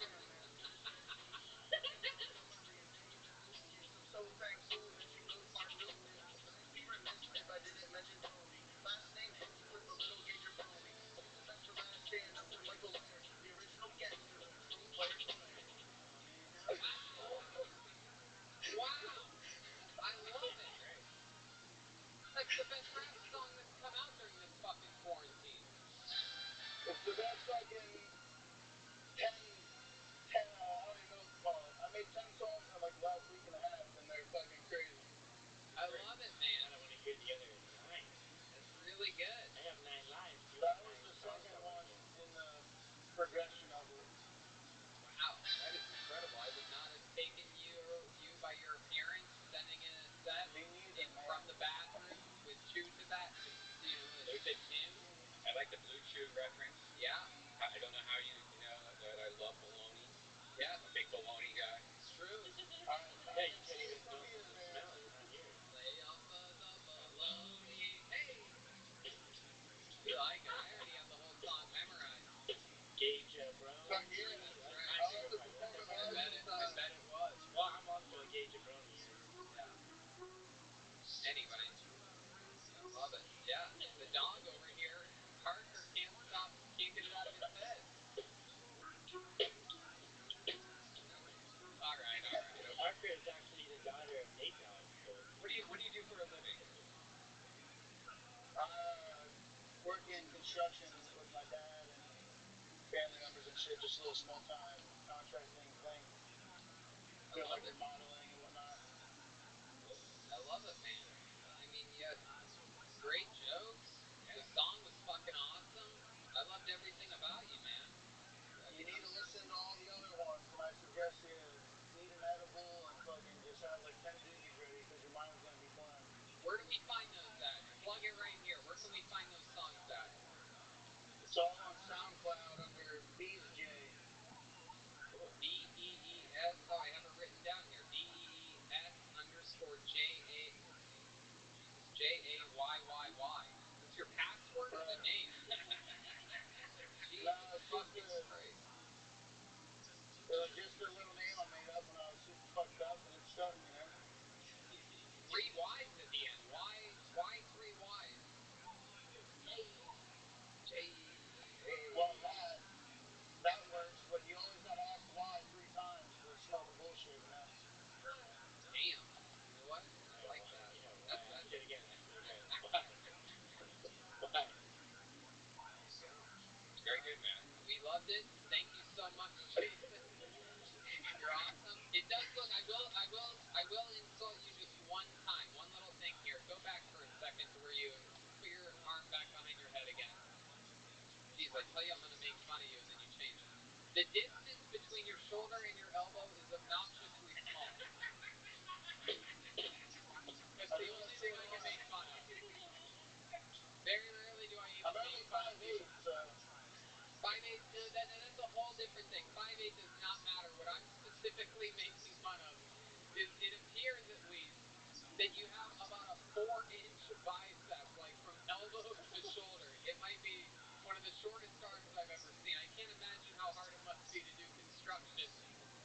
You must be. There you go. Red Man had to move for the first time in 4 months. Oh, well, I was looking at the camera earlier and I saw you just painting. Yeah. Oh, I love that. That's your little doggy. Did you paint that? No, my brother-in-law's sister painted it. It's fucking incredible. That is amazing. How long have you had your dog for? Like 2 years now. A little over 2. Oh, wow, it's a husky, just like you. He's a wolf, husky, Alaska Malamute, Australian cattle dog mix. Wow, that's it. Alaskan wolf, husky. What else? Australian cattle dog. Yeah, that's like all the people that have been on the show so far today combined into one. A little fun fact. Yeah, I don't know if you believe in coincidence or not, but I don't. No, I absolutely agree. Jason, thank you so much for. Yeah, Elliot's a real caddy tonight. Pretty fucking unbelievable, yet super believable. That's the microphone. Elliot. Yeah, I just want to say I'm so glad I get on here, and this is fucking awesome. Yeah. We gotta change this fucking world, man. I love it. We're gonna do it. Make sure you come say hi when we're in Pittsburgh or Philly or something. Yeah, I need to. 2028, I want to be the youngest president ever, 35. Let's make it happen. I love it. You got my vote. I'm telling you right now, I like it. There goes Jason, everybody. He's on Twitter at BeatsJ1. BeesJayY1. He's on SoundCloud. Check out the 9 songs that we didn't hear. BEES_JAYYY on SoundCloud. This is Texas, ladies and gentlemen. Here's Texas. Very good. Here's Texas.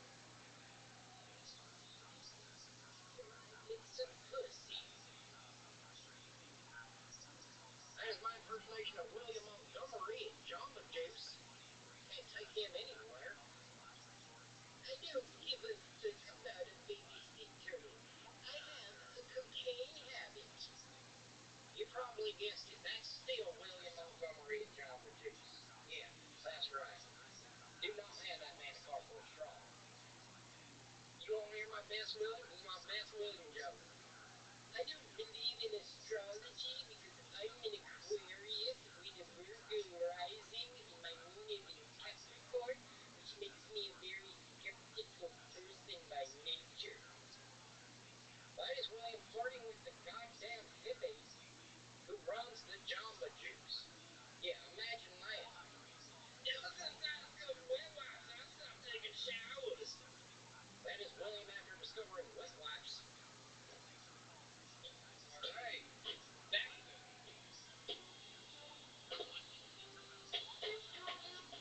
Hi, Texas. How are you, buddy? Pretty good. Where are you? Texas? I'm in Galveston. Galveston, Texas. The former home of the great Robert Durst, who once pushed a chopped up body into the bay there in Galveston, thinking that it would float the other direction. He made the sweet, sweet assumption that throwing a body into the bay, that the body would go into the water. That's what happens when you're raised by billionaires. Is that before he started Limp Bizkit? Yep. Bob Durst. Freak stuff, or what's that song, Yeah. or whatever. You know the song, you're a fucking cat. You know Limp Bizkit. So, Texas, Galveston, huh? How is it there right now? How's the quarantine treating everybody? What are your thoughts on this whole thing? We are back to work, and it's nice. I like making money. I love it. What do you do? I am a glass blower. Oh, okay. Yep, indeed. All right. I love it. And, blow glass by day, till Tony by night, all day, all day. I love it. I love it. What's that behind you? Is that William? Is that William's friend? That is Vidal Zaragoza. Oh, hell yeah. Absolutely. You guys got the hats, the sunglasses. I love it. Float the river. How do you know Gozer? We did a Hot Topic fashion show together in the early 2000s. I was the DJ. Wow. Look at that. So this is what the Hot Topic DJs are like in Galveston, Texas. What type of music do you play? Whatever suits my fancy. A lot of bullfighting music. You know, the thing I love about bull music is that when you're listening to it, many men have lost their life, gored to death by beasts to the score of that music. Absolutely. And 30 seconds from Mars can't say that, Absolutely, I agree. Maybe they can, but certainly not the Foo Fighters or the Red Hot Chili Peppers. I couldn't agree with you more, Texas. In fact, I'll spill the beans right here. I listen to bullfighting music quite often. I'll turn it up while I'm driving, yeah. It sounds like, you ever hear La Virgin de la Macarena? Not the Macarena, Elliot. No. I was going to say that song is actually bison fighting music. Okay, very good. There you go. Oh, yeah. Jeez. I love it. Yes, bison fighting fucking music. Well, this situation reminds me of the time I had to drive to Philadelphia from Pittsburgh in a separate car. Yeah. There's a guy with a farting dog. It was free. This situation reminds me of the time 3 weeks ago when the band was over chiming in. By the band, I don't mean Jesse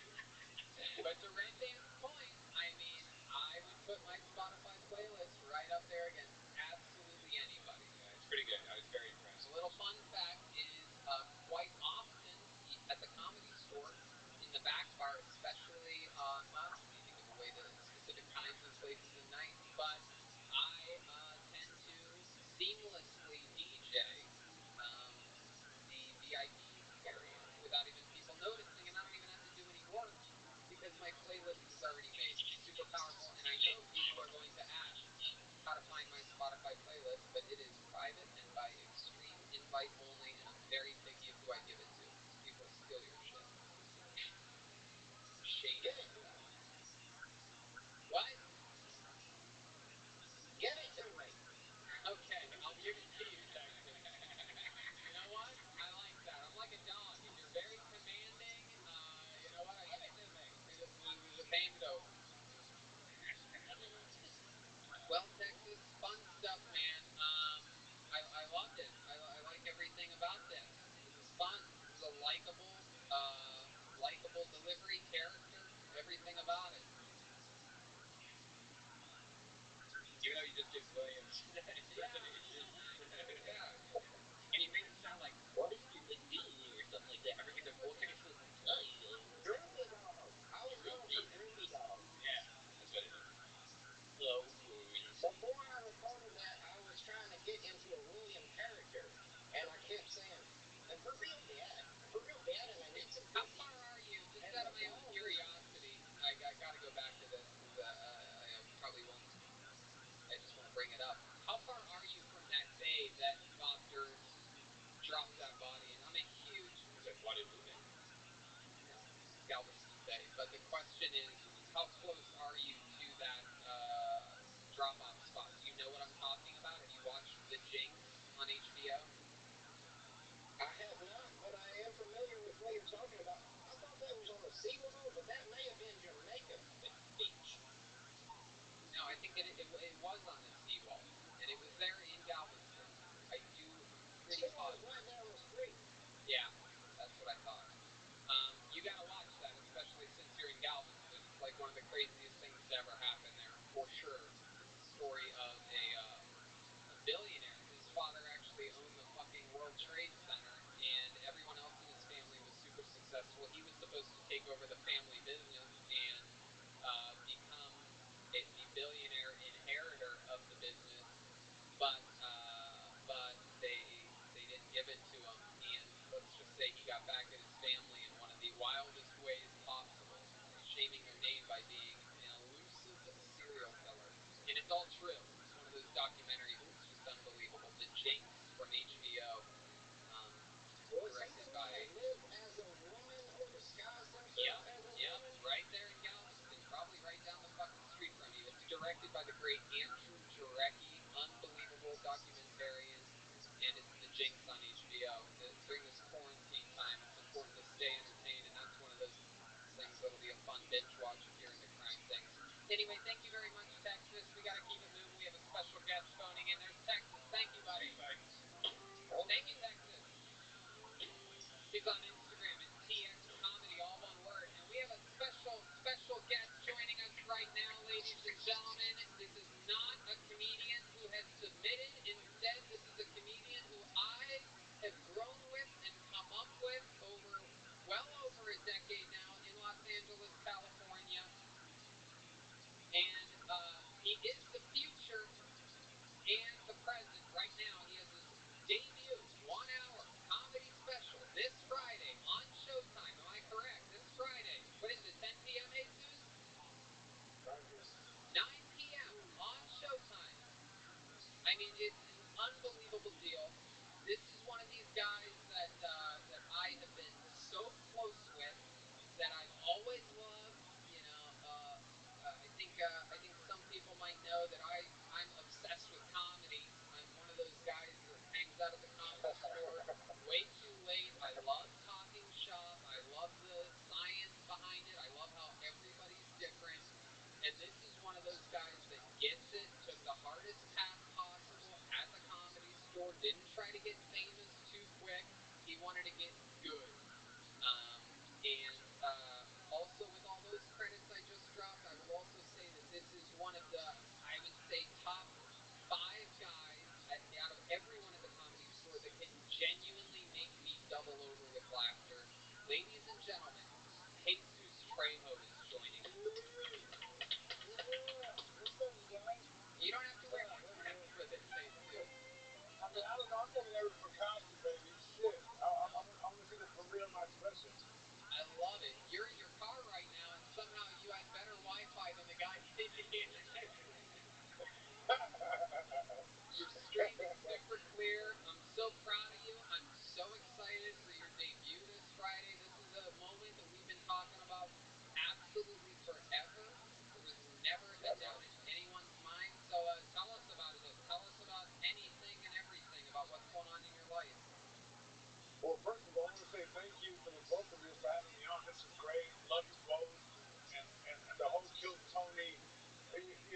company. I mean, you guys always been, 100 to me, and I appreciate that. But man, I'm excited. My first 1 hour special, Stay at Home Son on Showtime, 9 p.m. on Friday. Excited, man. Like it finally happened, man. I couldn't believe it. It finally happened. You did it the right way. Like I said, so many people, especially, this is sort of a weird. It's like a taboo topic, but I'll just go with my gut on this. So many people, especially I've noticed nowadays, that are diverse, right? Like you are as Mexican and LA as Look it at that, gets. trying to be civil. Right. Diverse. But seriously, like some people, especially diverse people, will Welcome. be, in my opinion, How are you? a lot of people's What's good? How are you? professional opinion. Sometimes Good. What's you what? I'm sleeping. All right, well, feel free to sleep in here. I have people who sleep in here all the time. Yes. We're watching Kill Tony. Should we sleep together? If you want, big dog. Yes.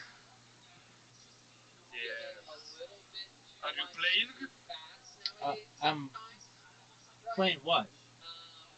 And I think Are you they playing? agree with this. Is what I'm I'm saying. I don't think this is a programming one-time robots, thing. my man. People are getting things too fast. Right? You're I would say Mexican. that yes, whatever Are you is Jewish? Yep. whatever's hot is sometimes thrown into the forefront, and they don't Do get you the time understand to Jewish? incubate. Right. Hebrew, some. Right. Like for example, Tiffany Haddish. Everyone was like, when is she going to get famous? She was like a famous person, so that when she started getting things, she exploded. And that's what I'm telling you right now. We were the first to show you Tiffany Haddish. Everybody that was a Kill Tony fan knew Tiffany Haddish years before the normal comedy fan did. And Jesus is another one of these guys that you've been on a couple episodes of Kill Tony on the panel, correct? Yeah. I was even a patriot at one point. I remember, you're a Mexican patriot. Hey, Mexican patriot. And so was Tiffany Haddish, and so was great comedic actor Ryan Hermes, and so was Jeremiah Watkins, who moved on to be the leader of the band. And so many great comedic minds were our heads of security at one point. That's an elite crew. You've been kicking ass lately, buddy. Because not only do you have this amazing special that's coming out, but you also have your own show on First Repeats, which I love, man. You have a talk. Tacos con todo. Yes, and That's I watched every episode. Great episode with Tom Segura and Christina P. Like amazing, and you kick ass. If you don't know First Repeats, they're the same guys that do our good buddy Sean from Hot Ones, and I love it, man. You just wrapped up your first season of that. Look at that. It's what a dream job that is. You just go to your favorite taco places, eat tacos with a bunch of comics. Congratulations on all your success, man. You're killing it. I'm so proud of you, buddy. Yeah. Thank you so much, man. I love you, man. And yeah, it's like I love you guys, man. It's been cool to kind of have everything kind of be, you know, having things see the light of day. Finally, I've been working hard on these things, and finally it's come out for people to check out, and I'm excited. And we got season 2 of Tacos con Todo, and that's coming out, hopefully late this year if everything gets back to normal. Great. Before we move on tonight, Kay, like just this is whatever sentimental, but as a Mexican person, like I love it, dude. I was waiting for the premiere of that taco show. I watched it the night it came out. The special's dope. There's no spoil the joke. There's a joke about yoga at gunpoint. Check it out. Dude, I've shown my family your stuff. It's just nice to see you doing it. Like to what Tony said, it's like you're not a Mexican comic. You're a comic who's Mexican. I love that. I really like, I look at You're very kind. Thank you, brother. 100%. You nailed everything that I ended up turning into what sounded like a racist rant.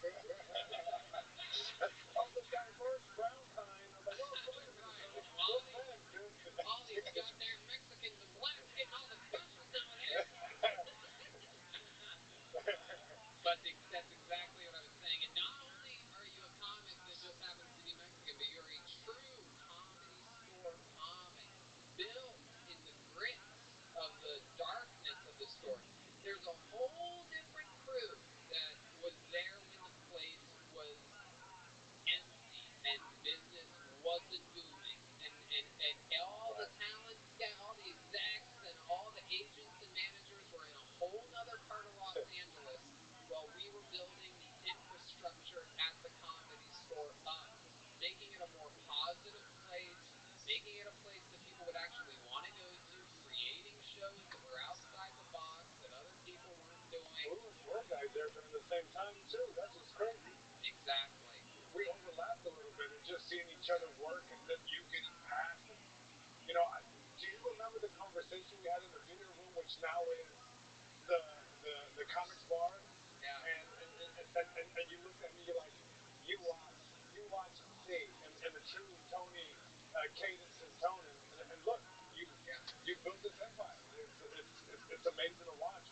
see King Tony be in the belly room with just a couple people, sometimes just you guys, talking into the mic, and now to sold out main rooms, and now to figuring it out, man. It's just a testament to I'll even one-up you on that. In that very room that you're talking about, the video room, which is now the VIP bar, is a poster that hangs on the wall, a framed piece of art that you and I, a fun fact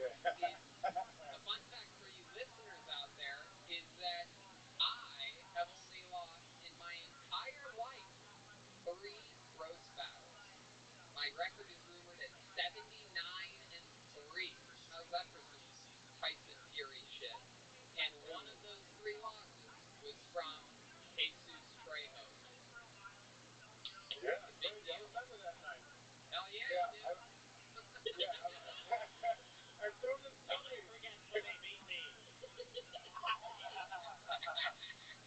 And neither did Cody. Goddamn right I don't. After that roast, I remember we walked up and down Sunset and we rattled off all the jokes we didn't get to say to one another at point blank. Yeah. Do you remember any of the better ones that you said? I don't remember. Unless Tony remembers. I'm sure at least one had to do with me being gay, one had to do with me probably starving or something like that. Holocaust victim, probably. These are the ones that people hit me on. I remember I remember one. Yeah. Right. Yeah, I think it was something along the lines of like, hey Tony, congratulations, your only credit on IMDb is Keith Whip on Jeff Lawson's dick.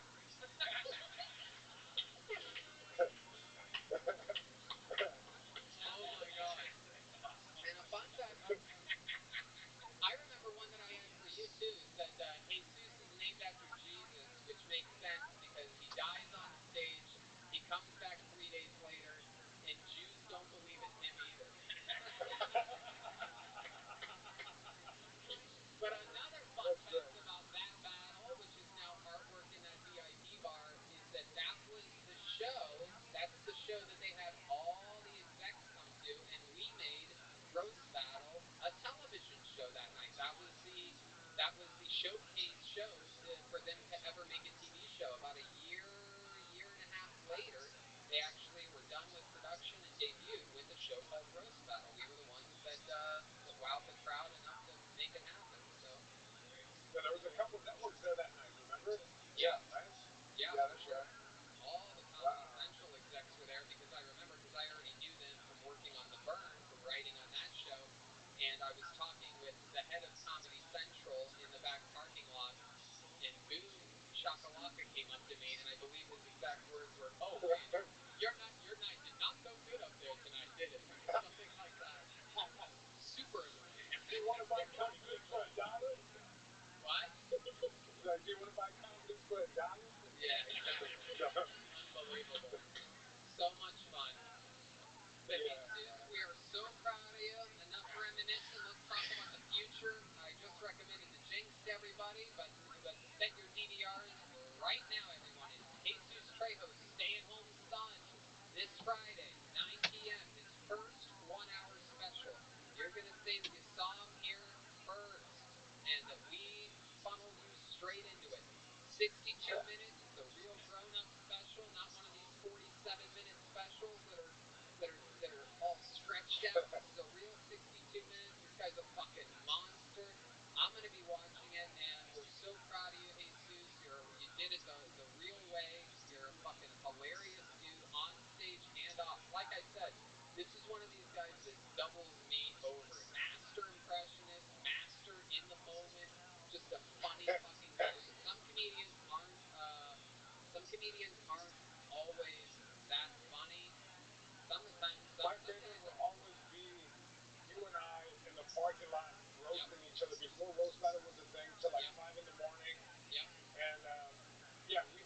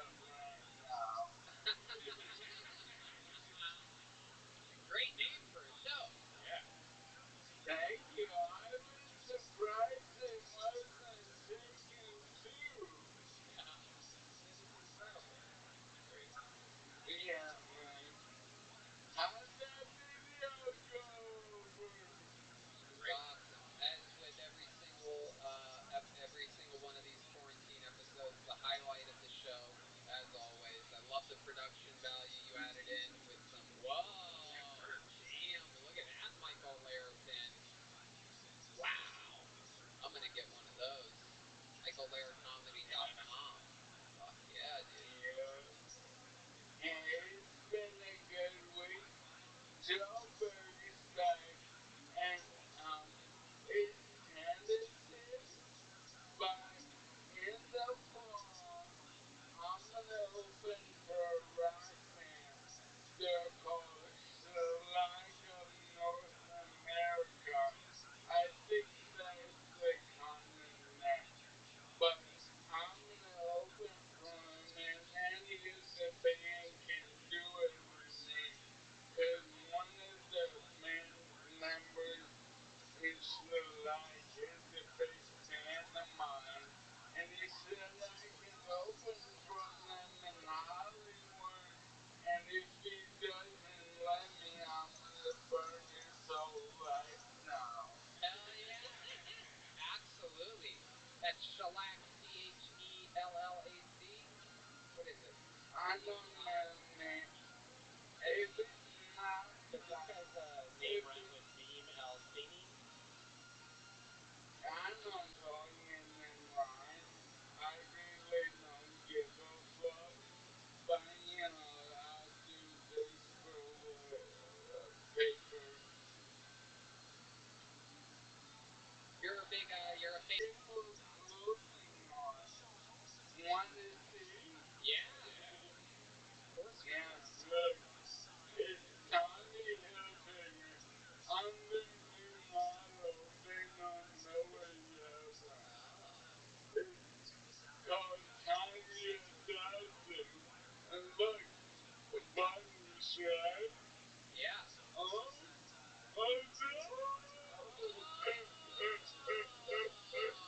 Look at that. That's a real thing. Yeah. Looks like you're ready to play, or not play, like roll through a tennis court. Yeah, I was afraid you were gonna break your buttons there, but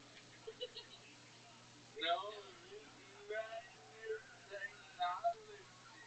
wow, look at that. That's incredible. Yeah, you know how all my fans are either really hot gay guys, chicks with dicks. Yeah.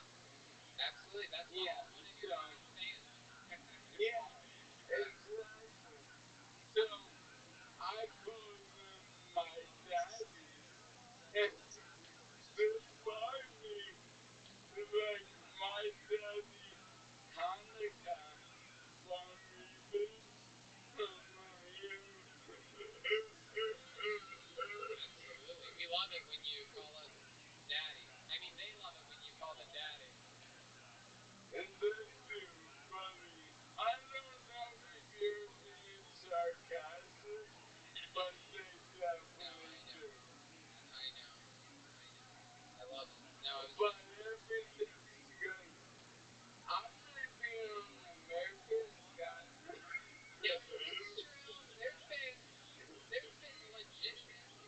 I talked to a I'm not gonna say who, but I talked to a legitimate show business agent this week, and they asked me if that was true because they watched Kill Tony, and it is. Well, first off, Tony, I have legitimate show business agents too. You're not the only one who talks to them. Right. Alright? And, yeah, it's true. I apply, and I refuse on the inside who's gonna point me out, and I'm the American dream, and in the finals, if we meet a puppeteer and a guy who's slash. Wow. Sounds awesome. We gotta get you on more big.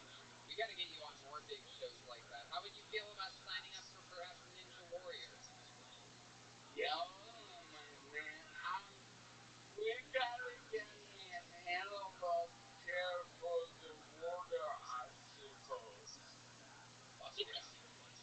Gotta throw some magnets on that thing. Figure it out. Just put one really strong magnet on the other side of the water.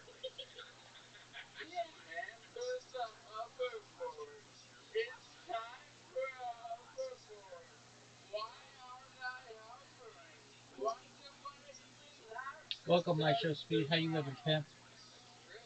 Absolutely. If Good, anybody knows man. How are anything you? on hoverboards, Good. How's the you gotta studying been? wiggle there. You gotta get the ball rolling on it. Hoverboards are meant since Back to the Future 2. My They're cousins and meant shit. All right, so you're just gonna bullshit me 25 with years later. excuses? That's No cool. hoverboards. Fine.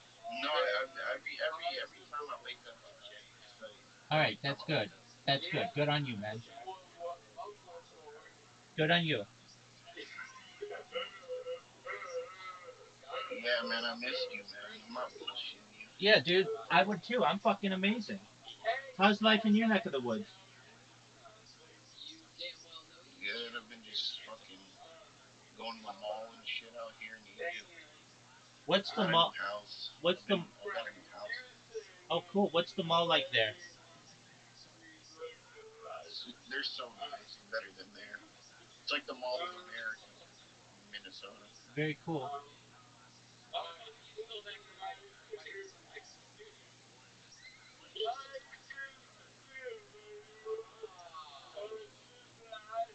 But yeah, bro, I got a new house. I've been moving and shit. I got my own place now. Really? You moved out? Yeah, out of my aunt's house, my grandma's house. Very nice. Yeah.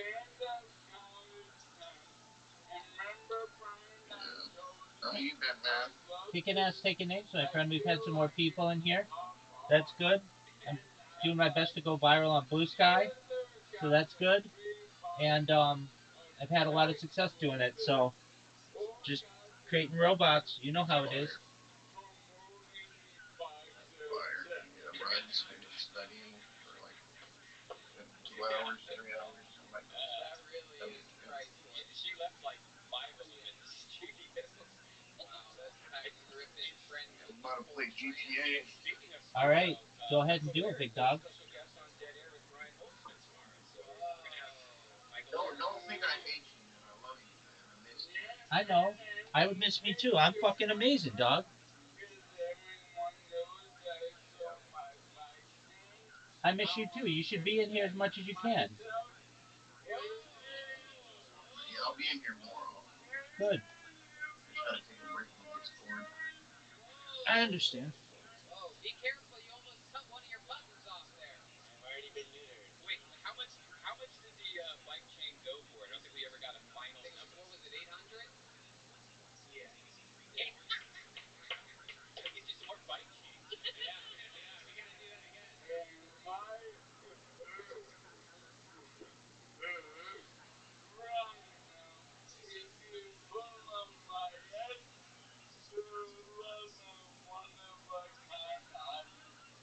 I love it. It's a letter opener when the willing members won't handle. Whoa, woolly mammoth. Okay. Yep, that is the sound of a woolly Yo, mammoth. Rabbi, Yo, pimp, what's up? you think if I keep taking practice tests, I'll pass? Yeah, but it's best to just study it and get a good foundational knowledge, and then take as many practice tests as you can. Whatever Like you do, study keep it how? taking the Like, test, Michael. You look happier Like, than take a ever. course. Like I told you, go to Udemy, take a course. There you Once go. you have it, watch it a couple times, and then start taking practice Michael, we tests. love you so much. You did it again. You steal the show every single week. You're fucking unbelievable. You're thank one you. of my favorite human beings of all time. Michael and I have been talking quite a bit throughout the week, just off stage. You know, just hanging out, just being friends, being cool. Talking about shellac. Goddamn right. And he'll be opening for Shellac this fall, and we're gonna be back. We're gonna be back soon.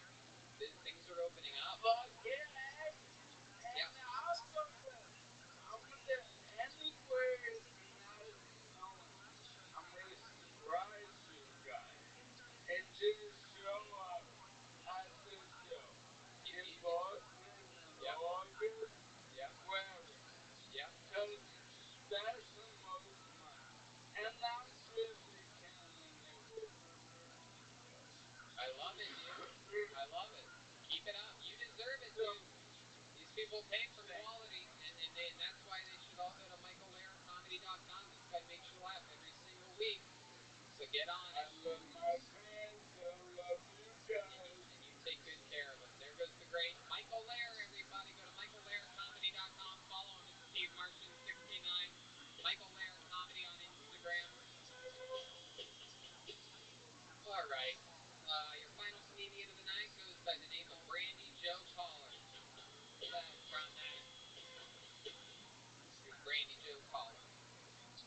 So I grew up white trash, and by white trash, like I was so fucking poor. I got motherfucking spam in my stocking for Christmas one year. My mom has had a mullet my whole life, but in all honesty, she fucking rocks the shit out of her fucking mullet. My dad was like super fun, like I mean so fun. He did Breaking Bad before Breaking Bad was a thing. He was like cooking up his meth in a camper closet down in the Carolinas. And here's the thing, if you do like something down south when you're white trash, as long as it's down south, it doesn't count. And because I was white trash, I was a terrible judge of character.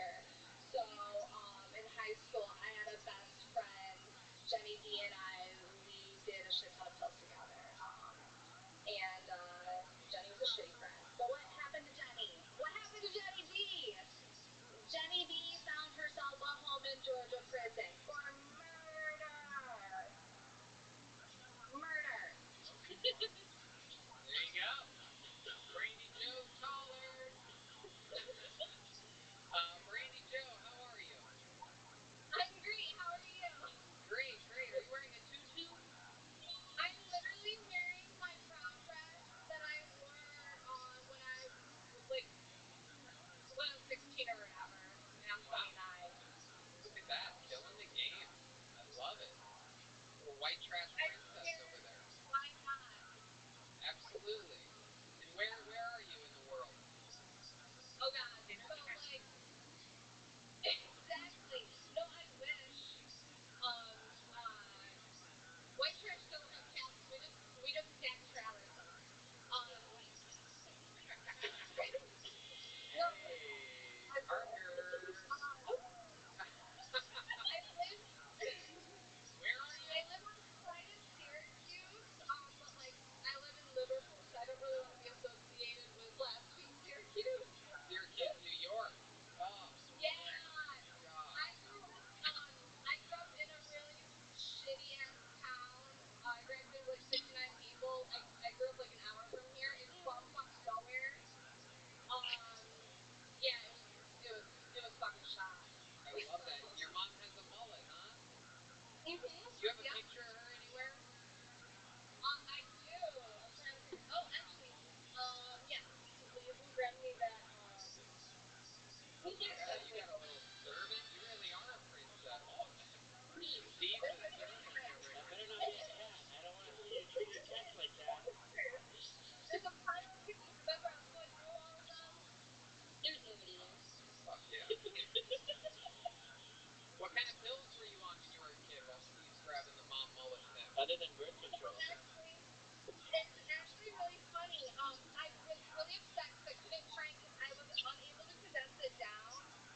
But my friend Jenny and I figured out this really good deal. There was this kid that would steal all his mom's Percocets and bring them in for us. And like we would just do a shit ton of Percocets in high school and be like high as a kite. And then like all she had to do was give him $5 worth of weed. Wow, what a deal. Right? And like I kind of was just like the middleman kind of thing. And then, so did Jenny murder her boyfriend or the boyfriend's new girlfriend? no, so what ended up happening is, which ironic is we grew apart because she told me that I was living my life too crazy, and she couldn't be a good mom and be friends with me. But she left her family because she got addicted to heroin, got caught up with this guy, and then her and this guy took this old dude, and all three of them were all like high and messed out, trying to travel down, road tripping as meth heads do. And then the boyfriend got sick of that older guy and then hit him in the head with a rock. And he died in Lake Park in Georgia. And she was part of it? She was there? Yeah, so like, she's like an accomplice. Like, she might be paroled by like 40. Like, I don't think she killed him. Like, she was probably in the car, but. Yeah, that's part of being a murderer is that you don't really have to do it. You don't have to drop the rock. Right, exactly. So. One could say that murder victim smelled what the rock was cooking, though. So let's see this mom with a mullet. It's always priceless. Anytime we get a mom involved with the show, I love the thought of a mom with a mullet. Like a Theo mom. Okay, so that's a picture of her. Wow. Holy shit. And then that's her mullet now. Oh shit. She's not dropping that mullet. God damn, that's like What's fucking. That's like what's her name? Who's the monster? Yeah, Shelly. Eileen Warnos. Yeah. Fuck yeah, your mom might be a murderer too. Yeah, that wouldn't be doubtful. So Tony, I know you're a wrestling fan, right? Yeah. My mom loves like Undertaker me and like WWE me. Like she literally like slammed me to the ground one day and like decided to put me like in a headlock. Literally in the middle of town. Just like dragged me to the car. Yeah. That's how disciplined where I come from apparently. Absolutely. That's, yeah. Yeah. That explains why she looks the way you look. What does that mean? It looks like she's been tombstoned one too many times. What about her looks like she's been tombstoned? You know what? As a cat, I don't really get into these human sort of things. You don't get to just say random things and then say your character's description. Like, we just spent 2 hours and we know you're a cat. But why are you asking me this? Why does she look like she's been tombstoned? She seems like a. I mean, let me tell you something. For Syracuse, New York, that's an 11 right there. I can only count up to 3, so that might explain it. I love it. What do you do for work? Well, actually, I got hired right before the quarantine started, and so I'm just like living the high life on unemployment. It's the first time I have at work since I was 16. You were at a convenience store before that, a gas station of some kind, or a grocery store. Am I correct? What about her face looks like that? You go ahead. I did car sales before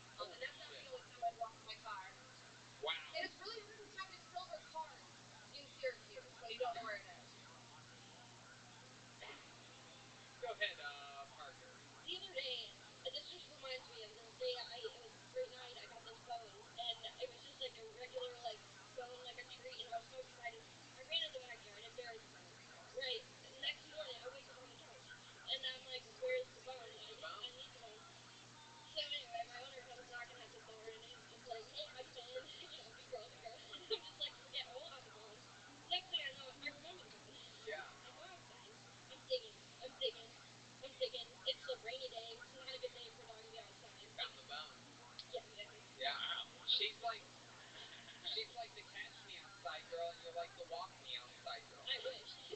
You're a dog. I want to express her anal dreams. I need it. Wow. Dog People jokes. act dark when I do that, but I actually really need it. Randy Joe Collard, again, I'll say it again. I could talk to you forever. I feel like you are an absolute well of hilarious. I mean, I love white trash stuff. Me too. I think everyone does. You know, you just can't really beat white trash. You know, out of all the... No, because our parents do. Exactly. Look at that. Randy Joe, you did it again. You know, I always say white trash is the best out of all the worst of every race. The white people are the best trash race. Does that make sense? Is there other trash? The best trash, the most extravagant trash, the best. It's a weird way of bragging it. Anyway. Randy Joe Collard, God, even your name, it's just like you didn't have to tell me your parents had mullets. Randy Joe! Have you seen Tammy Joe? Anyway. My name's Tammy. What was that? I do have a name, Tammy. I love that. Brandy Joe Caller, thank you so much. She's on Twitter at Brandy Joe Schmoes. Submit again sometime, Brandy. I want to hear more of you. I want to talk with you again. She's on Snapchat at Brandy Joe Caller. That's Joe, Jocollard. Let's bump Manolo to next week. This episode went a little bit long. Shout out to Manolo. He has a big, crazy submission. You know what? We're going to start next week's episode with Manolo. We're going to start with a closer just to get it bumping. So we have a Mexican guy that's funny at the top of the show next week, guaranteed. Manolo will be back. He's the Manolo Music, and from what I understand, he may have, you know, he's famous for having the Tijuana prostitutes on one episode doing comedy. And rumor has it, in the rumor mill, what I heard from the producers today is that he submitted a new minute with someone that may be transgender and in Tijuana. How exciting is that? A Tijuana transgender prostitute. I mean, it's going to be really interesting to see. Before we go and check out Ryan J. Belt's amazing artwork, let's check out some bad art. Here's this week's bad art, which is, there it is. That is indeed bad art. We all look bad in that. Jeremiah, frightening me. I mean, when have I ever looked like that? That mouth is pretty close. Yeah, exactly. That's just my janky mouth. Red band, spot on. That's not even a bad red band. Like King of the Hill or something. Yeah. What is that, Joel? Yeah. No, it's the other guy with the dildo on his head and the gold guitar. Oh my god. Yeah, that's actually a pretty good Joel. Pretty good Joel. I'm happy to not be here. Hey, I'm glad, by the way, that is actually a drawing. It was great. I want to clear something up. The last couple of weeks, we've had the same artist. Jesus Christ. That is Wait a second. frightening. That is frightening. That's the guy you're talking about, right? Batman. Oh, is this the same guy? Yeah. Okay, so this is the same guy. So I said, hey, you know, all you're doing is you're taking a photo, putting in Photoshop, putting filters on it, or redrawing it, or whatever. Yeah. And the guy called me out not only on Reddit, he made a thread like, I drew for someone, okay. and on Twitter, but then I didn't say anything because I've been waiting. Look what I found. I found the exact clip art that he took it from. Wow. And he just pretty much drew it over it. Wow. Like, so fuck you, dude. You're a tree. Okay. We got you.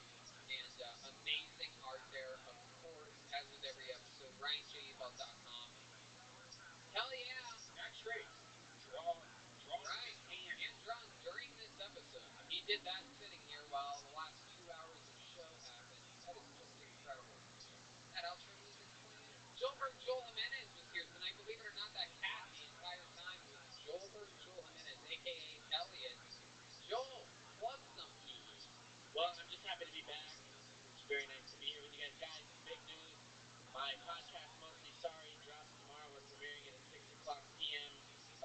Our time, and 9 o'clock Eastern time. We're going to be in a live chat on YouTube, so look at Mostly Sorry. I'll put all the links on my Instagram. Audio and video? Tomorrow's just the video. iTunes and Spotify coming as they're reviewing everything. So You're on YouTube tomorrow. Tomorrow's YouTube, 6 p.m. our time, 9 p.m. Eastern. Awesome. And they follow. Mostly Sorry on Instagram. I'll post all my links there. Okay. So you don't know the YouTube channel? I think it's under Joel Jimenez. Okay. Well, they'll do the math. Follow them on social link it media on my Instagram. at Mostly Sorry. And the great Jesse Johnson was here tonight, everyone.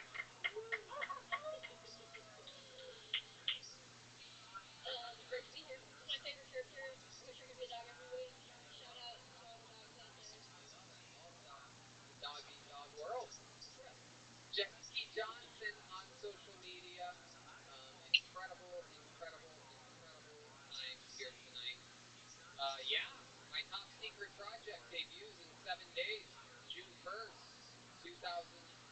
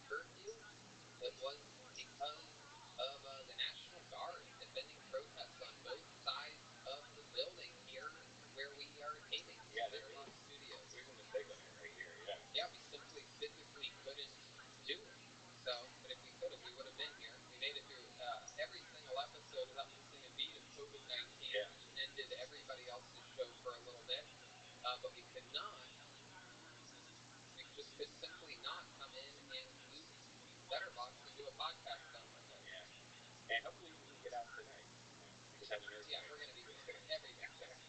Anything's gonna be. Anyway, business is booming. You know what's up. Clearly, the world is going to shit. Luckily, I have a Tushy. There's a toilet paper shortage. Everyone has an ass. Everyone deserves a gift of Tushy. It's an amazing bidet for your butthole. Wiping your butt with toilet paper does not remove all the shit, people. If you pooped on any other part of your body, would you just wipe it off with dry paper? No. Water cleans better than dry paper. Thankfully, there's a new sleek bidet attachment that clips onto your existing toilet and sprays your butt completely clean with fresh water. It's called Tushy, and it's the best thing you can do for your butt. Tushy sprays directly to your ass. It removes poop completely, so you aren't sitting on bacteria that leads to nasty things like hemorrhoids, yeast infections, UTIs, itchy assholes, and skid marks. No one wants that. Bidets are common in the rest of the world. I know that. Japan, every bathroom in Japan has one of these. A bidet saves you money on toilet paper. You still use a little paper, to dab it dry, because it has a little wetness to it, so you just use one little square, dry it off. Tushy sprays your ass with fresh water. It's not toilet water. Tushy connects to the water supply behind your toilet to spray your dirty parts with clean, fresh water. It's the same water you brush your teeth with. It's the same water you brush your teeth with. I don't know if I'm brushing my teeth post-Tushy. With the Tushy water, wet wipes are worse than toilet paper. They're terrible for the environment. They cause anal fissures. You don't want your anus fissuring. And the best part of Tushy, it's only $79. Yeah, go to hellotushy.com/killtony and get 10% off your order. I love my Tushy. Take care of it with hellotushy.com/killtony to get 10% off your order. It's crazy out here in the world, people. Everything's happening. Bad cops are bad. Looting and destroying small businesses is bad. But there's some good things happening. You can get a candle from Damn Good Candle Company. Hinge Me I'm Dreaming candle is selling off the shelves, I'm being told. I saw a couple photos sent this week to the Kill Tony Instagram. Yep. They're happening. And it smells absolutely delicious. That's because it smells like my butthole, which I keep clean with Tushy. You're doing a lot of VR reality stuff. Yeah. That's a lot of fun. You're escaping the chaos. And I just debuted my new pet project, Roast Master Class, where I go over roasting. And it's a fun, funny at times, and educational course about how to better make fun of people. In these crazy times, you can defend yourself from getting bullied at work, perhaps by a family member, perhaps a girlfriend or a boyfriend. Perhaps you want to roast the cops. Or perhaps you're a cop that wants to roast someone instead of doing physical harm to them. You can get it all, learn it all. Sign up for Roastmaster Class at patreon.com/hingeplay. We're touring, believe it or not. I have some fun dates coming up, and we all do. We're going to Miami at the end of July, Boston in August, Houston in August, Dallas in August, Fort Worth, Texas in August, a lot of Texas. Salt Lake City, September 11th. That's a fun date to be out. Moon Tower, 9/17. Toronto at the Queen Elizabeth Theater, September 29th. Temla Brewing Company, October 13th. Sacramento, the 14th and 15th of October. And San Francisco, the 16th, 17th, and 18th of October. Washington, D.C. again in November or December, something like that. Tacoma, October 30th. Yeah! And thanks to Dito's Pizza, they dropped off some pizzas, so hopefully Dito's is safe from all this. Chaos, they're in the middle of absolutely everything as well. Only a couple minutes down the street from me. I mean, everything is in chaos. But you know what? Let's not even get too much into it. This is an escape from all the fucking drama that's happening in the world.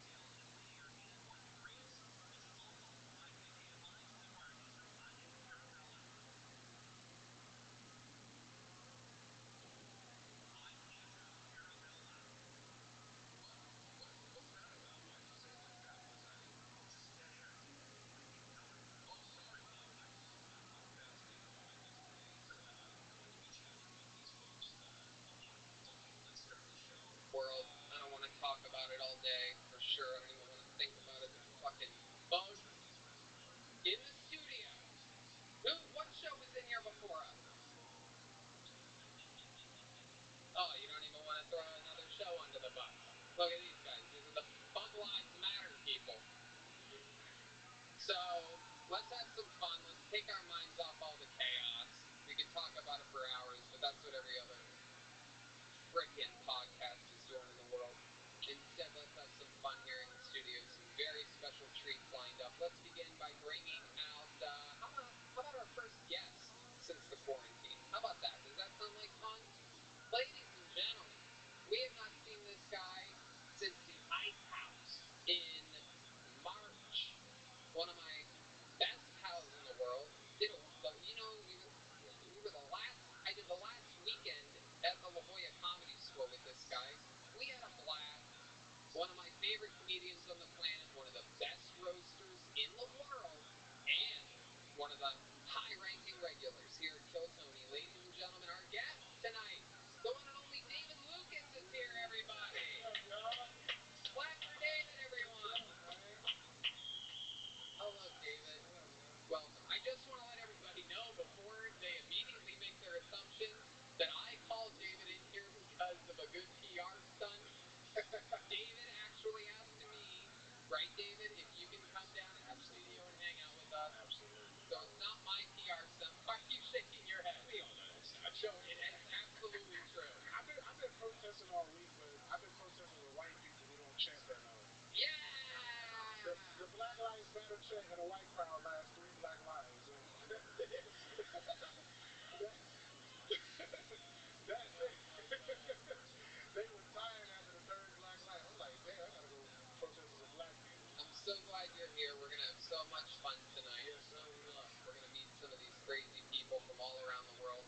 We're going to have a blast. And as you know, David, there's a band on this show. Every single episode, they commit to being different characters. We never know what they're going to be. I almost accidentally walked in on them on this one. I'm going to be honest with you. I went to go wash my hands again right before the show, and I forgot that they were getting ready out there. But I didn't see anything. I'm excited to find out what they are. Ladies and gentlemen, they're different characters every show. Let's find out what they are tonight. It's the best damn band in the land, the Kill Tony Band. Jeremiah Watkins, Schulberg Jimenez, and Jesse Johnson. Whoa! We know these guys. Hey! Oh, yeah. Absolutely. The newscasters have arrived. Ladies and gentlemen, no doubt about it. They've been featured on the show numerous times. Very exciting. Remind me of... Good evening, Tony. Your lead news anchor tonight, Chet Lightning. Chet Lightning. How could I forget that? Absolutely. Welcome, Chet. Busy times for you right now. Busy time. Swamped. I could barely make it here this evening. Okay, and who's this young little Mexican vampire behind you here? I will let him introduce himself. Hello, Tony. I am the weatherman. My name is Wet Bass. Wow! Wow. Is there like an initial? Should I just call you W today or WB. WB? When you see the police coming, you warn a brother. All right. And then, I believe we've never had a female newscaster on. Are you new to the news team? Hello, my name's Lisa Lookout, and I'm here to look out for you on the scene. Wow, Lisa Lookout. She is our live field reporter on duty this fine evening, Tony. Wow. Well, And it is good to be inside. I love it. Absolutely. A small earthquake just struck Los Angeles. Not sure if you two felt that while the podcast was going on. It did. It's true. I didn't even feel it. Red Band felt it. Yeah. There was an earthquake. The only reason is I swinging between this at the same time, so I thought maybe it was him. Then I looked and I saw these wires like going. I'm like, why are those wires moving? Did you guys feel it in the room? No. Like right before we started, like 2 minutes before we started. Yeah. It was at 5:58 p.m. Yeah. It was. The suspect is still at large. Yeah. Earthquake, the comedian. In fact, yes, indeed. That reminds me, by you saying 5:58, I was confused for a second, but that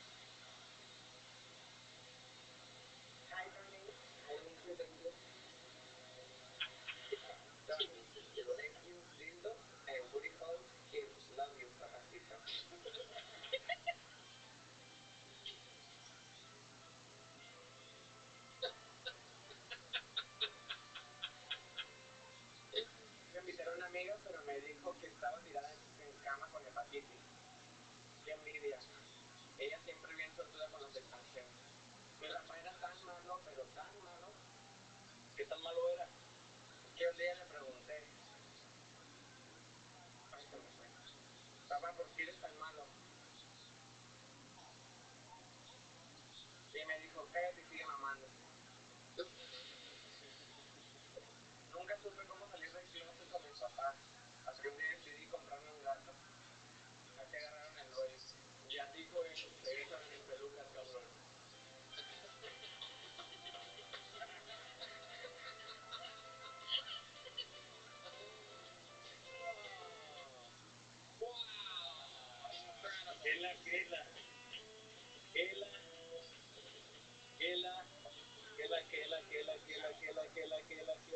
I had her set up. You are unbelievable. What can I say? You are quite the modern day artiste. Grazie, signore, mi fa molto piacere conoscerti, ragazzo. Sei la donna più bella di questo posto. Così tu facendo, amore mio.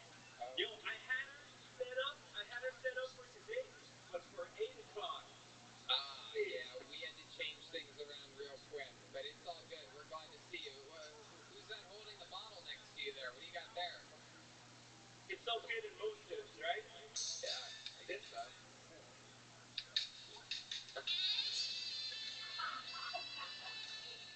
Oh, that was a... Wow, it's the same girl, huh?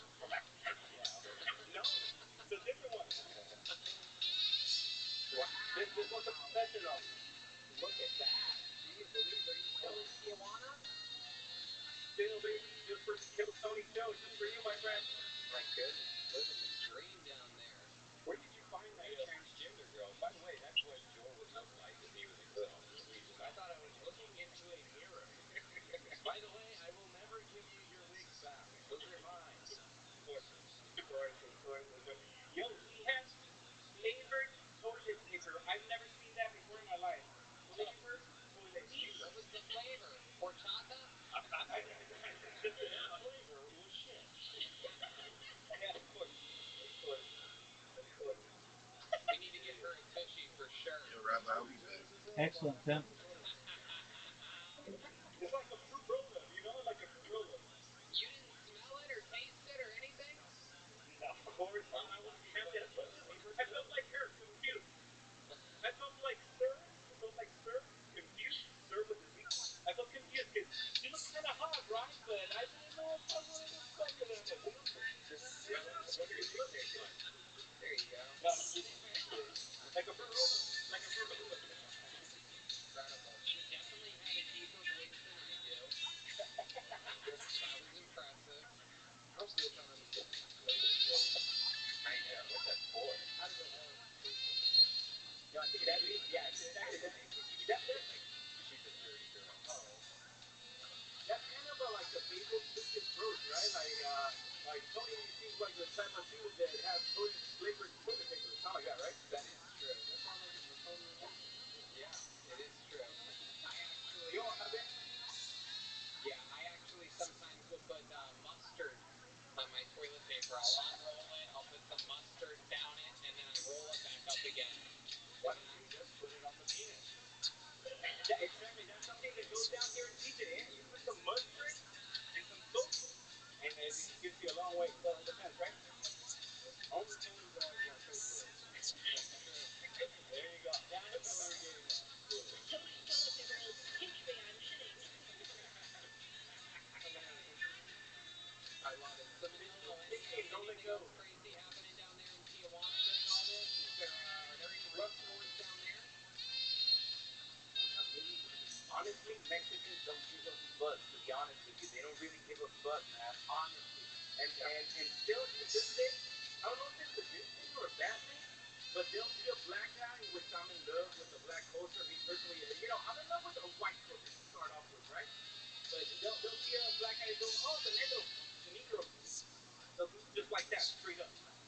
Yeah, absolutely. You know, Is that a negative word there, or? No, it's like they call me that way because I'm brown. I'm browner than the average bear. So they call me that. They call me negro. You know? Right. You guys have bears walking around? Yeah, of course. And where I got that CS from, they got a lot of bears walking around. Wow. So seriously, what did you do with that girl? Did you make out or anything? I felt that from now on. Looking for TS everywhere. Is that Nick Norton? Jim Norton something? Jim Norton? Juan Norton? You can call me Juan Norton? Yeah. There you go. All right. There you go. Okay. Fuck yeah, Manolo. What is Jim Norton mean? Hangman Norton? Yeah, exactly. Exactly. Yeah. Exactly. Wow. That's how fucked up. Back to you. Just in, another Mexican man has been reality checked by another Mexican man. There you go. How do you out Mexican a guy currently in Tijuana? Like this. That's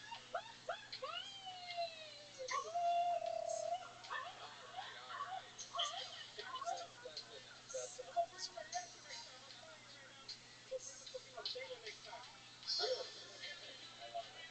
I'm waiting I'm for a little worried, Tony, and I gotta tell you this. I'm a little bit worried because when you guys start making the in-house shows like in the comedy store, I don't know if I'm gonna be able to make it because I went to the doctor because I was feeling a little bit ill. The doctor told me I was very sick, very fucking sick, right? He told me, dude, you're sick.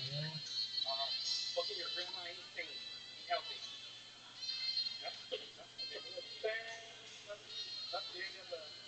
Just in, that was totally worth it. All right. Well, What's up with the printers? do you pay your hookers to laugh at your jokes? I'm paying for everything, you know.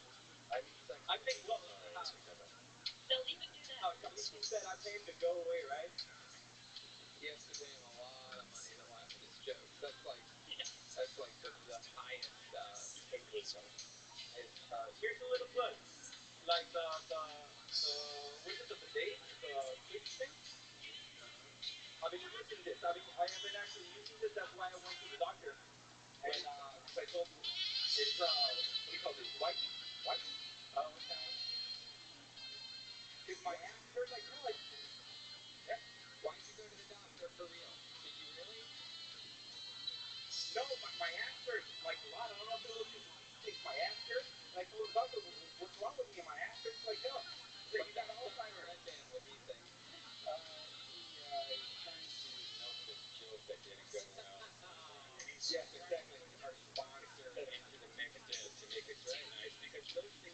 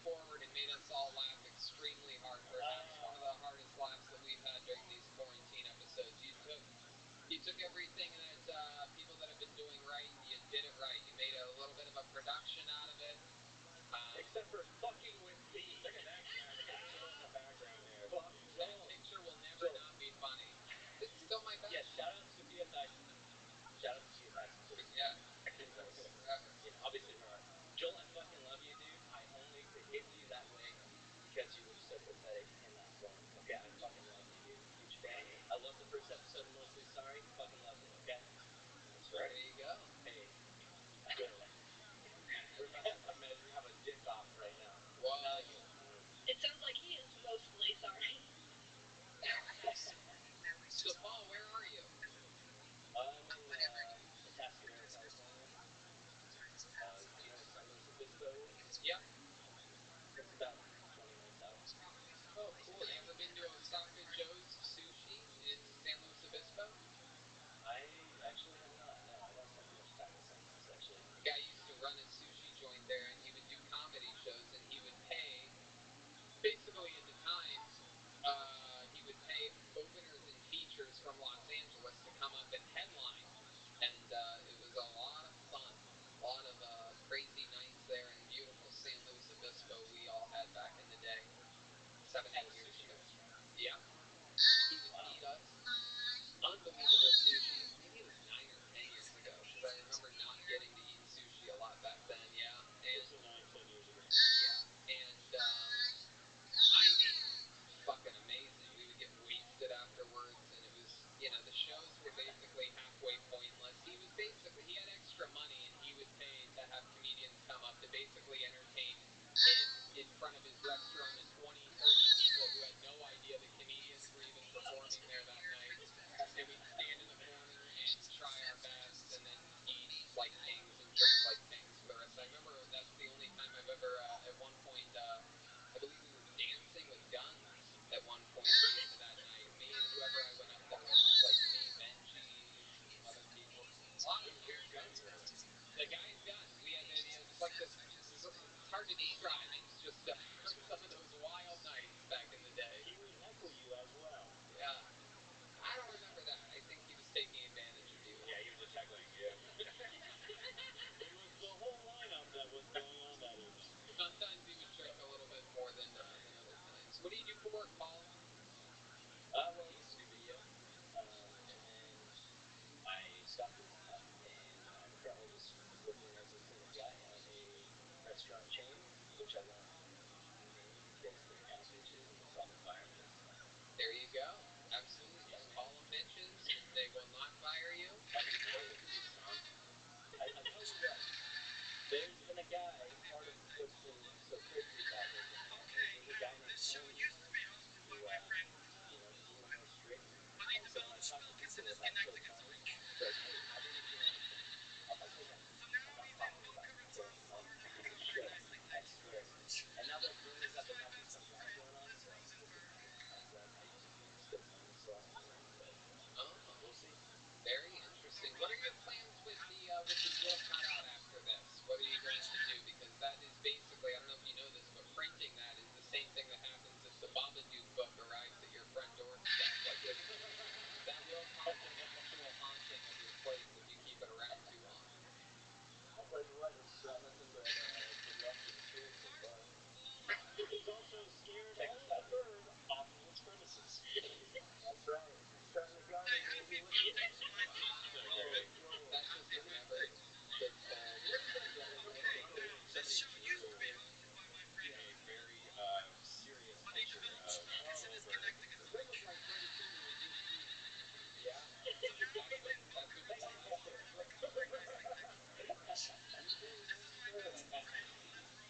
I love it.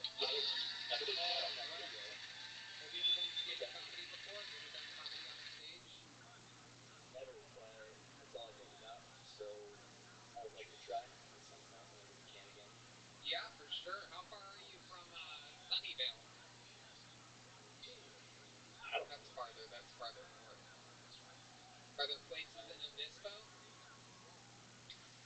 There's like, I think, coffee shops and stuff. I haven't tried it yet because I don't know. I just haven't tried it yet. I wanted the first time to be on TikTok, so I guess technically this is it. But it's different than a live format, which is why I made the video because it's hard to translate standing in front of a webcam and trying to do comedy. So I tried to switch it up. No, you did it. Tell that to Manolo. Hey, I didn't get to see it. I only got to hear it because it was all messed up. So. Yeah. Very, very professional performance, Paul. And I love you. I love your shirt. That's a very, very Jeremiah Watkins-esque shirt. Yeah. It's a very good boy shirt. Jeremiah, you have one like that. Am I correct? Yes, there is a good boy line available at JeremiahWatkins.com.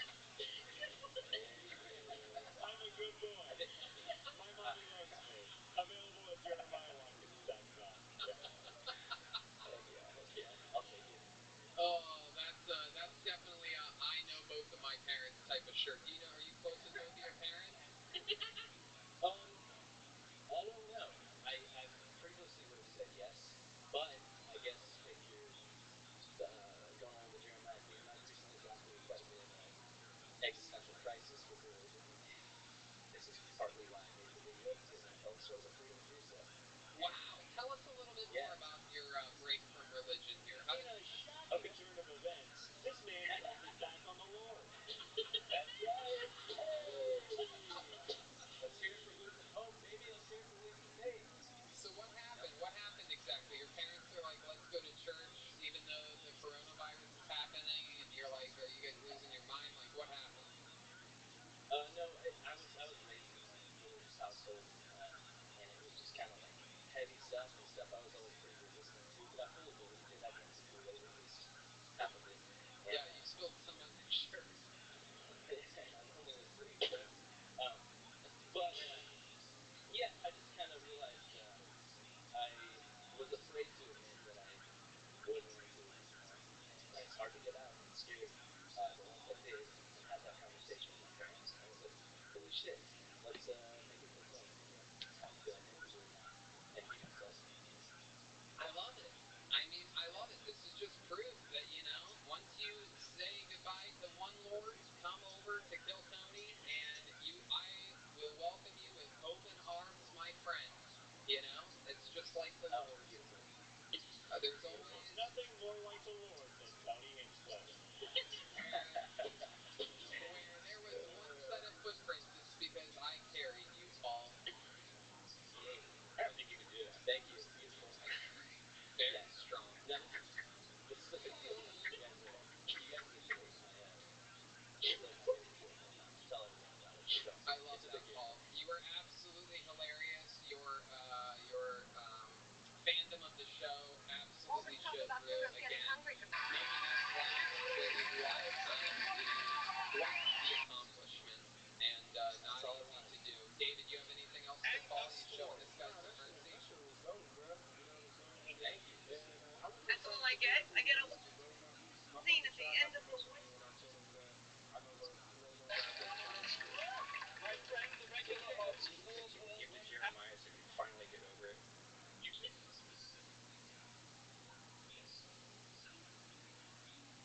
asked me to fill in this week.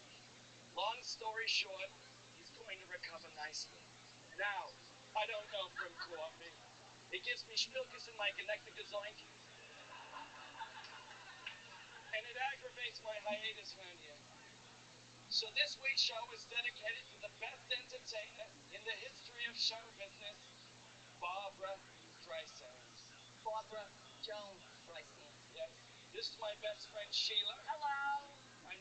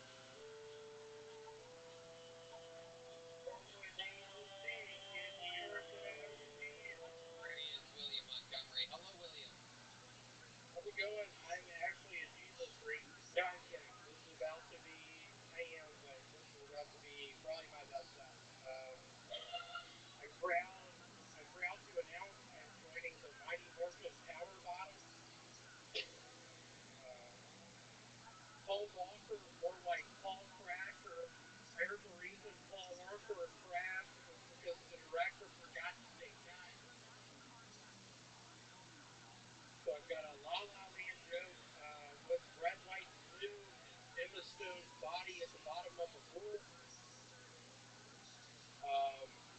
So I guess the question is, what happened to George Floyd's counterfeit money? Do you think he left any in a will?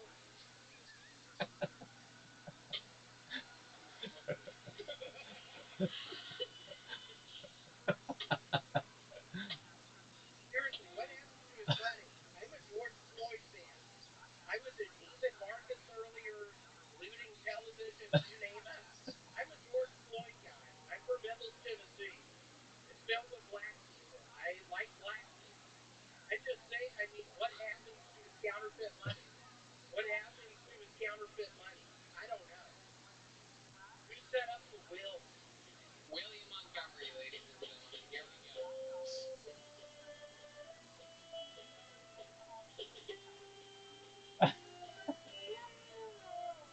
I mean, here's what I'm going to say is that, 75% of the way through that set, I'm thinking to myself, wow, a Paul Walker joke from 11 years ago being used like it happened last week, like it's controversial or something like that.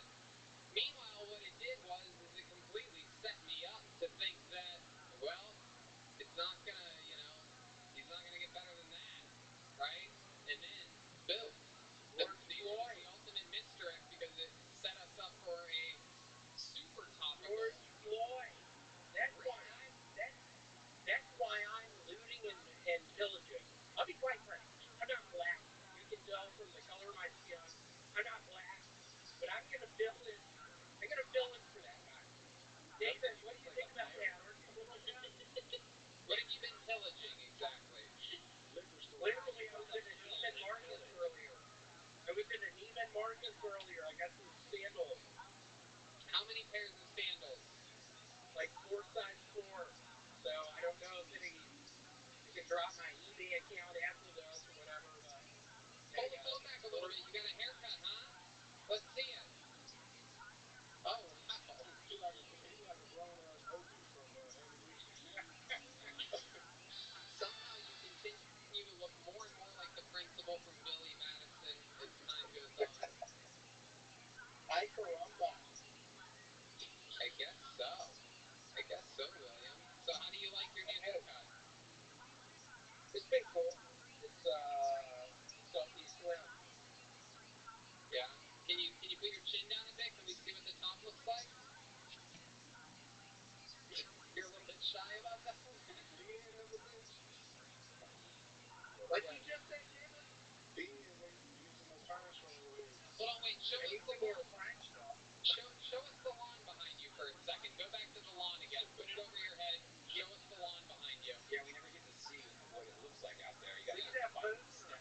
You're not showing us the lawn. Look at that poster. Yeah, we see the poster. Show us the lawn. If you get over here. Hold the phone up. It's interesting. It looks exactly like Forget it. I can't do the joke because you're not showing me the lawn properly for some weird reason. How big is that fucking picture of you behind you? Yeah, it's like 2 feet by 3 feet. Wow. I just need to say the grandparents that you're mooching off of for the last 2 months. Stop.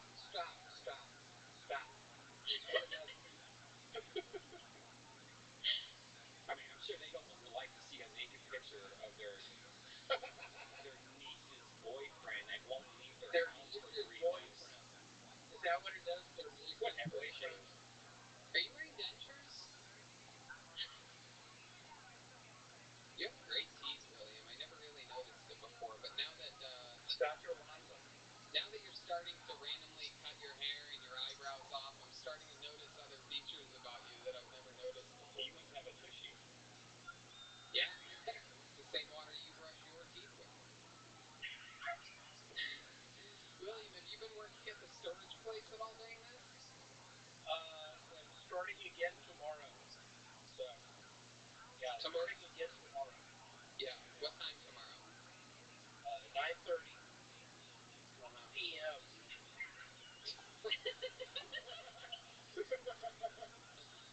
What have you been eating and drinking? Tell us a bit about your diet. What's been going on with your nutrition lately?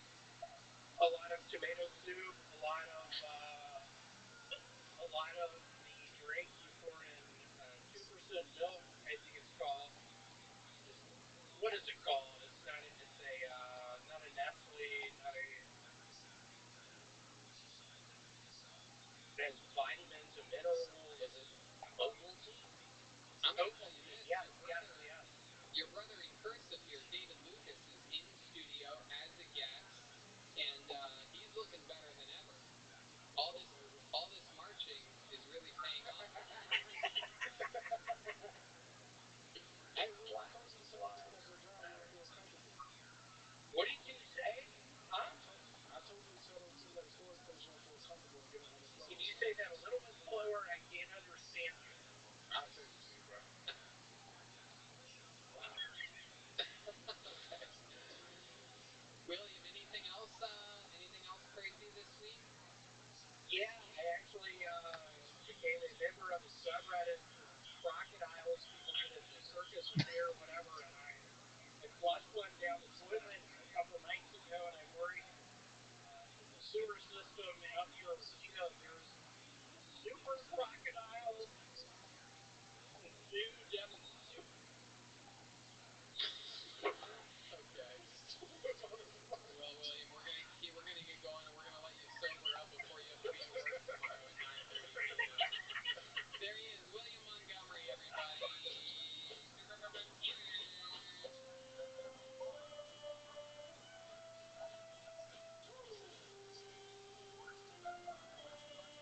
Just keep it moving right along. You guys keep playing. Your next comedian goes by the name of Nick Davis, everyone. Here we go.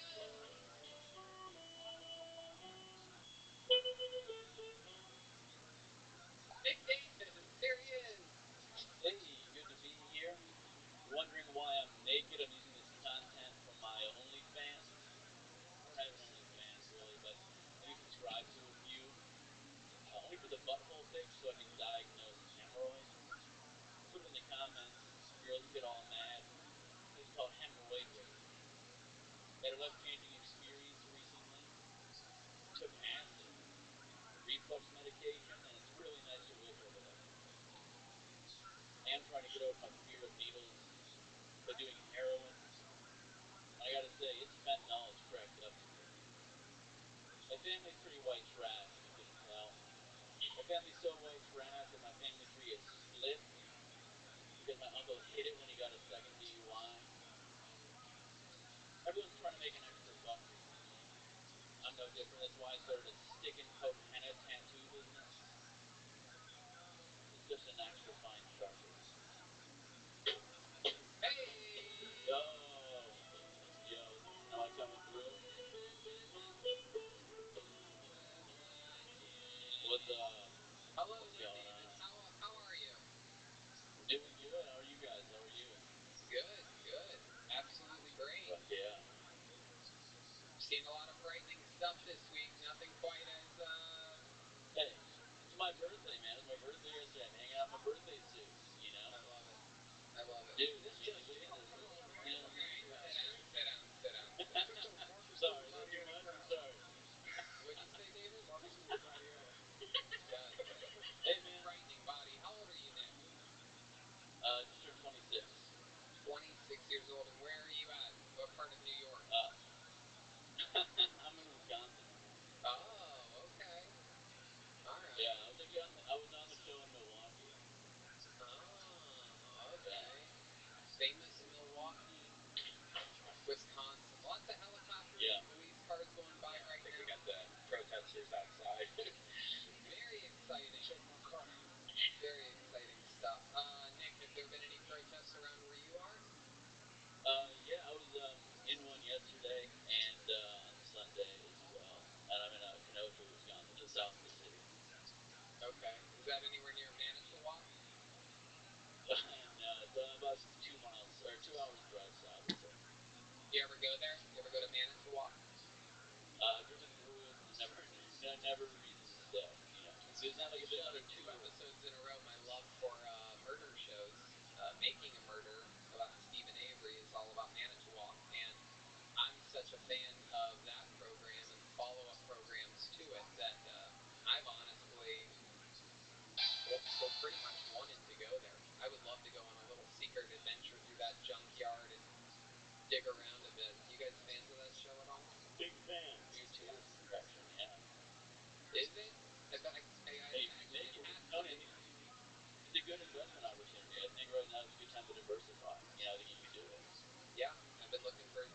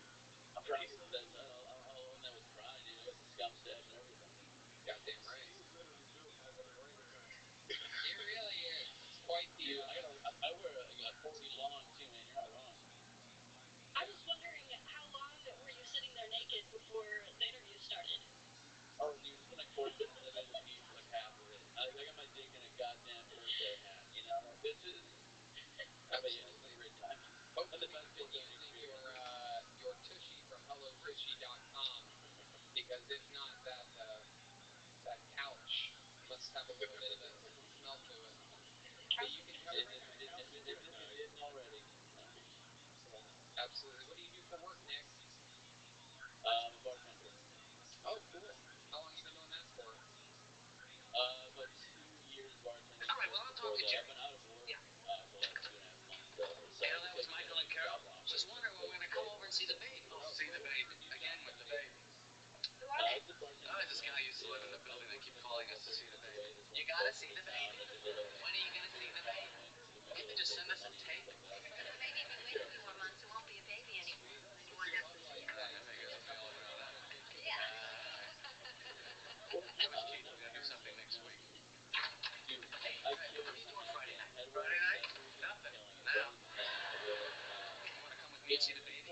Now, fasten your seatbelts. We're going to see the baby. If you don't see the baby now, you're never going to see her. All right, all right. Workplace. I've been holding steady, just hanging out. So I haven't even been trying.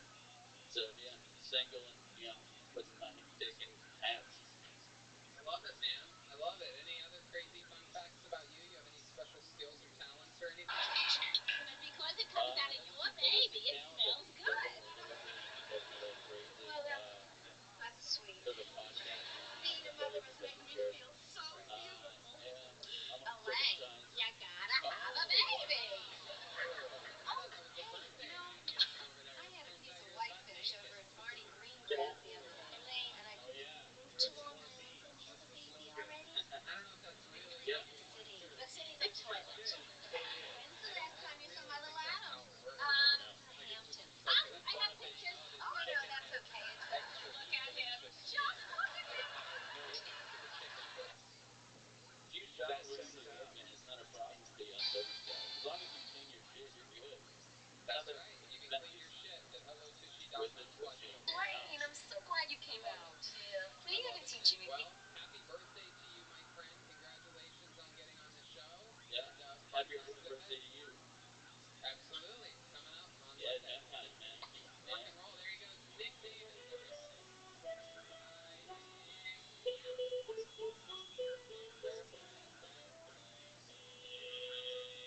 Your next comedian goes by the name of Chris Trocco. Chris Trocco.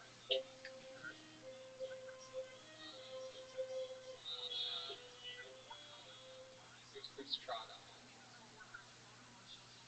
orchestrate the show. My mastermind is my house. But I'm smart enough to show me a video on the phone, and in the video I can read it on my finger. So I swipe right, take a picture, and he swipes my back. Yours. Fully naked, half a chub. My fingers are standing there like this. So immediately he loses his phone. He goes, great. I'll show the other one.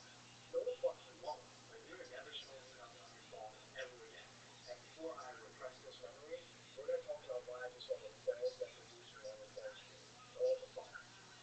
And he makes the situation worse by telling me, it was just something that sent your mother. Like, I'm fully convinced that the only reason I'm not in therapy in this situation is because my dick is bigger. But, like, honestly, I started walking around the house differently now that I can clean my room straight. I might be the biggest disappointment to mom in this house, but at least I'm not the smallest.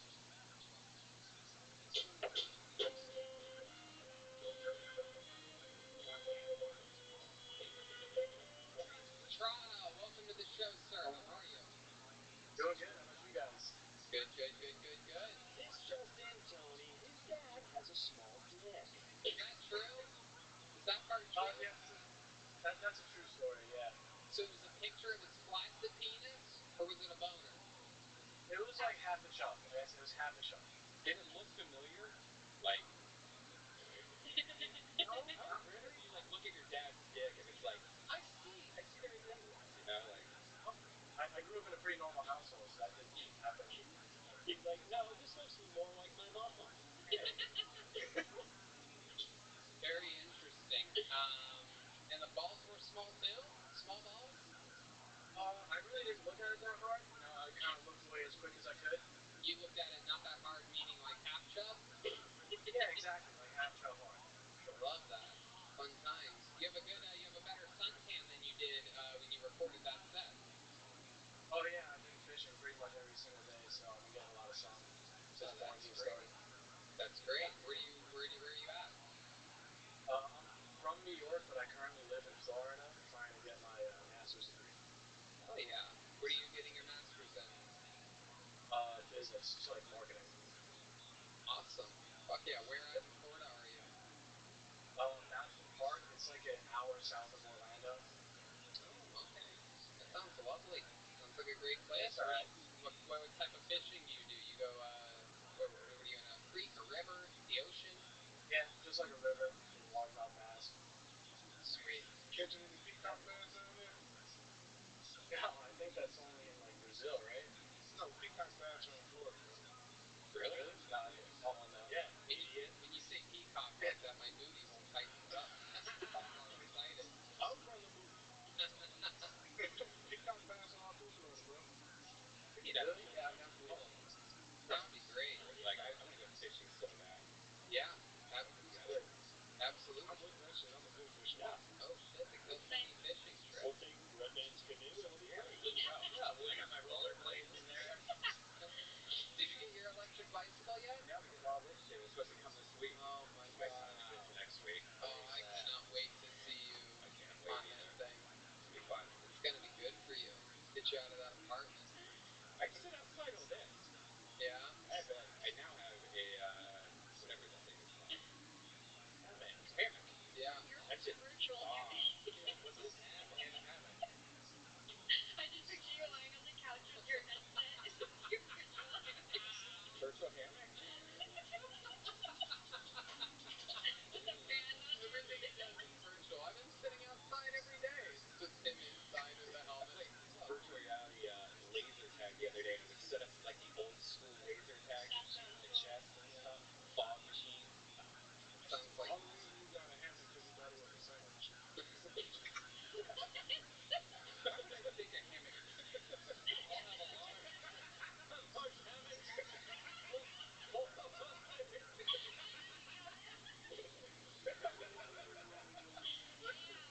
That do sound like a family. God. He's not Hamlet was also. I'll have a ham omelet, a hamlet, please. That was funny, man. No, it was not. No respect. It was funny though. A hammock?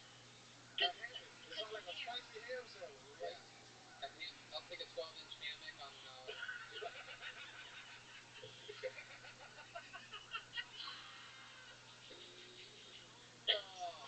god.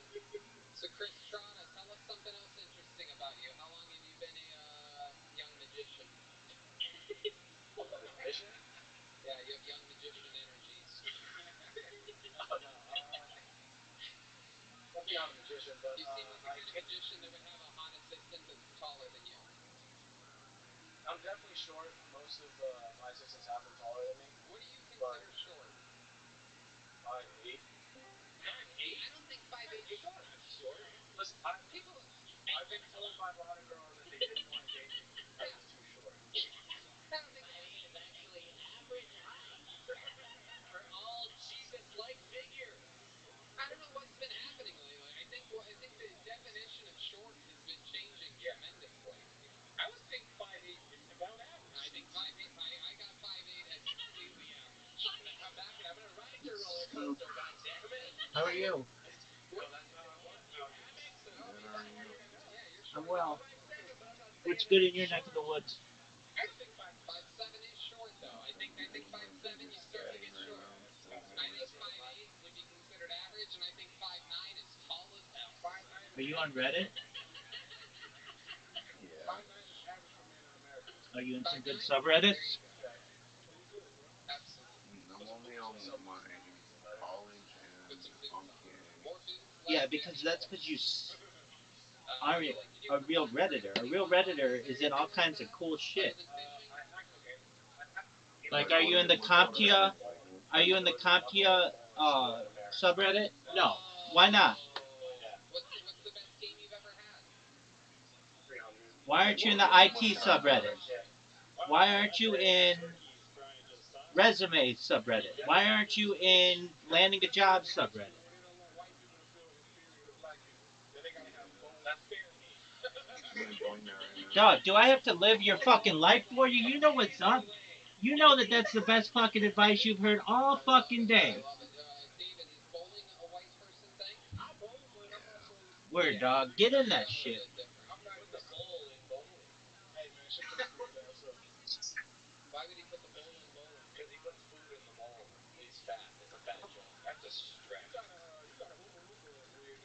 Shut your ass. You got a fucking Keenan and Kel wig on. You got like a rocket power doing that. Oh, talking about Rocket Power, you look like fucking Tito from Rocket Power. Your hair look like you just got off a motorcycle.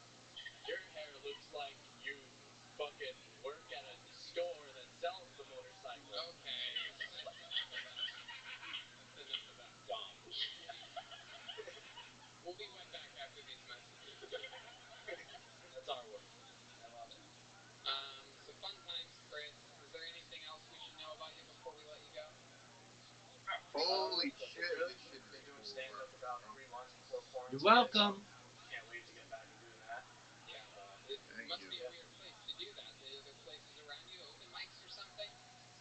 I usually have to drive to Orlando or Tampa for anything, but like I've got like an hour out, so I'll just drive out there, spend the night, and do a set. Maybe try and find another set. Let's check in live on the scene with Check Lightning. Yeah, Tony, honest question for you here. What did you do when you hit 300, and how many times have you hit 300? Like, what kind of reaction did that elicit? Honest question. Alright, so I got really excited the first time because it was I was in high school and it was during like a high school match, so it was really really cool. And the second time it was just kind of like less. It wasn't as fun because it was just in practice. Right. What is your average? That is incredible that you don't even get that excited at 300 then. Yeah. So like bowling is weird because in college you bowl on what's called like a sport shot. So if I have to put it into different terms, it's kind of like the strike zone in baseball. So when you're bowling just like regular, like in practice, you bowl on a house shot and it's a big strike zone. But when you bowl on a sport shot, you have to hit like a smaller area in order to basically strike. So on sport shot, I'm probably Welcome around like back to facts no one gives a fuck about. Oh god,